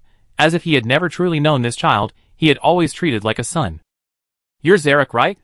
The boy with the heterochromatic eyes from the Tuna tribe, Raya's son, Puna, Gaia's nephew. "You're not Pulla, but Pulla's cousin." Chaos finished speaking, a hint of doubt rising in his eyes. "But why are you pretending to be Pulla?" From the moment Chaos uttered his name, Zarek's mind raced. Fine beads of sweat appeared on his forehead, but he quickly realized that the deaf Chaos didn't know what had happened in the Tuna tribe, much less that the tribe's destruction was related to him. Chaos had only recognized his true identity and expressed doubt. In Chaos's view, Zarek had no reason to impersonate Pulla. Anything that seems unreasonable will arouse suspicion, thought, and investigation. Heterochromia quickly realized that he had to give Chaos an explanation. What Mu admired was that Heterochromia was a very astute judge of the situation. Seeing that the evidence was irrefutable, he decisively chose to admit defeat. "I am indeed Zarek." Tears welled in Heterochromia's eyes, making him appear exceptionally vulnerable and pitiful. "I am the descendant of an unloved sinner. My mother, with her last breath, tried to throw me into the fire to kill me. My tribe does not acknowledge my talent. Even though I am far stronger than Pulla, they would rather believe Pulla's misinterpretation of the world's consciousness than listen to a single word from me." Chaos's doubts deepened. Pulla's name has spread throughout the surrounding tribes, and in the rumors we heard, his interpretations have always been accurate. "He used me?" the heterochromatic-eyed one exclaimed. "He tricked me into telling him the will of the world's consciousness, then pretended it was what he heard and interpreted, and told everyone else. Everyone in the Tuna tribe revered him as a god. Even though I'm stronger than Pulla, more talented, and work harder than him, no one saw me, appreciated me, or respected me. So, when the Tuna tribe was destroyed..." Chaos paused, a flicker of understanding crossing his face, which he quickly concealed. He clearly realized the contradiction in the heterochromatic-eyed one's statement. If Pulla couldn't hear the will of the world's consciousness, then he could only seek Zarek's help. Zarek hadn't misheard the warning from the world's consciousness, yet the Tuna tribe was destroyed in the mudslide. Clearly, the Tuna tribe hadn't received the most crucial, correct warning. So who gave Pulla the false prophecy? Who orchestrated the destruction of the Tuna tribe? Who was the mastermind behind it all? There's only one answer. Chaos sensed the danger. He thought of the old madman, then of the words he just blurted out, and seeing the heterochromatic's clenched fist, he quickly came up with a plan. He continued, "So, when the Tuna tribe was destroyed, you told us your name was Pulla. Were you afraid we discriminate against you because of your background?" The heterochromatic relaxed slightly, thinking his performance had worked and Chaos was beginning to believe his excuse. He forced out a few tears, continuing to try and emotionally appeal to the other. "Yes, the moment I was rescued, I felt reborn. You are all very good people, so warm and caring towards me, a helpless orphan. I want a new beginning. I don't want to live with the name of a sinner anymore. I don't want to see disgust or pity in your eyes, nor do I want you to avoid my gaze, turning away as soon as you see me." He gasped for breath. "Yes, I stole Pulla's name, I borrowed his identity, but didn't he also steal honor and fame from me? He owes me. He owes me." Chaos, suppressing his nausea and fear, tried to reach out and stroke the heterochromatic's hair as he used to. He steadied his trembling voice and soothed him. "I see, I understand. Anyway, Pulla is dead. Your actions didn't hurt anyone, except yourself, who has lost your name. Zarek, this isn't the name I wanted." The heterochromatic seemed provoked, his voice filled with rage. "Our tribe uses the same language. Tell me, what does this name mean?" "An unwelcome person." Chaos said softly, almost with pity, believing the other already knew the answer but still wanted to hear the meaning of that cursed name. Zarek, in ancient language, originally meant an unwelcome guest, an unexpected arrival when the host was unprepared, later extended to refer to all unwelcome people. The man with the heterochromatic eyes seemed to suddenly lose all his strength, taking a step back and slumping into a chair. He covered his face with his hands, as if sobbing. So, I see a chance to abandon my name, to discard my cursed life, and start anew. Can you blame me for this harmless lie? I just want to live a peaceful life here. I understand, Chaos said as calmly as possible. As long as you made up your mind, I keep this secret for you. From now on, live as Pulla. The man with the heterochromatic eyes stood up and bowed deeply to Chaos. But as he rose, he noticed Chaos's fingers trembling. The man with the heterochromatic eyes frowned, and when he stood up again, his face had returned to its pitiful, sorrowful expression. Mou was utterly astonished. Both of them know the other is suspicious, Mou said. Chaos caught Haitong off guard, and Haitong's lies are still too immature.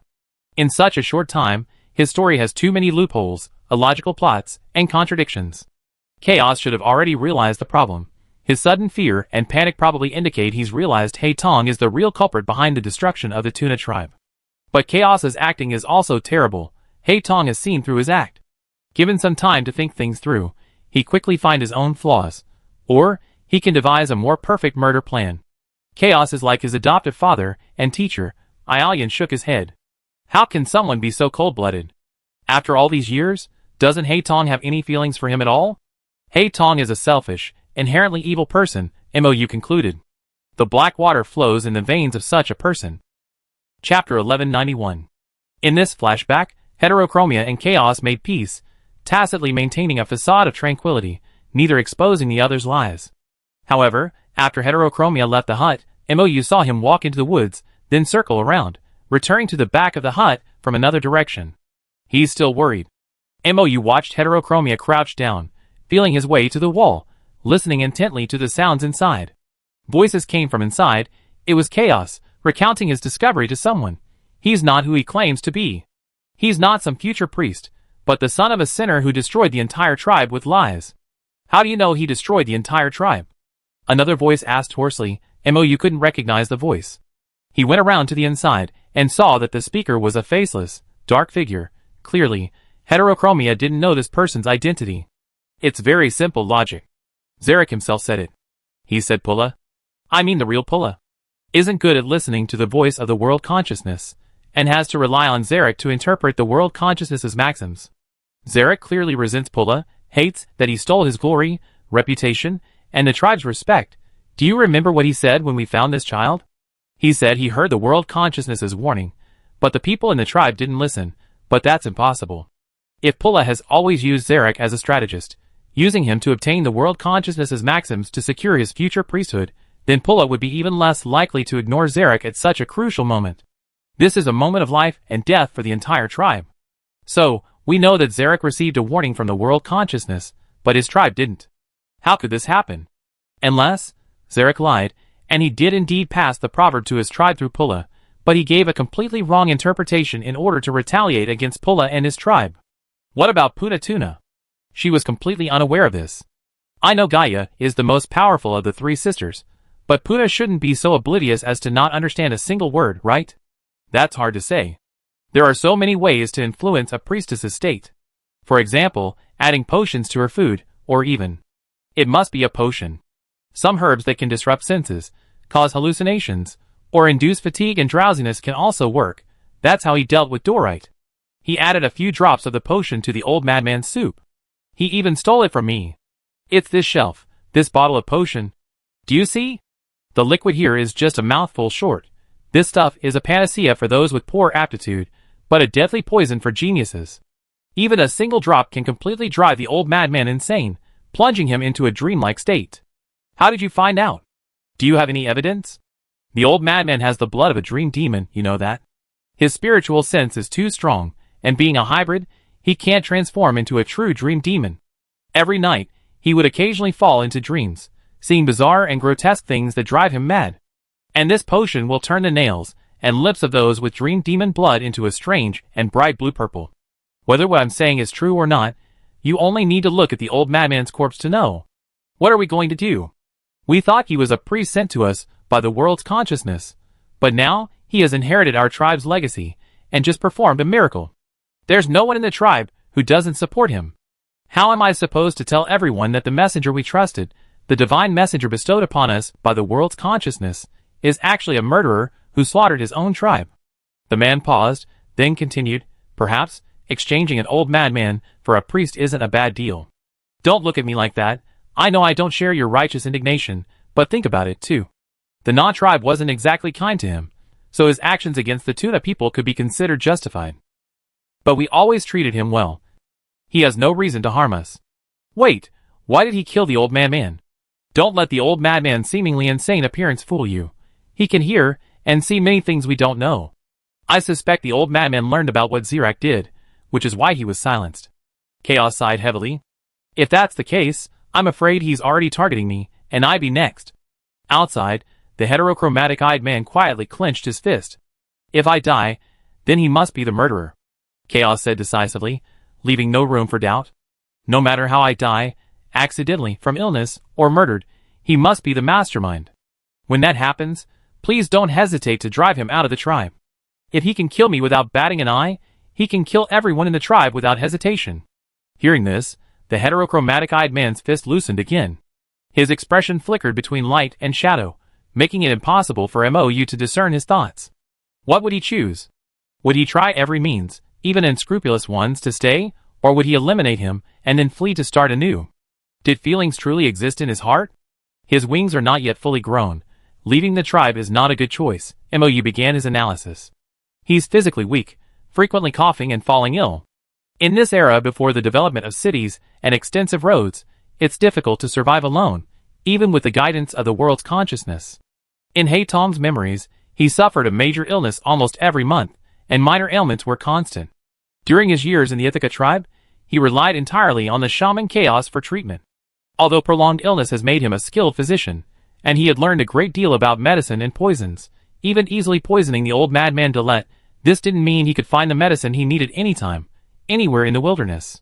At this point, the world consciousness is more like a public broadcast than a personal AI. To gain its favor, one must strive to climb the divine ladder, which in turn requires the faith of the people. This faith can heal Haitong's terrible body, prolong his life, and allow him to experience the joy of being superior. Once separated from the tribe, Haitong is powerless. MOU believes he will compromise. Because that's just the kind of person Haitong is.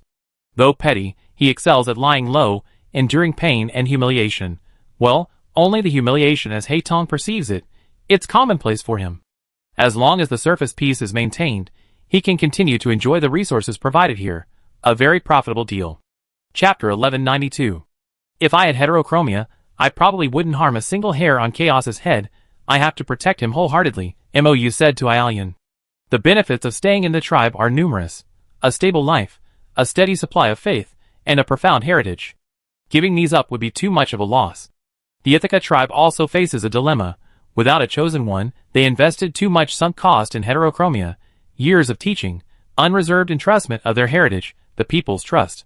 It can be said that when the past of another tribe and the life of a madman are weighed against their own tribe's sacrifices and the potential benefits from heterochromia, their own tribe will undoubtedly win. Both sides will want to maintain this superficial peace until some opportunity arises. Then MOU shook his head again. However, the biggest mistake he made was altering the words of the world's consciousness, which would instill fear in the people. He was the only one who could hear the voice. If he arbitrarily misrepresented the world's will and manipulated the people, it would bring endless danger and death to the tribe. Even if the heterochromatic one truly restrained his nature from now on and stayed in the tribe peacefully, it would be difficult for the people to genuinely trust him again, and conflict would inevitably erupt one day. The trigger might be random, but the outcome was perhaps predetermined by fate. He didn't continue eavesdropping for long. A large group of people laughing and joking entered the hut, forcing him to hurriedly sneak into the woods behind the hut. He paced anxiously in the depths of the woods, scratching his head, gritting his teeth as he pondered for a long time. Finally, he calmed himself, composed himself, and emerged from the woods with a compassionate and gentle smile. Just as MOU had guessed, heterochromia chose compromise and hibernation. He anxiously maintained his disguise, diligently and honestly serving as a dutiful priest, no longer attempting to use the language of the world's consciousness to manipulate people, steal faith, or engage in other schemes. Chaos was not entirely unprepared. The entire Ithaca tribe reverted to its practices before the chosen one. They diligently established communication channels with other tribes, regularly exchanging resources and intelligence with neighboring tribes, and verifying the accuracy of heterochromia's reports with priests from multiple different tribes. To be honest, these measures might not yield any useful intelligence, and other tribes wouldn't unreservedly share every piece of wisdom they heard. These measures were deliberately implemented by the Ithaca tribe to show Haitong, as if to say, you better not have any bad intentions. If you dare to make up a single thing, we all know, and then you can forget about staying in the tribe. The two sides maintained this tacit peace for several years, but beneath the calm surface, undercurrents surged. Haitong was always neurotically suspicious of everyone in the tribe, wondering if they already knew his secret, and if they would tell the next person. This paranoia put a heavy burden on Haitong's already poor health. His health deteriorated rapidly. A simple winter snowfall caused him to develop a high fever, confining him to bed, and even bringing him to the brink of death several times. Although he eventually survived the illness, the terrible experience clearly left him with a profound psychological scar. Humans are so fragile. After finally being able to sit up in his sickbed, Haitong muttered to himself, utterly dejected. Even becoming a transcendent being, one cannot escape the curse of birth, aging, sickness, and death. No, I don't want that. I don't want my life to be controlled anymore, whether by the world's consciousness or the laws of nature.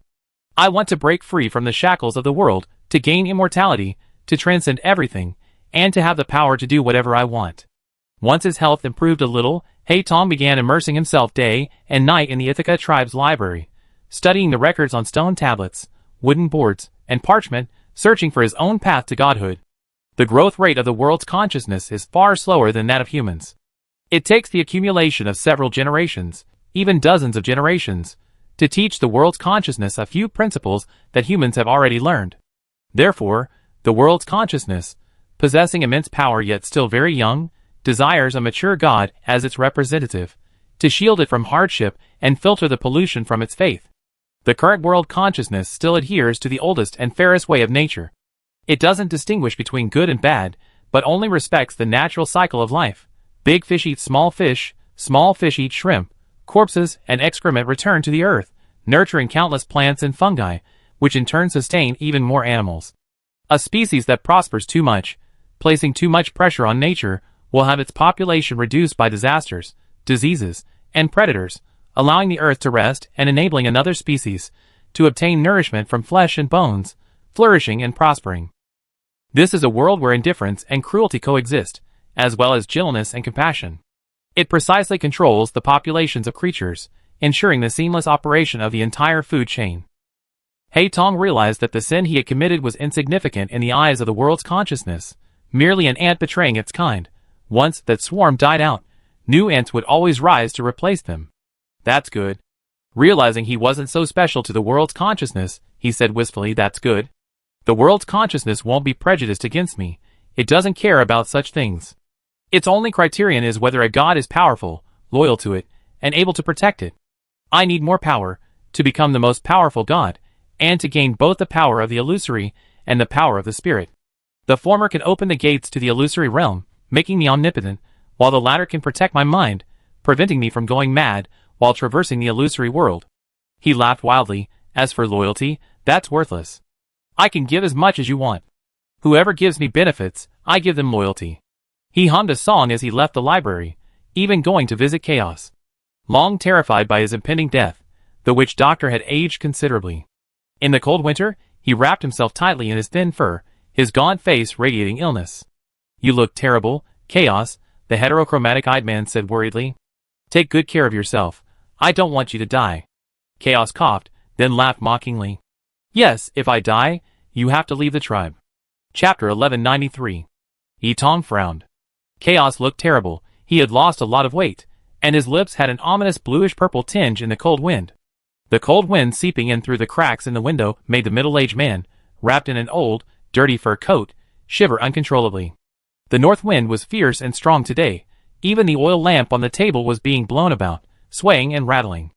Annoyed by the sound, Haitong reached out and straightened the oil lamp that was swaying in the wind. He recognized it as a bronze oil lamp handcrafted by the tribe's metalworkers. The lamp had a strange shape. It was the form of a man with outstretched arms, holding a candle holder.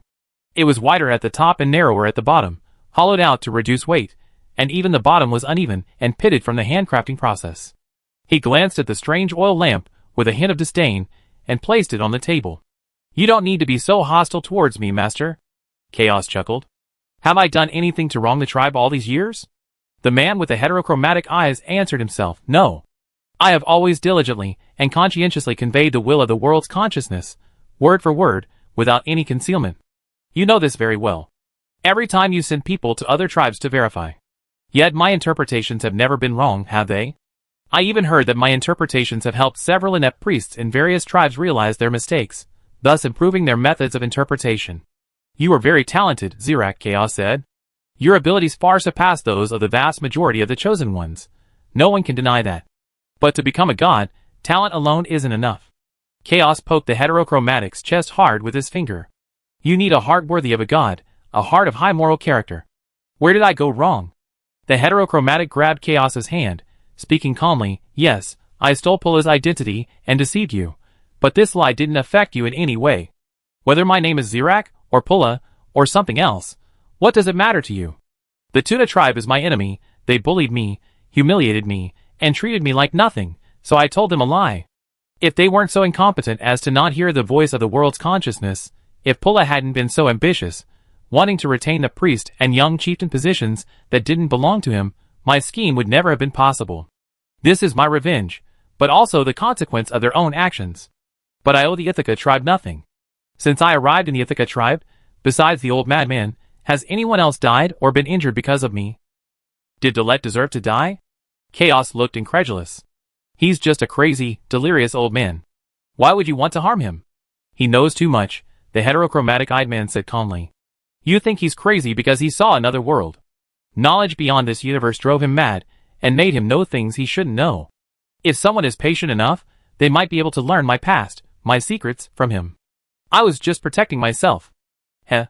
Chaos shook his head, sneering, that's the problem. Just for self-preservation.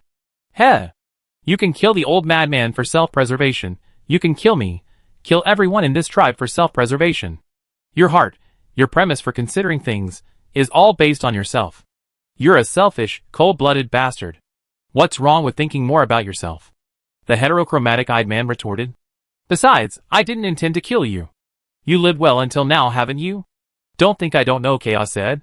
We discovered you eavesdropping outside that day. You didn't kill me because I left a suicide note identifying you as the murderer. Because you still wanted to stay in this tribe. Chaos. He gasped for breath, his breathing rapid. I don't know why you won't leave this tribe. You could have easily fled, started over somewhere where no one knows you. You could have used whatever name you wanted, whatever identity you wanted, and who could identify you then? But I love this place. Hayton lowered his eyes, a hint of sadness in his expression. Perhaps you won't believe it, but I truly considered this tribe my home, and you my teacher, and the father I never had. I never once thought of killing you. His words were so heartfelt that you couldn't immediately discern whether Hayton was telling the truth or not. Chaos seemed equally oblivious, suddenly stunned. And I have a question too, Hayton continued. When I was seriously ill, you could have taken the opportunity to kill me. Just give me a little poison. No, you don't even need to intervene. Just stand by and watch me struggle and die in agony. But you didn't do that. You sent me medicine, and had Delesa and the others take turns caring for me. Why is that? Delesa was Chaos's newest apprentice in recent years, nominally the junior sister of the heterochromatic one, but she was close to Chaos and always considered the heterochromatic one an enemy of the tribe.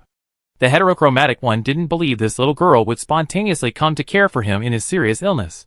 The tribe needs a qualified priestess, Chaos said dryly, until we find a suitable successor. Or rather, until you decide to completely betray us and abandon the tribe, we will treat you as a member of the tribe, our most important priestess. You rely too much on the world consciousness and the priestess, the heterochromatic one sneered. The world consciousness is so cold-blooded, yet you treat her like a mother. Chosen ones? We were never chosen by the world's consciousness. We're just a bunch of pitiful, pathetic losers who happen to have the talent to see and hear the inner world that others can't access, driven mad by that knowledge. The so-called selection is nothing but a complete lie. In the eyes of the world's consciousness, we're nothing but insignificant ants. She doesn't care if one ant kills a whole group of ants. Unless that ant gains immense power and becomes a god standing before her, she won't even give it a second glance. Chaos stared at the heterochromatic eyes with a strange expression, as if looking at a madman. He tugged at the fur he wore, half mocking, half sympathetic, saying, "We rely on the world's consciousness only to improve our lives, to seek good fortune and avoid disaster. And you accuse her of being cold-blooded, but all I see is a child crying for its mother's attention." Chapter 1194. Yi Tong fled Chaos's hut in a disheveled state. Mou watched him stumble and flee after his defenses crumbled, realizing Chaos was right. This man, who had once been Yi Tong's adoptive father and teacher, but was now his enemy, was probably the one who understood Yi Tong best. Yi Tong had a very strange and twisted attitude towards the world consciousness. Having lost his parents at a young age, he seemed to project his feelings for his father onto Chaos, and his feelings for his mother onto the world consciousness. He wanted to gain the attention of the world consciousness, to become a true chosen one, yet he feared that everything he had done to the Tuna tribe, the sins he had committed, would make the world consciousness despise him and abandon him. However, after discovering that the world consciousness was merely an inorganic entity devoid of human emotion, that it had never seen him, and would not punish him for his sins, Yi Tong once again secretly collapsed. This guy is like the kind of child who constantly causes trouble and mischief to gain attention from his parents and others. He'd probably be happy with a beating or a scolding. Because of his terrible upbringing, what he fears most isn't punishment, but utter indifference. Mou suddenly understood. He destroyed the Tuna tribe because the people of the Tuna tribe ignored him and denied his value. He wants to become a god, to be above the world, not only to gain immense power and immortality, but also to gain the attention of the world's consciousness, to receive the gaze and worship of everyone in the world. This is ironic in itself.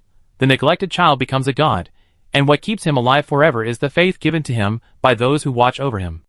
At that moment, Mou seemed to hear the heart-wrenching scream of the heterochromatic eyes.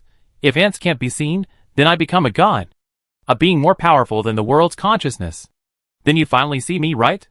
So, the heterochromatic eye's weakness, or rather, his deepest fear and loathing, is being ignored. Mou firmly remembered this. The heterochromatic eye's willingness to remain in this tribe that knew his secrets, rather than completely disappear and flee to a distant land, might also stem from one reason.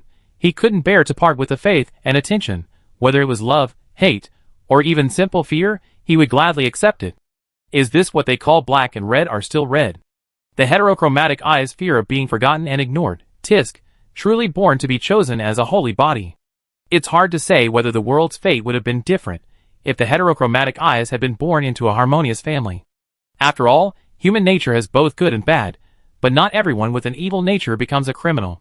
The influence of family and external upbringing on a person is immense, sometimes even capable of restraining and overcoming the evil impulses inherent in their genes. Letting wicked people know that their actions will be punished, and making them fear the consequences of punishment, deters them from committing evil. This is the meaning of law. When the virtuous receive their expected rewards, and the wicked receive their due punishment, no more, no less, the cycle of karma is inescapable, and the world is in order.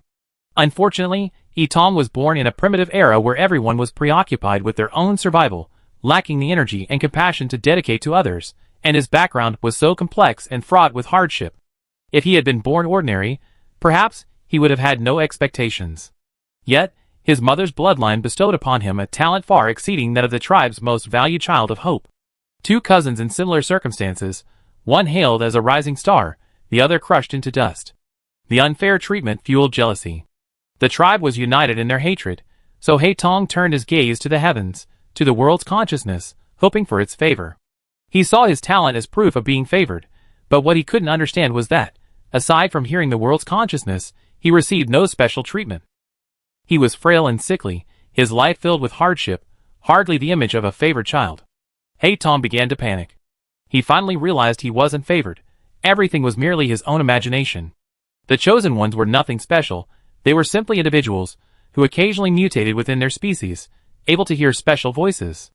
So, as disaster loomed, he seized the opportunity, adding a mind-altering poison to the chieftain's food, altering the prophecies given by the world's consciousness, and causing the deaths of his people. Yet, despite committing so many crimes, he received no punishment, not even a glance from the world's consciousness. In that era, the world's consciousness had not yet become the true heavenly way. She was not a fair judge, but more like a human raising an ecosystem, occasionally adding sunlight and rain to remind the creatures within that disaster was imminent, nothing more.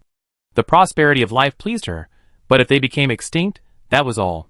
Everything resets to zero, a fresh start. Earth has already experienced 5 mass extinctions, and although the planet Osiria is young, it is no stranger to such events. As long as the planet exists, the cycle of life continues. Life and death are natural. The world consciousness with humanity and maternal instincts that Heterophora desires does not exist. He is merely projecting his unfulfilled expectations onto it. When he discovers that his expectations differ from reality, this frustration transforms into resentment. Heterophora's desire to live, to become a god, even to be above the world, stems from his wish to be seen and valued, from the deepest scar in his heart. It's truly strange.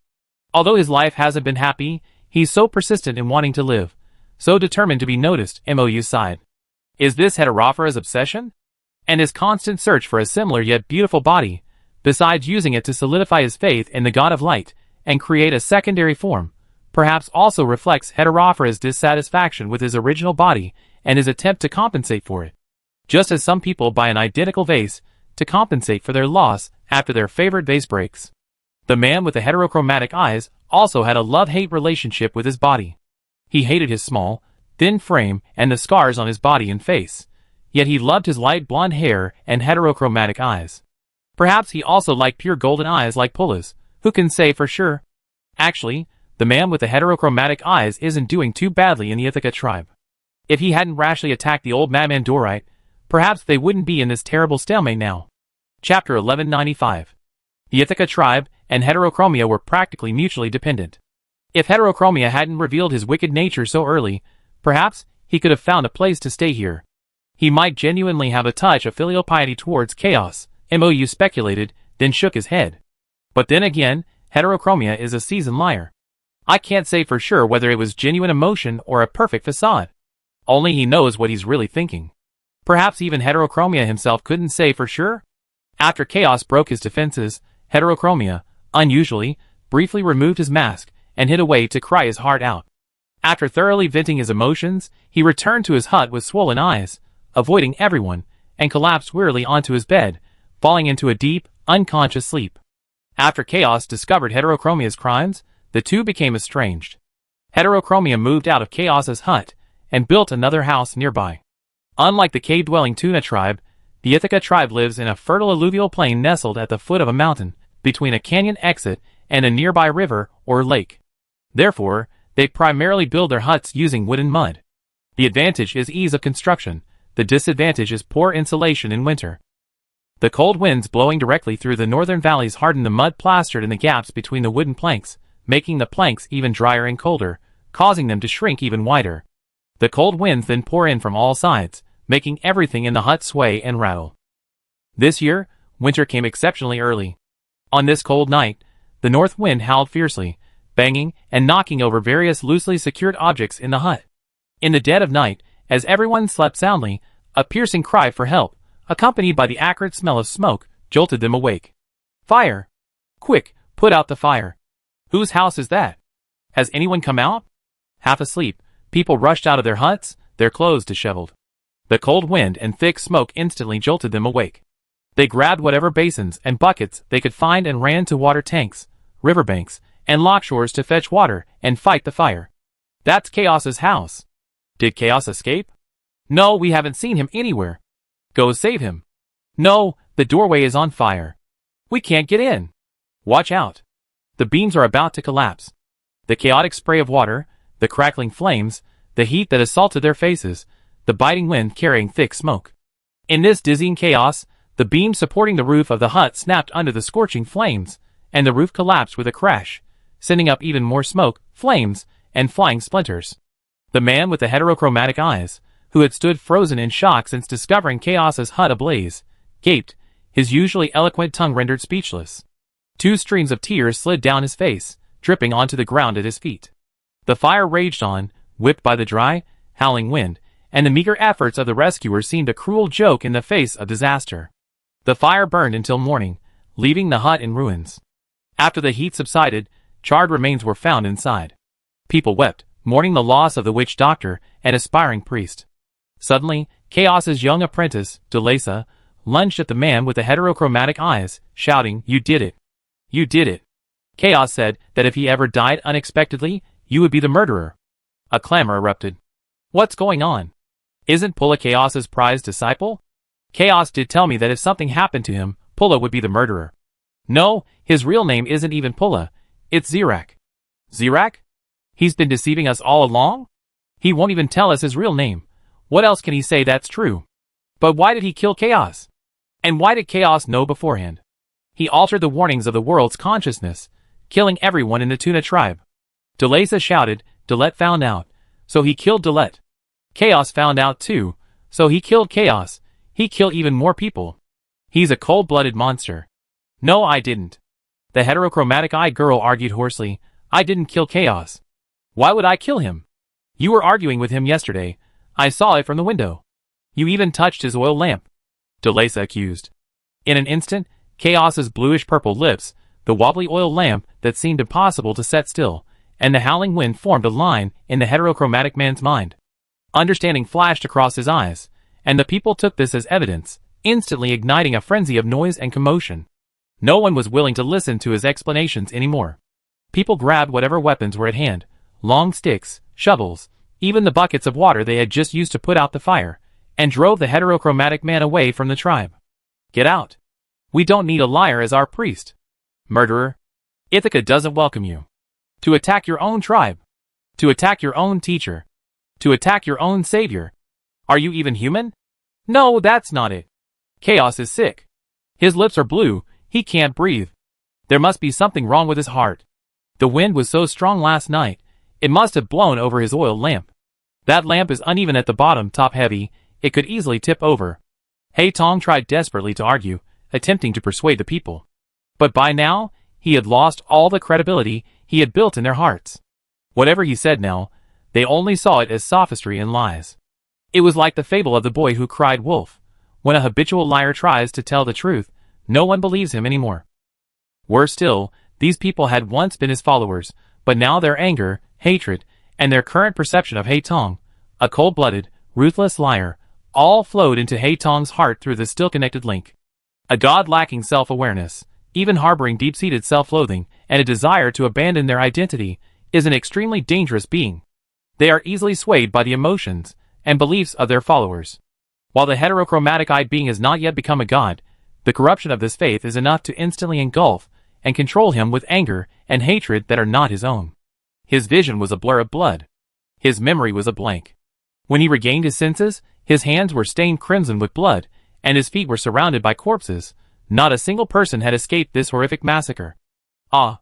His eyes widened in horror as he looked at his blood-soaked hands and let out the most pitiful cry. Chapter 1196. This is the pollution of faith. Mou explained, this pollution erupted so suddenly and so violently, even causing those with heterochromia to completely lose consciousness. No wonder so many people constantly warn us about the importance of the foundation and the self. Ailian imagined his primary source of faith and instantly shuddered. Mou pondered for a moment, realizing that this extreme situation was the result of several factors working together. The foundation is a sacred object that preserves the divine self. Before becoming a god, the self of an extraordinary being is the embryonic form of the foundation. This means that one must first understand oneself, accept oneself, and reconcile with oneself to avoid being swayed by external faith when climbing the divine ladder. Faith is an invading force tainted with pollution, while the self is the immune system of an extraordinary being. It clears away thoughts that do not belong to oneself, leaving only pure power for the extraordinary being to use. Faith, foundation, and authority are the three essential elements for becoming a god, but in reality, the acquisition of these three occurs in different order. Faith is an intrusive external force, and what opposes it is the superhuman self, the cornerstone of their future. Authority, the concept, is attracted to superhumans who exhibit their abilities, or is directly bestowed by the world's consciousness. Normally, everyone is born with a self. Even if a superhuman doesn't deeply and actively understand themselves, they will instinctively cry out, I object, when faced with ideas that contradict their own. But Hei Tong is special. Thanks to his terrible childhood, Hei Tong's attitude towards his self is extremely conflicted. He simultaneously craves recognition, yet changes and even erases himself to gain it, even going so far as to steal the identities and bodies of others to gain affection and approval, exhibiting characteristics of compliance disorder. Well, perhaps a version of a mutant from another world. After all, Hei Tong isn't the type to meekly bear his suffering alone. The rumor that the foundation of the God of Light was flawed was not unfounded. The foundation of the heterochromatic one was flawed from the beginning because he killed his own self, and from then on, he could no longer distinguish who he was.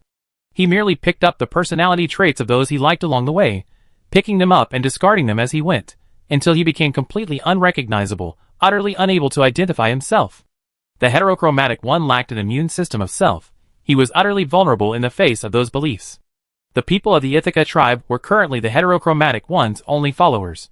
During the confrontation with the heterochromatic one, the tribe's thoughts and emotions were stirred to a high degree of unity by the atmosphere. Deep down, they believed that the priest they had once worshipped was actually a complete liar, a cold-blooded murderer who would turn on someone as close as a foster father. This realization came first, and only then did they realize they had been betrayed and deceived, choosing to abandon their faith. But before they actively severed the connection of faith, those perceptions and resentments had already flooded into Haitong's defenseless mental realm through the connection. Worse still, the emotions of the Ithaca tribe were now highly unified. Their anger and hatred were completely pure, like a berserker's potion, directly causing Haitong to lose his own consciousness. Without a steadfast heart, even one can be changed by the thoughts of others. This is the terrifying aspect of this world. Mou and Ialian stood amidst the ruins of the Ithaca tribe, watching the priest, who had personally killed all his believers and enemies, despair, collapse, and bury the corpses one by one. Only then did Mou understand that there was truth in Haitong's words. He truly loved this tribe. If the goddess of fate hadn't yet been born, Mou, you would have thought it was a cruel mockery of fate. The misunderstanding and anger of the believers had corrupted the future god they once worshipped, and this power, in turn, drove the crazed god to kill the believers. What an ironic cycle of cause and effect. Gods are like puppets powered by non-removable rechargeable batteries, and faith is like the electricity charging those batteries. Once the god's program malfunctions, simply unplugging it won't do anything. The god will continue operating until the battery's energy is depleted, but by then, it's all irreversible. Haitong's words were likely true. Chaos had probably died of a sudden heart attack, a common occurrence on cold nights when temperatures plummeted. If Chaos had merely died of illness, Haitong might still be able to serve as a priest in the tribe. Whether by human intervention or fate, by Chaos's last desperate attempt, or perhaps due to a flaw in the unsteady oil lamp itself, a sudden fire engulfed everything. It consumed Chaos, whose life was nearing its end, and also took away people's trust in the heterochromatic eyes. The preventative measures Chaos had left behind against the heterochromatic eyes began to activate, but this triggered a series of domino-like collapses. Chaos probably only wanted to force the heterochromatic eyes away after his death, Ialian speculated. He saw himself as the last lock to control the heterochromatic eyes. He knew the heterochromatic eyes still had some feelings for him. That's why he used his accidental death as a condition for driving them away. Chaos told many high-ranking members of the tribe about the heterochromatic eyes.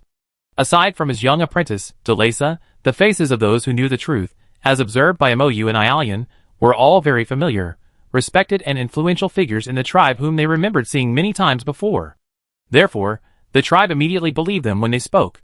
In these ancient, primitive tribes, relationships between people were very close, and the chieftain, family, elders, and tribal elders were often the most respected. While the priest's status was undoubtedly high, if other elders began to criticize an outsider priest, the tribe's morale would immediately waver. Chaos's logic was simple. He believed that he and the heterochromatic eyes were the closest in the tribe. If the heterochromatic eyes truly turned against him, and went mad enough to kill even him, then the heterochromatic eyes would have lost their humanity. In this state, the heterochromatic eyes could not possibly be a priest who would bring glory to the tribe. He would kill those he disliked for all sorts of trivial reasons. Chaos couldn't accept this. So, he used his accidental death as the starting point to activate all defense mechanisms, becoming the first domino to fall. He intended for the tribe to drive away the priest, who was no longer qualified, but he didn't expect that the corruption of the believers would lead to the extermination of his tribe. Chapter 1197. Chaos has always given Haitong a chance. Mou sighed. Even though he couldn't accept that Haitong was a murderer, he was willing to gamble his own life on a sliver of humanity in Haitong's heart rather than drive him away or kill him. He used himself as the last barrier, standing between the tribe and Haitong. This decision, which seems illogical to most people, is very much in line with the indulgence of parents towards their children who have committed grave mistakes. If Haitong disregards Chaos's fatherly and mentorly relationship with him, and still chooses to kill to cover up his crimes, it means that beneath Haitong's many lies lies an incurable, cold heart. Then Chaos has atoned to the tribe with his own life. He has used himself as a beacon, attempting to protect the tribe's future. This is Haitong's own memory. He only recorded what he saw and heard. But as observers, we can still deduce important information from some clues, MOU said. For example, the respected elders in these tribes, after learning of Haitong's past crimes, didn't choose to immediately expose them to the world. Instead, they accepted Chaos's plan, maintaining a facade of peace while awaiting the day of final judgment. Conversely, Chaos must have put in a great deal of effort to persuade these people. While protecting the tribes, he was also trying to protect Haitong. In fact, in terms of sheer numbers, those who know about Haitong's past are only a handful compared to the entire tribe. But each of them possess vast networks, resources, and power. Chaos diligently minimized the number of those in the know, ensuring that Heterophora could peacefully serve as priest in the tribe when not causing trouble, while simultaneously ensuring that those in the know held convincing power, capable of turning the entire tribe against them in an instant should trouble arise. This shaman had done everything in his power to protect both sides. He was like an old father who kept his zombified son locked up at home. If his zombified son attacked anyone, he would die along with the zombie. But this approach placed a heavy burden and immense torment on Chaos himself.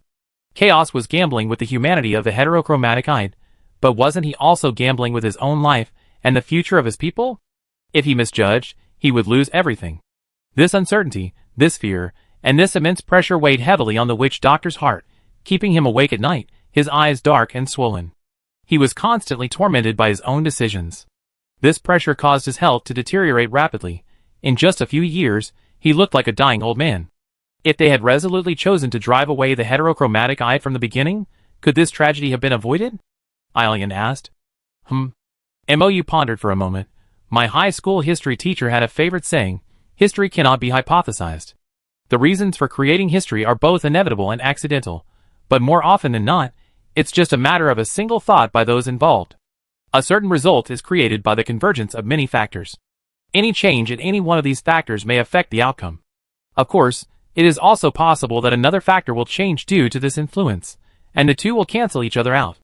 This is why the realm of fate is so mysterious. MOU knelt beside the boy with heterochromia, watching him tearfully dig a hole with his bloodied hands. This was perhaps the only time in the boy's life that he showed genuine emotion. Initially, the Ithaca tribe took in this orphan out of kindness, but after seeing the boy's talent, their kindness became tainted with self-interest. The Ithaca tribe has no chosen one, and they desperately need a priest. In this era, priests who can hear the voice of the world consciousness can decide the survival of a tribe. Although the world consciousness has not yet evolved into human nature, it is a large-scale, real-time disaster warning system. Typhoons, floods, and landslides cannot escape its perception. As long as one can hear the world consciousness's broadcasts, one can easily avoid misfortune and seek good fortune. Not to mention, there are also thoughtful tips for each tribe, such as it's time to plant when the weather is warm. There's an overpopulated herd of goats 50 miles to the southwest that can provide some food, and the neighbor priest grinds his teeth in his sleep and likes to fart in bed. Wait, right. These pieces of information, whether seemingly insignificant, important, or trivial, might come in handy at some point. Furthermore, there was a considerable distance between tribes. In that ancient era, magic had not yet developed into an effective system. Flight, teleportation, and even the taming of mounts were still in their early stages of research. People mostly had to rely on their own 2 feet to travel from one place to another along rugged roads. Therefore, even when Chaos later lost trust in the heterochromatic eyes, he could only use asking other tribes for proverbs as a verification and warning measure, and could not completely eliminate the heterochromatic eyes. Even between tribes, peace is not always guaranteed. Conflicts and disputes arise over resources and land. 2 tribes might be harmoniously fraternal, addressing each other as brothers and sisters, only to be locked in a bloody battle over a water source a few days later. Such occurrences are commonplace. How can one expect priests from other tribes to faithfully convey the proverbs they have painstakingly deciphered? In this world, helping is a matter of goodwill, and not helping is also one's right. Self-preservation is also a normal way of survival. If Haitong had sought revenge against the Tuna tribe in some other way, perhaps the Ithaca tribe would have been more accepting. His alteration of the world's consciousness, as stated in the Proverbs, truly touched a nerve with the people here. How is a priest, who can so arbitrarily alter the words of the world's consciousness, any different from dereliction of duty? How can the people trust him to listen to his words? MOU watched as Haitong dragged the corpse into the grave he had painstakingly dug, then covered it with soil and tears, but the people had no choice. Chaos had to weigh the pros and cons, choosing between a priest who could easily go astray and commit evil, and a priest who didn't exist at all. The former was fraught with anxiety, but the Ithaca tribe had no personal grudge against Haitong, so Chaos devised a plan to test his own life. As long as he survived. This means that the heterochromatic eyes still cherished friendship and could be trusted. The latter, their tribe would lose its priest. While this might nip the heterochromatic eyes problem in the bud, it could also completely enrage them, driving them to take desperate measures and kill everyone. Because, for the heterochromatic eyes to become a god, they need followers. If the informants in the Ithaca tribe don't die, once the rumor spread, it will be difficult for them to start over even in a new place. Chaos himself probably had his own motives. Although he couldn't accept the heterochromatic eyes' actions, he had already treated them as his own son. Keeping them by his side likely stemmed from a desire to guide them back to the right path. However, lies and the unknown bring immense fear, and this fear, coupled with the tribe's future, created immense pressure that ultimately crushed the witch doctor. Chapter 1198. The man with the heterochromatic eyes buried all the corpses. As if punishing himself, he didn't even use tools. By the end, his hands were covered in blood, the wounds revealing bone. He even dug a grave for himself, cutting off arms and legs from other corpses to piece together a body, then stripping away all the tattered clothing and throwing his own clothes into the grave. Soon, these body parts would turn to bones, and even if some busybody came to dig it up, they wouldn't notice anything wrong with the grave. He carved Pulla's name on the wooden tombstone and deeply embedded it in the ground before the grave. Truly worthy of being called the god of deception, even at this point, he continues to weave lies. Mou clicked his tongue, sincerely admiring him. Haitong spent considerable time bandaging his hands and scavenging various supplies from the tribe. Portable food and clean water, important tribal records, brand new, comfortable robes. He even found a stone spatial pendant from the chieftain. This was an invaluable treasure at the time, and although the pendant's space wasn't large, it was a unique and precious item in the tribe. Haitong picked and chose many valuable items from the tribe, then burned the records that documented the tribe's heritage. Mou, that's too much. Haitong watched expressionlessly as the records of the Ithaca tribe's past and future, its history and hopes, turned to ashes. All the efforts that Granny Nerea and Uncle Chaos had made for the tribe's survival, along with the people of Ithaca, had perished completely. The heterochromatic eyes killed the Ithaca tribe once again. Aelian turned to look at the Lord. The silver-haired Samoyed tilted its head slightly, revealing a confused and sorrowful expression, its face filled with, "I don't understand." Dog language. No, the Lord, whose facial expression reading was at level 10, struggled to guess. Perhaps he doesn't want others to obtain the knowledge about the gods recorded by Granny Nerea, to reduce competition. Or perhaps, this is the final revenge against the Ithaca tribe, destroying their heritage. Or perhaps, he's afraid Uncle Chaos will record his story as well, hiding it in among these records. The Lord, racking his brains, suddenly paused. No, wait, why should we speculate about Heterochromia's true motives?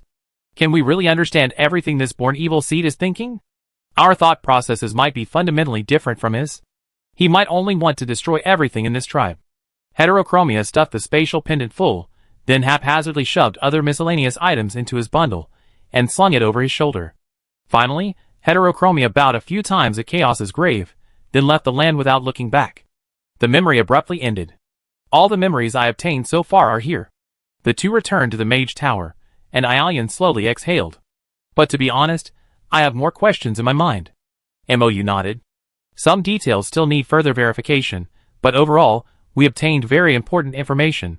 The origins of the heterochromatic-eyed man, his personality traits, and the causes and origins of some of his obsessions. This information will be very useful in the upcoming God War, and even in the upcoming new version. The only problem is, how do we reasonably present these memory fragments to our lovely players? After the main storyline is completed, it's the player's turn. The information, CG animation, we finally obtained needs a suitable reason to be presented to the players. Moreover, this kind of thing can't just be casually shown to the players. They have to go through countless hardships and dangers to obtain it. Otherwise, they won't feel a sense of experience and immersion. Speaking of which, during the second God War, I brought out something. Mou stroked his chin, a mischievous smile playing on his lips. That was probably Nyarlathotep's doing. She hid your dark side in the basement behind the kitchen in the other world. I confirmed with Ludwig There is indeed a part of your dark emotions and soul there, but Nyarlathotep did some tampering. If we rashly take back those dark emotions, it might change a part of your thinking. Aelian blinked. MOU continued, however, dealing with this kind of thing is quite simple. Just like the impurities before, we use the soul authority to transform it into a primal god. No, an evil thought entity, and then put it in the void realm for the players to fight and purify it. The mechanics will be slightly more difficult than the previous evil god purification battle, but the current players should be able to handle it. The game planner skillfully instructed his boss, Leah, to copy, cut, and divide those memories into small segments, storing them in memory crystals. We can use these memory fragments as rewards for adventurers who clear the thought entity raid. First, we need to add a distant memories book to the player's anchor point system. This book contains all the unreleased heterochromatic vision memory fragments. Whenever a team of players clears a raid and obtains a memory fragment, that entry will be activated in all players' memory books. At the same time, the names of the team members who obtain the memory fragment, along with their raid completion video, will also be recorded in the book, essentially a Hall of Fame achievement for the players. To protect player privacy, players can choose whether to publish their battle videos. Those who disagree will have their images blurred. This information sharing and Hall of Fame mechanism should increase players' enthusiasm for exploring the puzzles, and the quest rewards themselves will attract players interested in the heterochromatic vision's origins, perhaps even sparking another wave of research. The professional game terminology left Aelian completely bewildered, but what did it matter? As long as the Samoyed knew its master was incredibly powerful, that was enough. Next, we just need a suitable main quest, MOU pondered. A quest that can bridge the gap between the current version and the next. Leah spoke up at the opportune moment. My lord, several adventurers have been looking for you for several days. Perhaps you would like to meet with them? Chapter 1199. To see, of course I must see, MOU said decisively. His dutiful adventurers always brought him good news. Maybe a suitable quest will come. Since the Lord was opening his doors to guests, the silver-haired knight, who wasn't convenient to see anyone for the time being, instantly transformed into countless black liquids, becoming shadows the moment he landed on the ground, merging into the Lord's shadow. MOU, This visual effect is pretty cool. A moment later, a small black dragon that he was very familiar with crawled out of the Lord's shadow again, climbing up the Lord's robes to MOU's shoulder, finding a comfortable spot, and settling down, perfectly playing the role of a shoulder accessory. It was peak time for players to log in, and Leah was very efficient. The quest quickly received responses from several players after it was posted. MOU hurriedly made preparations. He had just finished tidying himself in his study, adopting the distinctive expression of a high-ranking NPC from a world faction, used for meetings or issuing quests, when two very familiar players rushed into his study like the wind. He took a closer look at the IDs above their heads. Sure enough, they were old acquaintances. Tranquil C still had that roguish, socially adept look, while the legendary assassin, the equally socially awkward hidden old man, hid behind him, trying his best to minimize his size. MOU thought that if hidden old man hadn't come specifically to accept a quest from him, this socially awkward guy would probably have gone invisible before coming. Unfortunately, in this game, if you're invisible, your own NPC can't see you and can't issue quests. A moment later, the third player arrived, the undisputed shared external brain of the players, today's reign. Long time no see, adventurers, the Lord said first. I heard you all been looking for me these past few days? Yes, Lord, you're certainly a busy man, exclaimed Tranquil C. If you hadn't shown up, we would have thought the game had a bug. The Lord's lips curled into a nonchalant smile, as if she hadn't heard the bug comment. Due to some fortuitous circumstances, I participated in a divine war, and fell into a distant memory, where I learned some rather interesting stories. The players' appetites were instantly whetted, but the cunning Lord had no intention of continuing with his intriguing stories, and instead inquired about the players' purpose in coming. The three of them then chattered away, recounting the Orichalcum Blood Alliance's commission, the major operation to infiltrate the heart of the Church of Light's territory, the crucial intelligence from Scarface, a current noodle enthusiast and former member of the Knights of Light, the group of infiltrating the Inquisition, and most importantly, the buried evidence that could prove the heterochromatic eyes and the Church of Light's atrocities against the Mont Blanc Autonomous Federation. Even though he had already seen part of the mission report from Leah, and hadn't had time to check the latest mission progress, the Lord and veteran game planner couldn't help but applaud the players' initiative, proactivity, and diligence. What adorable players, what proactive NPCs. The planner hadn't even given them a mission, and the NPCs were already eager to get started. With a meager amount of points, adventure coins, Leah casually distributed, the players diligently paid their monthly card fees to work hard, even venturing into enemy territory, penetrating forbidden zones, and inexplicably becoming important figures on the enemy side, obtaining decisive evidence that would terrify the enemy. Even Moyu's formulaic smile couldn't help but become a little more sincere. This task, which the players had inexplicably completed, was perfect for launching the next minor update. No, wait, the sheer volume of content in this God War could easily be made into a major update. The Lord's smile widened even further. These three adventurers truly deserved to be my trusted heroes. He was never stingy with providing emotional support to these players, who had voluntarily paid to play, and made immense contributions to saving the world and beating up the heterochromatic-eyed player. He enthusiastically praised the adventurers for several minutes with the most eloquent words, making them feel like they were floating on air. Even the usually rational today's Reign veteran showed a fanatical expression of "I can fight for this game for decades to come." The commoner and the socially awkward veteran were even more immersed in a recurring cycle of "I'm actually this awesome. I really am this awesome." The contributions of these three adventurers to our divine war are immense, MOU concluded. This evidence will become one of our powerful weapons in overthrowing the Church of Light, and will usher in a new era. Of course, we must not forget the other adventurers who shed their sweat and blood in this series of missions. They will all receive their due rewards. After his speech, MOU mentally instructed Leah to add the newly created Distant Memories handbook to the player's anchor point system, and to notify all players of the activation of the Important Encyclopedia special gameplay as a quest reward. As a fragment of the world's consciousness, Leah only needed a thought to make these hotfixes to the game. Almost immediately, the three players received a notification from the player system. Server-wide announcement. Congratulations to players today's Reign/Tranquil Sea/Hidden Old Man for successfully completing the main storyline special quest, The Bloodshed of the Mont Blanc Autonomous Federation, and obtaining the achievement, Evil Under the Sun. While equipping this achievement, Inspiration +1. Since the above players have successfully obtained the special quest item, Buried Evidence, unlocking the new gameplay, Important Encyclopedia, the special important item, Important Encyclopedia, has been added to the system interface of all players. Players can open the game interface to view details. The subsequent main quest is a special quest with progress shared by all players. Please continue your efforts and explore the mysteries of this world. The hidden old man rolled his eyes and fell backward instantly. Why is it another server-wide announcement? This is ridiculous. Upon hearing the word server-wide announcement, Tranquil Sea was already prepared. He steadily caught the hidden old man's falling body and began vigorously pinching his philtrum. The hidden old man's eyes rolled even more violently. Ouch, that hurts. Stop. I'm going to be strangled to death. Today's Reign completely ignored these two clowns. She immediately opened the extra page in the system, carefully examining the gameplay prompts and analyzing them word by word. Chapter 1200. After briefly reviewing the introduction, Jin Ryoyu understood.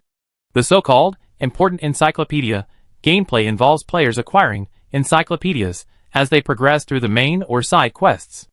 These encyclopedias record ancient events, divine secrets, and unspeakable gossip.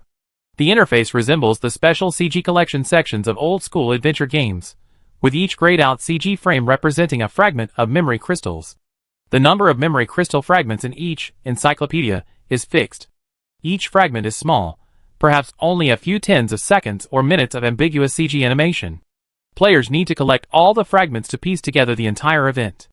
The bad news is, there are quite a few memory crystal fragments. The good news is that progress is shared across all players. Whoever acquires a fragment will update all players' Important Encyclopedia handbook simultaneously. At first glance, it seems like some players are doing all the work for free while others reap the rewards. Today, Reign frowned, then glanced at the fine print, and instantly his brow cleared. The first player team to obtain each fragment will be recorded as a fragment obtainer in each player's Important Records handbook.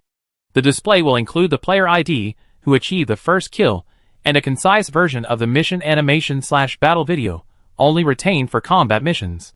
To protect player privacy, these honored players can freely choose to have their information fully displayed, partially blurred, or completely blurred according to their personal preferences. The selected privacy level will also apply to the personal ID and appearance displayed in the ID display and kill animation. This is an upgraded Hall of Fame. There should be tons of players rushing to do these tasks, right? Currently, there are 2 open pages in the Important Encyclopedia section. One is The War of the Gods of Ialian, and the other is The War of the Gods of Ialian appears to be a guide for players to familiarize themselves with the gameplay. A whole page of content is directly accessible. I checked it out today and found that this section, previously updated in the official archives, depicts the first divine war between Ialian and Milk Feng and the heterochromatic eyes, after Ialian disappeared from the Golden Land. The development team has quietly moved this content here again. I must say, placing this main storyline-related content here definitely provides a much better experience than having it silently appear in the archives. The archives have too much content, too cluttered, and it's easy for players to overlook it. The grayed out section on the second page also provides a system prompt. The memory fragments here record the second divine war led by Milk Feng, and players need to work together to complete daily tasks in AMT County to unlock the fragments. Today, Yo-Yo glanced at the daily tasks. They were things like, complete the infrastructure construction of 300 houses, perform 3,000 purifications in the Druid's Purification Hall, and clean up 5,000 monsters in a monster-infested area according to system instructions. Each task seemed numerous, but since it was a collaborative effort among all players, it wasn't actually difficult to achieve. While she was checking the details, some players had already had their daily task completion counts recorded, and their progress bars were starting to rise. Today, Yo-Yo selected a fragment and clicked on it. The fragment wasn't activated yet, but she could see the task progress bar filling up, and the list of players who had participated so far. Some IDs were blurred with an asterisk symbol, while others were displayed openly. However, since these tasks are all daily, production-based group tasks, they won't be recorded in the game. Linking players' daily contributions to the God War storyline increases the sense of participation. Jinri Yo-Yo quickly understood the development team's improvement strategy. It's a good change. While she was still pondering, she heard an excited shout from the Tranquil Sea. Holy crap! She looked at Diaomin in confusion and saw Heizi excitedly exclaiming, 4.0. The new version is coming. Jinri Yo-Yo was also surprised. So soon? Tranquil Sea gestured for her to look at the system announcement. Update announcement. Version 4.0 of the Evil God Exorcism Project Online is coming soon. Brave and fearless adventurers have brought new hope to the followers of the Church of Light. As the adventurers advance, the sins committed by the God of Light and the Church of Light gradually come to light. The mysteries of Clock Tower Town have been completely solved. The old grievances of the Orichalcum Blood Alliance have been reopened, and even the God of Light's deeply hidden identity has been unearthed by adventurers from a long-sealed tomb. The alliances within the world continue to grow. What stories will these new allies bring, and what new gameplay will they introduce? The battle between gods has begun. However, the outcome of this divine war will not only be determined by the gods themselves, but more importantly by the believers who hold their faith, and the adventurers who influence the course of the world on the continent of Osiria. Lies will eventually be exposed, faith built on slaughter and deception will eventually crumble, and justice will prevail. Every adventurer's effort has been worthwhile, and every adventurer's achievement will be recorded and appreciated by the creatures of this world. The adventurer's journey forward will never cease. In the future, adventurers will create endless possibilities. Let's welcome version 4.0. The War of the Guardians. This version will be a hot update online after adventurers successfully unlock the Important Encyclopedia, The War of the Gods of Ialian, and obtain the first memory crystal fragment. This version update includes, but is not limited to, launching the new player cooperative gameplay, Important Encyclopedia. Adventurers can work together to advance the quest progress bar, obtain memory crystal fragments, and decipher the mysteries of important events in the world of Osiria. Each Important Encyclopedia has its own unique gameplay, allowing adventurers to choose according to their strengths and preferences. Whether it's daily quests, crafting, or combat dungeons, you have the opportunity to leave a significant mark on the history of Osiria. Note, players can freely choose whether to publicly display their personal ID, achievement records, and other private information. A brand new, high-difficulty, large-scale 24-player raid dungeon is coming soon. Details await adventurers' exploration. The Light Gods exclusive encyclopedia, Distant Memories, is coming soon. Want to know the past of the heterochromatic-eyed one? Want to understand the truth hidden beneath the many masks of this god of deception? Perhaps by collecting these scattered memory crystals, adventurers can catch a glimpse of the Light God's true heart. Chapter 1201. 4.0 already. Today, Yo-Yo was once again shocked by the game's update speed, but what shocked her even more was, Why was the heterochromatic eye storyline kept hidden until version 4.0?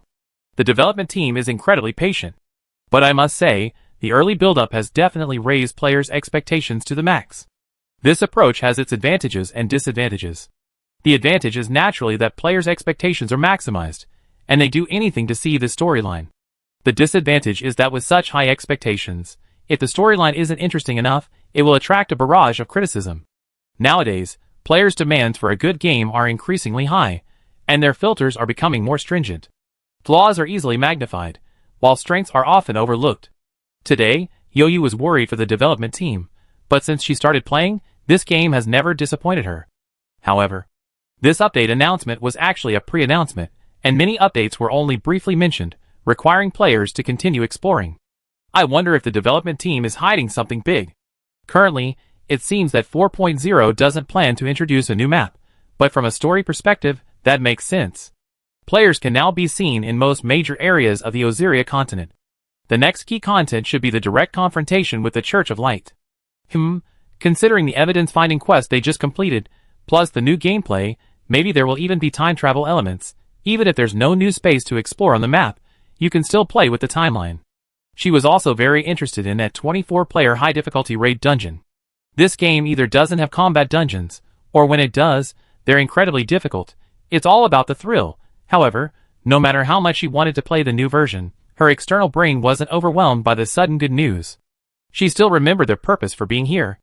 Whether it's 1.0 or 4.0, the main storyline of this game has always progressed gradually. It won't be abruptly halted halfway through just because of a version update. Lord, what should we do with this evidence? And what about those villages on the land of the Church of Light that have already submitted to the God of Pastries? If we don't take action, those villagers will likely fall victim to the Church of Light. Today, Rain spoke with genuine emotion. Although adventurers in this other world always have to play their roles according to the established setting, because the storyline was so immersive, today, Rain didn't feel awkward. She was genuinely worried about those former believers who had willingly betrayed the Church of Light. The Lord had just received the box full of evidence they submitted. While the adventurers were busy checking quest rewards, quest hints, and new announcements, Mo-Yu was also carefully examining the evidence. There was no other way. Every update to this game was improvised. The game would only progress to the level the developers and players pushed forward. Without thoroughly studying this evidence, how would anyone know how to continue the story in the new version? This is very useful evidence. Mo-Yu quickly came up with an idea. He gave Jinri Yo-Yu a confident smile. Just leave them with me. I happen to have a deal with the Orichalcum Blood Alliance. I discussed the rest with them. Lady Angelina Carrara would be delighted to hear they had obtained the evidence. Mo-Yu believed this evidence should be enough to persuade the Orichalcum Blood Alliance to cooperate with the adventurers in a major operation. According to information Lady Angelina Carrara had previously revealed, some members of the Orichalcum Blood Alliance had infiltrated the Church of Light, capable of causing some disturbance. Now that Mo-Yu had the evidence, he might be able to persuade her to utilize this force, perhaps uncovering some intelligence about the Church of Light, and then subtly guiding things in a suitable direction. "You've done very well," the Lord continued. "Have the villagers hide properly in the new village. I contact you with any further news." Jinri Yo-Yu left satisfied with his two companions. As someone who has played many MMORPGs, Jinri Yo-Yu knew perfectly well that these kinds of games were all like this. To make players feel more immersed, they would always ask players to rest or wait for news at the end of a main storyline, creating the illusion that NPCs were busy while players were resting. In reality, as long as certain quest trigger conditions were met, the subsequent storyline would continue. She was quite confident about this because the program wouldn't malfunction, and even if a bug did occur, the development team would fix it. However, while players could easily drop their quest items and run, NPCs were a different story. After seeing the players off, Mo-Yu locked the door again and began to further examine the evidence. The brass-rimmed wooden box the players brought contained many old letters, and most importantly, the magical memory crystal. Most of these old letters were in sign-coded notes. Only a few were complete and clearly signed. One was a letter from Cardinal Bresley to Delmont Desmond, full of flattery and sympathy for Desmond's unfulfilled potential, and subtly suggesting that if the Church of Light took over the Mont Blanc Autonomous Federation, he would recommend Desmond for mayoral office to manage the entire Federation. This was roughly the beginning of everything. Judging from the surname, this cardinal was likely the ancestor of the current Chief Justice of the Inquisition and Cardinal Leto. This family had served the God of Light for many years, and legend had it that they were responsible for many of the God of Light's dirty work. Unfortunately, the letter was worded very cautiously. While it allowed those in the know to understand the ins and outs, it fell short of being definitive evidence. The second letter, however, was more authoritative. It was signed by the Pope at the time and detailed the specific plan. The recipient was Mayor Delmont Desmond, and at the end of the letter was half a spell: read and burn. It was only half a spell because the other half had already been burned. The letter showed obvious signs of charring and tearing. Mayor Delmont Desmond was clearly not entirely at ease with the Church of Light. He apparently used some means to prevent the read and burn spell from taking effect, creating the misconception that the spell had already worked and the letter had been burned, thus preserving this crucial evidence. Chapter 1202. Another letter also came from Cardinal Bresley. This silver-tongued, cunning cardinal promised Mayor Desmond numerous benefits in the letter. However, judging from the subsequent experiences of Mayor Desmond provided by Scarface, the gap between these promised benefits and reality was like the absurd difference between a seller's advertisement and a buyer's photo, not exactly identical, but completely unrelated. The reason this letter was sent privately by the cardinal was probably to give the Pope a legitimate excuse to deny it. As long as the big boss hasn't given the order, then a promise isn't a promise. It's just the result of a subordinate/customer service representative/outsourced contractor making things up. Dissatisfied with these rewards? Then look at those who died in the Mont Blanc Autonomous Federation. To spare their lives was already a great act of leniency. Several letters were damaged to varying degrees, some were mostly burned, some only partially, and some incantations were destroyed before they could be ignited. However, the overall content was relatively complete, corroborating each other. Combined with the magical verification methods unique to this world, this was sufficient evidence to indict the Church of Light. But this only proved the Church of Light's insatiable greed in that era. To completely overthrow this behemoth, these crimes had to be linked to the God of Light. Mo, you took out the magical memory crystal balls from the box. If he wasn't mistaken, they recorded the destruction of the Mont Blanc Autonomous Federation in far more detail than from Doman Mont Blanc's perspective. He spent considerable time reading them. Finally, the Lord put down the memory crystals and fell into a long, sorrowful, and helpless silence. What a tragic story. Mo calmed himself for a while, finally emerging from the dark memories. He instructed Leah, make several copies of this evidence. One for the Orichalcum Blood Alliance, one for Grandpa Doman, and one for Sister Shar. Also edit these memories, rearrange the order, and put them into the main storyline content that has already been completed, then add them to the player's systems. The Lord sighed deeply. Alas, players can just drop their quest items and run, but the NPCs have so many things to consider. It's time to convene an alliance meeting. We must reveal this truth that has been buried for far too long. This world has been ruled by an evil god for far too long. It's time to expose his lies, tear off his mask, and let people see his true nature. A secret meeting of the World Alliance was quietly being held deep beneath the highest mage tower in the Magic Federation of Colensal. The participants in this meeting were incredibly diverse, ranging from the true gods and world consciousness of this world to ordinary people, including extraordinary leaders from various races and federal forces. They, like others, sought to save the world, protect their tribes and families, or harbored deep hatred for the God of Light and the Church of Light, determined to exact revenge, or perhaps all of the above. But regardless of who they were, every god, every extraordinary being, every ordinary person was absolutely loyal to the world consciousness.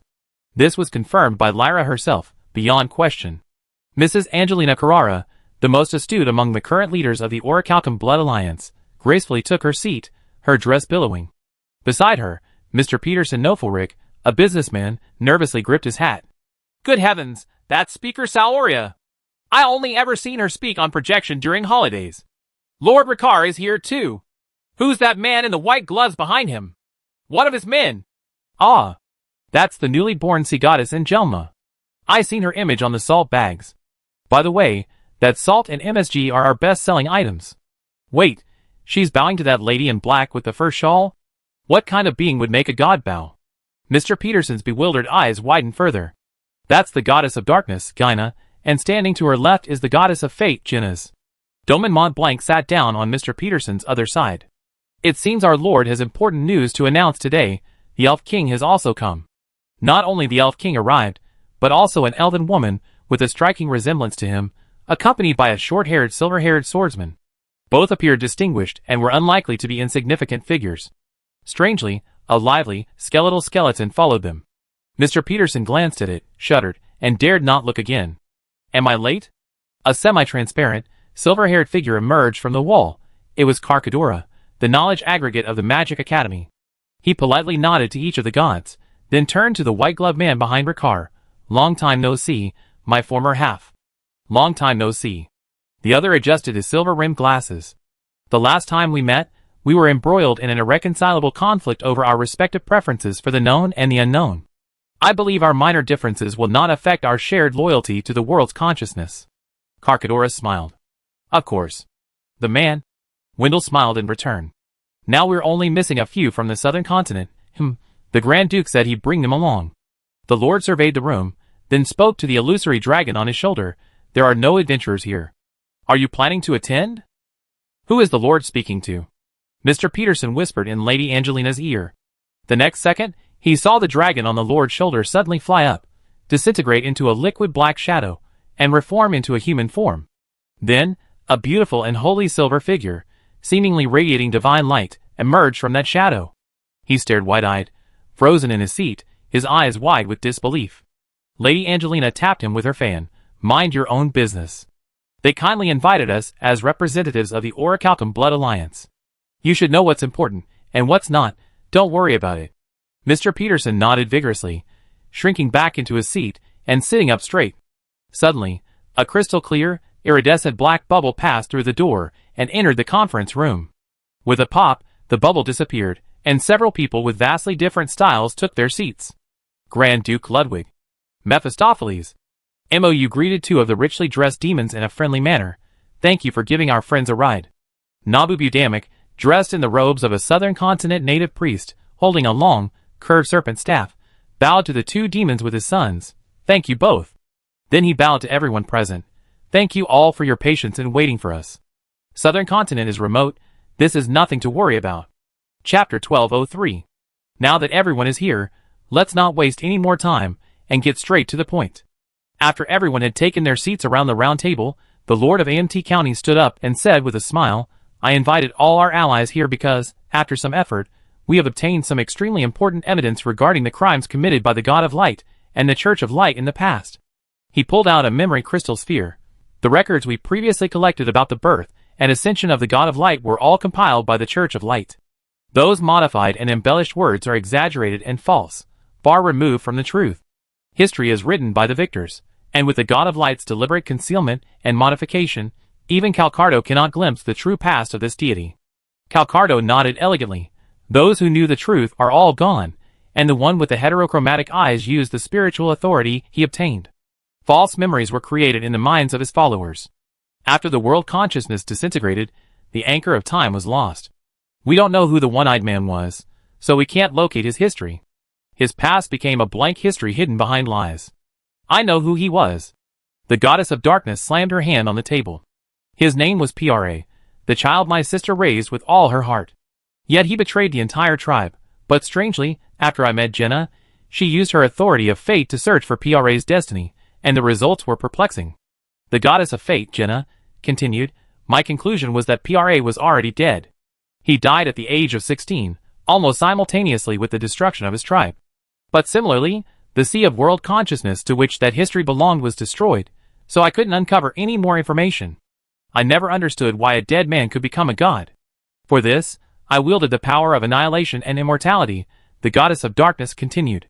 But strangely, before I obtained it, the power of immortality remained vacant, never held by any god. Even if Pulla found some means to deceive fate and death, he never gained the power of immortality. MOU nodded, revealing the truth. That's because the one-eyed man isn't Pulla, he merely stole Pulla's name. But he is indeed your nephew, your other sister's child. MOU opened his hand, and the memory crystal ball made by Lia rose, hovering in the center of the conference table, beginning to project memory images in midair. The goddess of darkness immediately recognized the small, thin child in the image. Zarek, it's him. I should have known. The goddess of darkness's eyes gradually welled up with tears. He never revealed any of his abilities to us. I thought he was long dead, killed in that mudslide that no one could escape. He stole Pulla's name, appearance, and reputation, leaving only his heterochromatic eyes behind, I thought. I thought Pulla was mourning his family, who died in the mudslide, warning his cousin with heterochromatic eyes, which was why he transformed his appearance like that. Mou glanced discreetly at Grand Duke Ludwig, the somber demonic Grand Duke sitting 2 seats to the right of the Goddess of Darkness, perfectly positioned to silently observe her emotions and demeanor. He, in turn, touched the side of his face with his right hand without arousing suspicion, a gesture Mou had agreed upon with him. The Goddess of Darkness was telling the truth. She truly didn't know that the true form of the God of Light was Zarek. Mou glanced at Elena again. Elena, following the agreed-upon gesture, naturally tidied her hair. No problem. From the perspective of the Goddess of Darkness, Mou could understand her confusion. Gaia, the Mother of Abundance, left home early in her human form, and Zarek clearly followed her grandmother's teachings, hiding from her sisters. Given these factors, the Goddess of Darkness probably had a very faint impression of her nephew, at most remembering only a child with a scar on his face and heterochromatic eyes. But heterochromatic children were not uncommon in this world, otherwise, they wouldn't have found so many holy sons who resembled him so easily. Moreover, divine forms could be created at will according to the god's preferences. Eye color alone didn't prove anything. In fact, Zarek had used the faith of the Ithaca tribe to heal the large burned scars on his face and neck, subtly making himself more similar to Pulla's appearance. Those heterochromatic eyes were the only feature he retained that truly belonged to him. But the Goddess of Darkness was unaware of this. From her perspective, this person who resembled Pulla, whose lineage could only trace back to Pulla, possessed heterochromatic eyes. It was likely that Pulla had changed his eye color to conceal his identity, perhaps to mislead relatives and enemies, perhaps to commemorate the deceased, or perhaps to echo the setting of 2 yellow-green suns in the sky so that he could become the God of Light. When someone who hasn't obtained all the clues begins to speculate wildly about the answer, the conclusion they arrive at may be wildly inaccurate. This is like people reading Lu Xun, repeatedly studying why he wrote about 2 trees outside the wall, one a jujube tree, and the other also a jujube tree. Countless people throughout history and across the world have offered countless interpretations. Repetition for emphasis, to enhance the impact and convey a sense of desolation. Mou, however, felt that the actual situation was probably just that. When he was writing, he glanced up, saw a jujube tree on his left, turned his head, saw another jujube tree on his right, and simply wrote it down. If you record a person's words, actions, or expressions, and repeatedly savor and ponder them, you can always overinterpret them into countless meanings and implications. However, most of these are not the intentions of the person involved, but merely projections of the interpreter's emotions and thoughts. Therefore, in the eyes of the Goddess of Darkness, the whole thing seemed like Pulla wearing a thick mask to conceal his identity. She never realized that, after going to such great lengths, using so much power, and repeatedly investigating, the mask of the God of Light was finally removed, only to reveal Pulla's false face. However, while understanding is one thing, Mou still had to consider the possibility that the Goddess of Darkness was lying. Don't blame Mou for being overly cautious. It's true that you can't see into someone's heart. Whether someone is loyal or treacherous, lying or being deceived, it's difficult for him to judge clearly on his own. He needs some capable helpers to verify things. And as for ancient deities, like the Goddess of Darkness, who have coexisted with the world's consciousness since time immemorial, it's hard to say whether they would be wary of the world's consciousness if they harbored disloyalty. But for demons, who are born to feed on emotions, knowing who is lying is as simple as sniffing and looking. Now, with the confirmation from Ludwig of Hell and the 3 liches, Mou finally felt truly at ease. Chapter 1204. The memories Mou provided here were abridged and edited by Lia. He only had Lia edit out the most crucial points of the memories of the heterochromatic eyes. This was to save meeting time, and given the large number of attendees from various sectors, there was no need to gather too much useless information, lest the meeting stray from its focus or reveal too much about the private lives of his divine allies. This time, with everyone present, he could subtly test the sincerity of the alliance. No, Mou wasn't doubting the accuracy of the world consciousness anchor detection, but loyalty takes many forms. Loyalty tainted by self-interest, loyalty that is outwardly compliant, but inwardly defiant, loyalty born of self-righteousness and recklessness. These are commonplace among famous generals throughout history. The simplest example is that even a chosen worker, who is perfectly satisfied with their job and benefits, will occasionally swear when they don't understand their boss's thinking or decisions, cursing their boss as an idiot, and selectively ignoring instructions that might cause them trouble.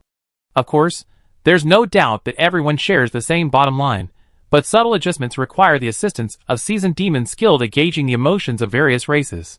However, this probing must be conducted discreetly and with careful control. One cannot allow the probing to backfire and turn a good ally into an enemy. As for the complete memories of the heterochromatic eyes, they can be entrusted to the goddess of darkness later. It's believed that goddess Gyna will be very interested in her nephew's past. Gathering everyone for this large meeting has another advantage. They can simultaneously update information and intelligence. MOU believe that the allies present all possess some fragmented information and intelligence regarding the heterochromatic eyes and the Church of Light, but this knowledge usually remained buried deep within their subconscious, rarely recalled unless needed. However, during the meeting's discussions and brainstorming sessions, everyone chimed in, inevitably uncovering valuable insights. This time, Aelian directly extracted first-hand information from the heterochromatic eye's memories. The god of light, that old scoundrel, always concealed his less than honorable past, remaining utterly secretive even to his closest followers, resorting to his spiritual authority to fabricate a superhero-like origin story. But then again, the old scoundrel was somewhat aware of his shameful deeds.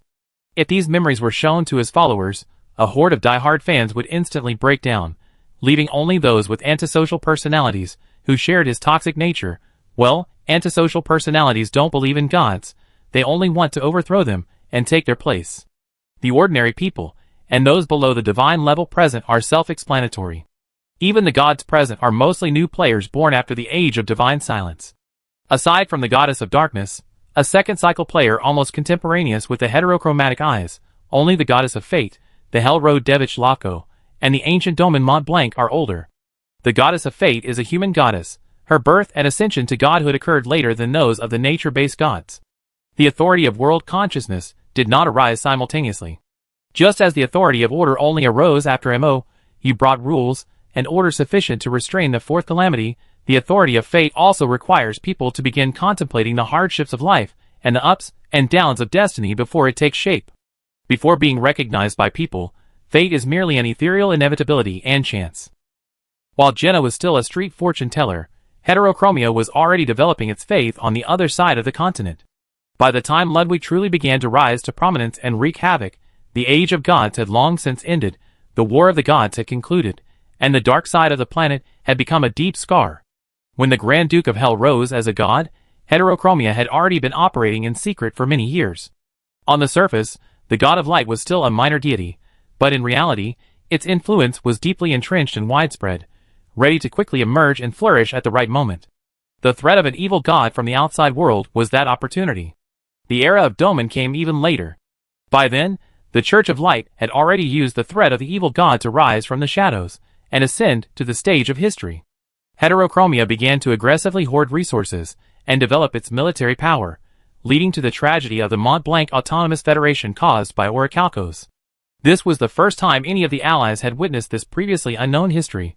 Not even Gaia, the former mother of abundance, now the goddess of darkness, was seeing it. Although she had once lived in that tribe, she had never truly given her unpopular nephew a second thought. The allies watched the video intently, while MOU observed each of them. The nature-loving elves frowned when the heterochromatic-eyed figure killed ants and birds.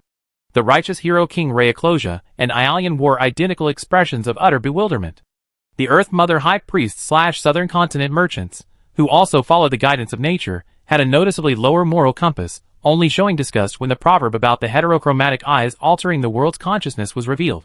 The two mortals of the Orichalcum blood alliance behaved quite in line with their personalities. The more shrewd Mrs. Carrara covered the lower half of her face with a fan, occasionally letting out various exclamations and gasps, like an audience member dubbing canned laughter for a 1950s American comedy. Mr. Peterson, on the other hand, was even more jumpy, his wide eyes and agape mouth barely having a moment to rest. The demon stared intently at the heterochromatic eyes. Although they couldn't sense emotion through the memory crystals, they could still discern subtle clues. On the Hell continent, Ludwig occasionally shook his head in disbelief, as if he'd seen something unbearably filthy. The Lich Heparos, true to his eccentric nature, not only pulled a bowl of soul fire from his chest to eat but also passed it around among the other demons watching intently, creating a scene reminiscent of sharing popcorn in a movie theater. Carcardola, Angelma, and Wendell seemed more like casual moviegoers. While curious about the plot and equally moved by its content, they were clearly less agitated than those with deep ties and grudges against the God of Light and the Church of Light. The Goddess of Darkness, however, was completely struck by this memory. She had finally found the murderer who destroyed her people. The reawakened hatred, sorrow, and longing for her loved ones brought her to tears. Her wolf and the goddess of fate surrounded her, offering comfort. Chapter 1205. How did the dark goddess's shawl turn into a wolf? No, a werewolf. Mr. Peterson whispered in shock to Mrs. Carrara, then received another slap with a fan.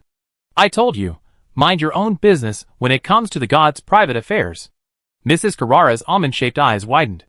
You want to die, but I don't. Ugh, I should have brought Molly. She's much safer than you.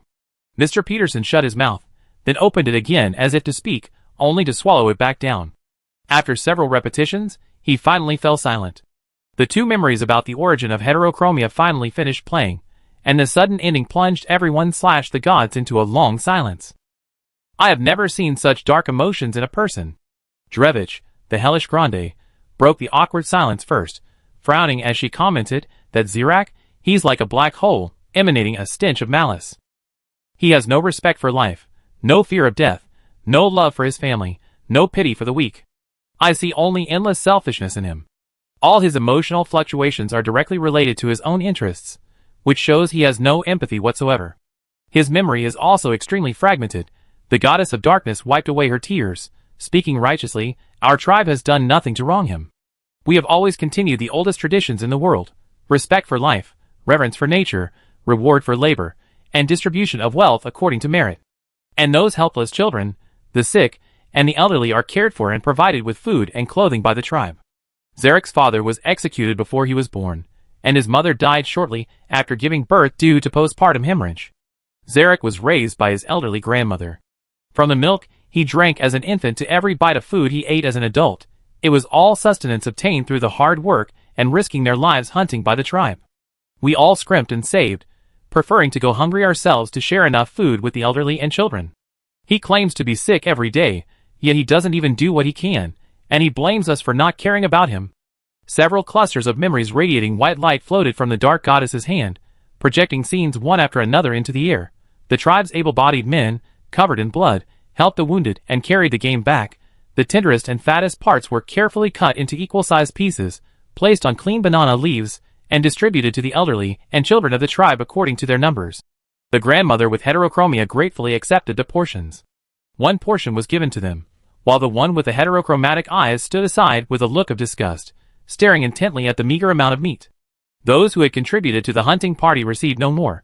The portions looked large, but were mostly chunks of meat with large bones. Only the wounded received slightly better treatment, but even that was clearly disproportionate to their injuries. The remaining meat was divided among the rest of the tribe. These people were responsible for gathering, farming, repairing caves, sewing clothes, and even their children would herd sheep and feed chickens while playing, bringing back a few bird eggs or firewood they found. Everyone was struggling to survive, working tirelessly for even a little more meat. Only Zarek had nothing to do all day, squatting on the hillside playing with ants, coughing a few times whenever someone called him to work. Our tribe, at least our family, has never blamed him for his father's crimes. Gaida's eyes welled with tears again. I truly don't know what his grandmother was thinking. But as the direct relatives of the victim, our hatred ends with his father's execution. Yes, our family didn't adopt him, didn't take him in, because my sister, as a victim, did one last thing before she died: throw him into the fire. I personally rescued him.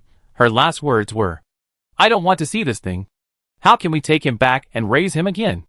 His grandmother stepped forward, promising to raise him well and educate him to adulthood, to atone for her sin of not raising her son properly. But who in our tribe hasn't helped their family? Whose heart isn't made of flesh? Their own sensible, hard-working, and helpful children don't even have a bite to eat, while that good-for-nothing brat gets to eat and drink for free just by coughing a couple of times? The people in the tribe have tried to teach him, to remind him, but all they get are disdainful looks and that indistinguishable cough. Who is willing to treat him with genuine care? Love and kindness are relative. Those who discarded everything from the beginning are now accusing us of neglecting and belittling him. The memories Gaida provided were far more detailed than the two passages from the heterochromatic-eyed man. As the sister of the tribal chief and one of the important chosen ones, Gaia knew everything about the tribe at the time. The distribution of food and supplies, the work of everyone, the harvest of the tribe. After filling in this information, the contradictions in the heterochromatic eye's memories became even more obvious. In a primitive tribe, where even basic living standards are difficult to guarantee, who has the time to care about the mental health of others? Aren't people there, The moment they open their eyes, they're searching for food? Their only pressure is food and survival. Care and affection are things to consider only after they've eaten their fill. Indeed, I found it strange before. You connected the various doubts and contradictions. Etong accuses the adults in the tribe of avoiding him because of his father's sins, but in his memory, no one except his grandmother has mentioned this matter. The children's attitude towards him isn't exactly avoidance. They do tend to play around Pulla, but they also talk to Etong normally. While the children were playing, they also helped the adults gather flowers and herbs. Only Etong was idle, which is why he strayed from the group. The children's conversations also contain sarcastic remarks about Etong always being idle. The implication is clear. If the children were mimicking the adults' attitudes and avoiding him, then Pulla, holding the bird, wouldn't have initiated a conversation with him in the first place, let alone entrusted the bird to him. To be honest, his act of shirking work and killing the bird was more disliked by children than any vague, illusory grudge from the previous generation. The logic of the heterochromatic eyes is contradictory. That memory seems more like his own one-sided interpretation. Carcardola sighed, this god living in lies, has he always believed this way, or is he himself deceived by his own lies? What's the difference between the two? Ludwig shrugged dismissively.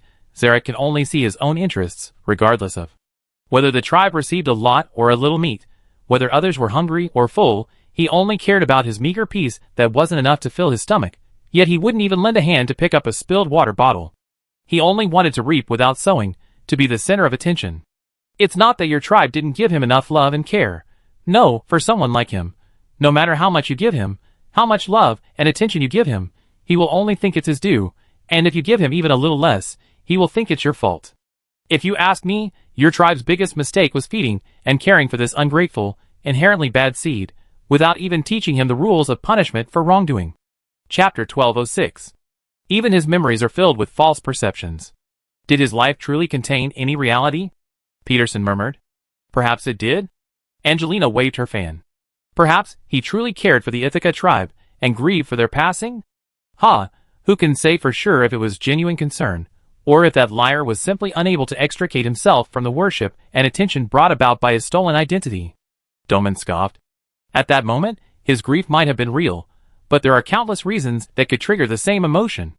I may not be able to remove the filter of my hatred when I look at him, but I also find it hard to imagine that a born scoundrel, who could coldly ignore the kindness of his own tribe, who so cruelly used a lie to kill all his family and friends, could stage a prodigal son's return in another tribe. Besides, no matter how can he be so sad and regretful? The murderer who killed those people was none other than Heterochromia himself. Indeed, Ludwig nodded, I can only confirm Heterochromia's sadness and regret, but why he is sad, why he regrets, without experiencing those emotions firsthand, I cannot discern. On the bright side, he is grieving for the dead. On the dark side, he is grieving for his lost followers, his lost faith. He might regret killing the entire tribe, or he might simply regret revealing his identity too early, or even regret using the wrong means to eliminate Dorite. There are too many possibilities. Speculating on these is no longer of much significance. These details do not change the established fact. Heterochromia is our enemy, the enemy of the world. He is a selfish liar and murderer, the mastermind behind the invasion of the evil god. Whether his past deserves sympathy or not will not affect our judgment of his crimes. If a villain can escape punishment simply because he has suffered, how can we face those who have suffered similarly, but have always remained virtuous? How can we face the innocent victims harmed by villains? Why must the victims always prove their perfection and absolute innocence, while we offer indifference to even the slightest suffering endured by the villain? In this world of suffering, who doesn't have a painful past? If compassion is excessive, it should be used on those truly deserving good people and victims. Well said. Mou praised. Although the memories of the one-eyed are still filled with self-deception, we can still glean much important information. His true form is Zirak. He is extremely eager to be the center of attention and utterly detests being ignored. He is selfish, narrow-minded, and possesses a very strong sense of jealousy. He possessed a strange inferiority complex and a deep-seated obsession with finding a body similar to himself yet more perfect. Because of this inferiority complex, he denied himself, thus his foundation was unstable, making him easily swayed by faith. To solve this problem, he demanded spiritual authority from the world's consciousness. The authority he truly attracted was a mixture of truth and illusion, for his life was filled with lies, these lies interspersed with fragments of truth, which, under the cover of time, had become indistinguishable from reality. He feared death and annihilation, was inherently greedy, and craved immense power. Becoming a god was merely the beginning. His goal was to gain power, and a higher rank than the world's consciousness, ultimately becoming the sole supreme true god above all. To this end, he didn't hesitate to invite evil gods from outside the world, seeking to devour more power that didn't belong to this world. A madman with no sense of reverence, the goddess of fate, Jenna, cursed. Does he really think he has the ability to devour evil gods from the outside world? It's nothing but the blind confidence of a frog in a well. Because of his desires, he has brought so much suffering to the world for no reason. Besides these two memories from the heterochromatic eyes, we also obtained evidence of the destruction of the Mont Blanc Autonomous Federation. My lord continued, glancing at the two representatives from the Doman and Orichalcos alliance, my adventurers infiltrated the Church of Light and made contact with Samar Medes, a descendant of Delmont Desmond, a traitor from the Mont Blanc Autonomous Federation. They learned that Delmont Desmond had left behind evidence of their conspiracy to prevent the Church of Light from turning against them. However, the Church of Light's defenses were extremely tight. Neither the former mayor of Desmond nor his descendants left behind in Mountain Tail Town could smuggle this evidence out of the town. But my adventurers, after overcoming countless hardships, finally succeeded. MOU took out the letter and the memory crystal. I believe this evidence can resolve the long-standing issues in your hearts, but I must also warn you that these memories are not pleasant. Viewing them may cause you to suffer the torment of your painful past again, especially you, Grandpa Doman. This is the truth I have been searching for all my life. I must know what happened to my family, my parents, my uncle. I am not afraid of sorrow and pain, because I will repay everything I have suffered 100-fold, 1,000-fold, to the one with the heterochromatic eyes. Your determination is admirable, MOU said sincerely. Then, let us first witness the truth behind the destruction of the Mont Blanc Autonomous Federation. Afterwards, we can plan how to use this evidence to expose the lies of the Church of Light, destroy their faith-based nation built on lies and force, and liberate those innocent believers who have been deceived by the lies of the Church of Light their entire lives and enslaved for generations. Mr. Peterson nervously wiped the sweat from his palms on his trousers. This was the task he had entrusted to the adventurers of AMT County, and unexpectedly, they had actually accomplished it. Chapter 1207. The tragedy of the Mont Blanc Autonomous Federation stemmed from a resource-rich mine, the betrayal of a selfish and despicable man, and a trap meticulously laid by a vile god. As you may recall, the Mont Blanc Autonomous Federation was originally composed of 5 towns and scattered villages located near the Mont Blanc Mountains. The leaders of these towns and villages formed a small council to discuss matters within the Federation. Although decisions were made by vote, the voting power was largely held by the rulers of the 3 larger towns, the Mont Blanc family of Mont Blanc, the Elman family of the Mountainside Town, and the Desmond family of the Mountain's Tail Town. The other towns and villages were dependent on them and followed their lead. Within these 3 families, there were differences in status and influence, stemming from the vastly different amounts of mineral resources they controlled. The Mont Blanc family were originally lords of the Mont Blanc Mountains. In their heyday, they owned the entire mountain range, even adopting its name as their surname. However, the rise and fall of families is an inevitable part of history. Through periods of unity and division, political systems evolved, the former lordly territories fragmented, and a system of absolute power was replaced by deliberative councils. But regardless, the Mont Blanc family always maintained a firm grip on the largest Orichalco steel veins within the Mont Blanc Mountains. The Elman family, occupying the heart of the mountains, owned only a small vein, while the town of Mountain Tail possessed nothing. Therefore, even before the fateful negotiations began, fatal divisions had already begun to emerge within the Mont Blanc Autonomous Federation. This time differed from the ancient era in which Zarek was born. While the magic of wishes in the ancient era was uncorrupted by evil gods, and could be freely used by talented individuals, immature wishes were easily misunderstood. Anyone who has ever worked knows how difficult it is to articulate one's needs clearly and simply, without any potential for misunderstanding. It took the people of this world a long time to refine the spell, "I need water," a phrase fraught with uncertainty and impurity, which could conjure a raging flood or just a few drops, into "I need 5 liters of pure, edible water condensed into spheres." Of course, the actual science of magic was far more complex, but that was essentially the gist of it. Therefore, in the ancient era, only the most daring and talented chosen ones, guided and aided by the world's consciousness, would continuously refine their spells. Such experiments were often fraught with immense risk. Immature magic frequently posed life-threatening dangers to both the caster and their tribe, making pioneers who dared to attempt it extremely rare. For a tribe or an era to have even a few effective spells passed down is a historical achievement worthy of being recorded in history. Ironically, just as people spent centuries researching and perfecting magic, finally turning it into a discipline that everyone could learn and use, the corruption of evil gods began to infiltrate the world's magic of will. Over the years, people who had gradually become accustomed to relying on magic began to experience various mutations, madness, and even death. The Church of Light emerged as a savior, rapidly transforming from an obscure little church into a wildfire that swept across the land. Before even reaching for the Mont Blanc Autonomous Federation, it had already seized most of the western continent. However, its expansion met with a setback in the very territory it desired. Using objects from the primordial world as an analogy, willpower is like a 3D printing material that can be melted, restored, and arbitrarily molded by spiritual power. Invisible willpower floating in the air is unused material. A mere amount of spiritual power can gather and shape it into a tangible object. Willpower already shaped into an object possesses certain material properties, only by using even stronger spiritual power to shatter the spiritual core blueprint within the material. Restoring the material back to willpower, can it be recondensed and shaped? The latter is equivalent to using high temperatures or pulverization in the primordial world to decompose, refine, and reshape waste into useful plastics, metals, or paper. Therefore, mental power can affect almost all inanimate objects and creatures in this world. It's just a matter of how much mental power is required. Problems arising in the mental realm can affect the real world. Here, madness is not just madness, but a mutation capable of altering the DNA of living beings. But the world is so wondrous. Where there is poison, there is always an antidote. Where there are substances that mutate under the influence of mental power, there are also substances unaffected by any mental power. Orichalcum is such a strange and stable anti-magic ore. It is more akin to ordinary objects in the primordial world, unaffected by any control or influence from the mental realm, and can only be smelted through physical means. It can nullify wish-based magic, thus it can be used to craft armor, clothing, and personal items, and even offer some protection against contamination by evil gods. Most of the orichalcum resources in the Mont Blanc Autonomous Federation are controlled by the Mont Blanc family.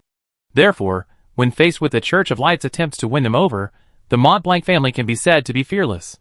Although they lack holy water, they possess orichalcum, and even without aligning themselves with the Church of Light, they have their own means of defending against contamination. However, the Elmond and Desmond families naturally do not have such strong backing. These two families almost instantly sided with the Church of Light. The patriarch of the Elmond family, the mayor of Mountain Heart Town, even offered his next heir, Aisu, making him the chosen godchild of the Church of Light. The Elmond family became devout believers, while the Desmond family, though not religious, cunningly began doing business with the Church of Light. Under the persistent persuasion of Elmond and Desmond, and even the threat of leading the entire town to secede from the Mont Blanc Autonomous Federation, the Mont Blanc family softened and agreed to negotiate with the envoys sent by the Church of Light. Desmond's memories begin from this point. Let me state beforehand, Lord Mont Blanc, the Lord of the Mont Blanc Autonomous Federation, said to Desmond in the memory projection, I only agreed to negotiations.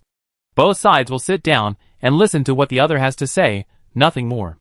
As for whether we agree or disagree, or if we have any new ideas, we discuss that after the negotiations. Chapter 1208. Lord Mont Blanc was a middle-aged man with a resolute appearance. He shared the same face shape and strikingly similar eyes as Doman, and when serious, he exuded an air of authority that left no room for argument. However, this serious man spoke with reasonable words, expressing his intention to communicate before making a decision. Unbeknownst to him, Desmond, who had acted as the intermediary, had already received bribes in courtship from the Church of Light, and was now aligned with them. The negotiation was merely a pretext.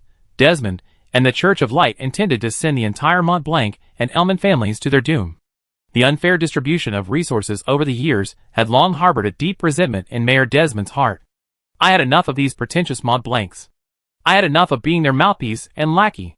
Mayor Delmont Desmond said, clinking glasses with the messengers of the traveling order.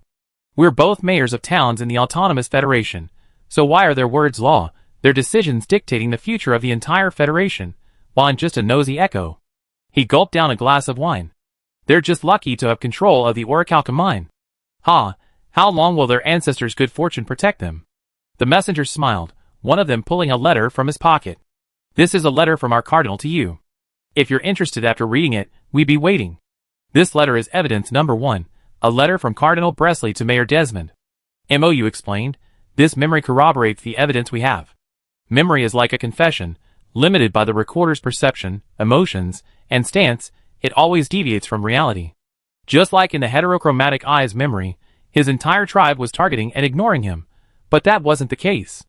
In fact, if MOU were to suggest it, the best option would be to use the power of time, using these pieces of evidence as anchor points to cast historical projection, returning to the past to witness everything firsthand. However, he immediately discovered that historical projection could only be used by the caster.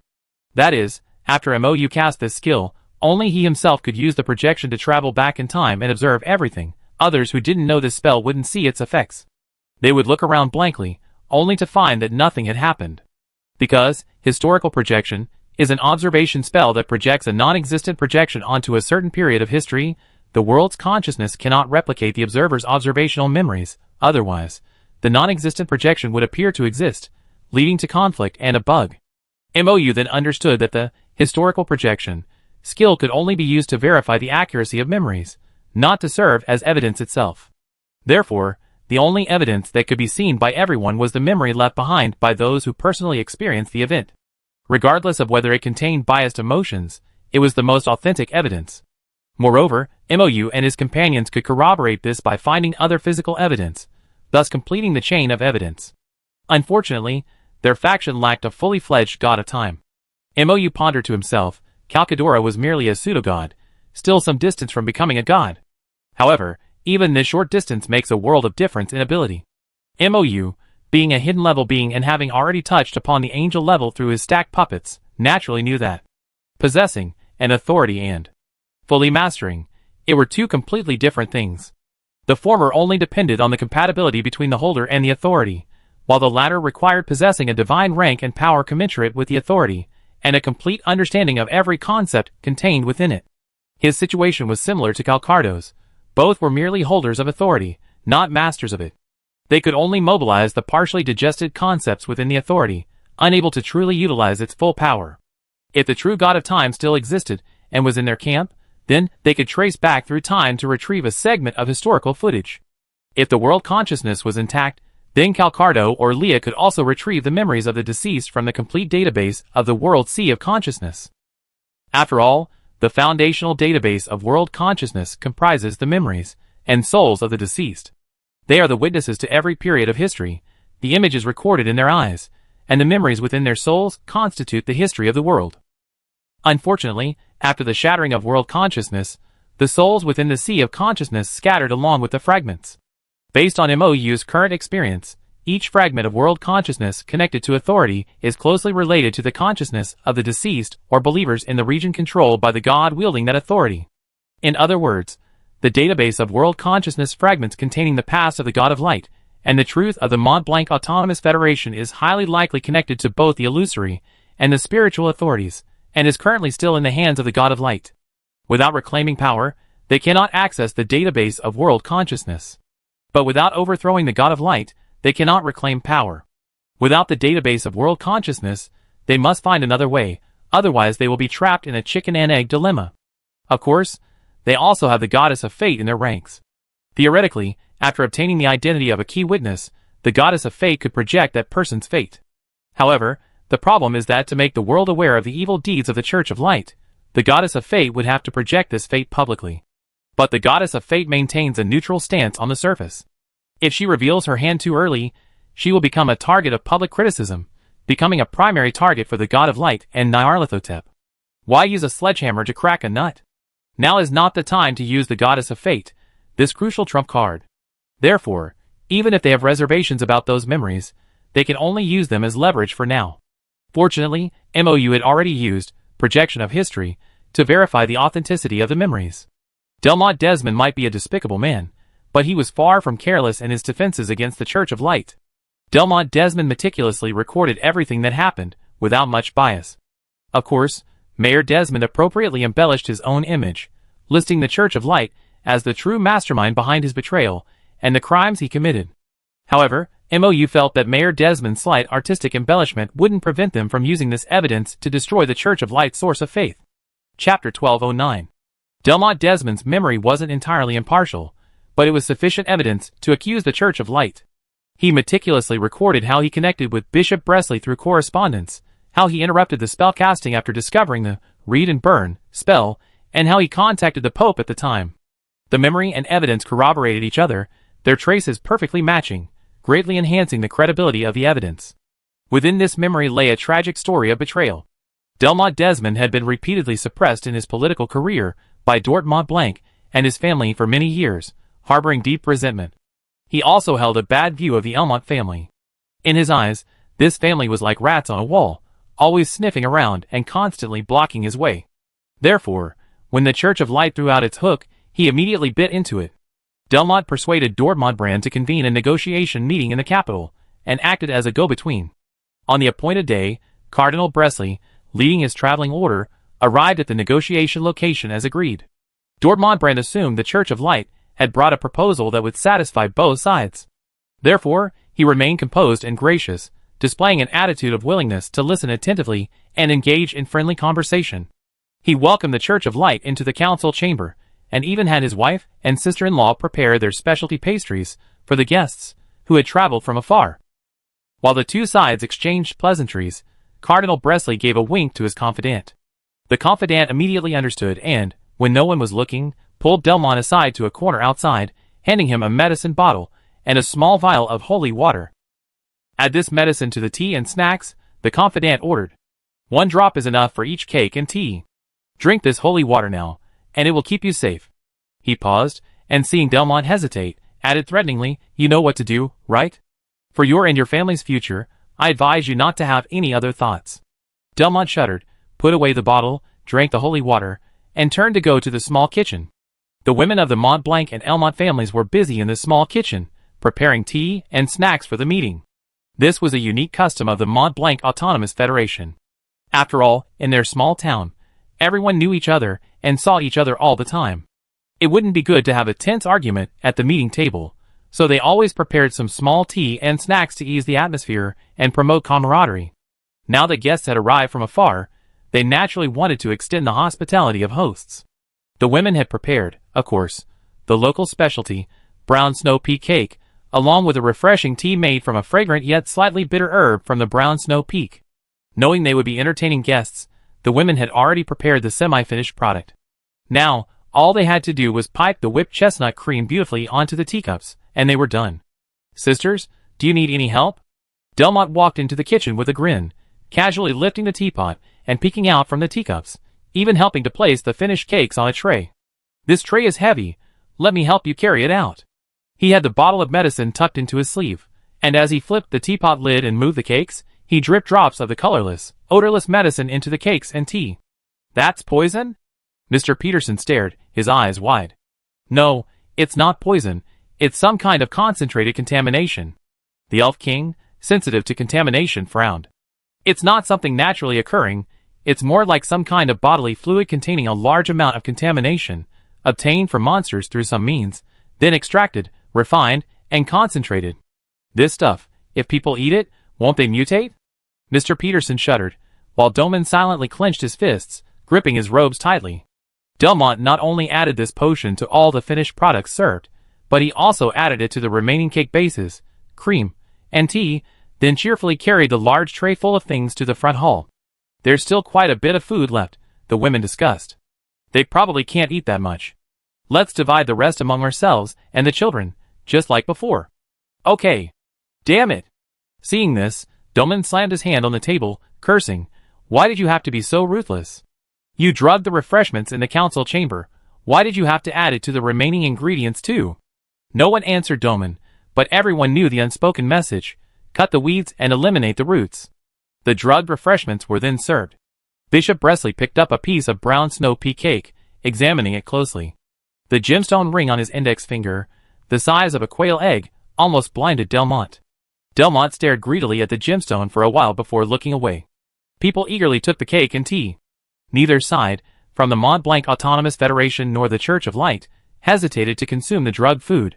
One side was completely unaware, the other had come prepared. As the meeting's moderator, Dort merely accepted the cake and set it aside. He took a sip of tea and said, I cannot agree to the proposals you have put forward. The Montblanc Autonomous Federation cannot simply dissolve and merge into the Church of Light. handing over the orichalcos mines passed down through generations.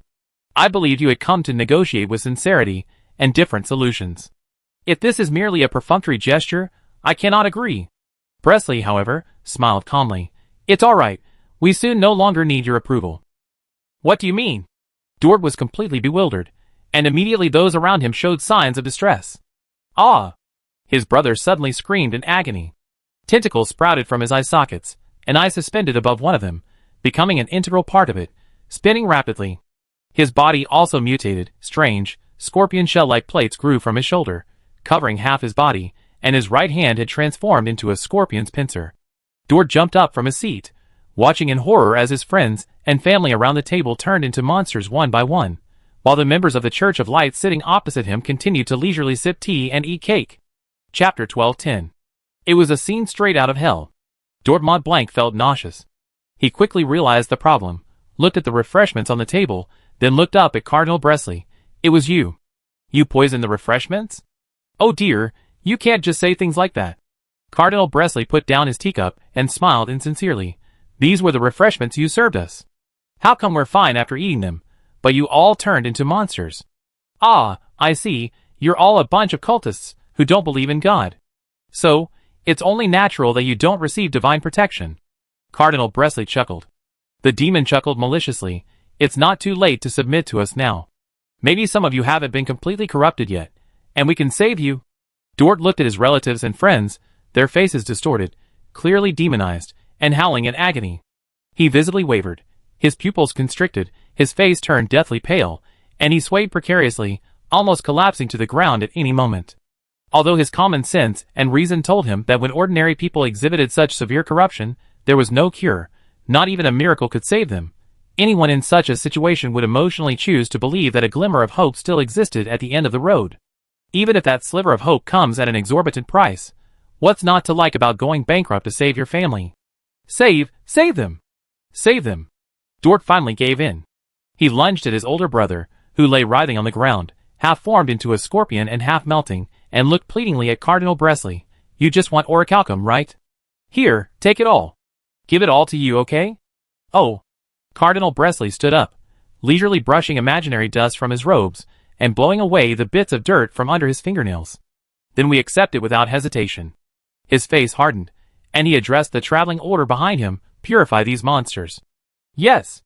The traveling order's messengers donned their armor, drew their long swords, and thrust them into the vital points of the ordinary people who, even in their monstrous forms, were powerless to attack. What are you doing? Dort roared, his eyes bloodshot. Stop! Stop! Didn't I say you could have the ore? Why aren't you saving people? Why are you killing them? Saving people?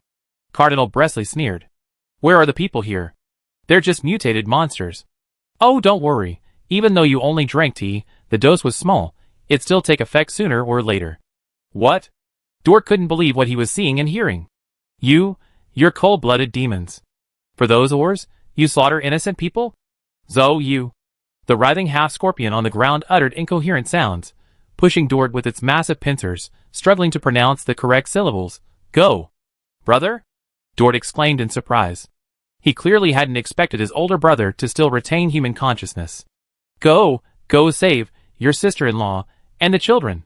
The half-scorpion struggled to his feet. The orichalcum necklace around his neck gleamed faintly, clearly demonstrating that this accessory, usually used for decoration, was playing a miraculous role, barely protecting the last shred of human sanity. However, each word was extremely difficult for him. He struggled to piece together a barely understandable sentence, then howled, brandishing his newly grown pincers and tail, and pounced on the divine messengers. Without needing his brother to say another word, Dort turned and ran, shielding his head with his hands, and leaping through the council chamber window, landing half-tumbled and half-fallen into the courtyard. Ignoring the cuts from the shattered glass, he ran for his life, but halfway there, he heard an ominous groan coming from the small kitchen. No! Dort's heart pounded with fear, his face paling even further. World consciousness, gods, whoever you are, please save us. Don't take my family away. His pleas came too late. When he burst through the kitchen door, all he saw on the floor were churning, writhing lumps of flesh with grotesque faces, indescribable and unspeakable, large, small, complete faces whose features were no longer recognizable. There wasn't a single living person left. Even the muddy lumps of flesh continued to writhe, devouring each other, faces, some complete, some mutilated, merging together, twisting into even larger, more grotesque monsters. They muttered incomprehensible words, seemingly devoid of human consciousness, left only with the primal instinct of monsters devouring each other. Ah! Dort let out a heart-wrenching cry. Emma. Sister-in-law. Dort. He called out the names of his loved ones one by one, his wife, sister-in-law, son, daughter. The sweetest smiles in his memory had now turned into the death mask on the monster, revealing a ferocious smile to him. Only his nephew was missing. Yes, Doman had gone out that morning, he wasn't here. Dort was nearly driven mad. The shock of losing almost all his loved ones, so suddenly, and tragically shattered the Federation Lord's mental defenses. His spirit teetered on the brink of collapse, and the drugged tea he had drunk earlier began to take effect. Dot's mutation arrived late, but it was not absent. His skin cracked, bursting forth with one enormous, blood-red eyeball after another. Dort's knees swayed twice, finally giving way beneath him. He knelt on the ground, tears streaming down his face from the eyeballs all over his body. Cardinal Bresley, accompanied by his messengers, strolled in leisurely. He clapped slowly, one clap at a time, as if admiring a masterpiece. World consciousness. Gods. Whoever it may be. With his last ounce of clarity, Dort Mont Blanc looked up to the heavens and prayed, World consciousness, bear witness for me. I, Dort Mont Blanc, Lord of the Mont Blanc Autonomous Federation, on behalf of the entire Mont Blanc Autonomous Federation, declare that we will never submit to the Church of Light. My nephew, Dort Mont Blanc. May he live well, and inherit all my personal wealth, power, and status, and that of the Mont Blanc family. He is the sole, legitimate heir, and only he has the right to designate the next heir. May the Mont Blanc Autonomous Federation endure. Chapter 12:11. Dort Mont Blanc turned to Cardinal Bresley and shouted, May the world's consciousness bear witness for me. May the gods bear witness for me. I curse the God of Light, and the Church of Light with my life. You will never succeed. If no one bears witness for me, let me become an illusion, telling every passerby of your evil deeds. His words were cut short as a spear pierced his chest. Cardinal Bresley blew the dust from under his fingernails, and waved to his subordinates. The messenger stepped forward, pulled his spear from Dort's corpse, and with a swift flick, blood splattered. Seeing this, Grandpa Dort was overcome with grief, his face buried in his hand, sobbing uncontrollably. The memories continued to replay. Mayor Desmond, who had cowered behind the divine messengers but witnessed the entire event, stepped forward shakily. This isn't quite what we agreed on. How is it different? Cardinal Bresley said casually, You receive your reward, and we get the Mont Blanc Autonomous Federation and the Orichalco's mine. Everything is proceeding according to plan. Your Excellency. A divine messenger exclaimed, The corpse is acting strangely. It's continuing its mutation. The contamination level is rising rapidly. It's likely to transform into an illusion. Oh, no need to worry, the Cardinal said calmly. This also aligns with our plan. Everyone withdraw. By the way, what about those illusion cores we brought? Here they are. The divine messengers pulled out the illusion cores, sealed with secret magic. These are cores that we specially had our holy sons painstakingly extract from the illusions, sacrificing many useful holy sons in the process. Are we really going to use them here? It feels like a waste. No waste, no waste. Cardinal said with a smile, We have as many bodies as the Holy Sun, and these illusions can protect our Orichalca mines. That's true wealth. Go, place these illusions at the location circled on the map, covering all the key mines. The god has already gone to the mines. He will deal with the remaining sons of the Mont Blanc and Elmont families while he's at it. That way, this autonomous federation will be part of our holy kingdom of light. Wait, wait! Delmont Desmond exclaimed. Didn't you say that after dealing with Mont Blanc, you would hand over the autonomous federation to me? What does this mean now? And what are these illusions? Hey, isn't it obvious? Cardinal Bresley straightened his robes, turned, and walked away, avoiding the spreading illusions. The family that had held power for years was wiped out in an instant, and the sudden rise of an incompetent and weak figure was bound to cause unrest and widespread suspicion. Orichalcum is a priceless treasure, coveted by countless powers. We invested so much effort. How can we let this sure thing slip away? He grinned, a smug smile on his face, not at all like someone about to send the entire city to its doom. A wise person knows to hide treasures where only they can access them. In the whole world, only we have the ability to safely enter and leave the illusion. Isn't that the best safe haven? You can't do this. Delmont finally realized he'd been tricked. I only agreed to help you deal with Mont Blanc and Elmont. I didn't agree to deal with the entire Autonomous Federation. Those are living, breathing human lives. Don't you have any conscience? How ironic that those words come from your mouth. The Cardinal laughed like a cunning old fox. Isn't it you who just murdered your colleagues, not even sparing their wives and relatives? These two were truly like the pot calling the kettle black. In truth, neither was qualified to criticize the other. Aren't you afraid? Delmont began, but was interrupted by Cardinal Bresley. Oh, if I were you, I have to think carefully before uttering those threats. You are the one who actually killed these colleagues and friends you've known for years. You're already in our boat. Do you really think you can get away cleanly? He let out that characteristic laugh again. A sinister, high-pitched laugh rang out. Don't be so naive, my friend. Everything you receive from now on is a reward from us. You must cling tightly to our legs, begging for our mercy and compassion to save your life and that of your family. However, if you behave well, we might be merciful enough to give you enough wealth to live a life of luxury, and a town to make you a minor lord, allowing you to live the life you always dreamed of. So what do you say? Delmont watched as the Church of Light unleashed a bloody storm upon the city. Illusions appeared one after another. Only the devout believers were escorted away from their homes by divine messengers, while the most suspicious citizens were devoured by the illusions, corrupted and transformed into monsters, either deliberately orchestrated or tolerated by the Church of Light. Those who submit to me prosper, those who oppose me perish. Those who refuse to join the Church of Light, except for Doman Mont Blanc and his guards, who somehow managed to escape the pursuit of the God of Light, all perished. Delmont ultimately yielded. With his hands stained with blood, even though he possessed enough evidence to accuse the Church of Light and drag it down from its sacred peak to hell, he lacked the courage to use it.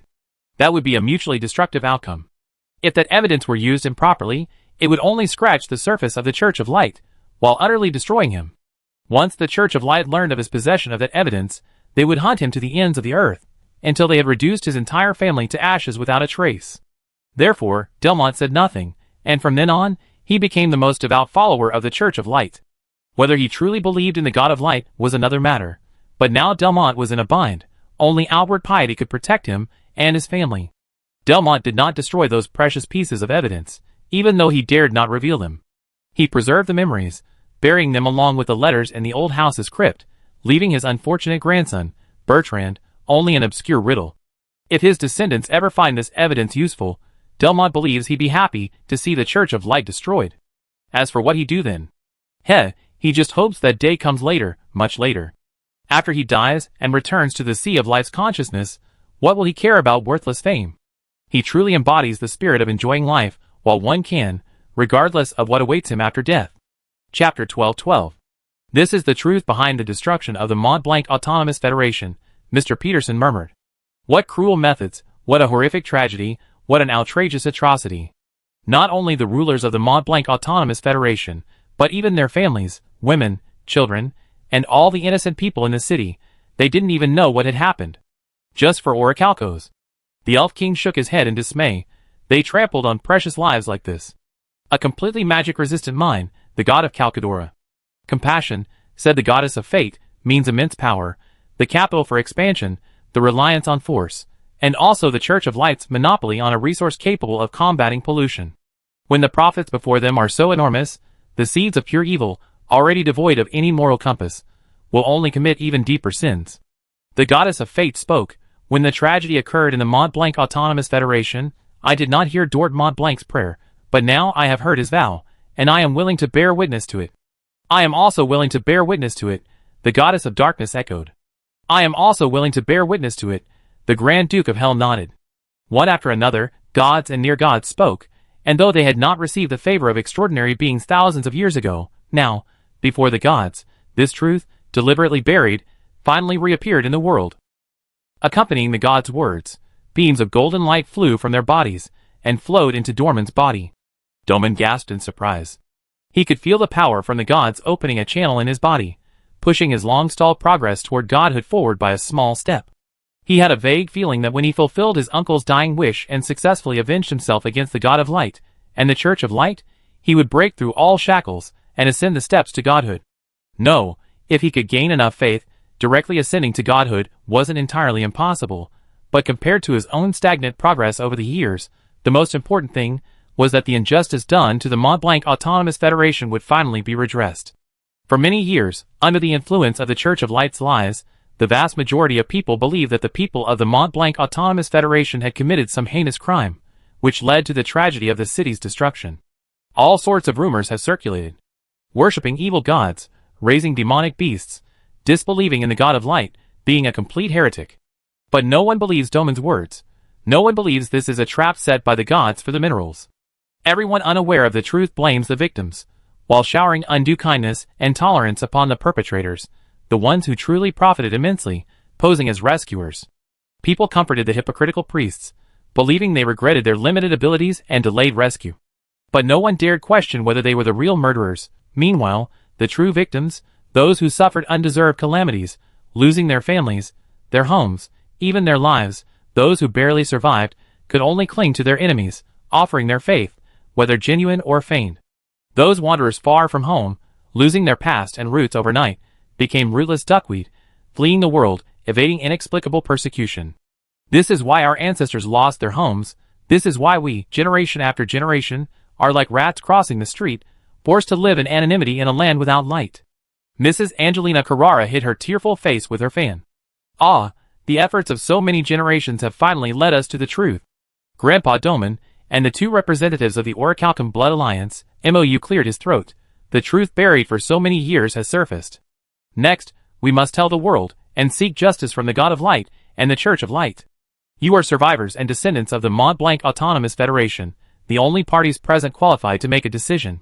How to exact revenge is up to you. To be honest, I have already. I prepared some plans. Allies, please feel free to share your opinions, suggestions, or better ideas. Next, please look at the PPT. The great fragment of world consciousness, the Lord's boss, the adorable little elf Leah, laboriously hauled out the planner's personal computer, a modified version from another world, then laboriously brought out a projector from another world created by the alchemist Master Lamar, and began doing the work of an intern. After a flurry of fiddling around, an 80-page PPT meticulously prepared by the Lord appeared on the white wall of the conference room. Leah wiped the sweat from her brow, let out a breath, and, hands on her hips, flapped her little wings, looking at her work with satisfaction, feeling a great sense of accomplishment. The gods and people, ?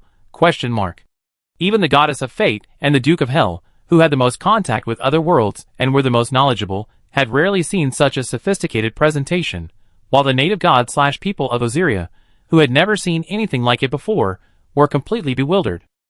However, this was a powerful collaboration between Leah, a fragment of world consciousness, and a seasoned worker from another world.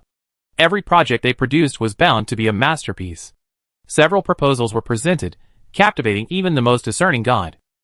Not to mention the silver-haired Samoyed, who had been enthusiastically supporting them from the very beginning. When all parties in a meeting are genuinely working towards a common goal, each fulfilling their responsibilities, and everyone diligently utilizing their expertise, without arguing, shifting blame, or engaging in self-serving attacks, belittling, or backstabbing, then the productivity of such a meeting is bound to be off the charts. With the meticulous work of various high-ranking superhumans and deities, a near-perfect plan, taking into account every aspect, gradually took shape. Its scale and complexity far surpassed MOU's initial draft. Every step was refined and meticulously planned to perfection. Naturally, the powers of space, order, fate, soul, annihilation, and most of time were all gathered together, along with Ialian, who held a slight grasp of the powers of illusion and spirit, plus the intelligence, connections, and wisdom of mortals, and countless adventurers with immense power and limitless potential. If even with such a formidable lineup, they couldn't defeat Heterochromia, then the planner who treated his boss like an intern might as well pack his bags and go home to sell sweet potatoes. Chapter 12-13. 5 days after the perfect conclusion of the First World Alliance Mega Conference. The people of the Church of Light's Holy Kingdom, on this seemingly ordinary night, all experienced a long, strange dream. In this long, inexplicable dream, they suddenly became ordinary people living in the Mont Blanc Autonomous Federation, leading lives somewhat similar to their current lives, yet in some ways not so different. They also had loving families, daily worries and joys, and the same anxieties and struggles with the mundane details of daily life. At first, they were completely bewildered, but as the dream unfolded, they gradually integrated into this familiar yet strange life.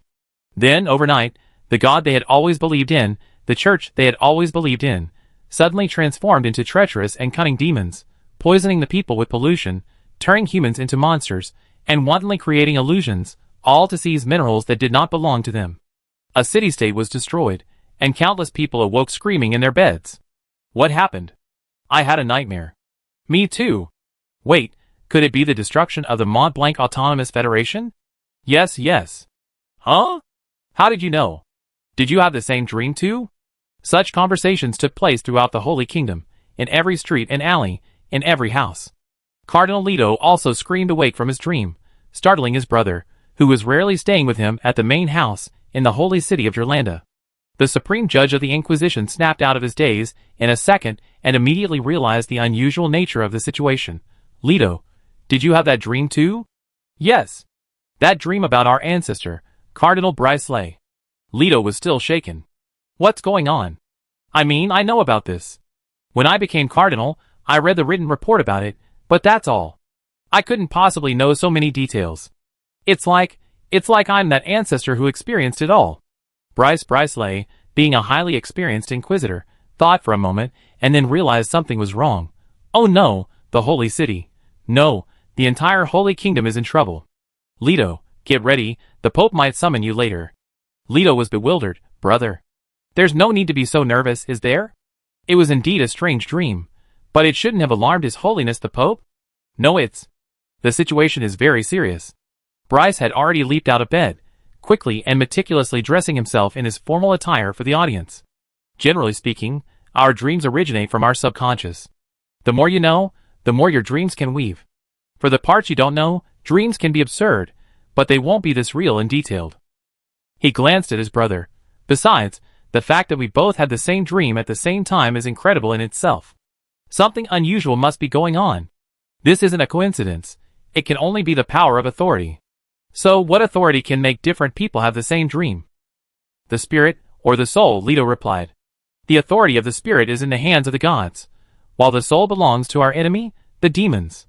The affairs of the Mont Blanc Autonomous Federation are a closely guarded secret, even within the church. There's no reason for the gods to reveal their secrets, Bryce analyzed.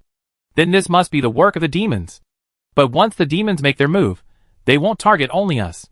He dressed, walked to the window, and drew back the curtains. Look!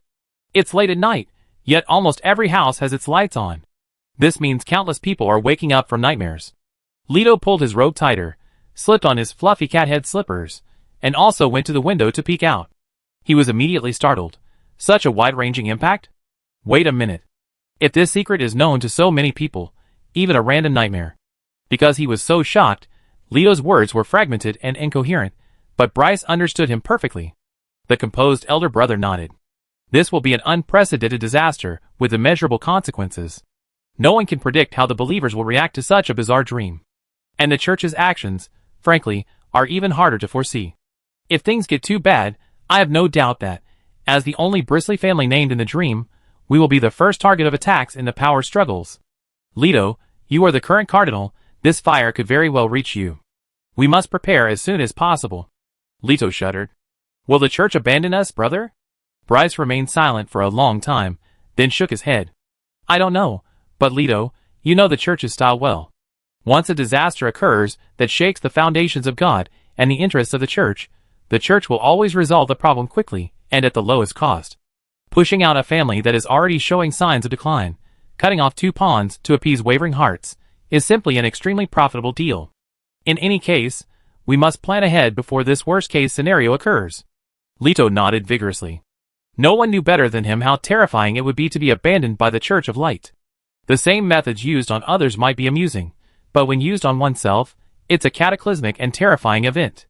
All along, the two brothers had been desperately climbing the ranks, planting their own people, expanding their networks, and increasing their prestige and importance, all to prevent this from happening.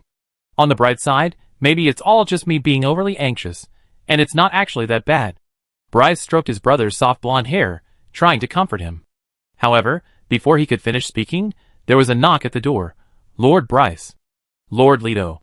The Pope has summoned you urgently. The two brothers sighed in unison. It seems what's coming will come. Leto muttered.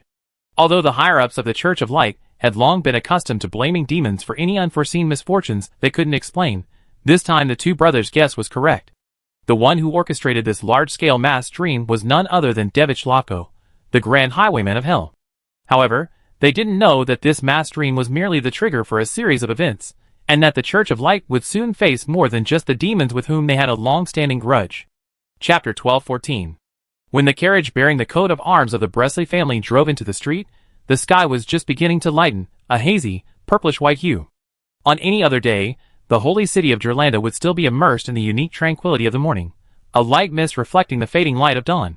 The morning wind was biting, and even the earliest birds and beasts were reluctant to leave their warm nests, only occasionally chirping lazily. Before the dawn broke, before the gods opened their strange eyes to gaze upon the earth, only the most shameful criminals would roam the deserted streets at this time. Normally, this was a time when even the most merit-seeking inquisitors avoided the streets, let alone the already lethargic guards. But today, a strange scene unfolded. The shops along the street remained closed, but the streets and alleys were teeming with people. Most of these people were poor commoners from the city. Their clothes, faded and patched from repeated washing, were still neat, as if struggling to maintain a semblance of dignity. Deep dark circles under their eyes were the weariness of lack of sleep, and their expressions varied, some angry, some fearful, some uneasy, some confused, some excited. They stood huddled in the street, whispering about something obvious. When they saw the Bresley family's carriage pass by, they all stopped talking, staring silently at the moving carriage, their eyes filled with contempt and hatred. Leto was startled. He drew the carriage curtain, retreated into the carriage, and moved away from the window. But only a dozen seconds later, the half-cat beastman couldn't suppress his curiosity, and once again pulled back the curtain, peeking out through the gap between the curtain and the carriage window at the scene outside. Just as his elder brother had said, last night's eerie dream had come on strong, affecting almost everyone in the city. As the carriage moved, Leto saw not only huddled groups of commoners whispering amongst themselves, but also servants of wealthy families weaving through the crowds, inquiring about news, while the rich themselves, dressed in opulent robes, stood furtively at the windows of their mansions along the street, observing the outside world. Panicked soldiers rushed out of their homes, not even noticing their armor was properly fastened. Their panic was palpable. A storm was brewing, and no one knew whether it would pass gently or destroy everything in its path. The Bresley family carriage quietly turned a corner at the street entrance and slowly came to a stop before an empty, dark alleyway. The doors opened silently. Seconds later, a figure completely shrouded in a hooded cloak darted out of the shadows deep in the alley and leaped into the open carriage. Leto closed the door, and the newcomer removed his hood, revealing himself to be Bryce. The carriage continued on its way, smoothly as if it had never stopped. Inside, Leto asked anxiously, "How is it?" "The situation is a bit bad," Bryce said. Everyone had roughly the same dream, only with slightly different perspectives, but the dream was merely a lit fuse. Now the townspeople's emotions have been ignited, and our political enemies have seized this opportunity. I heard that several other cardinals are preparing to join forces to impeach you. They have always coveted the wealth and interests of the Bresley family, a fact you know better than I do. That old geezer is wicked, Leto muttered. All he ever does is bring up my bloodline, as if his stupid, pig-like descendants could do anything better than me. What are they planning to use this time? He paused, carefully studying Bryce's expression, then exclaimed, "They wouldn't be so foolish as to question the gods' decisions, would they?" "That's blasphemy." Bryce shook his head. "The gods don't make mistakes, but those who work for them do. They try every means to absolve the gods of responsibility, shifting all blame onto our ancestors. But don't be too afraid. I already made some arrangements." He pulled a spatial pendant from his robes. "I compiled and copied several copies of the evidence hidden at home. The originals are in this, keep them safe. In case of any unforeseen circumstances. This is our trump card for turning the tide. As for the copied evidence, I have entrusted it to trusted confidants. They will release it at the appropriate time, as instructed by me. The current situation is still unclear. If those old fogies attack you, you should insist that the demons are using fabricated dreams to sow discord and harm loyal officials. If they persist, propose that the Inquisition investigate, and simultaneously, as a strategic retreat, request to withdraw to the satellite city. Leto, you have managed Pitt's role for many years. It is easily defensible, and located at the intersection of several important roads, allowing for both offense and defense. The Dark District is a melting pot of people, and countless intelligence is passed and sold there. When the time comes, have a load send those refugees to spread the news. Once public opinion is on our side again, that will be our moment to strike. I already made arrangements with the Inquisition. My trusted men will find an opportunity to secretly disperse our long-cultivated followers and influence. Even if we fall temporarily, it will only be a temporary retreat. As long as our power remains, we can rise again. My lord, we're almost at the papal palace, came the coachman's voice from the front of the carriage. There are many poor people outside the papal palace. Hearing this, Leo peeked through the curtain again. He saw that the magnificent palace gates, which were usually off-limits to the poor, were now surrounded by a large number of ragged vagrants. Seeing the carriage approaching, they not only showed no intention of yielding, but instead grabbed their baskets, pulled out foul-smelling objects, and hurled them at the carriage. Leto's cat-like eyes narrowed instantly. He closed the window and shrank into a corner of the carriage. The next second, a series of loud thuds filled the air, along with the driver's curses and the crack of a whip.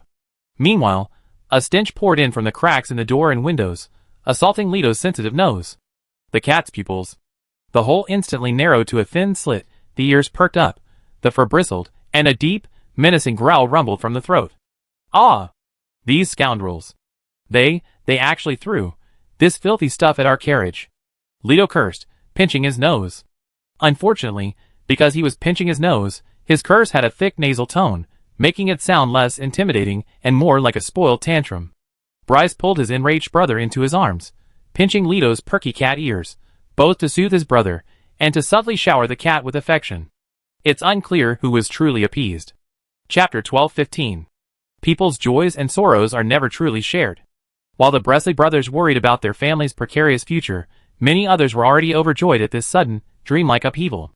In their respective homes, they announced this good news to their families, confidants, friends, and even to themselves, expressing their inner pride and joy.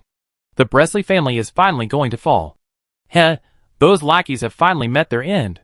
To be fair, little Bryce is indeed a competent leader.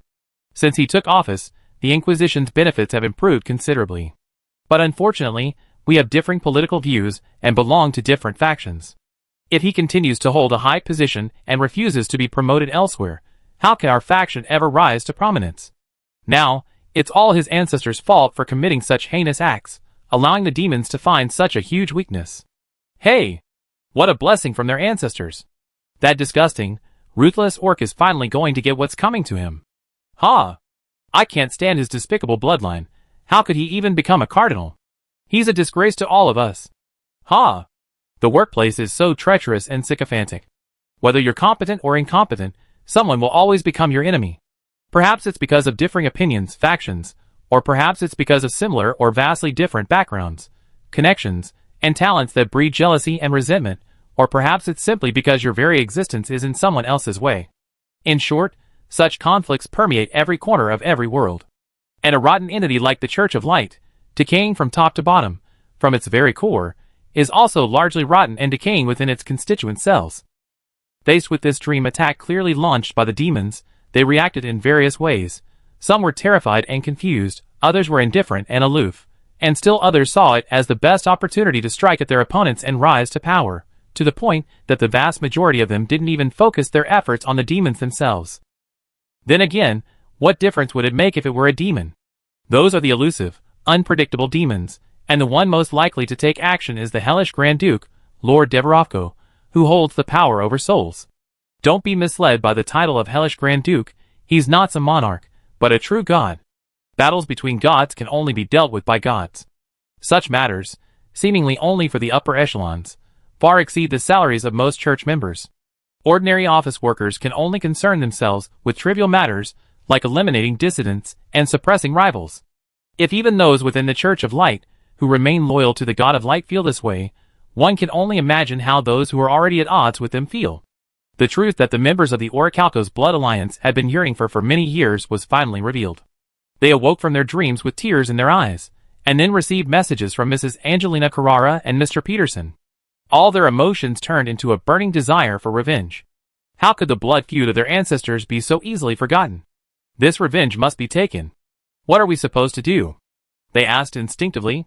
Surprisingly, yet predictably, Mrs. Carrara and Mr. Peterson actually had a foolproof plan.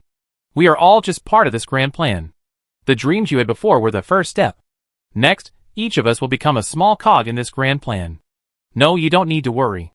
This plan doesn't need powerful heroes or life or death sacrifices.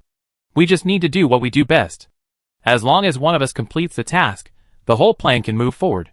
The anxious people breathed a long sigh of relief after understanding their respective tasks. Is it really going to work like this? They were both relieved by the simplicity of the tasks, and couldn't help but doubt. Could these simple, almost mundane tasks really work? Henry Rosswood yawned widely. His day hadn't gone well.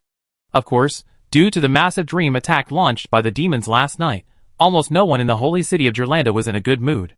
But Henry Rosewood believed that no one else in the city had experienced the same eerie feeling as him, being awakened by a nightmare at 5 a.m., only to find his boss, Bryce, a descendant of a key figure in the nightmare, the most feared supreme judge of the Inquisition in history, Bresley, sitting at his bedside in a ghostly black cloak. This extremely terrible experience, coupled with that immersive nightmare, almost sent Henry Rosewood straight to the other side of death. If Henry Rosewood had been even a fraction more timid, but whether it was luck or misfortune, Rosewood survived this series of frights.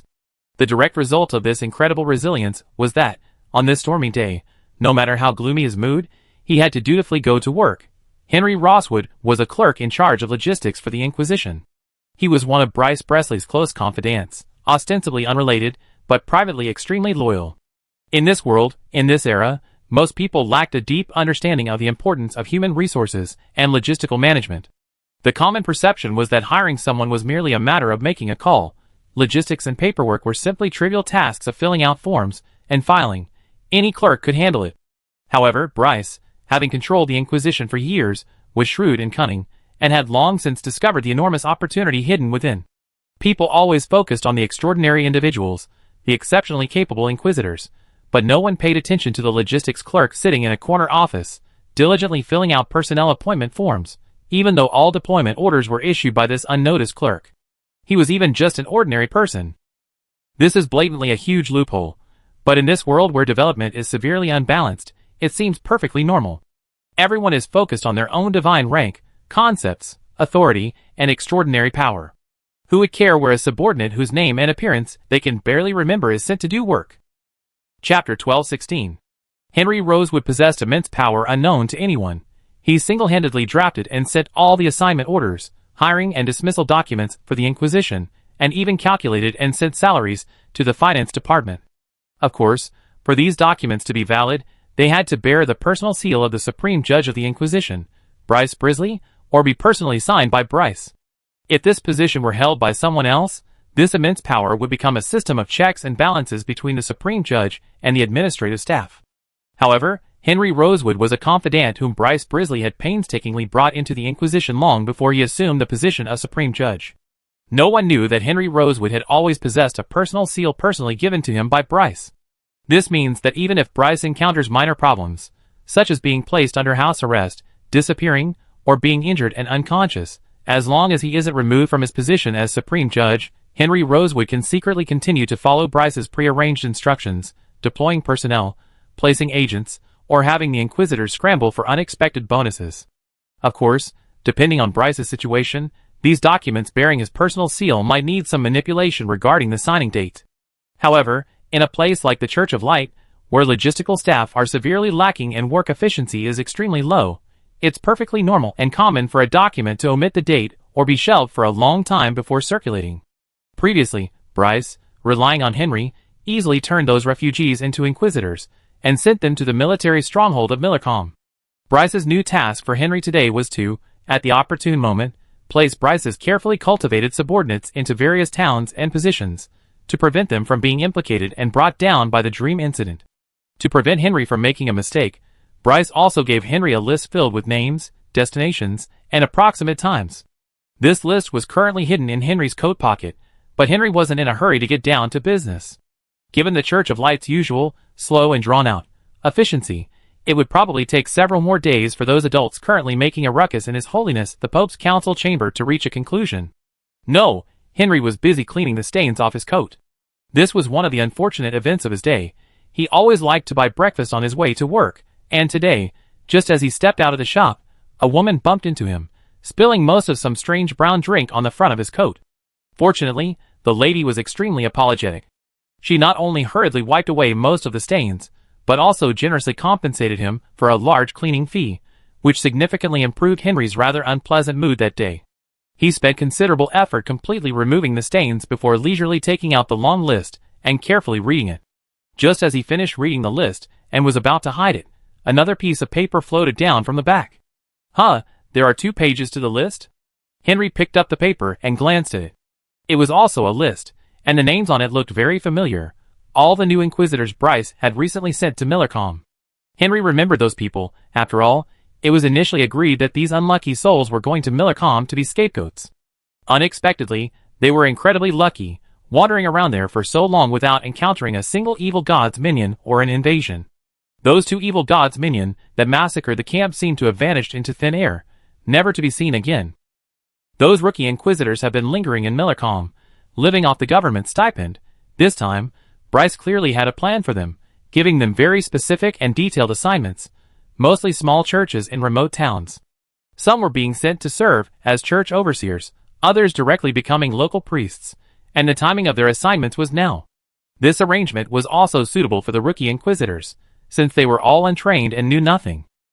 Having survived such a close call, Bryce definitely wanted to make the most of them. Hiding them in small places to train them at this critical moment was very much in line with Bryce's usual style. Henry finished his mental calculations, pulled out a blank transfer document, and began filling it out laboriously. Afterward, he stamped 3 copies with Bryce's official seal and sent them through official channels to General Osham Osby and Milkeman, the destination, and the responsible persons at each new post. That was it. The entire process was unbelievably simple, even rudimentary, but in an era lacking risk control and process management, no one found it unusual. Because in most people's eyes, the Inquisition was supposed to be Bryce's personal fiefdom, and Bryce merely wanted to maintain a facade of fairness, impartiality, and procedural compliance while firmly grasping power. This way, if he were impeached, insignificant clerks would still dutifully carry out the arrangements for him. Henry deftly burned the list, now deemed complete, completely unaware that it wasn't actually given to him by Bryce, but rather the work of the woman who had deliberately bumped into him at the breakfast shop. Henry also had no chance to discover this. He no longer needed to confirm or report the issuance of these orders to Bryce. According to his agreement with Bryce, unless there was an unexpected major failure that required Henry to find an opportunity to inform Bryce, Bryce would tacitly allow the orders to be carried out as scheduled. After all, every additional exchange between them increased the likelihood of Henry being discovered as Bryce's confidant. They had to be extremely careful not to attract any extra attention to Henry. Bryce, meanwhile, had no time to recall the refugees he had already considered dead, and could never have imagined that someone was fully aware of his covert schemes, even using them, as if they had spied on their fates. This was undoubtedly the work of the World Alliance, a crucial part of their grand scheme. The goddess of fate had foreseen a pivotal moment in destiny and a pivotal figure, and the World Alliance had fabricated their own list of players they had planted. The forged list used paper unique to the Church of Light, and the ink came from members of the Orichalcum Blood Alliance infiltrated within the Church of Light. The one who deliberately bumped into Henry and slipped the list into his pocket was the adventurer, Amo, who had trained as a magician. And these new Inquisitors were assigned to remote towns within the Church of Light's theocracy that had already rebelled and sided with the god of pastry. Chapter 1217. The Succubus Squad players, upon receiving their transfer orders, were both surprised and relieved, feeling a sense of relief that it's finally here. Since successfully sending away the 2 assassin bosses, their daily routine had become spending time at the Knights of Light's headquarters, eating, drinking, gathering information, and incidentally seducing a few audacious young nobles, bewitching them and manipulating them at will. This approach was like a fishmonger dancing in a pond, constantly teetering on the edge of disaster. The thrill of constantly breaking the rules and exposing their identities was simply irresistible to these players. However, after so many days, all the available quests and activities had been thoroughly explored by the players. It was indeed time for them to turn around and leave without a trace. Players are such strange creatures. The latest game versions are always the best, the next quest is always the most exciting, and their insatiable curiosity propels them forward. The only thing that can hinder them is laziness. However, after comparing their transfer orders, they discovered that each of them had received a different destination, completely scattering the team. I see. The teamwork part is over. Next up is a solo adventure? Feng Qi, adept at imagining the developer's intentions, though not always correctly, nodded thoughtfully.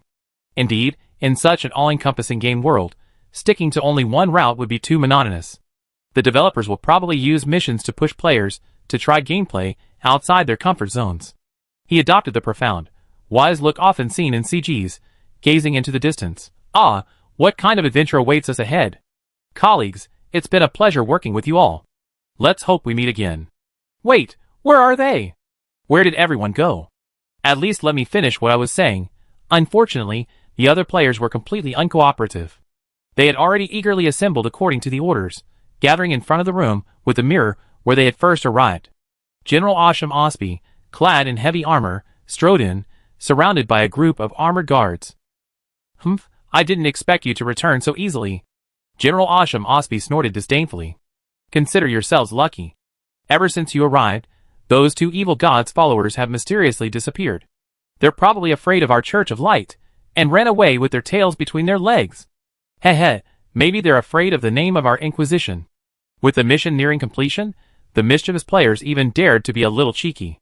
Finally able to get rid of these annoying plagues, General Osper, unusually calm, said, "Since the higher-ups have decided you will continue to serve the Church, I won't say anything more. But one thing, everything you see, hear, and know here must rot in your stomachs, and go with you to your graves. If you dare to divulge a single word, I will make you experience the most terrifying death in the world." The players, in a show of enthusiasm, displayed exaggerated expressions of terror. "Wow, we're so scared." General Osper, seems a bit sarcastic, unsure, will observe further.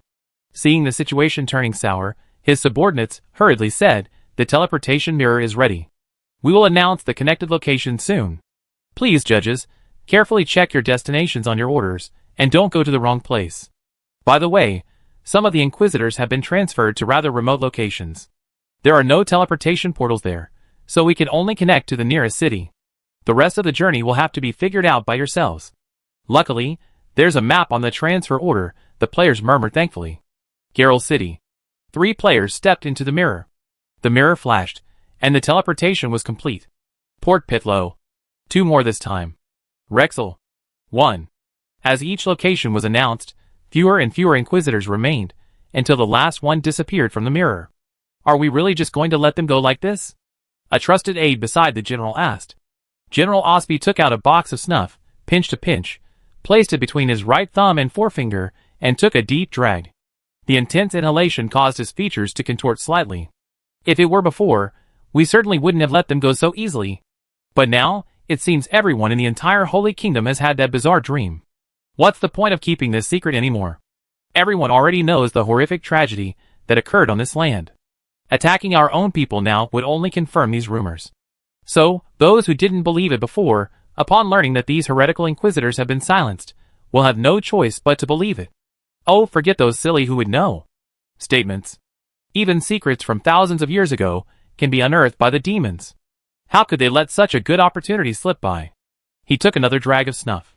Perhaps, right now, the demons are waiting for us to make our move against these Inquisitors. The moment we make a move, the demons will turn this into another dream for the entire Holy Kingdom to enjoy. Ha! I would never do something so disgraceful as to damage my reputation. This was probably why the higher-ups were so eager to transfer these judges away. TSK, gods scheming and maneuvering against each other, this is the war of the gods. You're too green to see through this. The confidant, deeply disturbed, nodded repeatedly. Good riddance, a clean break. The old general put away his snuff bottle and stood up. What are you all standing there for? Go back to your posts. Unless the higher-ups give the order, you must immediately stand guard here. Most of the soldiers who had been watching immediately dispersed, only the old general sighing inwardly. A storm is coming. Can the Church of Light, this teetering behemoth, really withstand this monstrous storm? Steps 1 through 3 have been successful. MOU looked at the report given by Liao with satisfaction. The adventurers who infiltrated earlier have also successfully retreated and can now shine in their new positions, creating a collaborative wave. Next, we can let the players take the stage, create public opinion, release evidence, and reap another wave of faith. Thanks to Ialian's timely warning to Gadley, no, it was a timely reminder. The one-eyed one is wanted by Gadley, and cannot openly appear in his true form. Now is the perfect opportunity for our attack. He pointed to a chess piece on the board in front of him. God of Pastries, you are chosen. Chapter 1218. God! Peta scurried up to the cat at the front desk of Wushan Ju, holding a sign excitedly. God of Pastry. We decided on the new name for our new village. Ever since the villagers moved to this newly built, Hobbit-style cave village, they seemed determined to completely abandon the past, researching new village names, new prayer rituals, new customs, and even new traditions. The cat at the front desk of Wushanju had even heard that PETA was leading a team to compile a new canon for the god of pastry. This news almost made her dig a 3-bedroom apartment on the spot, but after glancing at the draft PETA handed her and discovering that the so-called canon was nothing more than a pastry cookbook, she instantly felt relieved. Oh! The cat at the front desk of Wushanju asked with interest, "What's the new name?" Bozy Village. PETA exclaimed excitedly. Everyone voted unanimously. We all think meat buns are the best food in the world. They have dough, meat, vegetables, and are soft and fluffy. Plus, they have rich, fragrant gravy. He proudly held up a wooden sign, on which the word Bozy was crudely carved, and next to it was a vividly drawn, steaming hot bun. The cat at the front desk of Wushanju was speechless for a moment, countless comments flashing through his mind. Wait a minute. You guys spent all that time choosing this incredibly corny village name? Even if the buns are delicious, you can't just name it like that, right? What are you going to call the next village? Xiaomai or Noodles? You set a bad precedent for my other followers. Even the previous cloud-shaped bread sounded better than this, right? And why is the drawn bun so much prettier than the words? However, all her words, when she saw PETA's expectant and excited, sparkling eyes, as if waiting for divine approval, ultimately condensed into a long sigh. Whatever makes you happy. Yay! A radiant smile bloomed on PETA's face, the dazzling joy almost blinding the cat at the front desk of Wushanju. Watching PETA happily run away with the sign, she couldn't help but mentally kick herself a few times. Serves you right for teaching the AI weird stuff. Serves you right for teaching it weird stuff. Look. Look. What kind of nonsense is going on in these NPCs' heads now? Suddenly, a series of piercing calls of spotted doves rang out, the village's alarm bells. At the sound of a knock, the player on guard shouted, "Enemy attack! Enemy attack!" A figure resembling the Inquisitor has been detected approaching the village. Villagers, please take refuge. Repeat. Villagers, please take refuge. The villagers, trained to react instinctively by the players over the past few days, showed no panic or disarray. They orderly formed lines, opened the trapdoors disguised as turf and tree stumps in various hidden locations throughout the village, and scrambled into the spacious, well-ventilated shelters dug underground. The players, however, perked up. Finally, Songlin rubbed his hands together and activated a mechanism. Over 40 magical anti-aircraft cannons emerged from the ground. He turned on his display screen, connecting to the probes deployed around the village and towards the old abandoned village, and exclaimed in surprise. Team Songlin, brothers, something doesn't look right with that enemy. He looks like a Lalafell. Team Cat at the front desk of Wushan residence. Dude, you got a game mix-up. Besides the alchemical dolls players create with bathwater, where do Lalafells come from in this game? Team Songlin, that's right. That guy looks like a white mage Lalafell. Team Durian Herring, my stench bomb is itching to go. Friend or foe, should I just knock him out first? Team Black Cat doesn't sleep. Aw, everyone, stop. That's a player. A player.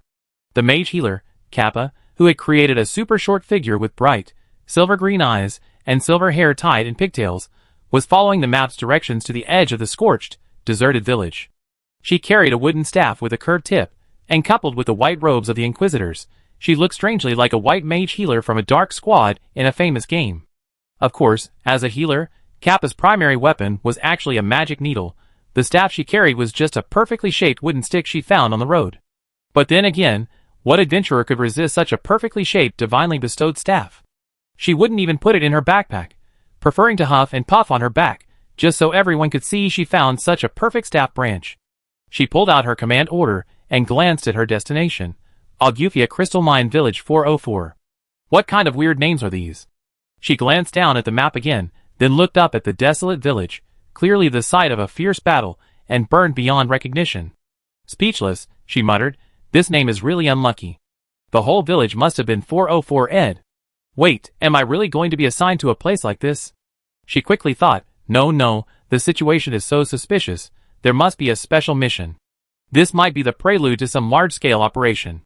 She casually took the perfectly intact piece of wood from her back, gripped it tightly, and rushed into the village, completely unaware that she was already targeted by over 40 magical anti-aircraft cannons, just one button away from being blasted into the air.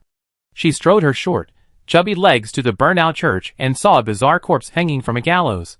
The body was dressed in a priest's robe, appearing to be a typical hanged ghost, but it seemed to have been lowered and then raised again, the rope leaving strange, messy marks on its body and clothing. Not to mention she didn't sense any contamination on the corpse. Clearly it had been cleaned by a druid. What's going on? Did one of our own people do this? She muttered, about to open the forum to ask, when a group of people rushed in from outside the village. Look! There's an ID above her head. She's definitely a player. It's Kappa Mommy? Hey! Mommy! Over here! Over here! A familiar figure jumped around, waving frantically at her. Kappa couldn't remember where she'd seen this person before, so she just waved back. You know each other? We done dungeons together before. Mommy's healing skills are amazing. Wait, Mommy, didn't you go join a succubus squad recruitment for a quest? How did you become an Inquisitor? Oh, you're one of those players who inexplicably infiltrated the Inquisitor team? Chapter 12:19. After the players finally reconciled, they all chimed in, explaining the whole story. So Mama Kappa was sent to this village as an Inquisitor to supervise the priest? The players exclaimed. How did you infiltrate the Church of Light and become key members? So, the villagers killed the priest's faction, you looted the bodies, cleaned up the mess, burned the other corpses, and then put the priest back up? Kappa asked, equally incredulous. They stared at each other, both sides' experiences bordering on the absurd. Anyone who hadn't followed each other's posts on the forum would find it hard to comprehend.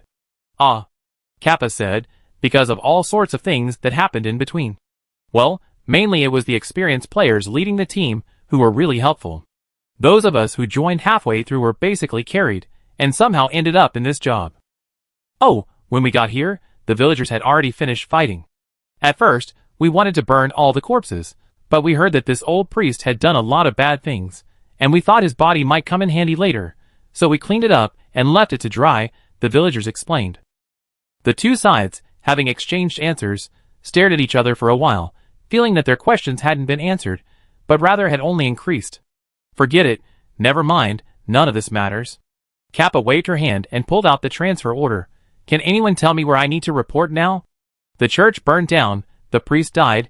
How was she supposed to continue this mission? The players exchanged bewildered glances, eventually giving up and calling upon the shared external brain, Today's Rain. Today's Rain was arguably one of the few players who had grasped the overall structure of the quest.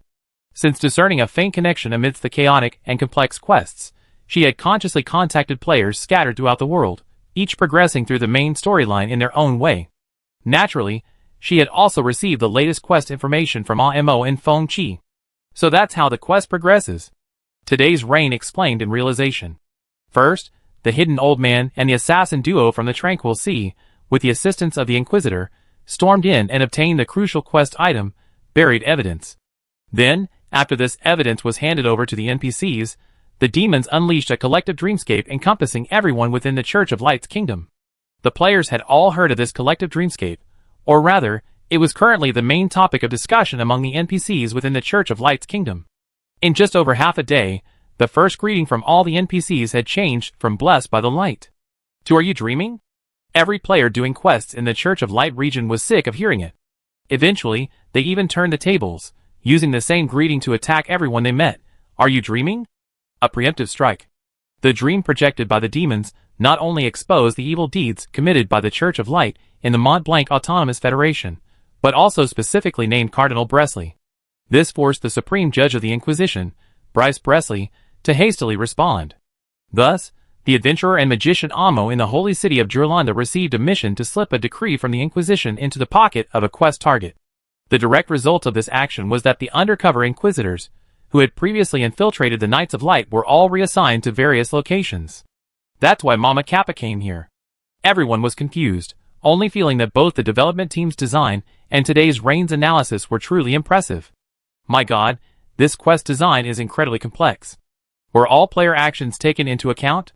But how did the development team know that players would play this way? Today's Rain shook her head. Player behavior isn't necessarily the development team's priority.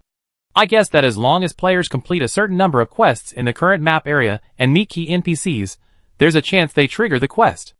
As for the player's behavior itself, as long as it doesn't completely deviate from the main quest, it won't affect the player triggering the quest. Of course, If they complement each other, there should be an additional priority bonus. The players were either astonished or thoughtful. Indeed, this explains a lot of things. As for Mama Kappa's quest this time, today's Rain said with a smile, it's most likely to be to provide cover for the new village we established. We were worried about what to do when the villagers killed the priest. These were all precious believers of our god of pastry. We couldn't afford any mistakes. Kappa suddenly realized, so we used my position as the Inquisitor to frame the already dead priest. That's exactly it. The priest was corrupted by an evil god, growing strange octopus tentacles and eerie eyes. Even the holy water was contaminated. The devout villagers discovered the anomaly and risked their lives to finally kill the priest. The village was largely destroyed, but the newly arrived Inquisitor heard their pleas for help and ultimately quelled the chaos. Today, Yo-Yu asked slyly, how does this script sound? Absolutely perfect. Kappa Mommy clapped excitedly. Speaking of which, I think I read in the work manual that if an Inquisitor encounters a heretical incident at their post, they need to handle it immediately or contact the nearest superior. She said knowingly, so all I need to do is take this priest's corrupted body to the nearest city and report to the Inquisitor. That's right. Today, Yo-Yu nodded approvingly. Right now, the Church of Light is having a major headache because of the dream incidents caused by the demons. I believe the Inquisitors are too busy to deal with anything else. For incidents that have already been dealt with, they probably just record them and let them go. That's what we're counting on. And if we encounter a particularly difficult one who insists on getting to the bottom of things, I have to trouble Kappa Mommy to be quick-witted and find some excuses to get rid of them. Anyway, we need to convince the Inquisitors that the village's problems have been perfectly resolved. The fallen priest has been executed, and the village is in ruins, but they don't need to worry about it. The villagers will find a way out. There's also the matter of rebuilding the church and reassigning church personnel. Although it's unclear whether the Inquisition deals with this, if we could choose new clergy from the villagers, or simply have you, Mama Kappa, temporarily manage it, it would save us a lot of trouble. After all, it's hard to explain if priests come and go and then die. Chapter 1220. Kappa wholeheartedly agreed. Keeping the village firmly under the player's control was naturally the best option.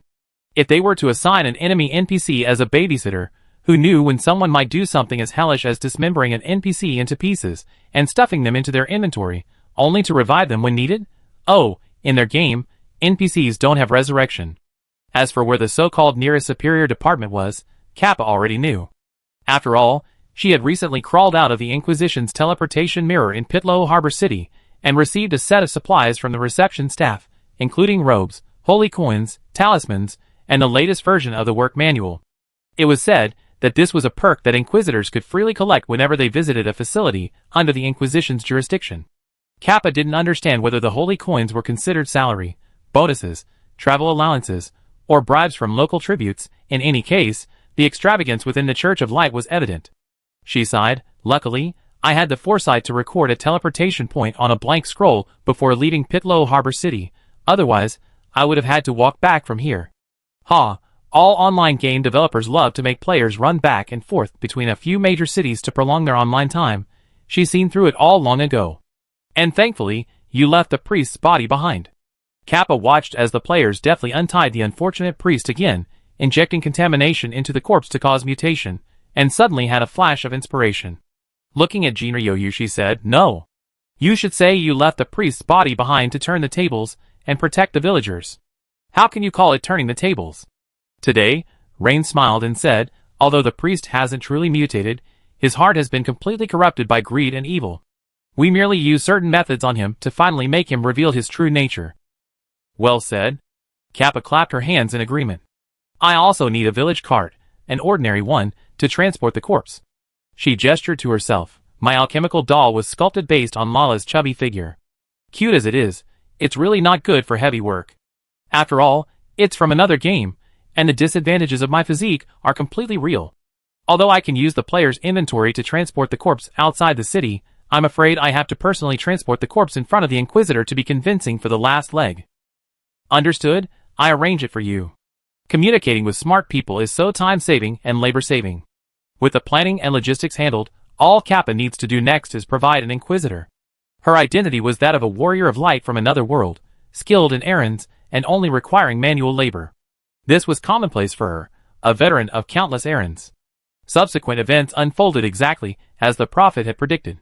After Kappa trudged through most of the port city, dragging the wooden cart carrying the priest's mutated corpse, attracting the horrified gazes of countless believers in every street and alley, the inquisitors of Pit-Low Port City were utterly impressed by her. They believed the priest's fall and betrayal without her needing to say a word. Kappa, for a church established by a fraudulent god, aren't you people a little too easy to fool? I never imagined that even on our own theological land, clergy would fall.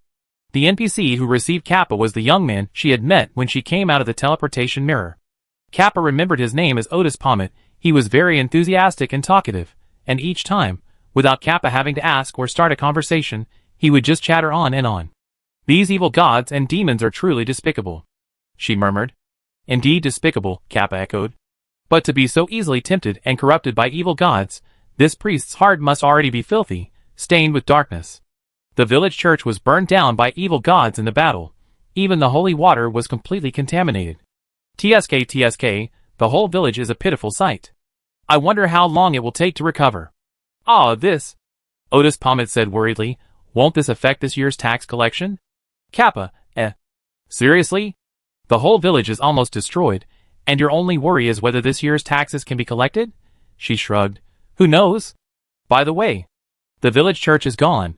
Where am I supposed to report now? She deliberately leaned closer to Otis and whispered, Is it possible for me to be transferred? Let me see your transfer order. Otis took the order from Kappa's hand, looked it over repeatedly, and said with regret, I'm sorry, these kinds of assignments are generally non-negotiable. Even with this situation, you have to continue stationed in Village 404. Normally, inquisitors are rarely sent to villages and towns. After all, in such small places, a priest is usually enough to look after the church. So it seems the higher-ups noticed that priest's corruption and change long ago, which is why they sent you all this way. Thinking about it that way, the situation becomes quite clear. He stamped the transfer order and handed it back to Kappa. All right, your transfer order has been confirmed. You are now the resident inquisitor of heresy in Village 404. According to Article 7344 of the Holy Scripture, until the village church is rebuilt, you will act on behalf of all the clergy's duties, including but not limited to rebuilding the church, daily preaching, and discovering and punishing all suspected heresies. The church doesn't plan to send anyone new. Village 404 is a small place. Otis winked meaningfully at Kappa, then rubbed his right hand together, index, middle, and thumb. The only output there is the Agifia mine, which isn't very profitable. It's probably barely enough to support you. You have to be patient and understanding. If we send another clergyman there, I'm telling you, you'd definitely be the one who suffers. You won't be able to move until a new transfer order comes down. Another mouth to feed is another burden. Don't worry, gold shines wherever it is. No matter what achievements you make here. Well, it seems the higher-ups remembered you. You even have a chance to rise from this little village to great heights. He lowered his voice and said, the most important performance indicator for the higher-ups is tax revenue. If the village recovers well this year and pays all the taxes in full, the tax official might give you a big thumbs up. Even if you offended someone and were sent here, as long as you have a good word from the tax official, you can make a comeback. Kappa, Okay, this one's got a vivid imagination too. This saves trouble, she sighed. I see. Then I guess I just have to put up with it for now, and stay in the village. Chapter 1221. Exactly. Otis nodded with satisfaction. Big cities have their advantages, and small towns have their charms. Most inquisitors are eager to climb the ranks, and rarely notice the advantages of small towns. Since Otis was a talkative and outgoing person, Kappa didn't rush to leave. She picked up the conversation. Advantages of small towns? To be honest, this is the first time I've been assigned to such a small place. She deliberately feigned disdain for the village and said with a troubled expression, Could you perhaps offer some guidance in this regard? Of course, no problem. Otis clearly enjoyed having someone listen to his advice. He immediately became enthusiastic and began to talk at length. The villagers. Less work, less trouble, and most importantly, I can make my own decisions without anyone interfering. He lowered his voice, speaking furtively, although the profits are less, at least we don't have to share with others, so we might even give more than we do here. Don't let Pietro's status as a major port fool you. There are only 3 judges here, including myself. We're always swamped with work, and we're constantly being watched by our superiors. But these 3 always feel like there aren't enough people when it comes to work, and when it comes to distributing things during holidays, there's just too much and not enough to go around. We always end up with a pittance. Kappa instantly understood. This game always handled these kinds of social niceties with exceptional finesse. Even the NPCs had a distinctly professional air about them. He wondered what the development team had gone through. Village 404 is where the Algefia crystal mine is located. Alchemists, mages, and those guys who use magic techniques use this kind of ore a lot. This stuff might not fetch a high price in the church's territory, but in the Magic Federation, it'd be sold for an astronomical sum. Accumulate some at a low price, and when the opportunity arises, you can sell them for a fortune. He then winked at Kappa. Others in the church might never encounter such an opportunity in their entire lives, but for us Inquisitors, who are constantly on the move, it's just commonplace. There are also itinerant merchants who often come to the village. As long as we turn a blind eye to them appropriately, their business will continue. As long as you show your attitude, these traveling merchants will swarm like flies, impossible to drive away. At that point, you have no worries about food, clothing, or daily necessities. If they don't cooperate, you can make an example of them, arrest a few heretics, satisfying this year's arrest quota and scaring them away, killing 2 birds with 1 stone. Kappa nodded repeatedly, looking enlightened. The audience's emotional appeal fueled Otis's desire to guide him further. Besides, wasn't the Bresley family implicated recently because of the dream disaster?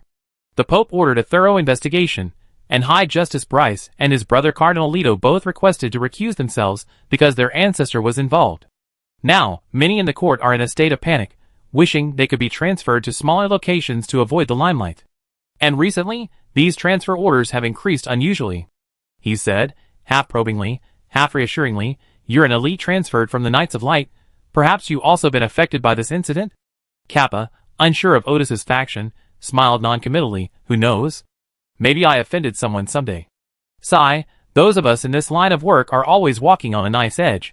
It's just that with the current situation, it's hard to say whether it's a blessing or a curse. She abruptly changed the subject. "You see, even someone of Lord Bryce's status, his identity." She deliberately stopped abruptly, sighing and shaking her head, her eyes revealing deep worry. Exactly. Exactly. Otis echoed, her tone becoming more solicitous, perhaps recognizing Kappa as some important figure. "You don't need to worry too much. This is just a temporary storm. Once the dust settles, all the elites will surely shine again. Don't forget to mentor us lowly employees then." "It's nothing more than mutual help and care," Kappa understood. "I've been stationed in that small village, and I haven't been able to do without your help during this time. Not to mention, I was hoping to get some news about the Holy City from you." "Oh, sir, are you perhaps from the Holy City?" Not really. I just spent a short time there." Kappa glossed over the question, afraid of being questioned further. The slip-up was immediately exposed. "Any new news from the Holy City?" "Hey, isn't it just the same old news being passed around again and again?" After Lord Bryce requested to recuse himself, the affairs of the Inquisition fell into the hands of his adjutant, Oramus Bloom. However, Oramus is a weak man. He can't withstand pressure. Cardinal Boric Imson has long wanted to interfere in the Inquisition, and now he's using this opportunity to launch an offensive, trying to completely overthrow the Bresley family. The two sides are locked in a fierce battle, both openly and covertly. Otis said he had no intelligence, but his actions betrayed his words. Imson accuses the Bresley family of wantonly killing innocent people since their ancestors, committing countless evil deeds under the guise of divine authority. The Breslina faction denounced Imson as a demon's lackey, naively believing the false dreams constructed by the demons, and slandering a virtuous minister. He shook his head and sighed. The previous dream calamity had a wide-ranging impact. Almost everyone in the Holy Kingdom had a dream. The demons are experts at manipulating emotions, and dreams are inherently a world of emotions beyond rational control. Most people, under such emotional onslaught, wouldn't have the mind to consider truth or falsehood. Otis lowered his voice even further, almost whispering, "Moreover, the church can't produce any evidence to refute it. On the surface, they say they don't share the demons' limited understanding and insist on proving their innocence. But many also speculate that perhaps everything in the dream is true, and the church simply can't produce any evidence. They say they investigate thoroughly, but maybe they're just waiting for the storm to pass." Kappa nodded vigorously. The Church of Light naturally had no evidence to refute it, because what the demons said in their dream was true. This dream was. The development team has integrated the story content into the player's archives. Therefore, some speculate that Lord Bryce might be using a calculated strategy, temporarily retreating to avoid direct confrontation, waiting for the opponent to play all their cards before wiping out the exposed pieces, thus eliminating a wave of dissidents within the Inquisition. Is that so? Kappa looked surprised. Inquisitor Otis, your understanding of the situation is truly admirable.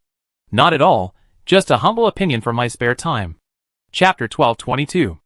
After a round of mutual flattery, Kappa, laden with praise, a few truly useful pieces of information, a souvenir from Otis's enthusiastic flattery, and the system mission that would advance to the next stage after the information update, left the Inquisition office in Pitlow Harbor City satisfied.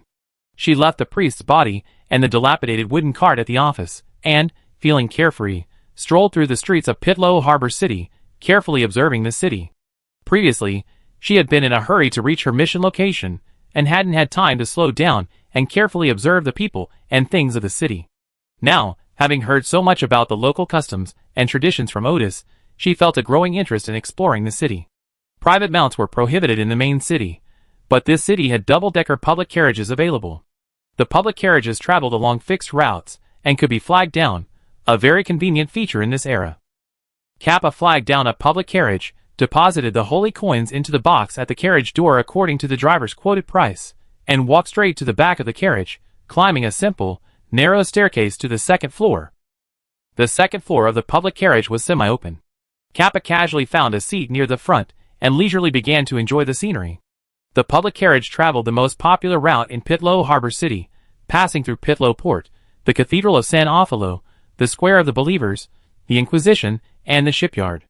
According to Otis, Pitlow Harbor City was the most well-developed and largest port city within the Church of Light's kingdom, bar none.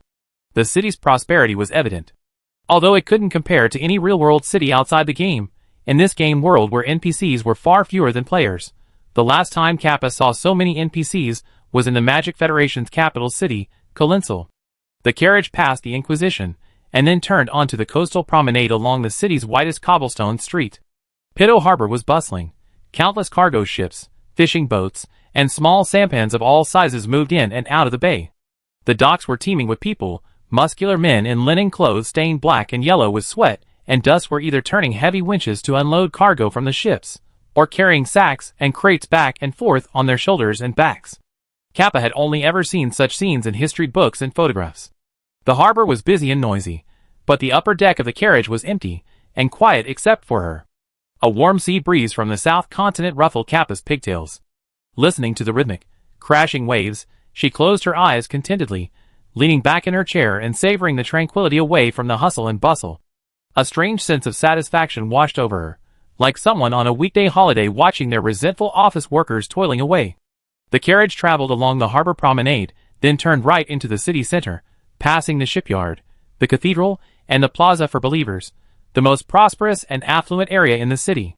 Kappa leaned against the side of the carriage, peering out, carefully observing the expressions on the faces of passers-by. She quickly noticed something. In the former kingdom of the Church of Light, the NPCs were clearly divided. The rich beamed with pride, while the poor wore blank expressions, seemingly placing all their hopes in the afterlife. Nowadays, regardless of whether passers-by are dressed in fine silk or coarse cloth, whether they are emaciated or bloated, they all have a bitter and resentful look on their faces, and their expressions are serious. They also occasionally break into arguments. Listening to the fragments of conversation drifting into his ears, Kappa realized that the source of these arguments was still that dream. This collective dream seemed to have utterly destroyed the faith of the Church of Light's followers. In those immersive dreams, each believer experienced the pain of being killed and abandoned in one way or another. When the swords fell upon their own heads, the abstract concepts that were previously incomprehensible and unempathetic suddenly gained substance. The destitute began to fear becoming worthless cannon fodder, worried they would be swept into an illusion, condemned to eternal damnation, their dreams of a better next life shattered. If even the human soul is not valued, and can be casually cast into illusions, then what kind of blessing is sought by paying for sins, and performing good deeds to cleanse the mind and body? The wealthy, with their vast fortunes, also began to fear. They had always believed themselves to be different from the poor, but now they discovered they were all merely pawns, the only difference being that the poor at most lost their lives, while the wealthy had to sacrifice all their hard-earned possessions. Even the calamities of massacres and clan slaughter stemmed from those coveted treasures and riches. People were clearly beginning to waver. Some were afraid, while others struggled to convince themselves and others that it was nothing more than a demonic conspiracy. Kappa believed this dream was merely the first wave of the World Alliance's all-out attack on the Church of Light. It was far from over, just the beginning. I wonder where the next quest trigger is, and who will be able to accept these quests. She muttered to herself, ringing the bell to disembark as the public carriage approached the city gate. It's time to go back and share the newly acquired intelligence with Boss Yoyu. MOU naturally wouldn't stop after launching an attack. The first wave of evidence had already been distributed to the players by Liang. These players were handpicked by MOU. Since the release of this version, they had persistently pushed forward the main questline related to the Church of Light, developing a wide-ranging network of influence within the Church of Light's kingdom. After all, who wouldn't like a versatile worker who's always ready to stand up for the weak, meddling in others' affairs, and charging exceptionally low fees? These players, driven by their passion, managed to take on a ton of jobs in areas where the developers hadn't assigned tasks, gaining a deep understanding of the local people's lives, culture, and even the smallest details and interpersonal relationships. They could even recount the grudges and feuds between various NPCs with remarkable detail. They championed the poor and provided the rich with overwhelming and incredibly cheap military force, resolving numerous problems for both sides and enjoying considerable influence on both sides. These adventurers were the best disseminators of public opinion. Everyone listened to what they said. Rumors about the past of the God of Light thus began to spread quietly. The public opinion surrounding the Church of Light will need some time to build up, MOU chuckled, which is a good opportunity for us to begin preparations for the next step. Aelian, in his shadow, nodded silently. Chapter 1223. MOU, leading Aelian in his shadow, traversed the long corridor of the Elf King's palace and arrived at the nursery. The nursery was bustling with activity today, teeming with people. The elves had already emerged from the blooming flower buds, each chubby little creature lying on their flower bud beds, kicking their toes, rolling around, and tumbling. It was hard to believe they were only a few days old. After the flower buds bloomed, the originally hard shell transformed into a skeleton, while the supple petals inside became a mattress, essentially a bowl-shaped natural baby cradle. No matter how much the elves rolled and struggled inside, they couldn't escape. It truly made one marvel at the wisdom of the mother tree, nature, in raising children. The differences between species were fully manifested here. The elves' infancy was extremely short, growing rapidly like seedlings, changing every day. The baby care elves, responsible for looking after the babies, also arrived, carrying large bags and small packages. They set up their vine hammocks and personal belongings in the nursery, along with various diapers and bottles needed to care for the babies. Elena and Ray were also here to help today. This period was the handover time between the royal family and the baby care elves. Everyone was frantically counting the number of babies, dressing them in soft little clothes, and sticking stickers with their names written in large characters on the front and back of each baby. The mother tree of life usually only produces 30 to 50 fruits at a time, but this time it held back for a long time, producing a whopping 566. These buds and fruits have all bloomed, and now the nursery is filled with the sounds of babies' baby voices and cries. Faced with this scene, MOU didn't know whether to call this heaven or hell. The previous gestation on the Tree of Life occurred hundreds of years ago. Now, among this group of nurturing elves, only 1 or 2 are experienced elders, the rest are all novice parents. Everywhere are nurturing elves who, despite training, are completely at a loss when faced with a baby. A few experienced seniors weave through the crowd, putting out fires and offering guidance. Among them are Elena and Ray. The cries and panic of infants are contagious, especially among elves connected by the mental network. When 10 out of 500 babies are crying, the others, more stable, can soothe the panicked ones. But when 100 out of 500 are crying, the remaining 400 will soon join in. Once all the babies are infected by emotion, crying and fussing, the nurturing elves' emotional breakdown is not far off. The bewildered young nurturing elves also begin to panic, even soothing their babies while shedding tears themselves. It's hard to say whether they are helping or making things worse. Truly a hellish place. A lord murmured. MOU had been summoned by Elena to save the day. The power of order, like a drop of water falling onto the surface, created ripples that spread throughout the nursery. The nursery sprites, who had been wandering around like headless flies, quickly remembered their training and began to soothe the most anxious and fussy babies under their jurisdiction, changing diapers, putting in bottles, patting them to burp. Once the troublemakers were quickly dealt with, the other children, who had been agitated and crying, also calmed down. Elian, hidden in the shadows, wasn't idle either. Countless shadow tentacles reached out, grabbing the various baby toys beside the cradle, swaying and spinning them in the air, quickly attracting the attention of the cubs. The cacophony of crying gradually subsided, and the toddlers stared curiously at the plush toys hanging from dark vines, bouncing and making lifelike movements in front of them. They quickly forgot they were crying, reaching out their chubby little hands to try and grab the toys. Aelian kept the toys within a centimeter or two of each toddler's fingers. The babies felt this was within reach, so they focused all their attention on how to get the toys, even using their mental networks to brainstorm solutions. Once they had something to do, the idle toddlers had no energy left to cause trouble. Of course, this method alone couldn't sustain their attention. They also needed to be allowed to successfully touch the soft, plush toys from time to time. Otherwise, the toddlers would quickly realize it was an impossible task and start fussing again. Phew! Elena let out a long breath, her tense shoulders finally relaxing. The little ones, exhausted from their commotion, closed their eyes, flinched, and fell asleep as if nothing had happened. The childcare elves gradually regained control, taking over the toys and tasks of entertaining the children from the shadow tentacles. The elves blinked. Wait, what are those dark shadow vines? They followed the shadow vines to their source, only to see the round, shadowy tentacles shrinking shorter and shorter, finally disappearing into the shadow of a certain lord. Oh, it's Lord Moya's magic. Then it's all right.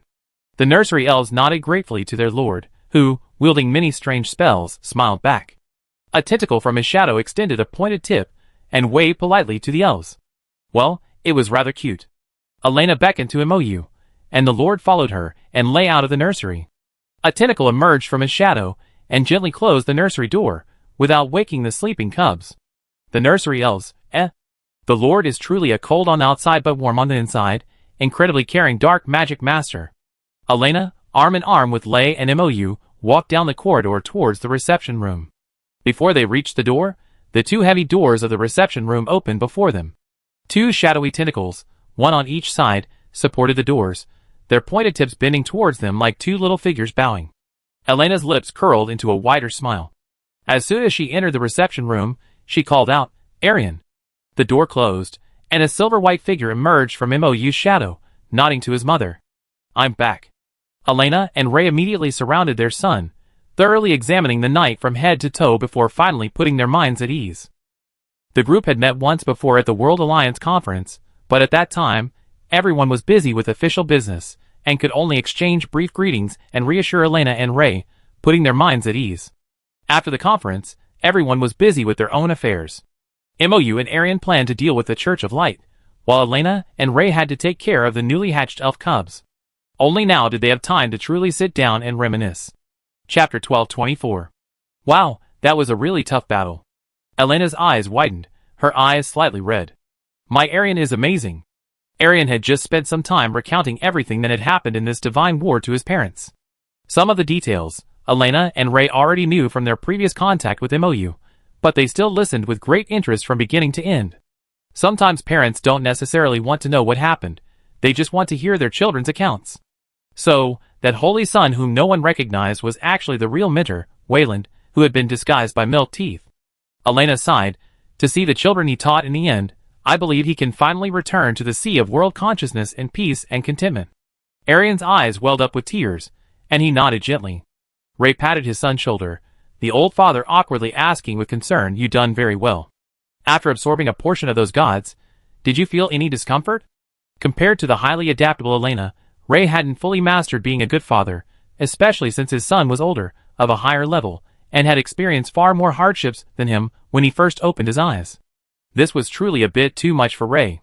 Sometimes, this old father wanted to fulfill his paternal duties and teach his son, only to awkwardly discover that his son knew more than he did, and when he wanted to care for his son, he didn't know where to begin. Although Ray and Elena were fortunate enough to become liches and gain a second life, the 371 years they missed still left deep scars that wouldn't be easily healed. Both Mou and Aelian keenly sensed Lei's embarrassment and awkwardness. Fortunately, Aelian was a very considerate person and appreciated Lei's rather inexperienced approach to parenting. Aelian shook his head. No, those parts containing the personalities of other gods, those incompatible with me, have been rejected by me. I only absorb the purest energy itself. And those concepts that resonate with me have been digested, decomposed, and reconstructed by me, no longer possessing their attributes. This was the safest approach, like a student learning from a teacher. Initially, One absorbs the material whole, but once one's own thoughts emerge, one can discard the dross and retain the essence, transforming it into one's own unique understanding. However, digestion itself requires a great deal of time and effort, and one must also expel the dregs containing power. In the process, a considerable amount of power is lost. In past wars of devouring gods, some deities, unwilling to relinquish even the smallest gains, ultimately lost themselves in the ever-accumulating dregs. Aelian, of course, wouldn't make such a mistake. His greed was mild, his pursuit of power was merely to protect his loved ones, family, and the world. More than the power of external gods, he yearned for the opportunity to live peacefully with his loved ones in the future. Power could be accumulated through one's own efforts. If, in pursuing the power to protect, one lost what in those to protect, that would be putting the cart before the horse, a truly disastrous outcome. Mou gently curved his lips into a smile. The heterochromatic one used the holy suns as his backup bodies. Besides branding them with the holy runes of divine descent, he also ensured they grew up in dire straits, enduring countless hardships and dangers from childhood. Heterochromia likely intended to recreate his own childhood environment, allowing the holy children to experience similar suffering and injustice, thus fostering empathy. However, he failed to recognize the vast differences between people, and the immense variations in their perspectives on the same events. Heterochromia was both insecure and arrogant, viewing himself as the center of the world, believing everyone owed him something and the world was unjust to him. Therefore, when weighing himself against his loved ones on the same scale, his own side always prevailed. No amount of emotion could compare to his pursuit of power and self-interest. How could someone who could abandon everyone gain genuine affection? Time will tell. People aren't fools. The fleeting trust gained through lies will eventually crumble. Heterochromia would ultimately have to swallow the bitter fruit of his actions. But Aelian was different, and the holy children were different. By subjecting the holy children to trials of pain and danger, Heterochromia gave them a reason. The world needs you to save it. This reason, while undoubtedly a lie to deceive the holy children, reveals to the unseen eye the immense sense of mission and accomplishment that such a grand promise of selfless service to others and the world can evoke, enough to create heroes. Just as players of the fourth calamity lose themselves under the constant accusations of being called great heroes by NPCs, listlessly and gleefully performing tedious tasks like picking up poop and running errands.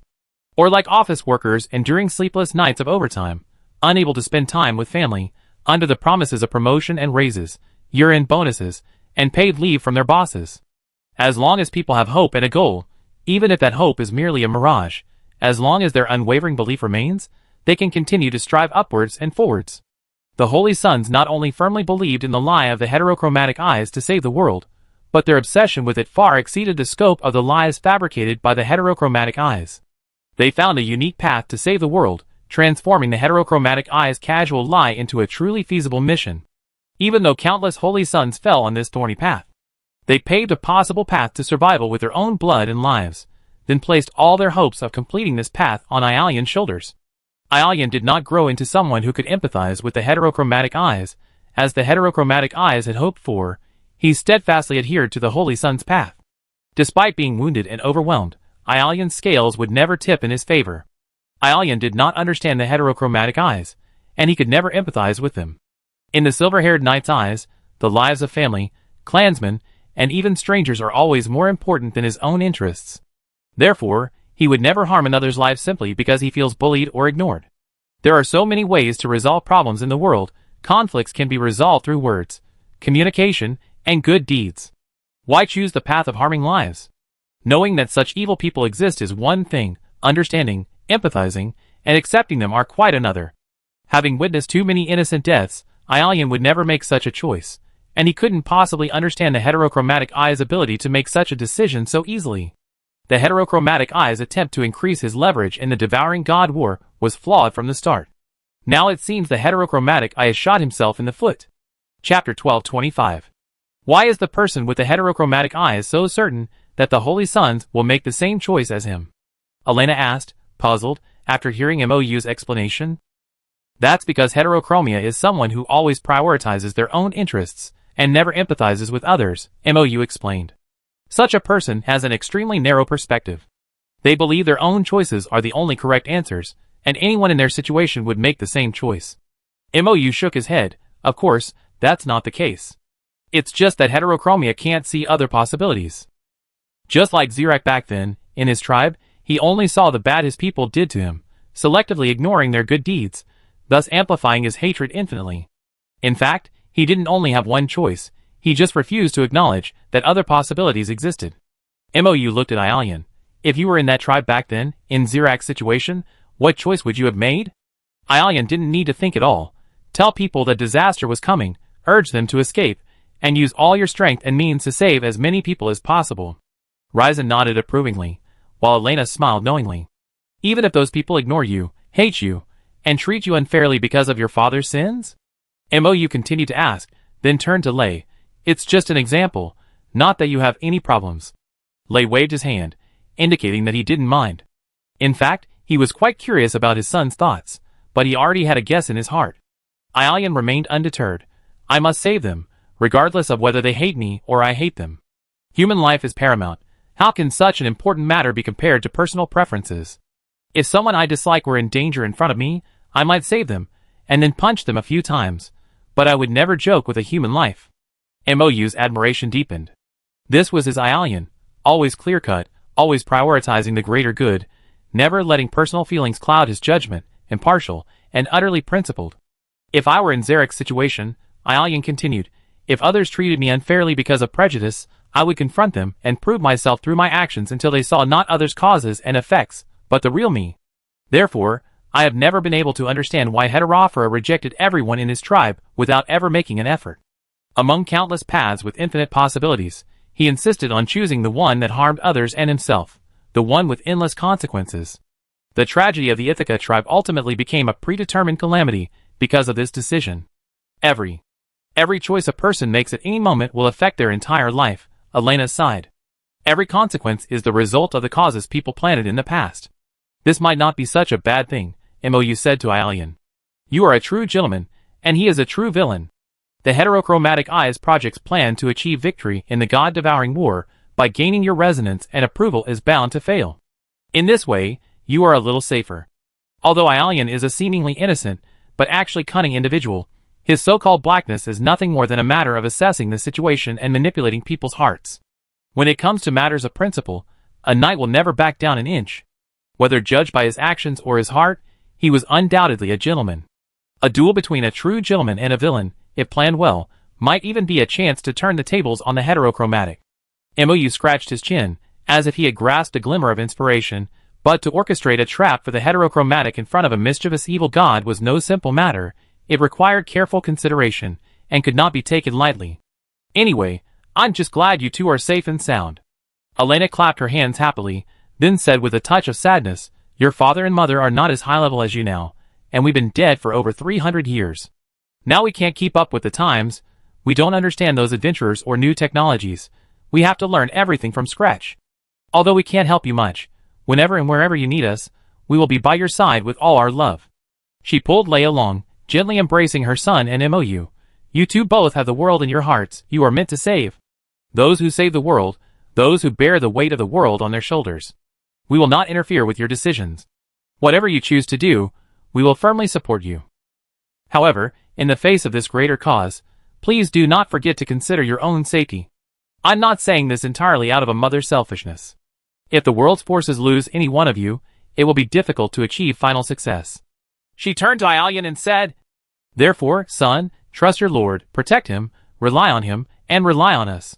Share some of your burdens with us, and you will be able to stand tall once more and move forward. She then turned to MOU and gave him a big hug. My lord, although we are not related by blood, we already consider you our own son. If you don't mind us two old fogies, please consider us your parents as well. My son, Arian, is entrusted to you. Please allow me, as a mother, my small wish, to take good care of him, protect him, guide him when he is lost, and bring him home. MOU hugged the gentle yet resilient woman back and said, It would be my honor. Taking this opportunity, MOU also quietly whispered his little secret to Lei and Elena. These details had been vaguely mentioned by Ialian before, and the honest and simple Lei had been completely unaware, only thinking that MOU was a super powerful great mage. Now, he couldn't help but widen his eyes in surprise. The astute Elena had already noticed the subtle clues in her son's fragmented words. She patted MOU's shoulder knowingly, giving him a big, radiant smile. Neither of them said much, readily accepting this little secret. There wasn't much difference between a great mage from this world and a great mage from another world who had already established himself in this world.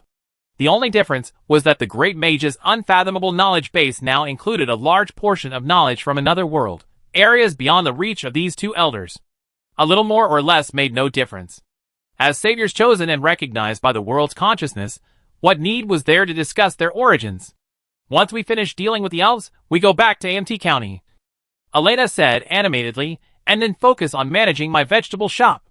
Chapter 1226. Strictly speaking, Elena's fruit and vegetable shop couldn't really be considered a small shop. MOU had allocated her several shops. 3 adjacent shops had been combined into one spacious storefront in the bustling commercial district of Ant New City, right next to the player market, ensuring a huge flow of people.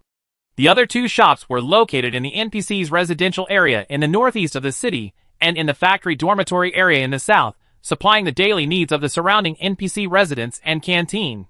Because Elena had connections with both the elves and the Golden City, these shops sold fresh fruits, vegetables, and flowers directly from the source. They were managed by employees hired from among the elves and citizens of the Golden City, effectively solving a job problem.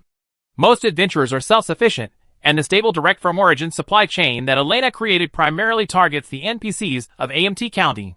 Adventurers can buy without problem, but the prices will be significantly higher than for residents. This can also be considered a form of adventurer currency buyback scheme. Thus, the entire process from production to sale of fruits, vegetables, and grains in AMT County is fully streamlined and firmly controlled by the Lord. Good morning, Aunt Katia. Aryan, carrying large bags of fruits and vegetables, nimbly vaulted over the counter. The vegetables are so fresh today. The elves even gave us oranges and apples, saying it's to celebrate the birth of the elves. He put down the bags, flipped his wrist to reveal an apple, wiped it casually on his clothes, and popped it into his mouth. Hey, Jan! Aunt Katia snatched the apple from him. I told you not to rummage through the counter. The door's over there. And this apple, too. This isn't an apple one stole. The elves gave it to me, Ajan hurriedly protested, raising his hands. Aunt Katia rolled her eyes and rinsed the apple under the tap. Who told you that? I told you so many times to wash it before eating. You get a stomachache if you eat random things like that. Oh, and wash your hands too. Aunt Katia watched Ajan wash his hands before shoving the clean apple at him impatiently. Peel it, go eat it over there. Here's an orange. Don't rummage through the counter. Go through the door. Oink. Ajan responded, apple in his mouth, catching the large orange Aunt Katia tossed him, obediently lifting the trapdoor of the counter and slipping out.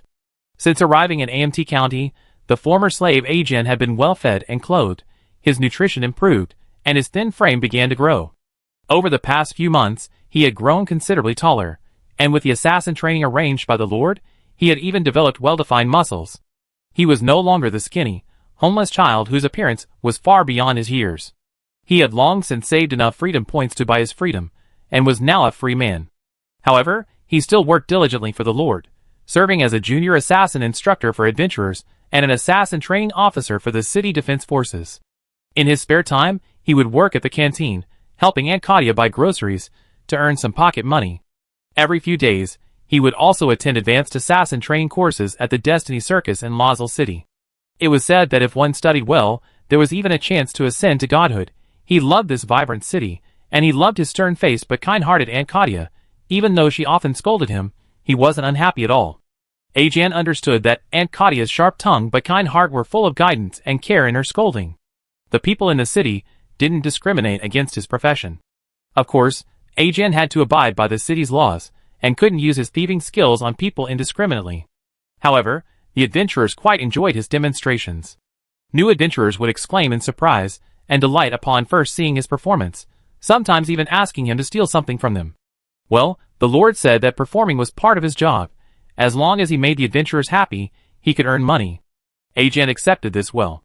His current mentor, Aurelio Cockaboo, was also a circus performer, and pleasing the audience was part of his job. Clutching an apple and an orange, Arjun walked to the barracks of the city defense training camp. He quickly climbed the outer wall to the roof, found a spot bathed in warm sunlight, sat cross-legged, and pulled out his dagger to peel the fruit. So sweet. The fruit grown by the elves is delicious. He crunched on the crisp apple, squinting his eyes, as he swung his toes along the eaves, enjoying this moment that was all his own.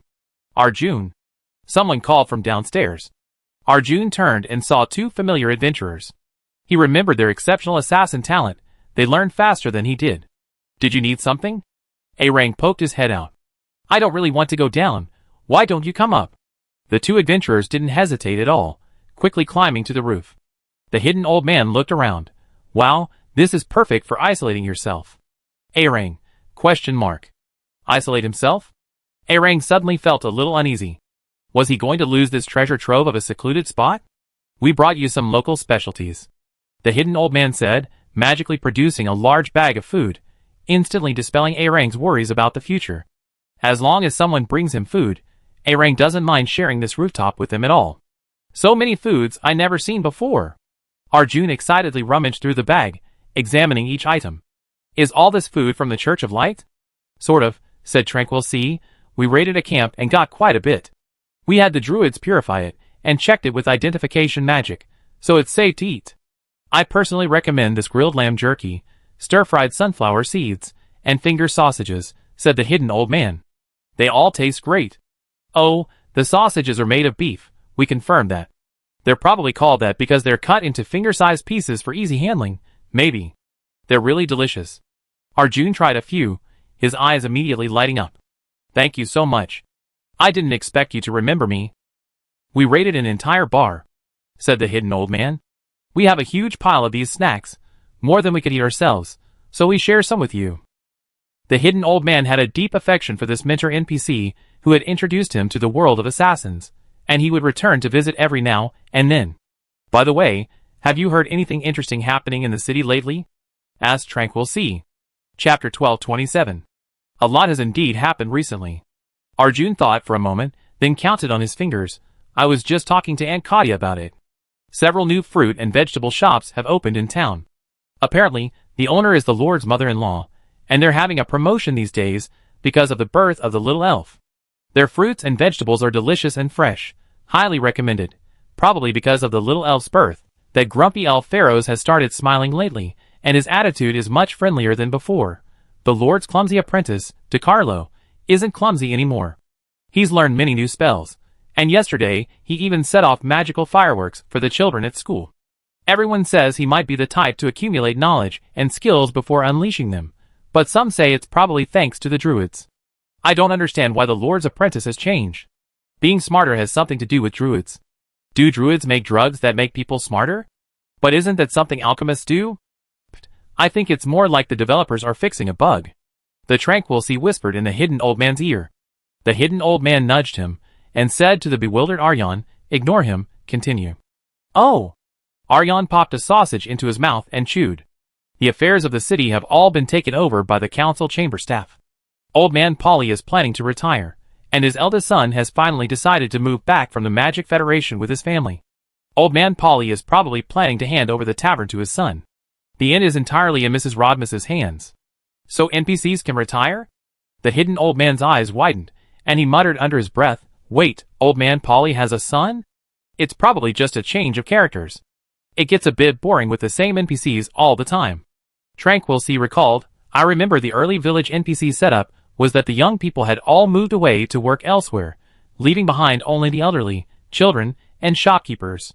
Now that Amp County is prosperous, it makes sense that those who went out to work are returning. Grandma Alisal is also planning to retire. She taught Pete her secret stew recipe, so Pete has actually been making the stew these days, but nobody seems to have noticed any difference. It seems Grandma Alisal has a successor. Arjun grabbed a handful of roasted sunflower seeds and started cracking them open. The hidden old man thought these sunflower seeds were somewhat similar to sunflower seeds from another world, but they were smaller and had a floral fragrance. The hidden old man didn't dislike the development team's subtle touches, he found them quite amusing. Pete and one of the ladies in the council chamber seemed to be getting along really well. Everyone's speculating when they get married. Arjun tilted his head, recalling the moment. Thinking back, I haven't seen a wedding in AMT County yet, so I don't know what the customs are like there. An NPC's wedding. Is this a preview of some kind of Eternal Union feature coming soon? The players pondered, completely unaware that their focus had strayed far from the main topic. I heard Grandma Aliceel plans to enjoy life from now on, doing square dancing, knitting, and maybe developing new dishes when the mood strikes. That limited-time osmanthus honey braised pork was so delicious. Aaron licked his lips, still savoring the taste, and said, "It's a pity I only managed to buy it once. I heard this dish is only available when you find good pork." "Eh? Braised pork too?"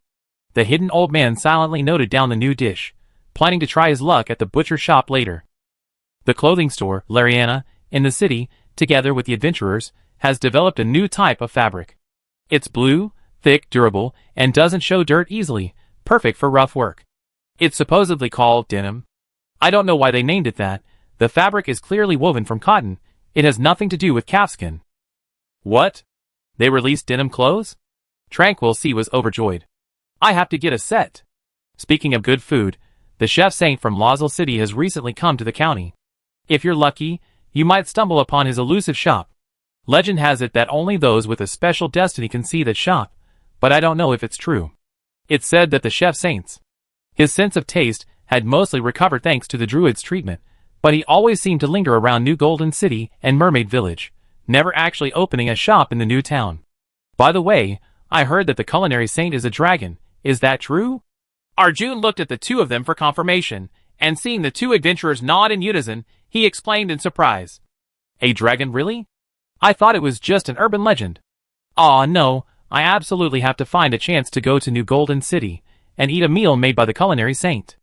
Arjun silently made up his mind, while the adventurers noted down the locations where the divine mentors had changed their appearance. Although they weren't training as chefs now, this kind of information would always be in high demand. Jean went on and on for a long time, mentioning things like an ugly girl in the factory district who desperately wanted to marry a powerful adventurer. Every day after work, she would loiter around the market where adventurers frequented, her constant harassment scaring them away, and even getting them reported to the city guards, who imprisoned her for 3 days before finally calming her down. She also mentioned how Angarima's seasonings were incredibly popular, and how they recently released new seaweed powder and seaweed flakes, which tasted especially delicious when mixed with rice sold in the Golden City.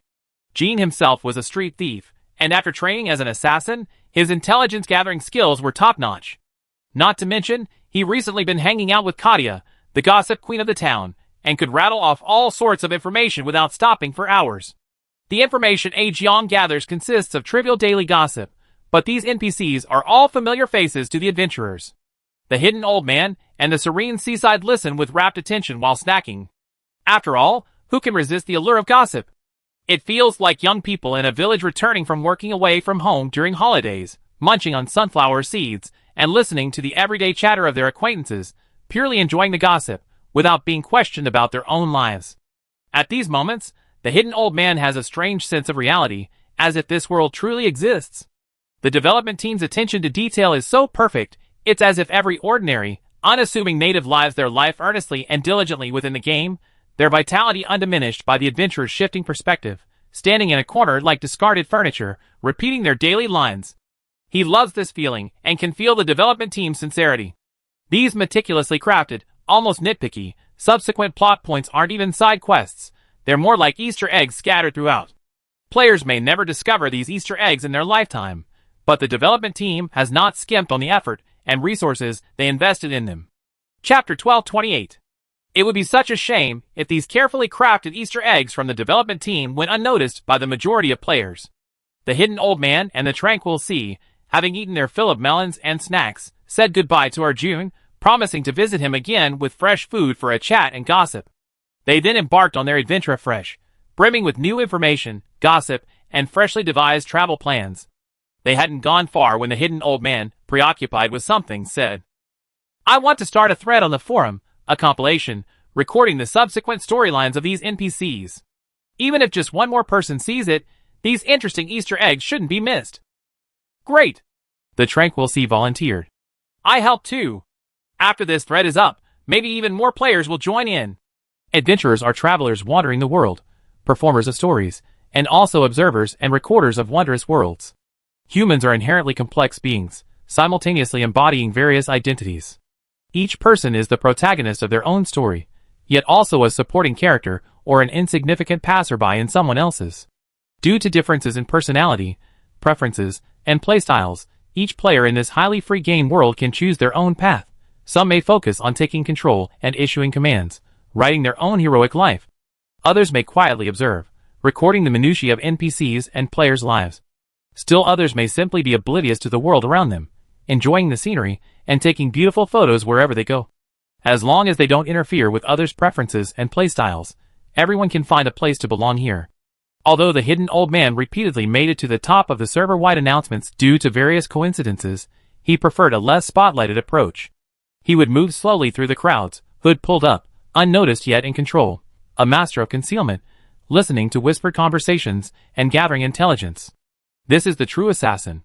As long as he didn't make direct eye contact with real strangers, his social anxiety wouldn't flare up. Whether conversing with NPCs made of data or communicating with people online, the hidden old man handled it all without difficulty. As for server-wide announcements, that kind of cheating was absolutely out of the question. It would make him feel like he was being crawled on by High Z. If he knew that Osiria was a real world, and all the NPCs weren't data but living people, things would be completely different. After raiding the Church of Light, the assassin team, now financially better off, began their research into the aftermath of their NPC exploits and hidden storylines. Of course, the Hidden Elder was responsible for researching, recording, and posting, while the Tranquil Sea was responsible for investigating the limited time release time of braised pork, ordering the fashion denim set, and finding and inquiring about the randomly appearing delicious restaurants of Chef Yen Chun. Chef Yen Chun's restaurant was essentially the territory of the secretive fire dragon. To successfully see this restaurant, one had to meet certain conditions, either possess exceptional culinary skills or have some knowledge of food. If someone was neither, the kind of person who could eat something without batting an eye even if they mistakenly added salt instead of sugar, they would never see the door of this restaurant in their lifetime. The culinary skills of the hidden old man and the Tranquil Sea are barely passable, but this commoner, whose backpack is always stuffed with spicy rabbit legs, hand-shredded rabbit heads, and sliced beef and tripe, and who has even mastered the art of storing chili oil from his hands in his backpack, certainly has some knowledge when it comes to food. Triggering a mentorship quest might be difficult, but simply going to a restaurant for a big meal is certainly achievable. Provided, of course, you have enough money for the meal. A person's mindset can undergo drastic changes under different circumstances, and this is vividly demonstrated in Yen Chun's case. He is, in essence, a dragon who loves food. As a dragon, he has a large appetite, great strength, and can fly, dive, and dive. He can do anything. He can easily obtain any kind of ingredient, and to bring out the best in those ingredients, he has even mastered the art of cooking without a teacher. At first, he merely used dragonfire to roast meat. Later, he discovered the wonders of how stone slabs and iron could conduct heat. He then transformed into human form, mingling with human and dwarf tribes to learn the art of blacksmithing. After developing and modifying various cookware and knives according to his own ideas, a door to the world of gastronomy slowly opened before him, welcoming his entry. Ingredients, heat, cooking utensils. Having mastered all of this, Yen Chun ascended to his own divine rank. But this alone was not enough to create the most perfect dishes. Then, he learned seasoning from human priests. The initial seasoning was only salt, a gift from the sea and inland lakes, a taste naturally familiar to the dragons who roam the ocean. Then, in honey and fruit, Yen Chun found sweetness. The complex aromas of herbs and the spicy, pungent seeds of fruits were the specialty of human priests. Hundreds of herbs, each with its own unique fragrance, could be combined to create thousands upon thousands of new flavors. The refreshing mint, the sweet and sour lemongrass, the pungent pepper that makes you sneeze. A touch more, a touch less, can drastically alter the aroma and taste experience. Add to that the variations in ingredients, and the possibilities are endless. Perhaps even a god couldn't fully explore them in a lifetime. Yen Chun's early life was devoted to the culinary arts. The tender, sweet ingredients, their crisp, smooth textures, their rich, assertive, or naturally refreshing aromas, the interplay of sweet, sour, bitter, spicy, salty, and umami flavors, all these composed countless different melodies on the tongue. He was proud of every dish he created, delighted by every new flavor, and strived to share the flavors he appreciated with everyone in the world. Until pollution swept the world, defiling every ingredient. Ultimately, this pollution accumulated within him, the mutation spread across his tongue, destroying his taste buds and his ability to perceive flavor and texture. Chapter 1229. Before losing his sense of taste, Yen Chun was a proud, arrogant, and willful dragon who did as he pleased. This wasn't surprising. Most dragons shared this solitary, self-centered personality. His life was smooth sailing, free and unrestrained.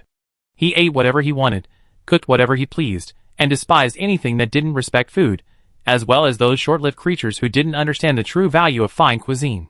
In his extremely long dragon life, only a handful of people had ever caught his eye. One of them was the former Mother of Abundance, now the Goddess of Darkness. The Mother of Abundance, well-versed in nature, was the human priest who taught him about herbs. They met in the southern continent, and their friendship lasted for many years, until it was interrupted when the Mother of Abundance feigned death and disappeared. Many years later, Yin Chun, having lost his sense of taste and become melancholic, happened to encounter the Goddess of Darkness, and was shocked to discover that his old friend hadn't truly died. At that time, Yin Chun had just suffered the greatest setback in his dragon life. Pollution robbed him of his ability to distinguish flavors and most textures, destroying his possibility of ascending to godhood in culinary arts. Yin Chun had already touched the edge of the false god realm, but overnight, the divine level beneath his feet shattered, and he plummeted all the way to the hidden level before barely stabilizing his state. For a dragon on the verge of becoming a god, falling back to the hidden level, the boundary between gods and humans, with no possibility of further advancement, was no less than the collapse of the heavens and earth. The divine levels of becoming a god vary, and the methods of becoming a god differ greatly among different races. Most human bodies cannot withstand the immense power required to become a god. They need to shed their mortal forms at the hidden level, undergoing a complete transformation, abandoning their human bodies, and conceptualizing a dharma body using entirely new foundational materials and authority. Only then can they accommodate the even greater power of faith and leap into the realm of gods. Dragons, however, are different. They are naturally powerful, their dragon bones and bodies serving as the best foundational materials. Thus, dragons, like the tree of life, achieve godhood through their physical bodies. But ultimately, dragons are different from trees. Trees can be discarded at will, branches replaced, but dragons cannot sever any part of their bodies. In this era where magic has been corrupted, the ability to regenerate severed limbs unaffected by the corruption using magic is virtually impossible. Before meeting Mou and the Druids, Yin Chun was essentially a terminally ill patient given a death sentence by the doctor. He was utterly despondent, almost resigned to death. But how could a dragon die so easily? The Goddess of Darkness, unwilling to see her old friend waste his life, invited him to reside in Lawsel City. There will always be a glimmer of hope and fate. You just need to wait for it, the Goddess of Darkness said. And now, Yin Chun had finally waited for that glimmer of hope. Yin Chun once thought he would never leave Lawsel City again. He felt he would meet his end in this city, closing his eyes forever in the company of the two goddesses. If he hadn't lost his sense of taste, this city would indeed be his favorite. It was a free city teeming with adventurers from all walks of life, a place where spices and ingredients from around the world converged. Every night, before dawn, in the deepest part of the night, the fishing boats in the harbor had already entered. Baskets of lively, fresh fish, shrimp, crabs, and shellfish, enveloped in magical bubbles, were already being sold before they were even unloaded from the boats. Only the cooks, who slept the latest or rose the earliest, had the chance to select the finest seafood. Traveling merchants, having traversed the world, brought spices and dried goods from afar. Their combined, overpowering aromas dominated the market. Even Yin Chun, a dragon who had lost his sense of taste, could discern the quality of the spices with his keen sense of smell. The city's proximity to the elven territory of Adorature ensured a constant supply of the freshest fruits, vegetables, and grains. Mercenaries stationed in the city occasionally brought back edible animal meat. Not to mention the occasional underground black market, where demons would bring unique products from the dungeon under the cover of night. Yes, these products were contaminated, yet they were now among the most exquisite delicacies in the world. For a long time, Yin Chun lingered among these wonderful products. These ingredients brought him joy, but also pain, like possessing a treasure trove but unable to use a single ounce, like having a beautiful woman in his arms but lacking the means to possess her. He tried every possible method to improve his sense of taste, to hone his culinary skills, like a deaf person persistently composing a symphony. The pop-up restaurants that occasionally appear out of nowhere in Lawsel are proof of his defiance of his unfortunate fate. He awaits those destined to arrive in his own territorial restaurant, treating them to delicacies prepared with exquisite craftsmanship and carefully selected ingredients. The lack of taste is compensated for by the sense of smell and experience. But each attempt is less than satisfactory. Some customers, after a few bites, show an understanding yet troubled wry smile. Others overturn tables and leave cursing. Only on rare occasions of exceptional luck do customers beam with satisfaction. Yin Chun struggles time and again in failure, feeling discouraged and pained, yet time and again, he gathers his strength and starts anew. This stubborn old dragon has not given up. He continues to wait for the turning point spoken of by the two goddesses. Then a strange adventurer, muttering incoherently, claiming to understand every single word but completely unable to comprehend the sentences, barged into his shop, made a bet with him without warning, and then, as if on cue, occupied his kitchen and shop, serving the next lord who unexpectedly wandered in. In a place untouched by others, the gears of fate clicked into a previously empty crevice, and the opportunity Yen Chun had been waiting for finally arrived. His stagnant destiny began to flow forward once more. From that day on, adventurers arrived one after another. Cooks apprenticed under Yen Chun, receiving quests. Druids began healing Yen Chun, exorcising impurities. And occasionally, adventurers would arrive with magical dolls, a cash register, and decorations filled with the atmosphere of an unknown festival, given by the Lord. These boisterous adventurers disrupted Yen Chun's lonely and desolate life. Since their arrival, Yen Chun hasn't had a single quiet moment of solitude and sorrow. The adventurers seem to never need rest. If the area isn't closed, people will break into his shop from morning till night, waking him at all sorts of bizarre times to heal him, occupying his kitchen to cook, and posing for bizarre photos in his restaurant. Yen Chun is utterly annoyed, yet strangely, he also feels a sliver of joy deep within. The rich, lively atmosphere that follows the adventurer seems to transport him back to the past, when he could still savor delicious food. Chapter 1230. Soon, Yen Chun found himself no longer needing to savor those nostalgic moments in his memories, recalling the wonderful flavors that had once graced his tongue. Although only slightly, he could clearly feel his sense of taste recovering under the druid's tireless treatment day and night. He took out his treasured seasonings, and tried them one by one. The flavors of sour, sweet, bitter, spicy, and salty once again filled his mouth, bringing tears to his eyes. It really works. It really works. Yen Chun exclaimed with delight. And this efficiency is much faster than what that lord said, and I haven't felt any pain. He paused for a moment. Well, except for those druids who barged into the restaurant in the middle of the night to pull my beard. But compared to losing my sense of taste, these brats. Cough, I can completely tolerate their mischievous behavior. At this rate of recovery, it won't even take hundreds of years. In just a few more years, or even a few months, I regain my sense of taste. As the longest living of the long-lived, the fire dragon didn't realize that the estimated time given to it by a certain lord was an extremely conservative forecast made by a seasoned office worker who had struggled in the workplace for many years. Work schedules can't be estimated perfectly, because in reality, there are always unexpected events that hinder progress. For example, sudden bad weather, inexplicable mistakes leading to redoing, or even the occasional much-needed downtime for workers. Humans aren't machines that can run 24 hours a day. Even adventurers have moments of slacking off. If expectations for Yen Chun are set too high, problems can easily arise if the goals aren't met later. Conversely, if the estimated time frame is extended significantly, then when the druids successfully complete the task ahead of schedule and purify Yen Chun's pollution, this unexpected surprise will be enough to extract another sum from the dragon. Cough! Several more months passed. Through the tireless efforts of countless new and old druids, grinding daily quests to earn military merit, Yen Chun's corruption was finally cleared to a safe level. His tongue also recovered from its mutation. Although he had lost some taste buds during the purification process, he could now enjoy food just like a normal person. Yen Chun was overjoyed. For several days, he scoured the city of Lazel, buying the finest ingredients, along with various seasonings he had never seen before from adventurers. Lao Don Ma chili sauce, soy sauce, chopped chili sauce, miso, sesame paste, fermented bean curd, honey mustard, and natto. Heaven knows where these adventurers got so many delicacies that even he had never seen or tasted.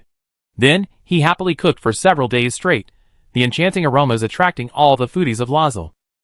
The shop, once only accessible to those with a special destiny, suddenly appeared before the world. The enticing aromas of various delicacies whetted everyone's appetite, and curious onlookers quickly flooded into the restaurant, filling every seat in an instant. Latecomers formed a long queue at the entrance, but the adventurers, already familiar with Yen Chun, ignored the skeptical looks and strode in, confidently approaching the counter. Old man. The shop's so busy today, need any help? No manners. Yen Chun brandished his large iron ladle, glaring at the adventurers, eliciting a chorus of laughter. However, the old dragon, his sense of taste restored, was in a particularly good mood and didn't bother arguing with these kids. Druids, come purify the dishes, mage chefs, come chop the ingredients, the rest of you, take orders, serve, and clear plates. Same as always, Clock in, pay by the hour. £3 in universal currency per dish. Alright. We're going to eat staff meals after work. The adventurers skillfully entered the changing room next to the kitchen, took out aprons, changed, and scanned their faces at the magic dolls in front of the counter before filing out and getting busy at their respective posts. The customer still in line, whose initially skeptical gazes instantly softened. What? So you're just staff, not cutting in line. When it comes to running errands and doing odd jobs, no one can beat the well-trained adventurers. With their addition, the previously chaotic restaurant quickly became orderly.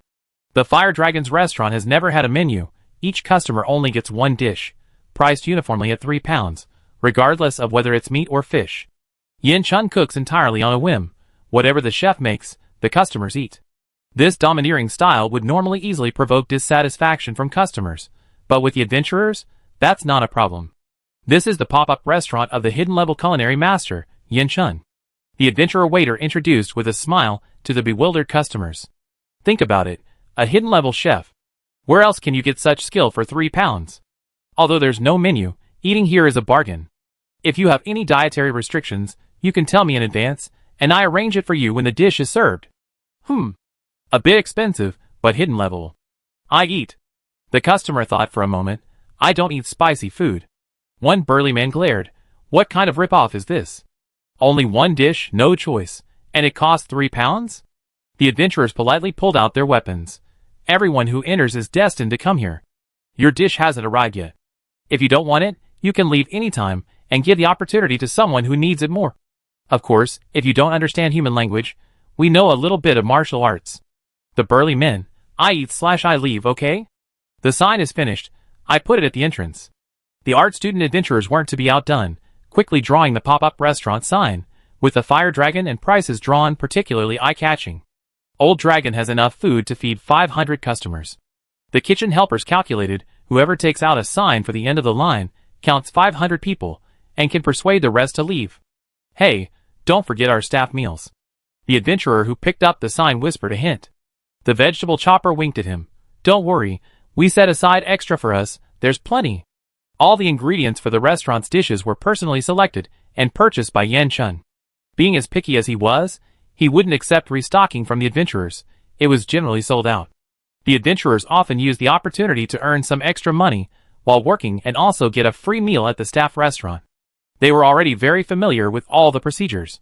Upon entering the kitchen, they would first carefully separate and store enough ingredients for their own group. Yin Chun, you guys better be more considerate. However, the adventurers were already used to bickering and arguing with Yin Chun, this hot-tempered and stubborn old man. Although to others it seemed like they were always arguing, both sides got along very well.